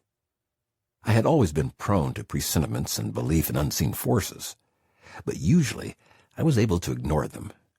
Here, in this open land, in my agitation after the storm, it was not so easy. My mind flashed to my wife and children. "What do you think it means?" I asked. He ignored my question. "What were you talking to Delvin and Danelle about?" he said. "I saw you talking to them for a long time." "And they were telling me about your past." Dan made a gesture of spitting. "Ha!" he said. Grover pursed his lips. "Wait here now," Dan ordered. He opened the door and stepped out. The fresh smell of the drying earth rushed into the car. Fatback squeaked and clamored to get over the seat. "Let her out," Dan said curtly. I opened the door on my side. She scrabbled across me and almost fell onto the ground. Dan spoke to her in Lakota. She got up and whimpered. Together, they made their way across the steaming grass up over a short rise. "Should have buried that dog with the kid," Grover muttered. "What?" I said. "Nothing. Just talking." "What's going on here?" I said to Grover. "It spooks me when he gets like this." "Spooks me too," Grover answered and pulled out another cigarette. I wanted to get him talking, to reassure myself. "Does he get like this after every storm?" I asked. "Nah. He didn't like this one, though. Said it had a message." "A message?" "Dan's in touch with a lot of forces," he said cryptically. I felt a shiver on the back of my neck. Grover had lit a match and was holding it up in front of him and idly watching it burn. "I worry about my family when he talks like that," I said. "Don't worry about your family," he said disinterestedly. The flame was burning down toward his fingers. "I know, it's just that—" "The old man wasn't talking about your family," he interjected. His voice was weary and slightly disgusted. "What was he talking about?" He pinched out the match. "Don't matter. The wind's from the west. Presently, Dan and Fatback emerged from behind the rise. Dan was still fingering the pouch around his neck. Fatback hobbled behind him with her tongue out. "We will go now," he said to me in English when he returned to the car. There was a sense of purpose in his manner that had not been there before. He and Grover had a short discussion in Lakota, then Grover started the engine. He drove through the streams of water that were coursing off into the ditches and got back on the glistening highway. Already the water had begun to dry from the pavement. Willowy pillars of steam and heat rose from the asphalt like spirits. The memory of the great storm was etched into every plant and hill and hollow. I felt like a man on the waking edge of a nightmare, exhilarated, unsure, still shaken, not sure which side of the dream was real. The dark cloud had moved far to the south and was rumbling and spitting over distant hills and mesas. Lightning flickered like snakes' tongues in the retreating forms. In front of us, the prairie stretched and breathed deeply and seemed to come alive with birds and sunlight. Every bit of life seemed fresher, more fragile, more precious. Dan offered no explanation for either his behavior during the storm or his actions afterward. "You must take me there now," was all he said. Grover nodded and drove without comment. A double rainbow arched across the sky. "Ah," said Dan, with an air of understanding. "that's good." Mile after mile we drove in silence, each of us lost in private thoughts. I wanted to ask him about the wind and what he thought it had meant, but I didn't dare. His was a world in which every action, every movement had meaning. My ignorance of those meanings felt like naivete. I was better served by silence. The sun, victorious, lowered itself toward the horizon. It illuminated the bellies of the remaining clouds, creating a tapestry of oranges and silvers. With the wind gone, the sky stood triumphant. It became a landscape in itself, a great ethereal garden in the colors of memories, golden, violet, orange, all proceeding from the sun, as if in ritual procession. "Here, this way." Grover veered onto another road. We arched over a freeway and made our way southward. The cars on the freeway beneath us seemed from a different world with different missions.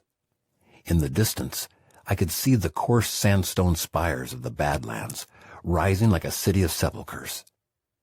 The runoff from the furious storm had disappeared, leaving only tiny pools among the red clay glistening on the side of the road. We took a turn and bounced onto a gravel roadbed. Grover never varied his speed. The undercarriage of the car pinged from rocks that the tires threw up as we flew toward the unearthly formations in the distance. All sense of leisure had been cast aside. We moved like men pursued. On either side of us, table rocks 100 feet high rose like altars, awaiting some celestial sacrifice. Their surfaces stretched out high above us, inaccessible, invisible, a landscape of the gods. We came to an edge. The earth dropped off before us into a prehistoric seabed of stone pillars and crenellated cones of sand. With no more than a momentary hesitation, Grover plunged the car down the winding gravel path into this lunar landscape. Ancient miniature mountains rose around us like dragon's teeth. Spires of sand like Tibetan temples loomed on all sides. Bands of color cut for miles through the desiccated formations, echoing geological time that dwarfed all human considerations. Badlands, Grover said. No one responded. This is where they came, Nerburn. Who? I asked. Dan remained in silence, staring straight ahead. Sitting Bull's people. The ghost of a full moon was becoming visible in the sky above the valley floor. Trying to get away from the soldiers. He looked toward Dan, as if he expected the old man to begin talking, but Dan said nothing. Grover was forced to continue his explanation. After he was killed, by the Indian police, his people were terrified. They joined with Bigfoot and came south here. They figured the soldiers wouldn't follow them. I looked around at the savage wasteland of sand and dust. Well, they were wrong, though. He gestured out over the waterless terrain. Look at this. It was December, the moon of popping trees. Do you know what this is like in December? Not very pleasant, I imagine. Wind that will kill you. Freeze off your toes and fingers in minutes. Snow that will blind you. Ice on everything. Temperatures so cold the rivers crack and the trees split. It's time to be indoors, telling stories. But they were outside, running from soldiers in the wind and cold. They had children, women, babies wrapped in blankets. They'd snuck down a path that the soldiers didn't know. Isn't that right, Dan? Dan chewed his mouth like a man adjusting his false teeth, but he did not speak. These were families, Nerburn, with little babies and old people. They had their teepees and cooking pots. They just wanted to live. But they couldn't even build fires to keep their children warm. The soldiers would have found them and killed them. They were starving and freezing. The car roared through the desolate moonscape without slowing. The sun was disappearing with one last blaze of orange fury. The sand formations caught its brilliant glint and glowed like fire. In the cracks and crevices, the dark began to grow into new and threatening shapes. I am too old, Dan said suddenly. I looked at him with alarm. He was still making that strange chewing action with his mouth. I should not throw my mind back, he said, as if to someone unseen. I should live here in the life I have. I should think about my grandchildren and my great-grandchildren. But my eyes see the tracks of the past. I cannot forget the dead. He turned toward Grover. You should not trick me into talking, Mitakola. Grover gave a faint hint of a smile. You said you would teach him, Tunkushila. Now's the time. Grover's tires spit up rocks. The shadows were stretching long across the land. Dan's good eye flashed like an animal's. Now is not a good time for me to speak. My heart is heavy with the past. This is hard land for us. The spirits of our dead fill the skies. That's why you should talk, Grover said. Sometimes when your heart is heavy, you speak more truly.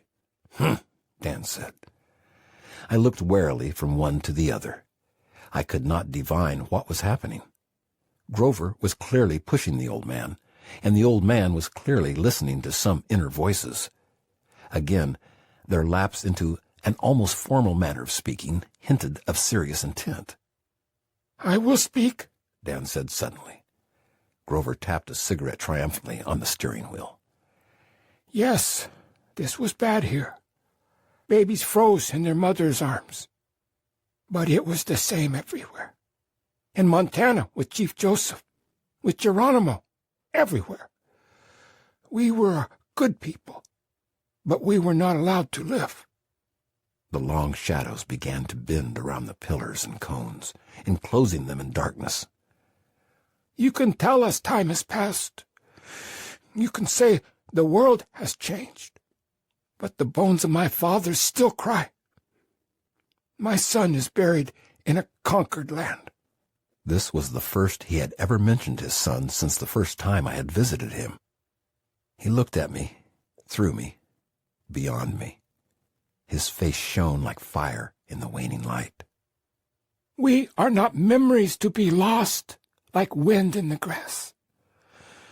What I am about to say to you are hard words, but I choose to say them because this is hard land, and it invites hard words. Hear me, then I will be quiet for a while. He squared himself in his seat and began. There is no Indian alive who dares to think too much on the past. If we looked too long at the past, we would be too angry to live. You try to make it up to us by making us into heroes and wise people in all your movies and books.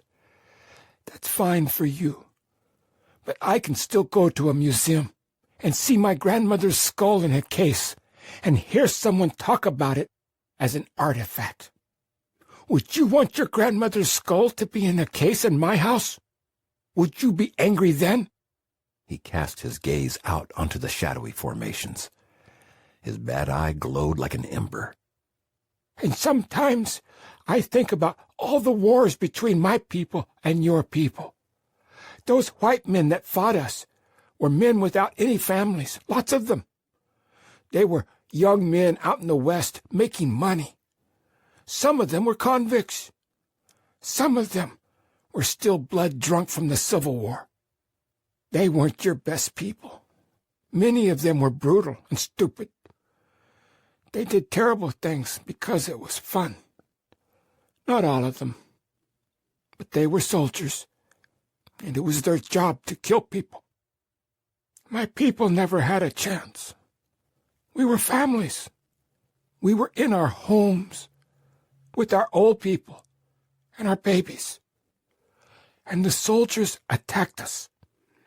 They attacked our homes and killed our elders and our children.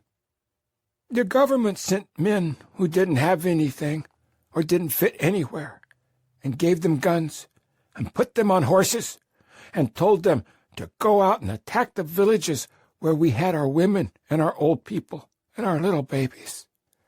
There were little girls playing with dolls and little boys who were just learning to walk. The soldiers killed them all. Then your people have the nerve to talk about massacres by the Indians. He turned in his seat and stared directly into my eyes. Do you know why we ambushed the soldiers? I sat quietly. There was no answer I could give. Because, he said, we were trying to keep them away from our children and babies and our old people. We had to get to them before they got to our families. We couldn't move fast because we had all our old people and children. All we had on our side was surprise and that we knew the land. We didn't have weapons and we couldn't run. We knew white soldiers always stayed together when they fought, and we could outsmart them, so we did. He paused for a moment to gather himself. The moon had cast off its ghostly aura and taken on a life of its own. We did kill innocent people, I know that. It happened when our young men got angry at what was happening to our old people and the children.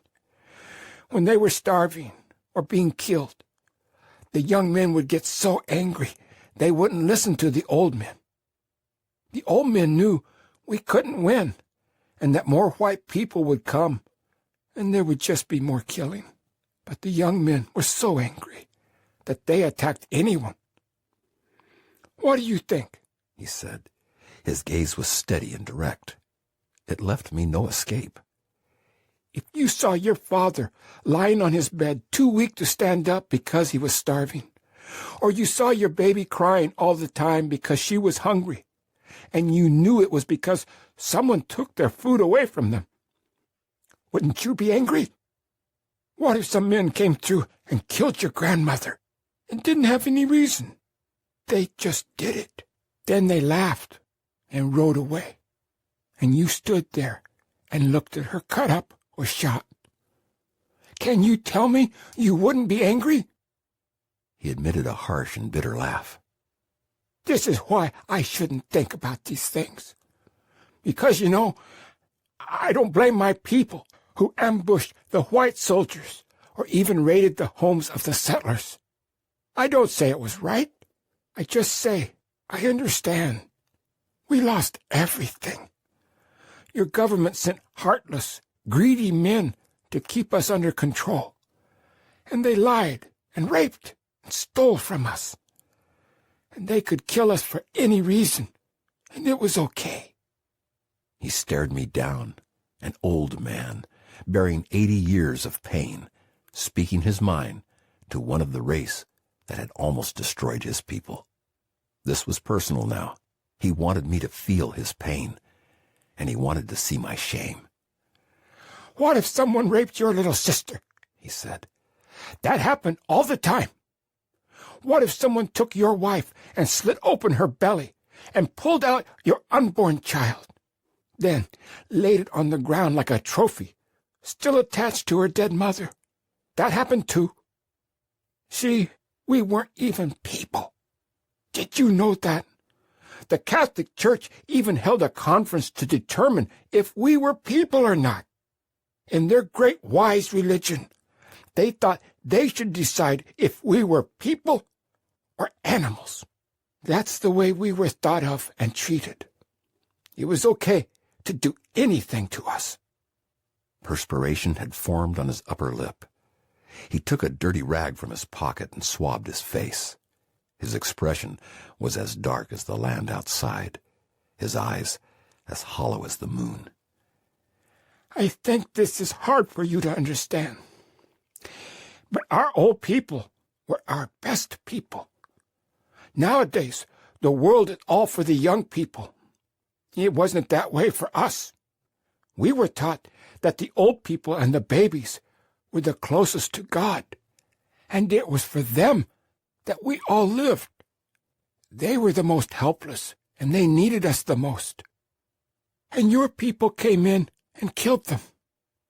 We couldn't protect them, and that was what we had to do. But you were too strong. There were too many of you. We had to do what we could to protect our old people and our families. And we couldn't because your soldiers broke into our houses and killed them when they couldn't get away. His inner turmoil was titanic now. His hands shook and his eyelid twitched. He looked toward the sky as if beseeching some greater power for help. The moon hung empty over the towering spires. It wasn't the same when we fought the other tribes. They respected the old people and the children, too. When we fought each other, there were some things more important than the fight. The greatest act of bravery was to touch your enemy, to count coup upon him, not to kill him. But not for your soldiers. They just wanted to kill us.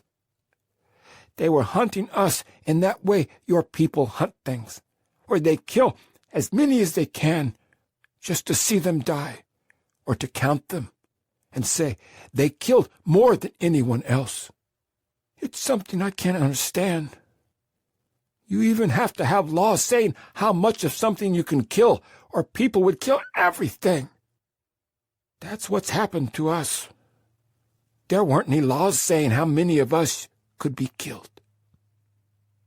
We were treated worse than deer or fish. You could kill as many of us as you wanted, and the old people and the children were the easiest. Now, there are skulls of my grandparents in museums, and sacred blankets and drums on walls of museums for rich people to look at.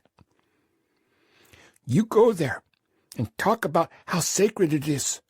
You call it sacred because you don't have anything of your own that's sacred. But it's not sacred because you took the sacred out of it. Just like you take the sacred out of everything. And now we can hardly feel it ourselves anymore. You killed our people, and you took what was sacred to us. And then you told us that's what proved you were better than we were. I felt a great shame come across me. Dan was sparing me nothing now. Sometimes I think I would like to go into one of your cemeteries with a bulldozer and knock over all the headstones and plow up all the coffins. Then I'd take the bones and put them in plastic bags. I'd put them all in the window of a store with a sign that said, "White People's Artifacts." Then you could come down and point at a bag and say, "That's my grandmother." If you were lucky, I might even have the measurements of her skull on a little card on the bag. If you wanted the bones back, I'd just laugh. I'd say they were part of an exhibit and that we were treating them with respect. I might even charge you $1 to come in and look at them. But I'd let your children in cheaper because I'd say they should learn about their past and how sacred it is. Then I'd take their money and show them the bags. He stopped abruptly, and let out a little sound that was somewhere between a sob and a yelp. He breathed deeply and stared hard at the darkening sky. Far in the distance, the faint echo of thunder rumbled from the west. Gathering himself, he spoke again. His voice was lower, almost contrite. I am sorry to say these words to you. I shouldn't talk like this. It doesn't do any good. It just makes me feel angry and makes you feel bad. It all happened. I have to learn to forgive you and your people. We have to live together. I have to look to my grandchildren now. Maybe it will be better for them. I just wish I knew why it happened this way. I really do. I could be so much more peaceful if I just knew why it happened this way. He leaned his head forward like a man in prayer. Grover stared at the road and gripped the steering wheel with both hands. The moon sat silent above the jagged peaks, hollow and empty, like the socket of an eye. Chapter 24. Bahasaba. We drove in heavy silence.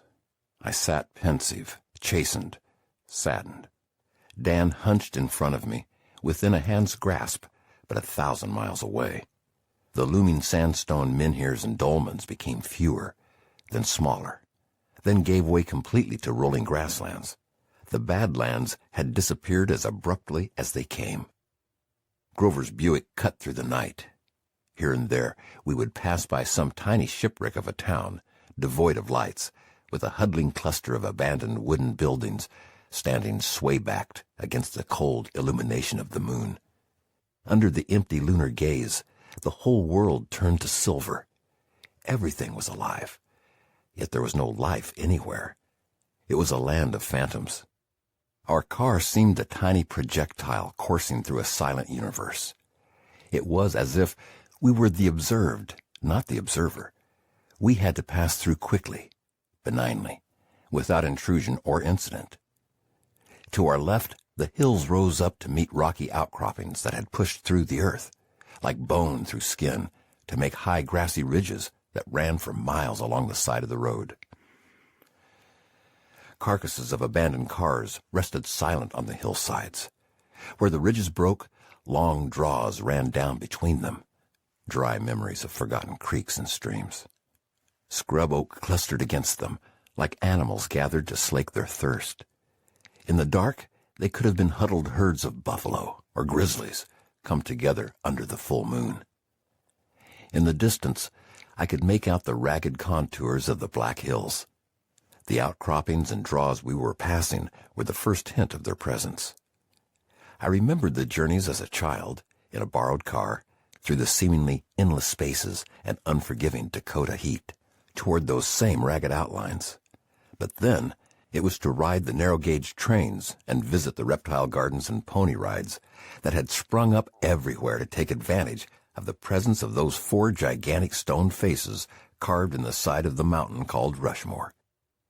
Now, this tiny outcropping of mountains was something less seen than felt, a home, a presence, a gathering place of spiritual forces, the Bahasaba, the sacred center of the universe for the Lakota people.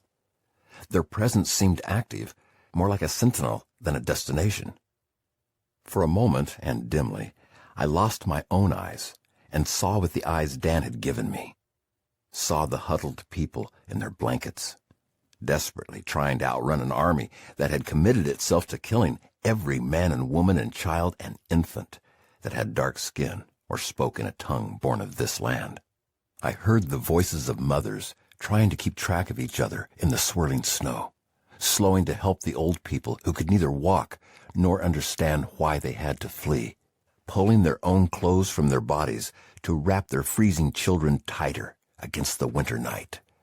Saw them huddling together in the freezing darkness, afraid to build a fire against the ice and wind of December, because the men who were hunting them like animals would see it and come riding in and rip their children from their arms before pumping bullets into their hearts, their legs, their skulls, and then riding off. But most of all, I felt the pain of their confusion that their God had failed. In a land that as a child had filled me with dreams of pony rides and ice cream cones and 4 presidents' heads on a mountain, people who had sensed the power of God in every rock and bird and square inch of this land had been reduced to dancing crazily in a circle in hopes that their desperate ecstasy would call forth a savior who would keep them from having to watch one more of their children die, hollow-eyed and uncomprehending in their arms. The last afterglow of twilight had silhouetted the black hills against the night. It was easy to understand how they had become the sacred center. They stood mutely, majestically, in the middle of this endless plain, like a cathedral of the gods. For these mountains, I thought, the Lakota had been willing to give away everything else, only to have them, too, taken away when the white people who had trespassed illegally shouted the magic word, gold, the metal that made the Washichu crazy, the Lakota had called it, an ore in the ground. For that, my ancestors had been willing to lie and steal and kill old people and children, and then spend the next century remaking the story so that all the dead and all the betrayals would effectively disappear from history. For that, and the hunger to own a piece of the earth, we had destroyed the dreams and families of an entire race, leaving them homeless, faithless, and with nothing but the ashes of a once graceful and balanced way of life. And now we had the arrogance to claim to rediscover them and to appropriate the very spiritual truths we had tried to destroy in order to fill the void of our own spiritual bankruptcy. I was filled with a helpless shame and contrition. My mind moved fitfully across the bleak inner terrain, seeking rest and finding none. Dan's motionless form was outlined against the night. I wondered how he could live with such rage, how anyone could live with such rage. His last words, "I just wish I knew why it had happened this way," echoed in my mind. The Bahasava rose ragged against the western sky as Grover's headlights strafed the silent land. I, too, wondered why it had to happen that way, and if this earth, with the knowledge it had, would ever grant any of us peace. Chapter 25. Wounded Knee. "Let me out!" Dan said. I jumped in my seat. It had been an exhausting day, and under the preternatural moonlight, I had given my mind free rein to wander. Dan's voice shocked me back to reality. "Right here," Dan said. I looked quickly to Grover. His face showed no emotion.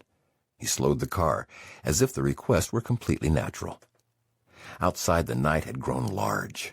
High, thin clouds wisped across the darkness like shadows, hiding, then revealing the hollow moon, and causing the hills and valleys to dance in a spirit play of ghostly movement.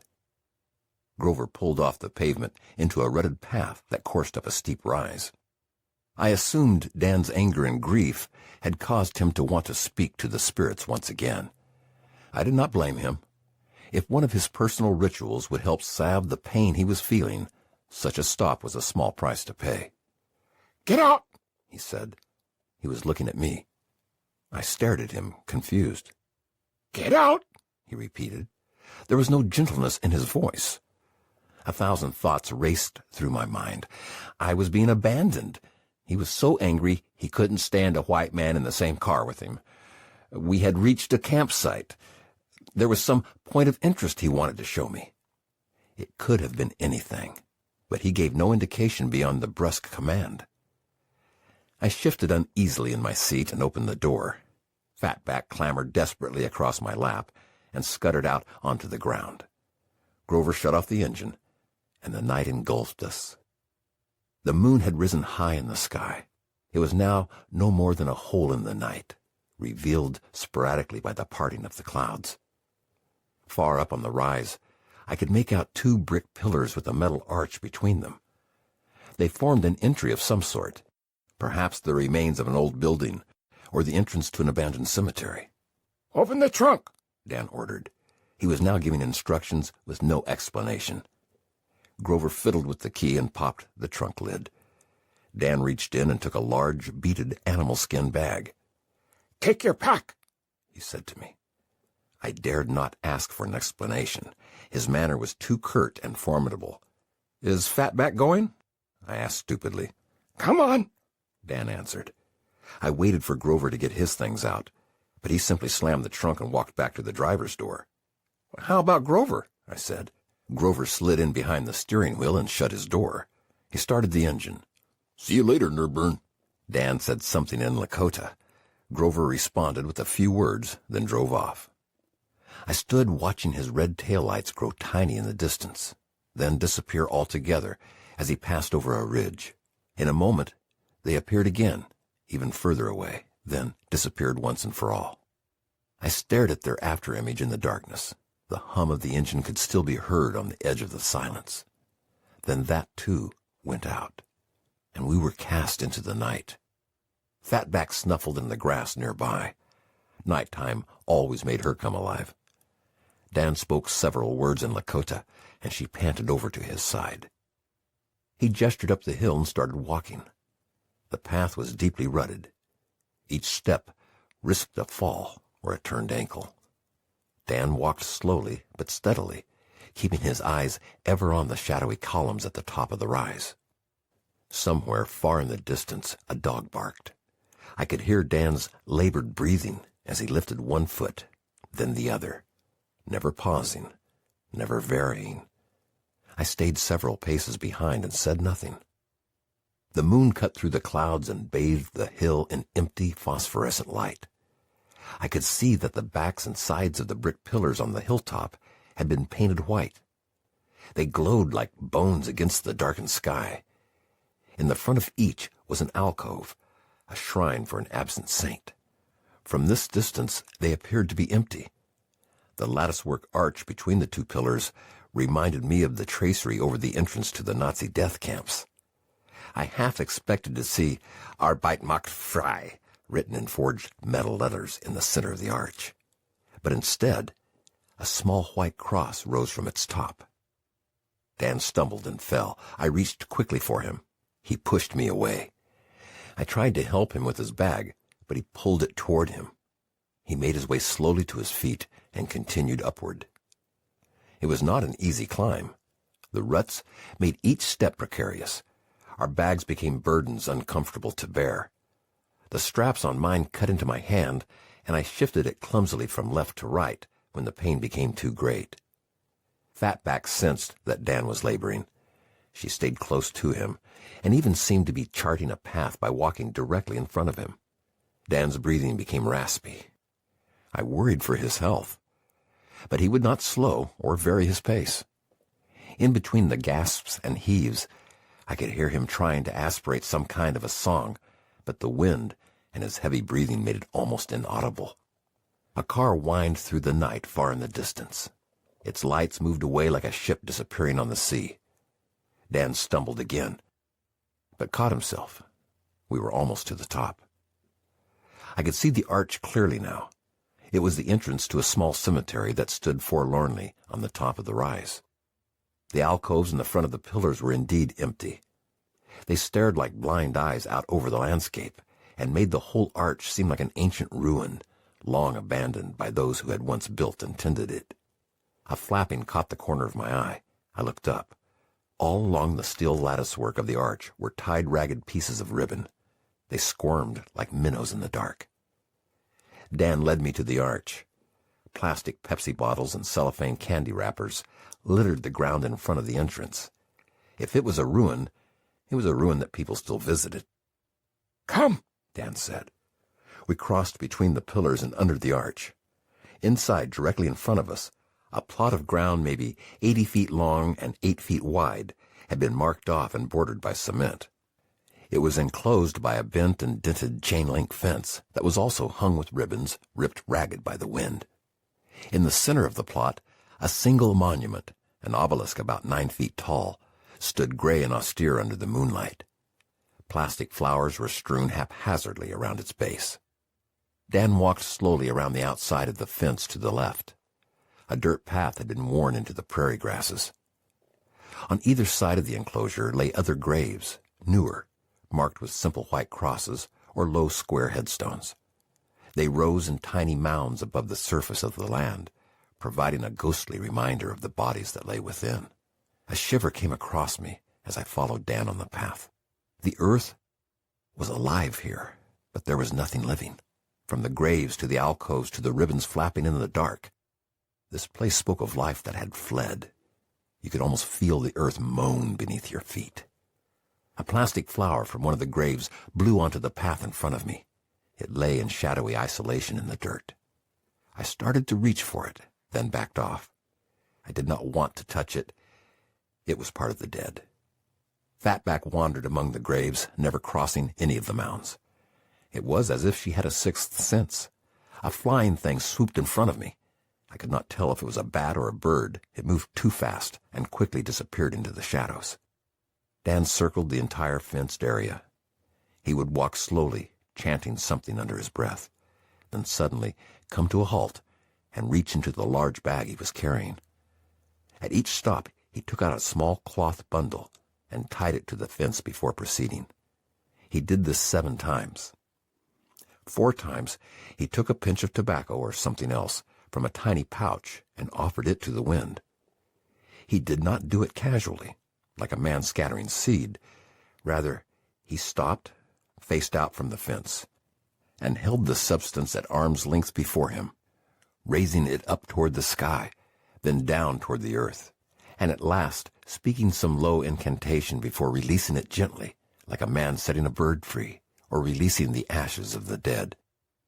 I followed behind in silence. Dan's chanting was unearthly. It wove amid the gusts and echoes of the wind as if it were a part of them. When we had completed our circle, Dan opened the gate to the chain-link fence and walked in. His singing was louder now, more forceful. The winds seemed to sing back to him, to take his song and mingle it with their own.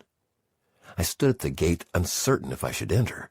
Though the boundary was only a fence, something, maybe the strict formality of the cement border or the monument in the center, made the ground within seem hallowed. A sanctum sanctorum that one needed permission to approach. Dan sensed I was not behind him. He turned and saw me at the gate. He jerked his head to tell me to follow. I stepped in meekly, uncertain, a man treading on foreign ground. Fatback stayed outside the perimeter. "Come," Dan spoke. His voice in English sounded stilted and distant, like a man not speaking his own language. Turning away from me, he joined his voice once more with the chorus of the wind. I walked gingerly along the cement border. Its formality and echoes of city spaces were alien and intrusive here on this windswept hilltop. "Come," he said again. He was standing by the monument. He reached deep into his bag and took out a long roll of chamois-like leather. Meticulously, he unrolled it and removed a small red pipe bowl. He took the wooden handle that had also been in the roll and fitted it into the bowl. All the time, he continued the chant. I glanced at the slate-gray monument behind him and tried to read the inscription in the moonlight. Shadow obscured most of the words, but I was able to make out the first sentence. This monument is erected by the surviving relatives and other Oglala and Cheyenne River Sioux Indians in memory of the Chief Bigfoot Massacre, December 29, 1890. There was more writing, then the sentence, "Many innocent women and children who knew no wrong died here." A sense of utter desolation came across me. What was this place? And what was the effect it was having on me? Dan had filled the pipe and was attempting to light it. The match flared in the darkness and quickly went out. In the short burst of illumination, I was able to read another side of the monument. "Horncloud, the peacemaker died here innocent." There was a sense of outcry in all these words, all protesting innocence. What had happened here? Dan had lit the pipe and was facing toward the west. He held the pipe outward, with the stem pointing at the dark horizon. He then turned it back and smoked from it, lifting the smoke around his head with a cupped hand. He walked around the monument and repeated the action to the north, the east, and the south, while speaking a private incantation in each direction. When he was finished, he handed it to me. "Smoke," he said. "You must pray, too." I took the pipe and tried to mimic his actions, holding the stem toward the west. "No," he stopped me. "You must clear your heart." The wind blew hard across me. Sparks jumped from the bowl of the pipe and shot into the darkness. "I'm trying." "You must forget yourself. You are not here for yourself. You are not here for me. This is Wounded Knee. You are standing on the grave." At those words, the earth seemed to heave under my feet. I looked at the concrete border. Dan saw me. "That's right. This is the grave. The bodies of 200 murdered Lakota people are buried here. The old ones, and women and children. Children like your son. They were killed, running from your soldiers.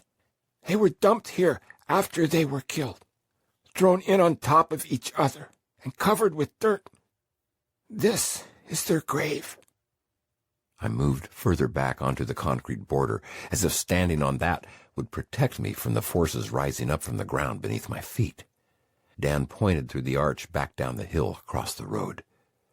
A dark mass of trees coursed along a draw. "There," he said. "They were running. They tried to hide in that creek bed. They huddled together, and the soldiers on horses shut them down. They left them dying and freezing in the snow.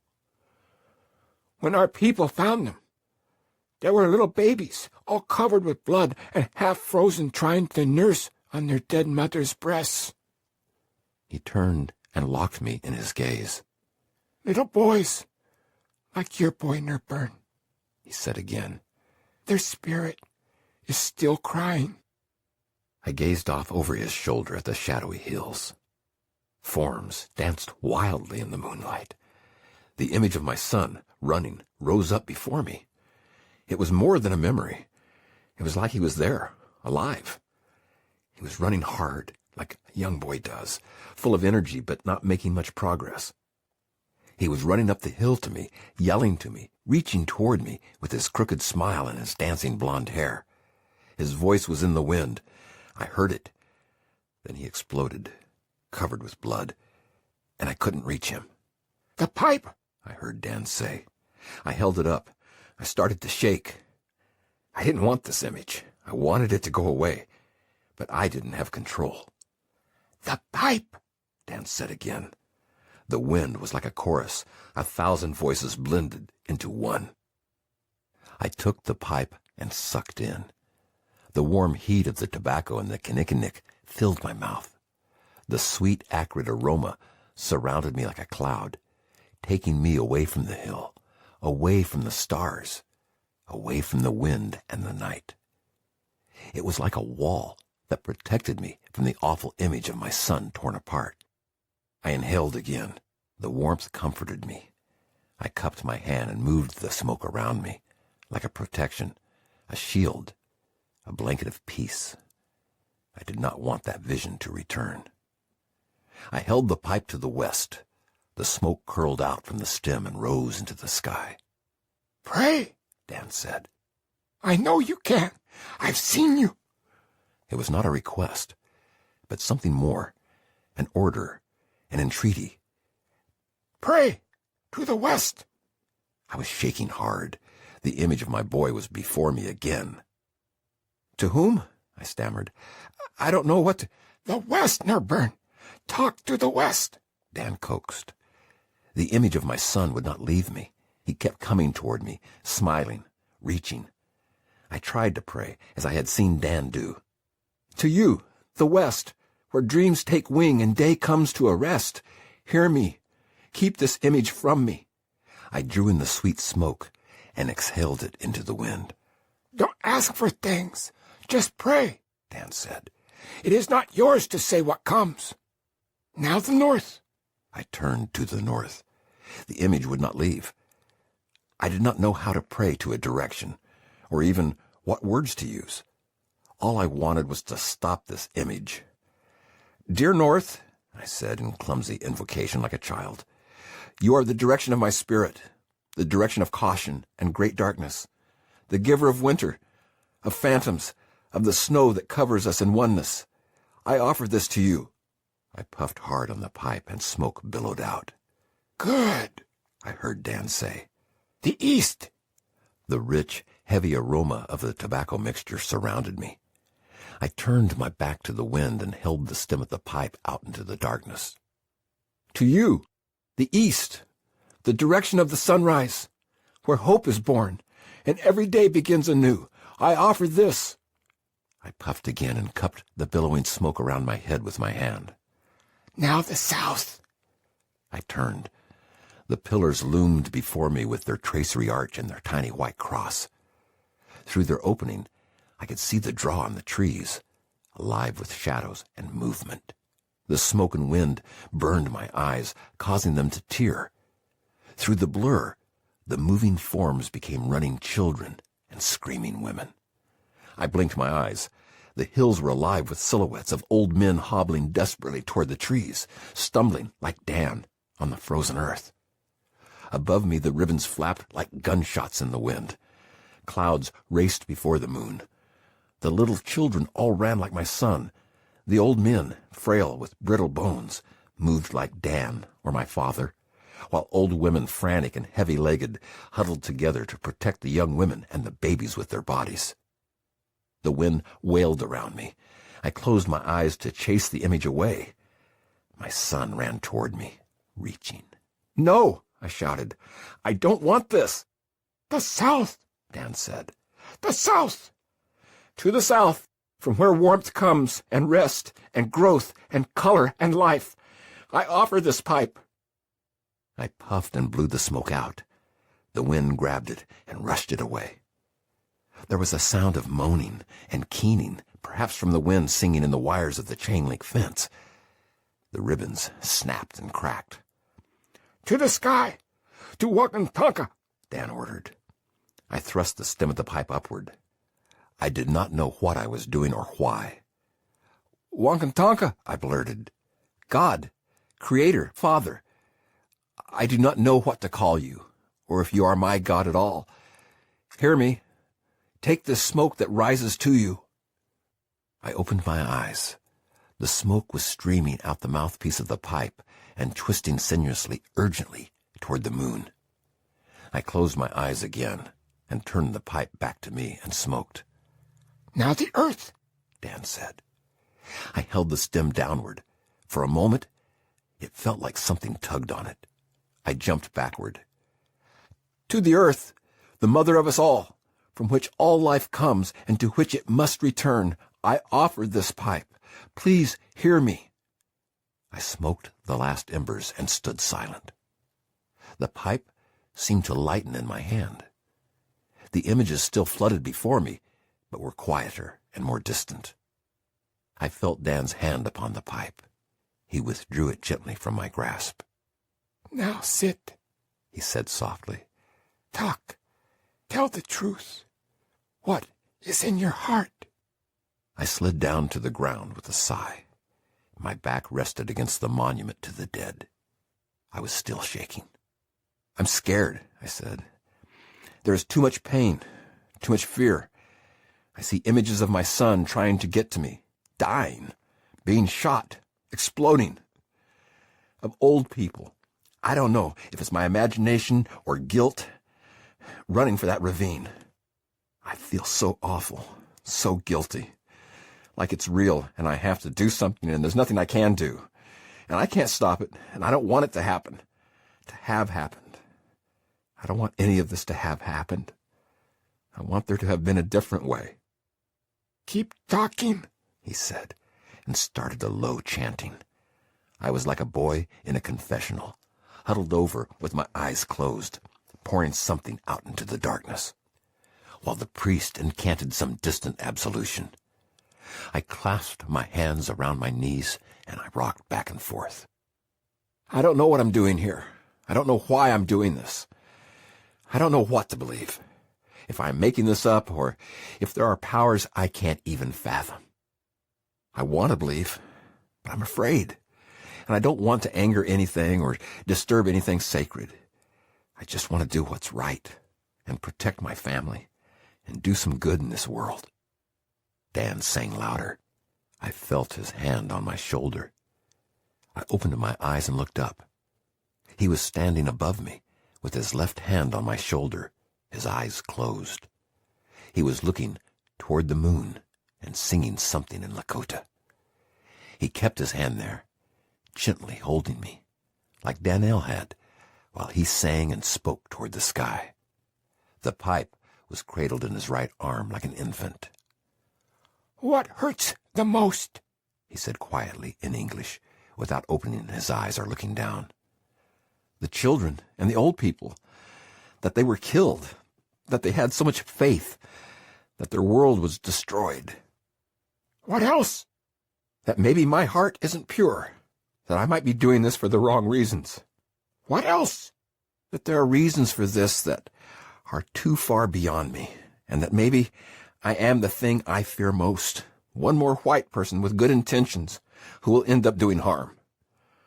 A gust of wind blew harshly across my face. The strange keening sound came again. "And that the earth is crying," I said, "and that nothing can wash away her tears." Dan stopped his singing. He slowly lowered himself to the ground across from me. I sat huddled against the monument for the dead. He made a lengthy prayer in Lakota, then changed to English. "I will talk again now," he said. He took a small leather bag from inside his shirt and removed a round stone from it. He held this in his hand and began to speak. "You have spoken well. Your words could have been my words. I, too, am afraid for what I am doing, and I, too, fear that there are powers that will be angry. But the children are dead. The old ones are dead. It is a hurt too great to bear in silence. We must speak. We must speak together." He directed his words at me, but they were formal and precise. "I see the old ones and the children every night when I lay down. I see them here. I see them at Sand Creek. I see them in 100 villages that are now forgotten. I, too, will join them soon. I want to know why they had to die running. I want to know why our land was cut and scarred, and we were not allowed to stand against you, to protect the land and the children and the old ones. I want to know why the Creator let this happen. For my whole life, I have wanted to know this. But I am just a man like you. I can see to the edge of my life and no further. I can walk to the edge of my land and no further. I cannot see beyond the horizon. That is how the Creator made us all. But now, I am old. Different voices speak to me, and here is what they say. They say that perhaps it is not by love, but by blood that land is bought. They say that perhaps my people had to die to nourish this earth with their truth. Your people did not have ears to hear. Perhaps we had to return to the earth so that we could grow within your hearts. Perhaps we have come back and will fill the hills and valleys with our song. Who is to know? There may be greater truths than ours. The Creator hears and sees far over the horizon. I must cry my tears and sing my songs for my people, so that they will always be honored and will never die. But I cannot try to know the Creator's ways. Perhaps we may someday see, perhaps not. Perhaps there is a new truth, larger even than the Lakotas, larger than all the Indian peoples, larger than the truth your people brought to this land, larger than all our truths combined, and that now we are coming to find it together. Here is what I say. There is no more time for fighting. Our anger must be buried. If I cannot bury mine, it will be for my children to bury theirs. And if they cannot bury theirs, it will be for their children or their children's children. We are prisoners of our hearts, and only time will free us. Your people must learn to give up their arrogance. They are not the only ones placed on this earth. Theirs is not the only way. People have worshipped the Creator and loved their families in many ways, in all places. Your people must learn to honor this. It is your gift to have material power. You have much strength not given to other people. Can you share it? Or can you use it only to get more? That is your challenge, to find a way to share your gift, because it is a strong and dangerous one. It is my people who must stand as the shadow that reminds you of your failures. It is our memory that must keep you on the good road. It does you no good to pretend that we did not exist and that you did not destroy us. This was our land. We will always be here. You can no more remove our memory than you can hide the sun by putting your hand over your eyes. I am sad that the Creator saw fit to destroy us, to give you life. But maybe that is not so bad, for is that not what your religion teaches you, that He did with Jesus? Maybe it was the power of our spirit that made us able to accept our physical death. Maybe it was the power of our spirit that made the Creator see that we alone could save you, who cared so much about things that should not matter.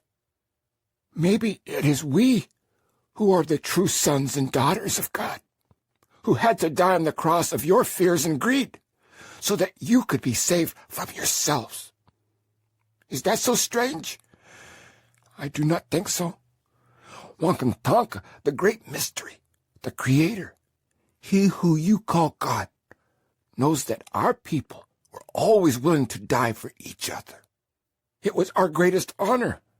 Maybe the greatest honor of all is that we as a people were able to die for the whole human race. Wankantanka alone knows these things. He reached his gnarled hand across in the darkness and took my wrist. Here, give me your hand. We are brothers. You are my son. I pass to you my vision, even though I cannot pass to you my knowledge. There lies in the ground not far from here one who truly was my son. He could not bear the pain of knowing two truths, and so I give my vision to you, who knows only one. Perhaps it will be easier to bear. Perhaps it will be easier to share. There are spirits to help you. There are spirits to help us all.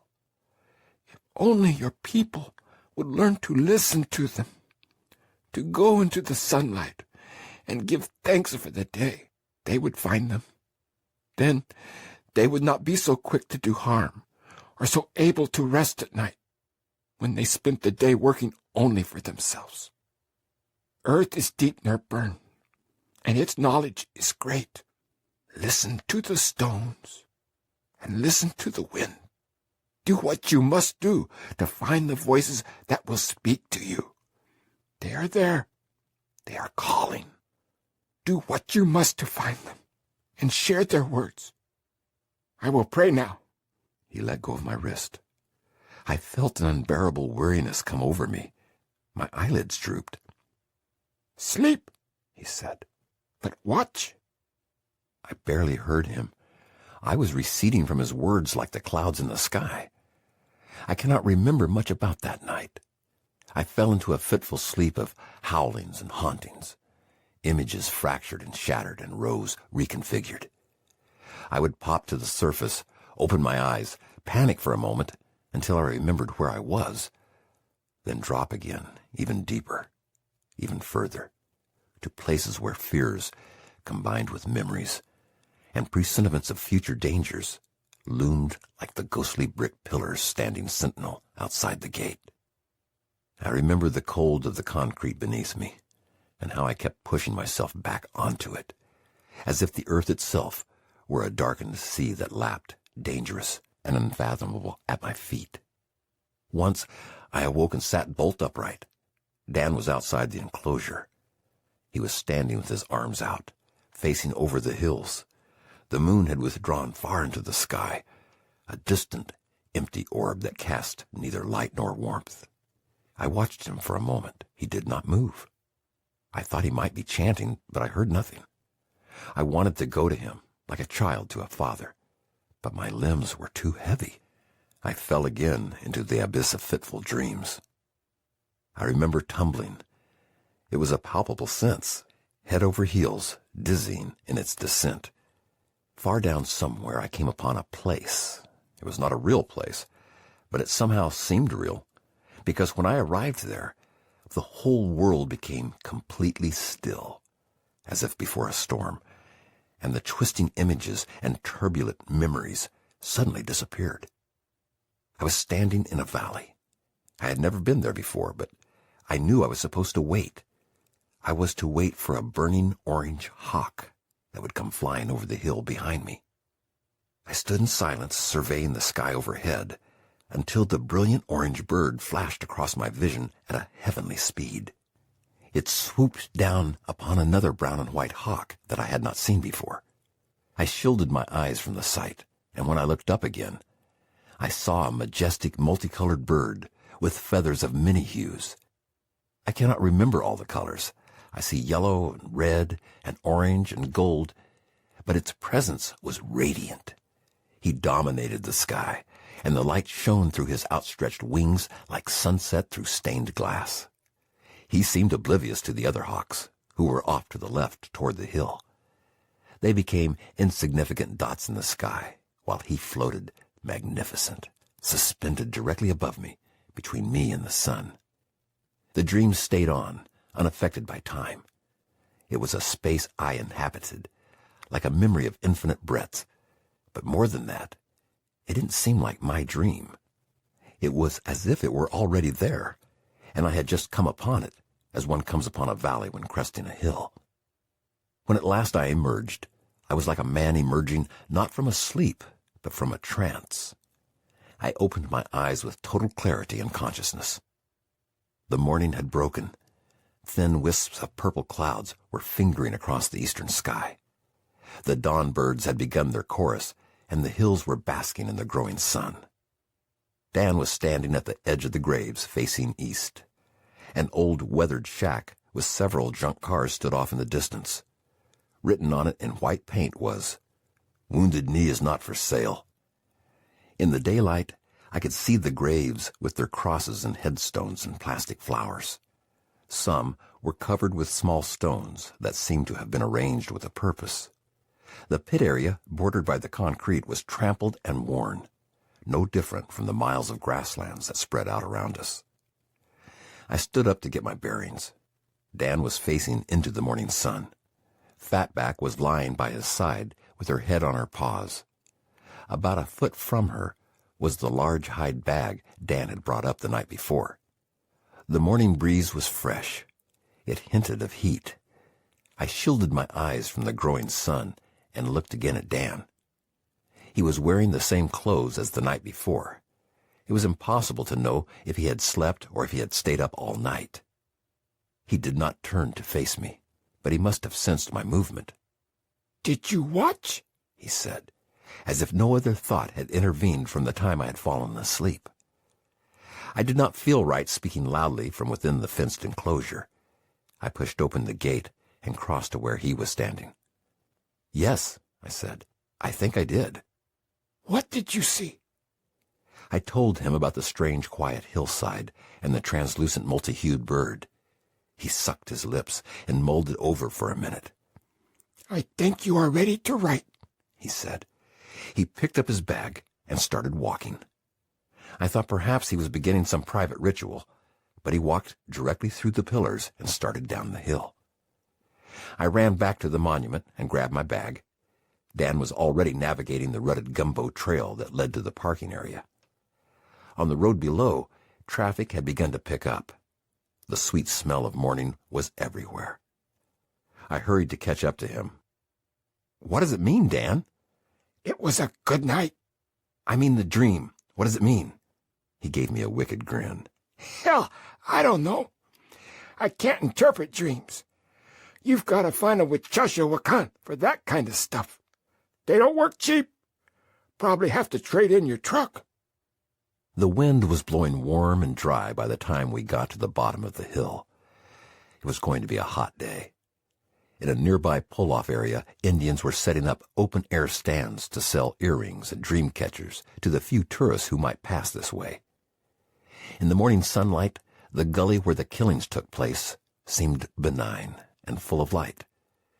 It was almost impossible to imagine that cold winter night with the screams and the slaughter. Someone over by the earring stands was playing powwow music on a boombox. Dan reached in his bag and fished out a bottle. The sweet whistlings of lark song floated from the rustling grasses. Want some water? He said. I gratefully took a swig and swished it around my mouth. He squatted down and pulled out a cigarette. There was a peace and contentment over the entire land. I left Dan to his thoughts and walked over to a large wooden sign that described the events of the massacre. It was a long and detailed recounting painted on a large whiteboard and bolted to 2 utility poles sunk into the earth. The story seemed sad, but distant. The fleeing Lakota, the winter camp, the soldiers, the attack, the confusion, the dead. It was one more string of words chronicling the tragedy and injustice of American history. People could drive by, read it from their cars, buy a dream catcher, and move on. The Black Hills and Mount Rushmore were only an hour away. There were still narrow-gauge trains and giant water slides to visit, maybe even the recreation of the shooting of Wild Bill Hickok or the Black Hills Passion Play. Dan squatted placidly in the middle of the gravel pull-off area. The rising plume of smoke from his cigarette was quickly grabbed by the morning breeze. Far up on the hill, the 2 pillars with their adjoining arch stood empty against the sun. Seems different in the daylight, I said, returning to his side. Yep. Grass grows over everything. In the distance, the low sound of a powerful motor cut through the morning heat. Right on time, Dan said, as Grover's Buick came nosing over the hill. How they knew what time it was, and how they arranged the meeting, I did not know. The rumbling car pulled up beside us, and Grover leaned out into the sun. He was freshly washed and clean-shaven. He had on a crisp white T-shirt that looked almost blue in the brilliant morning light. The smell of aftershave wafted across us. "Want some coffee, Nerburn?" he said. He took a styrofoam convenience store cup off the dashboard.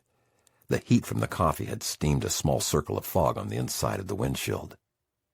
"Know you need the stuff." I took the cup eagerly and lifted it to my lips.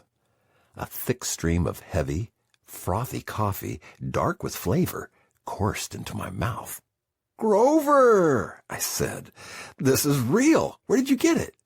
Grover tamped a cigarette on the dashboard and flipped it adroitly up to his lips. "Got connections, Nerburn." Dan had wandered over. "Try that stuff, old man," Grover said, pointing to the styrofoam cup in my hand. Dan took a sip and spit it out in the dirt. Tastes like tar, he said. Damn hippie junk. "That's the stuff Nerburn likes.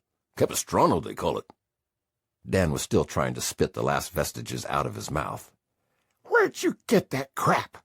They sure as hell don't sell that in Pine Ridge. "Made a deal," Grover answered. With the devil? "No, with the old hippies.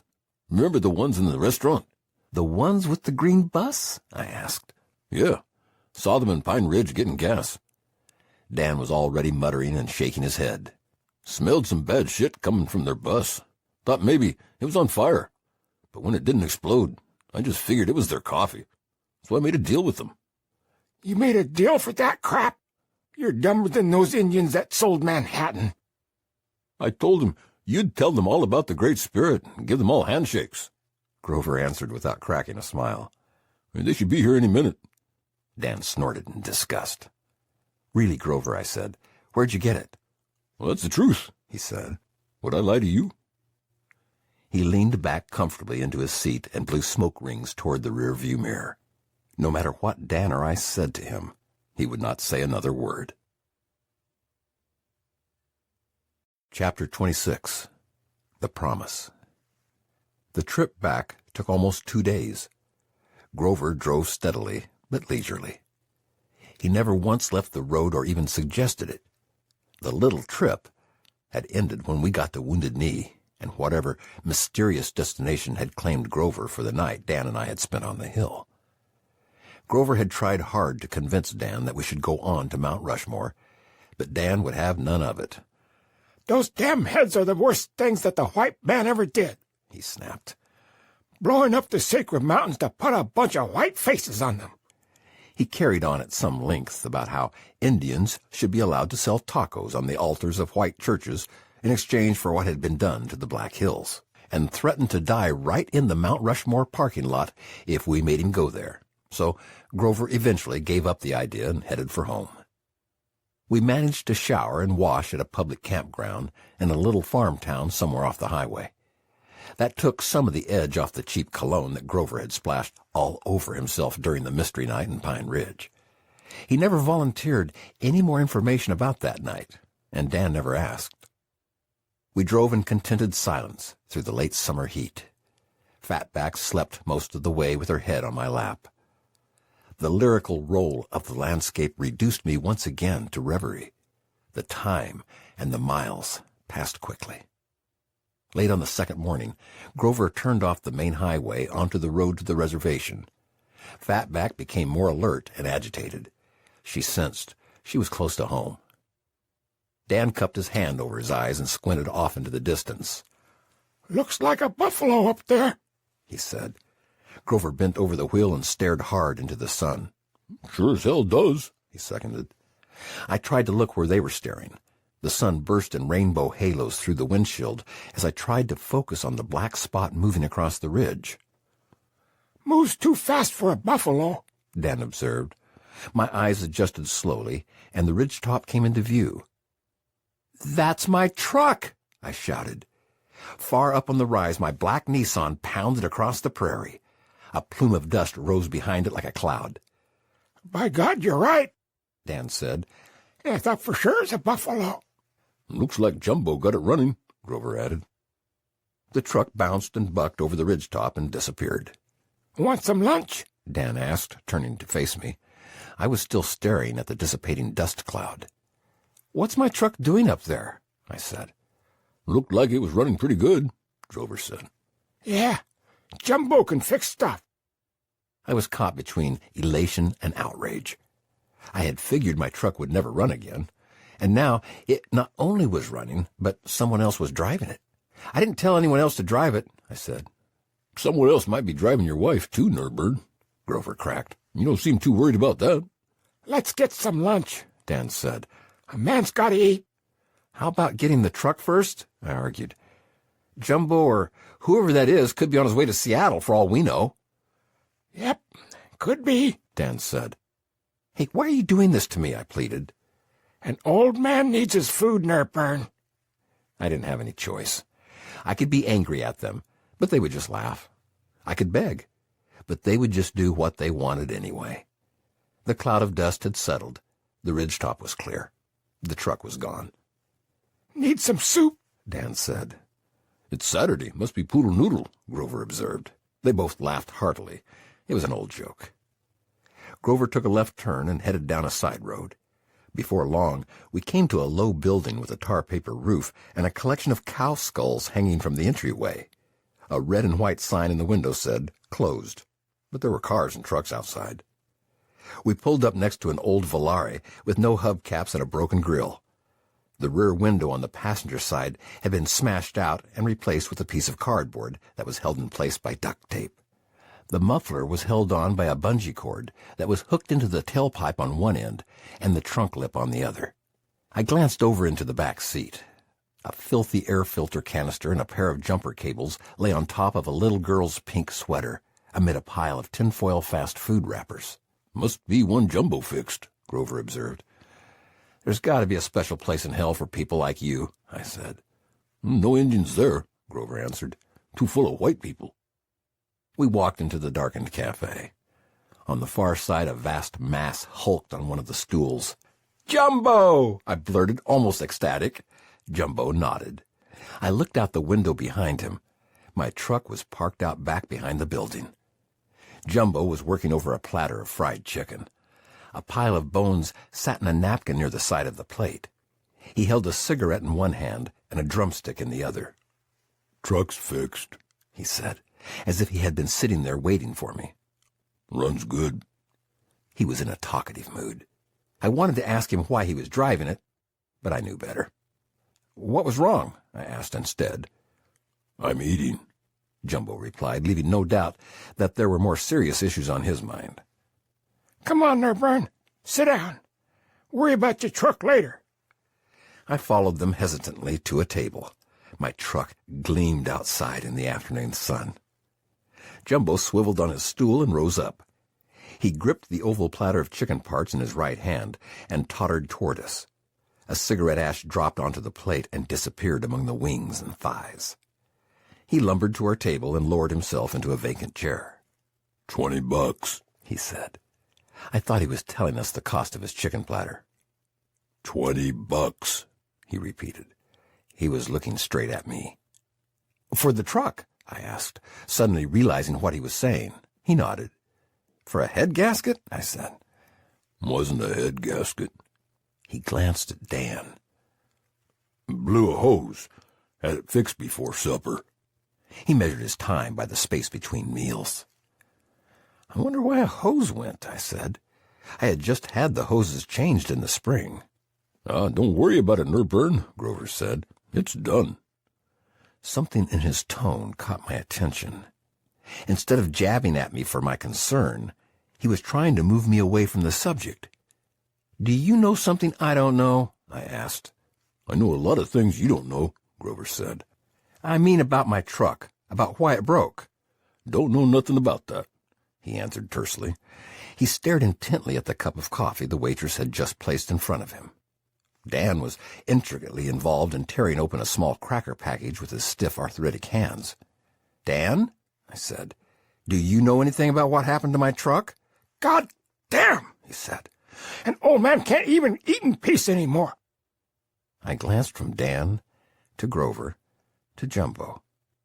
None of them would look at me. You sons of bitches. You did it. You set me up. Dan freed his crackers from their cellophane wrapper, and they tumbled onto the table. Grover stirred his coffee. Jumbo was parsing his plate of chicken parts with his index finger, trying to isolate the cigarette ashes. You never learn, Nerburn, Dan said. What? You always blame the Indians. Blame the Indians? Who the hell should I blame? You guys look like Indians to me. Wasn't us, Dan said. Nope, said Grover. Then who was it? I said. Jumbo ripped a piece of chicken flesh off a leg bone. Great Spirit, he answered. Dan nodded. So did Grover. They sat quietly for a moment. Then all burst into laughter. The waitress came over and dropped a white, greasy bag on the table in front of Jumbo. What's that? Grover said. You just ate half the chickens on the res. Gotta gain some weight, Jumbo answered, corkscrewing his cigarette out in the ashtray.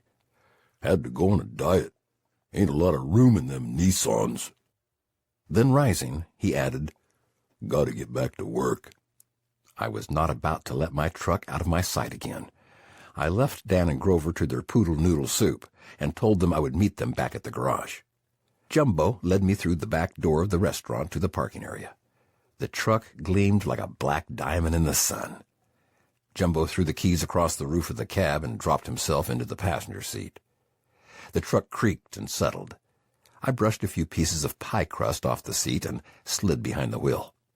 The ashtray was overflowing with cigarette butts, and the cab stunk of grease and body odor. But the truck ran like new. The idle was smoother, and it seemed to have more power. Did a few other things, too, Jumbo said proudly. Timing was off. Bad plug wire. You really did work on it then, I said. Jumbo nodded. Pain in the ass, too. Pretty good tape deck, though. 3 young boys on dirt bikes rode out of their driveway and started hollering. Wasichu truck! Wasichu truck! Give us another ride! Jumbo waved from the passenger window, and the boys did skid stops in the dirt alongside us. "Ain't mine no more," Jumbo shouted. He tossed a chicken bone off into the brush on the side of the road. I smiled and shifted up into third gear. The truck pulled out with ease and galloped across the gravel. "You did a good job," I said. Jumbo gave a toothless jack-o'-lantern grin. "I can fix stuff," he answered. I let him out in front of his building. I tried to give him some extra money for his work, but he refused. "20's good," was all he said, and stuffed the bill into the front pocket of his bib overalls. The idea of a receipt or a guarantee was unthinkable. Another gaggle of young boys had gathered alongside the truck and were climbing in and out of the pickup box as if it were a jungle gym. I tried to get them to stay out by claiming I was leaving soon, but they paid no mind. By now, this truck was as much theirs as mine. Jumbo had already turned his back to me and was working on the sprocket of a bicycle that was balanced upside down on its seat and handlebars in the dusty shadows in front of his shop. "Thanks again, Jumbo," I said. His head nodded once or twice in acknowledgement, but that was all. He was on to other tasks. Soon the young boys drifted over to the bicycle that was undergoing surgery. They stood like interns around Jumbo, offering advice and falling silent as he pointed out the intricacies of chain tension and bearing lubrication. I was left alone in the noonday sun. The heat was relentless. I could not even lean against the truck without getting burned. Far down the street, some trees twitched listlessly in the stagnant breeze. A skeletal dog moved slowly across the road and dug into a hollow of shade near a culvert. The only sound was the clicking of Jumbo's ratchet and the distant, empty thunk of some machine that rose and fell, indifferent to the burning heat. Before long, I heard the crunch of tires. Grover's green Buick came crawling around the corner like a great, lazy reptile. It pulled up beside me, and Dan climbed out. "Truck okay?" he said. "Works great." "Jumbo can fix stuff." "He sure can." We stood silent, measuring the space between us. I expected him to invite me out to the house, but no invitation was forthcoming. "Well," I said finally, "I might as well get started. It's a long drive." "Hot, too," Dan added. Then, "Got something for you." he reached through the window of Grover's car and into the animal skin bag he had carried up the hill with him that night at Wounded Knee. He dug around a bit and pulled out a flat piece of red stone carved into the stylized shape of an eagle. It was strung on a cord for hanging around the neck. He pushed it casually toward me. There was no ceremony in the giving. I took the carving from his chestnut hand. He held onto it for an instant before letting go. Then it was mine. He did not withdraw his hand immediately. It hung out there like a tree root, exposed, unearthed, revealed. He was thinking. Finally, he shook his head. The thought, like a storm cloud, had passed. He opened his hand and held it forward. This was goodbye. I took his hand in mine. The whiteness of my grip against his mahogany gnarls and knuckles made me seem effete and unformed. He squeezed hard. A promise was being passed. I looked at him. He was looking away. The meaning was in the hand, not in the eyes. "I'll do a good job," I said. He nodded. "I'll send you drafts," I continued. He nodded again. I wanted to talk, to pour things out, to hug him, to thank him, to do something. He dropped his hand and turned away. I started to talk again. He raised his hand up level with his shoulder and waved it slightly. "You have said enough," it said. "Be quiet." I stood in the baking heat, watching him fumble with the gleaming chrome door handle on Grover's car. Fatback was panting and drooling in the back seat. She was home again, and excited. Grover bent down a little in the seat so he could see me where I stood. He touched his hand once to the brim of his hat, a tiny salute, before Dan opened the door and slid in beside him. The car clunked into gear and rolled down the street with a low rumble. I could see the backs of the two men's heads as they drove away. Only Fatback had turned to watch me. Her eyes drooped, and her head rested on the back window ledge.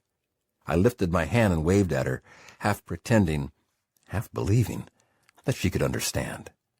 She raised her ears and gave me a baleful look. The car rumbled forward over the rise and was gone. The trees had fallen completely still in the midday calm. Slowly I reached up and dropped the necklace over my head. The stone eagle was cool. It lay heavy against my chest. I stood in the dust of the empty street, listening to the deep throat of Grover's Buick grow dim in the distance. The old dog down by the culvert got up and circled 3 times, then settled back into the dirt. I remained there, motionless, listening, until long after there was anything left to hear.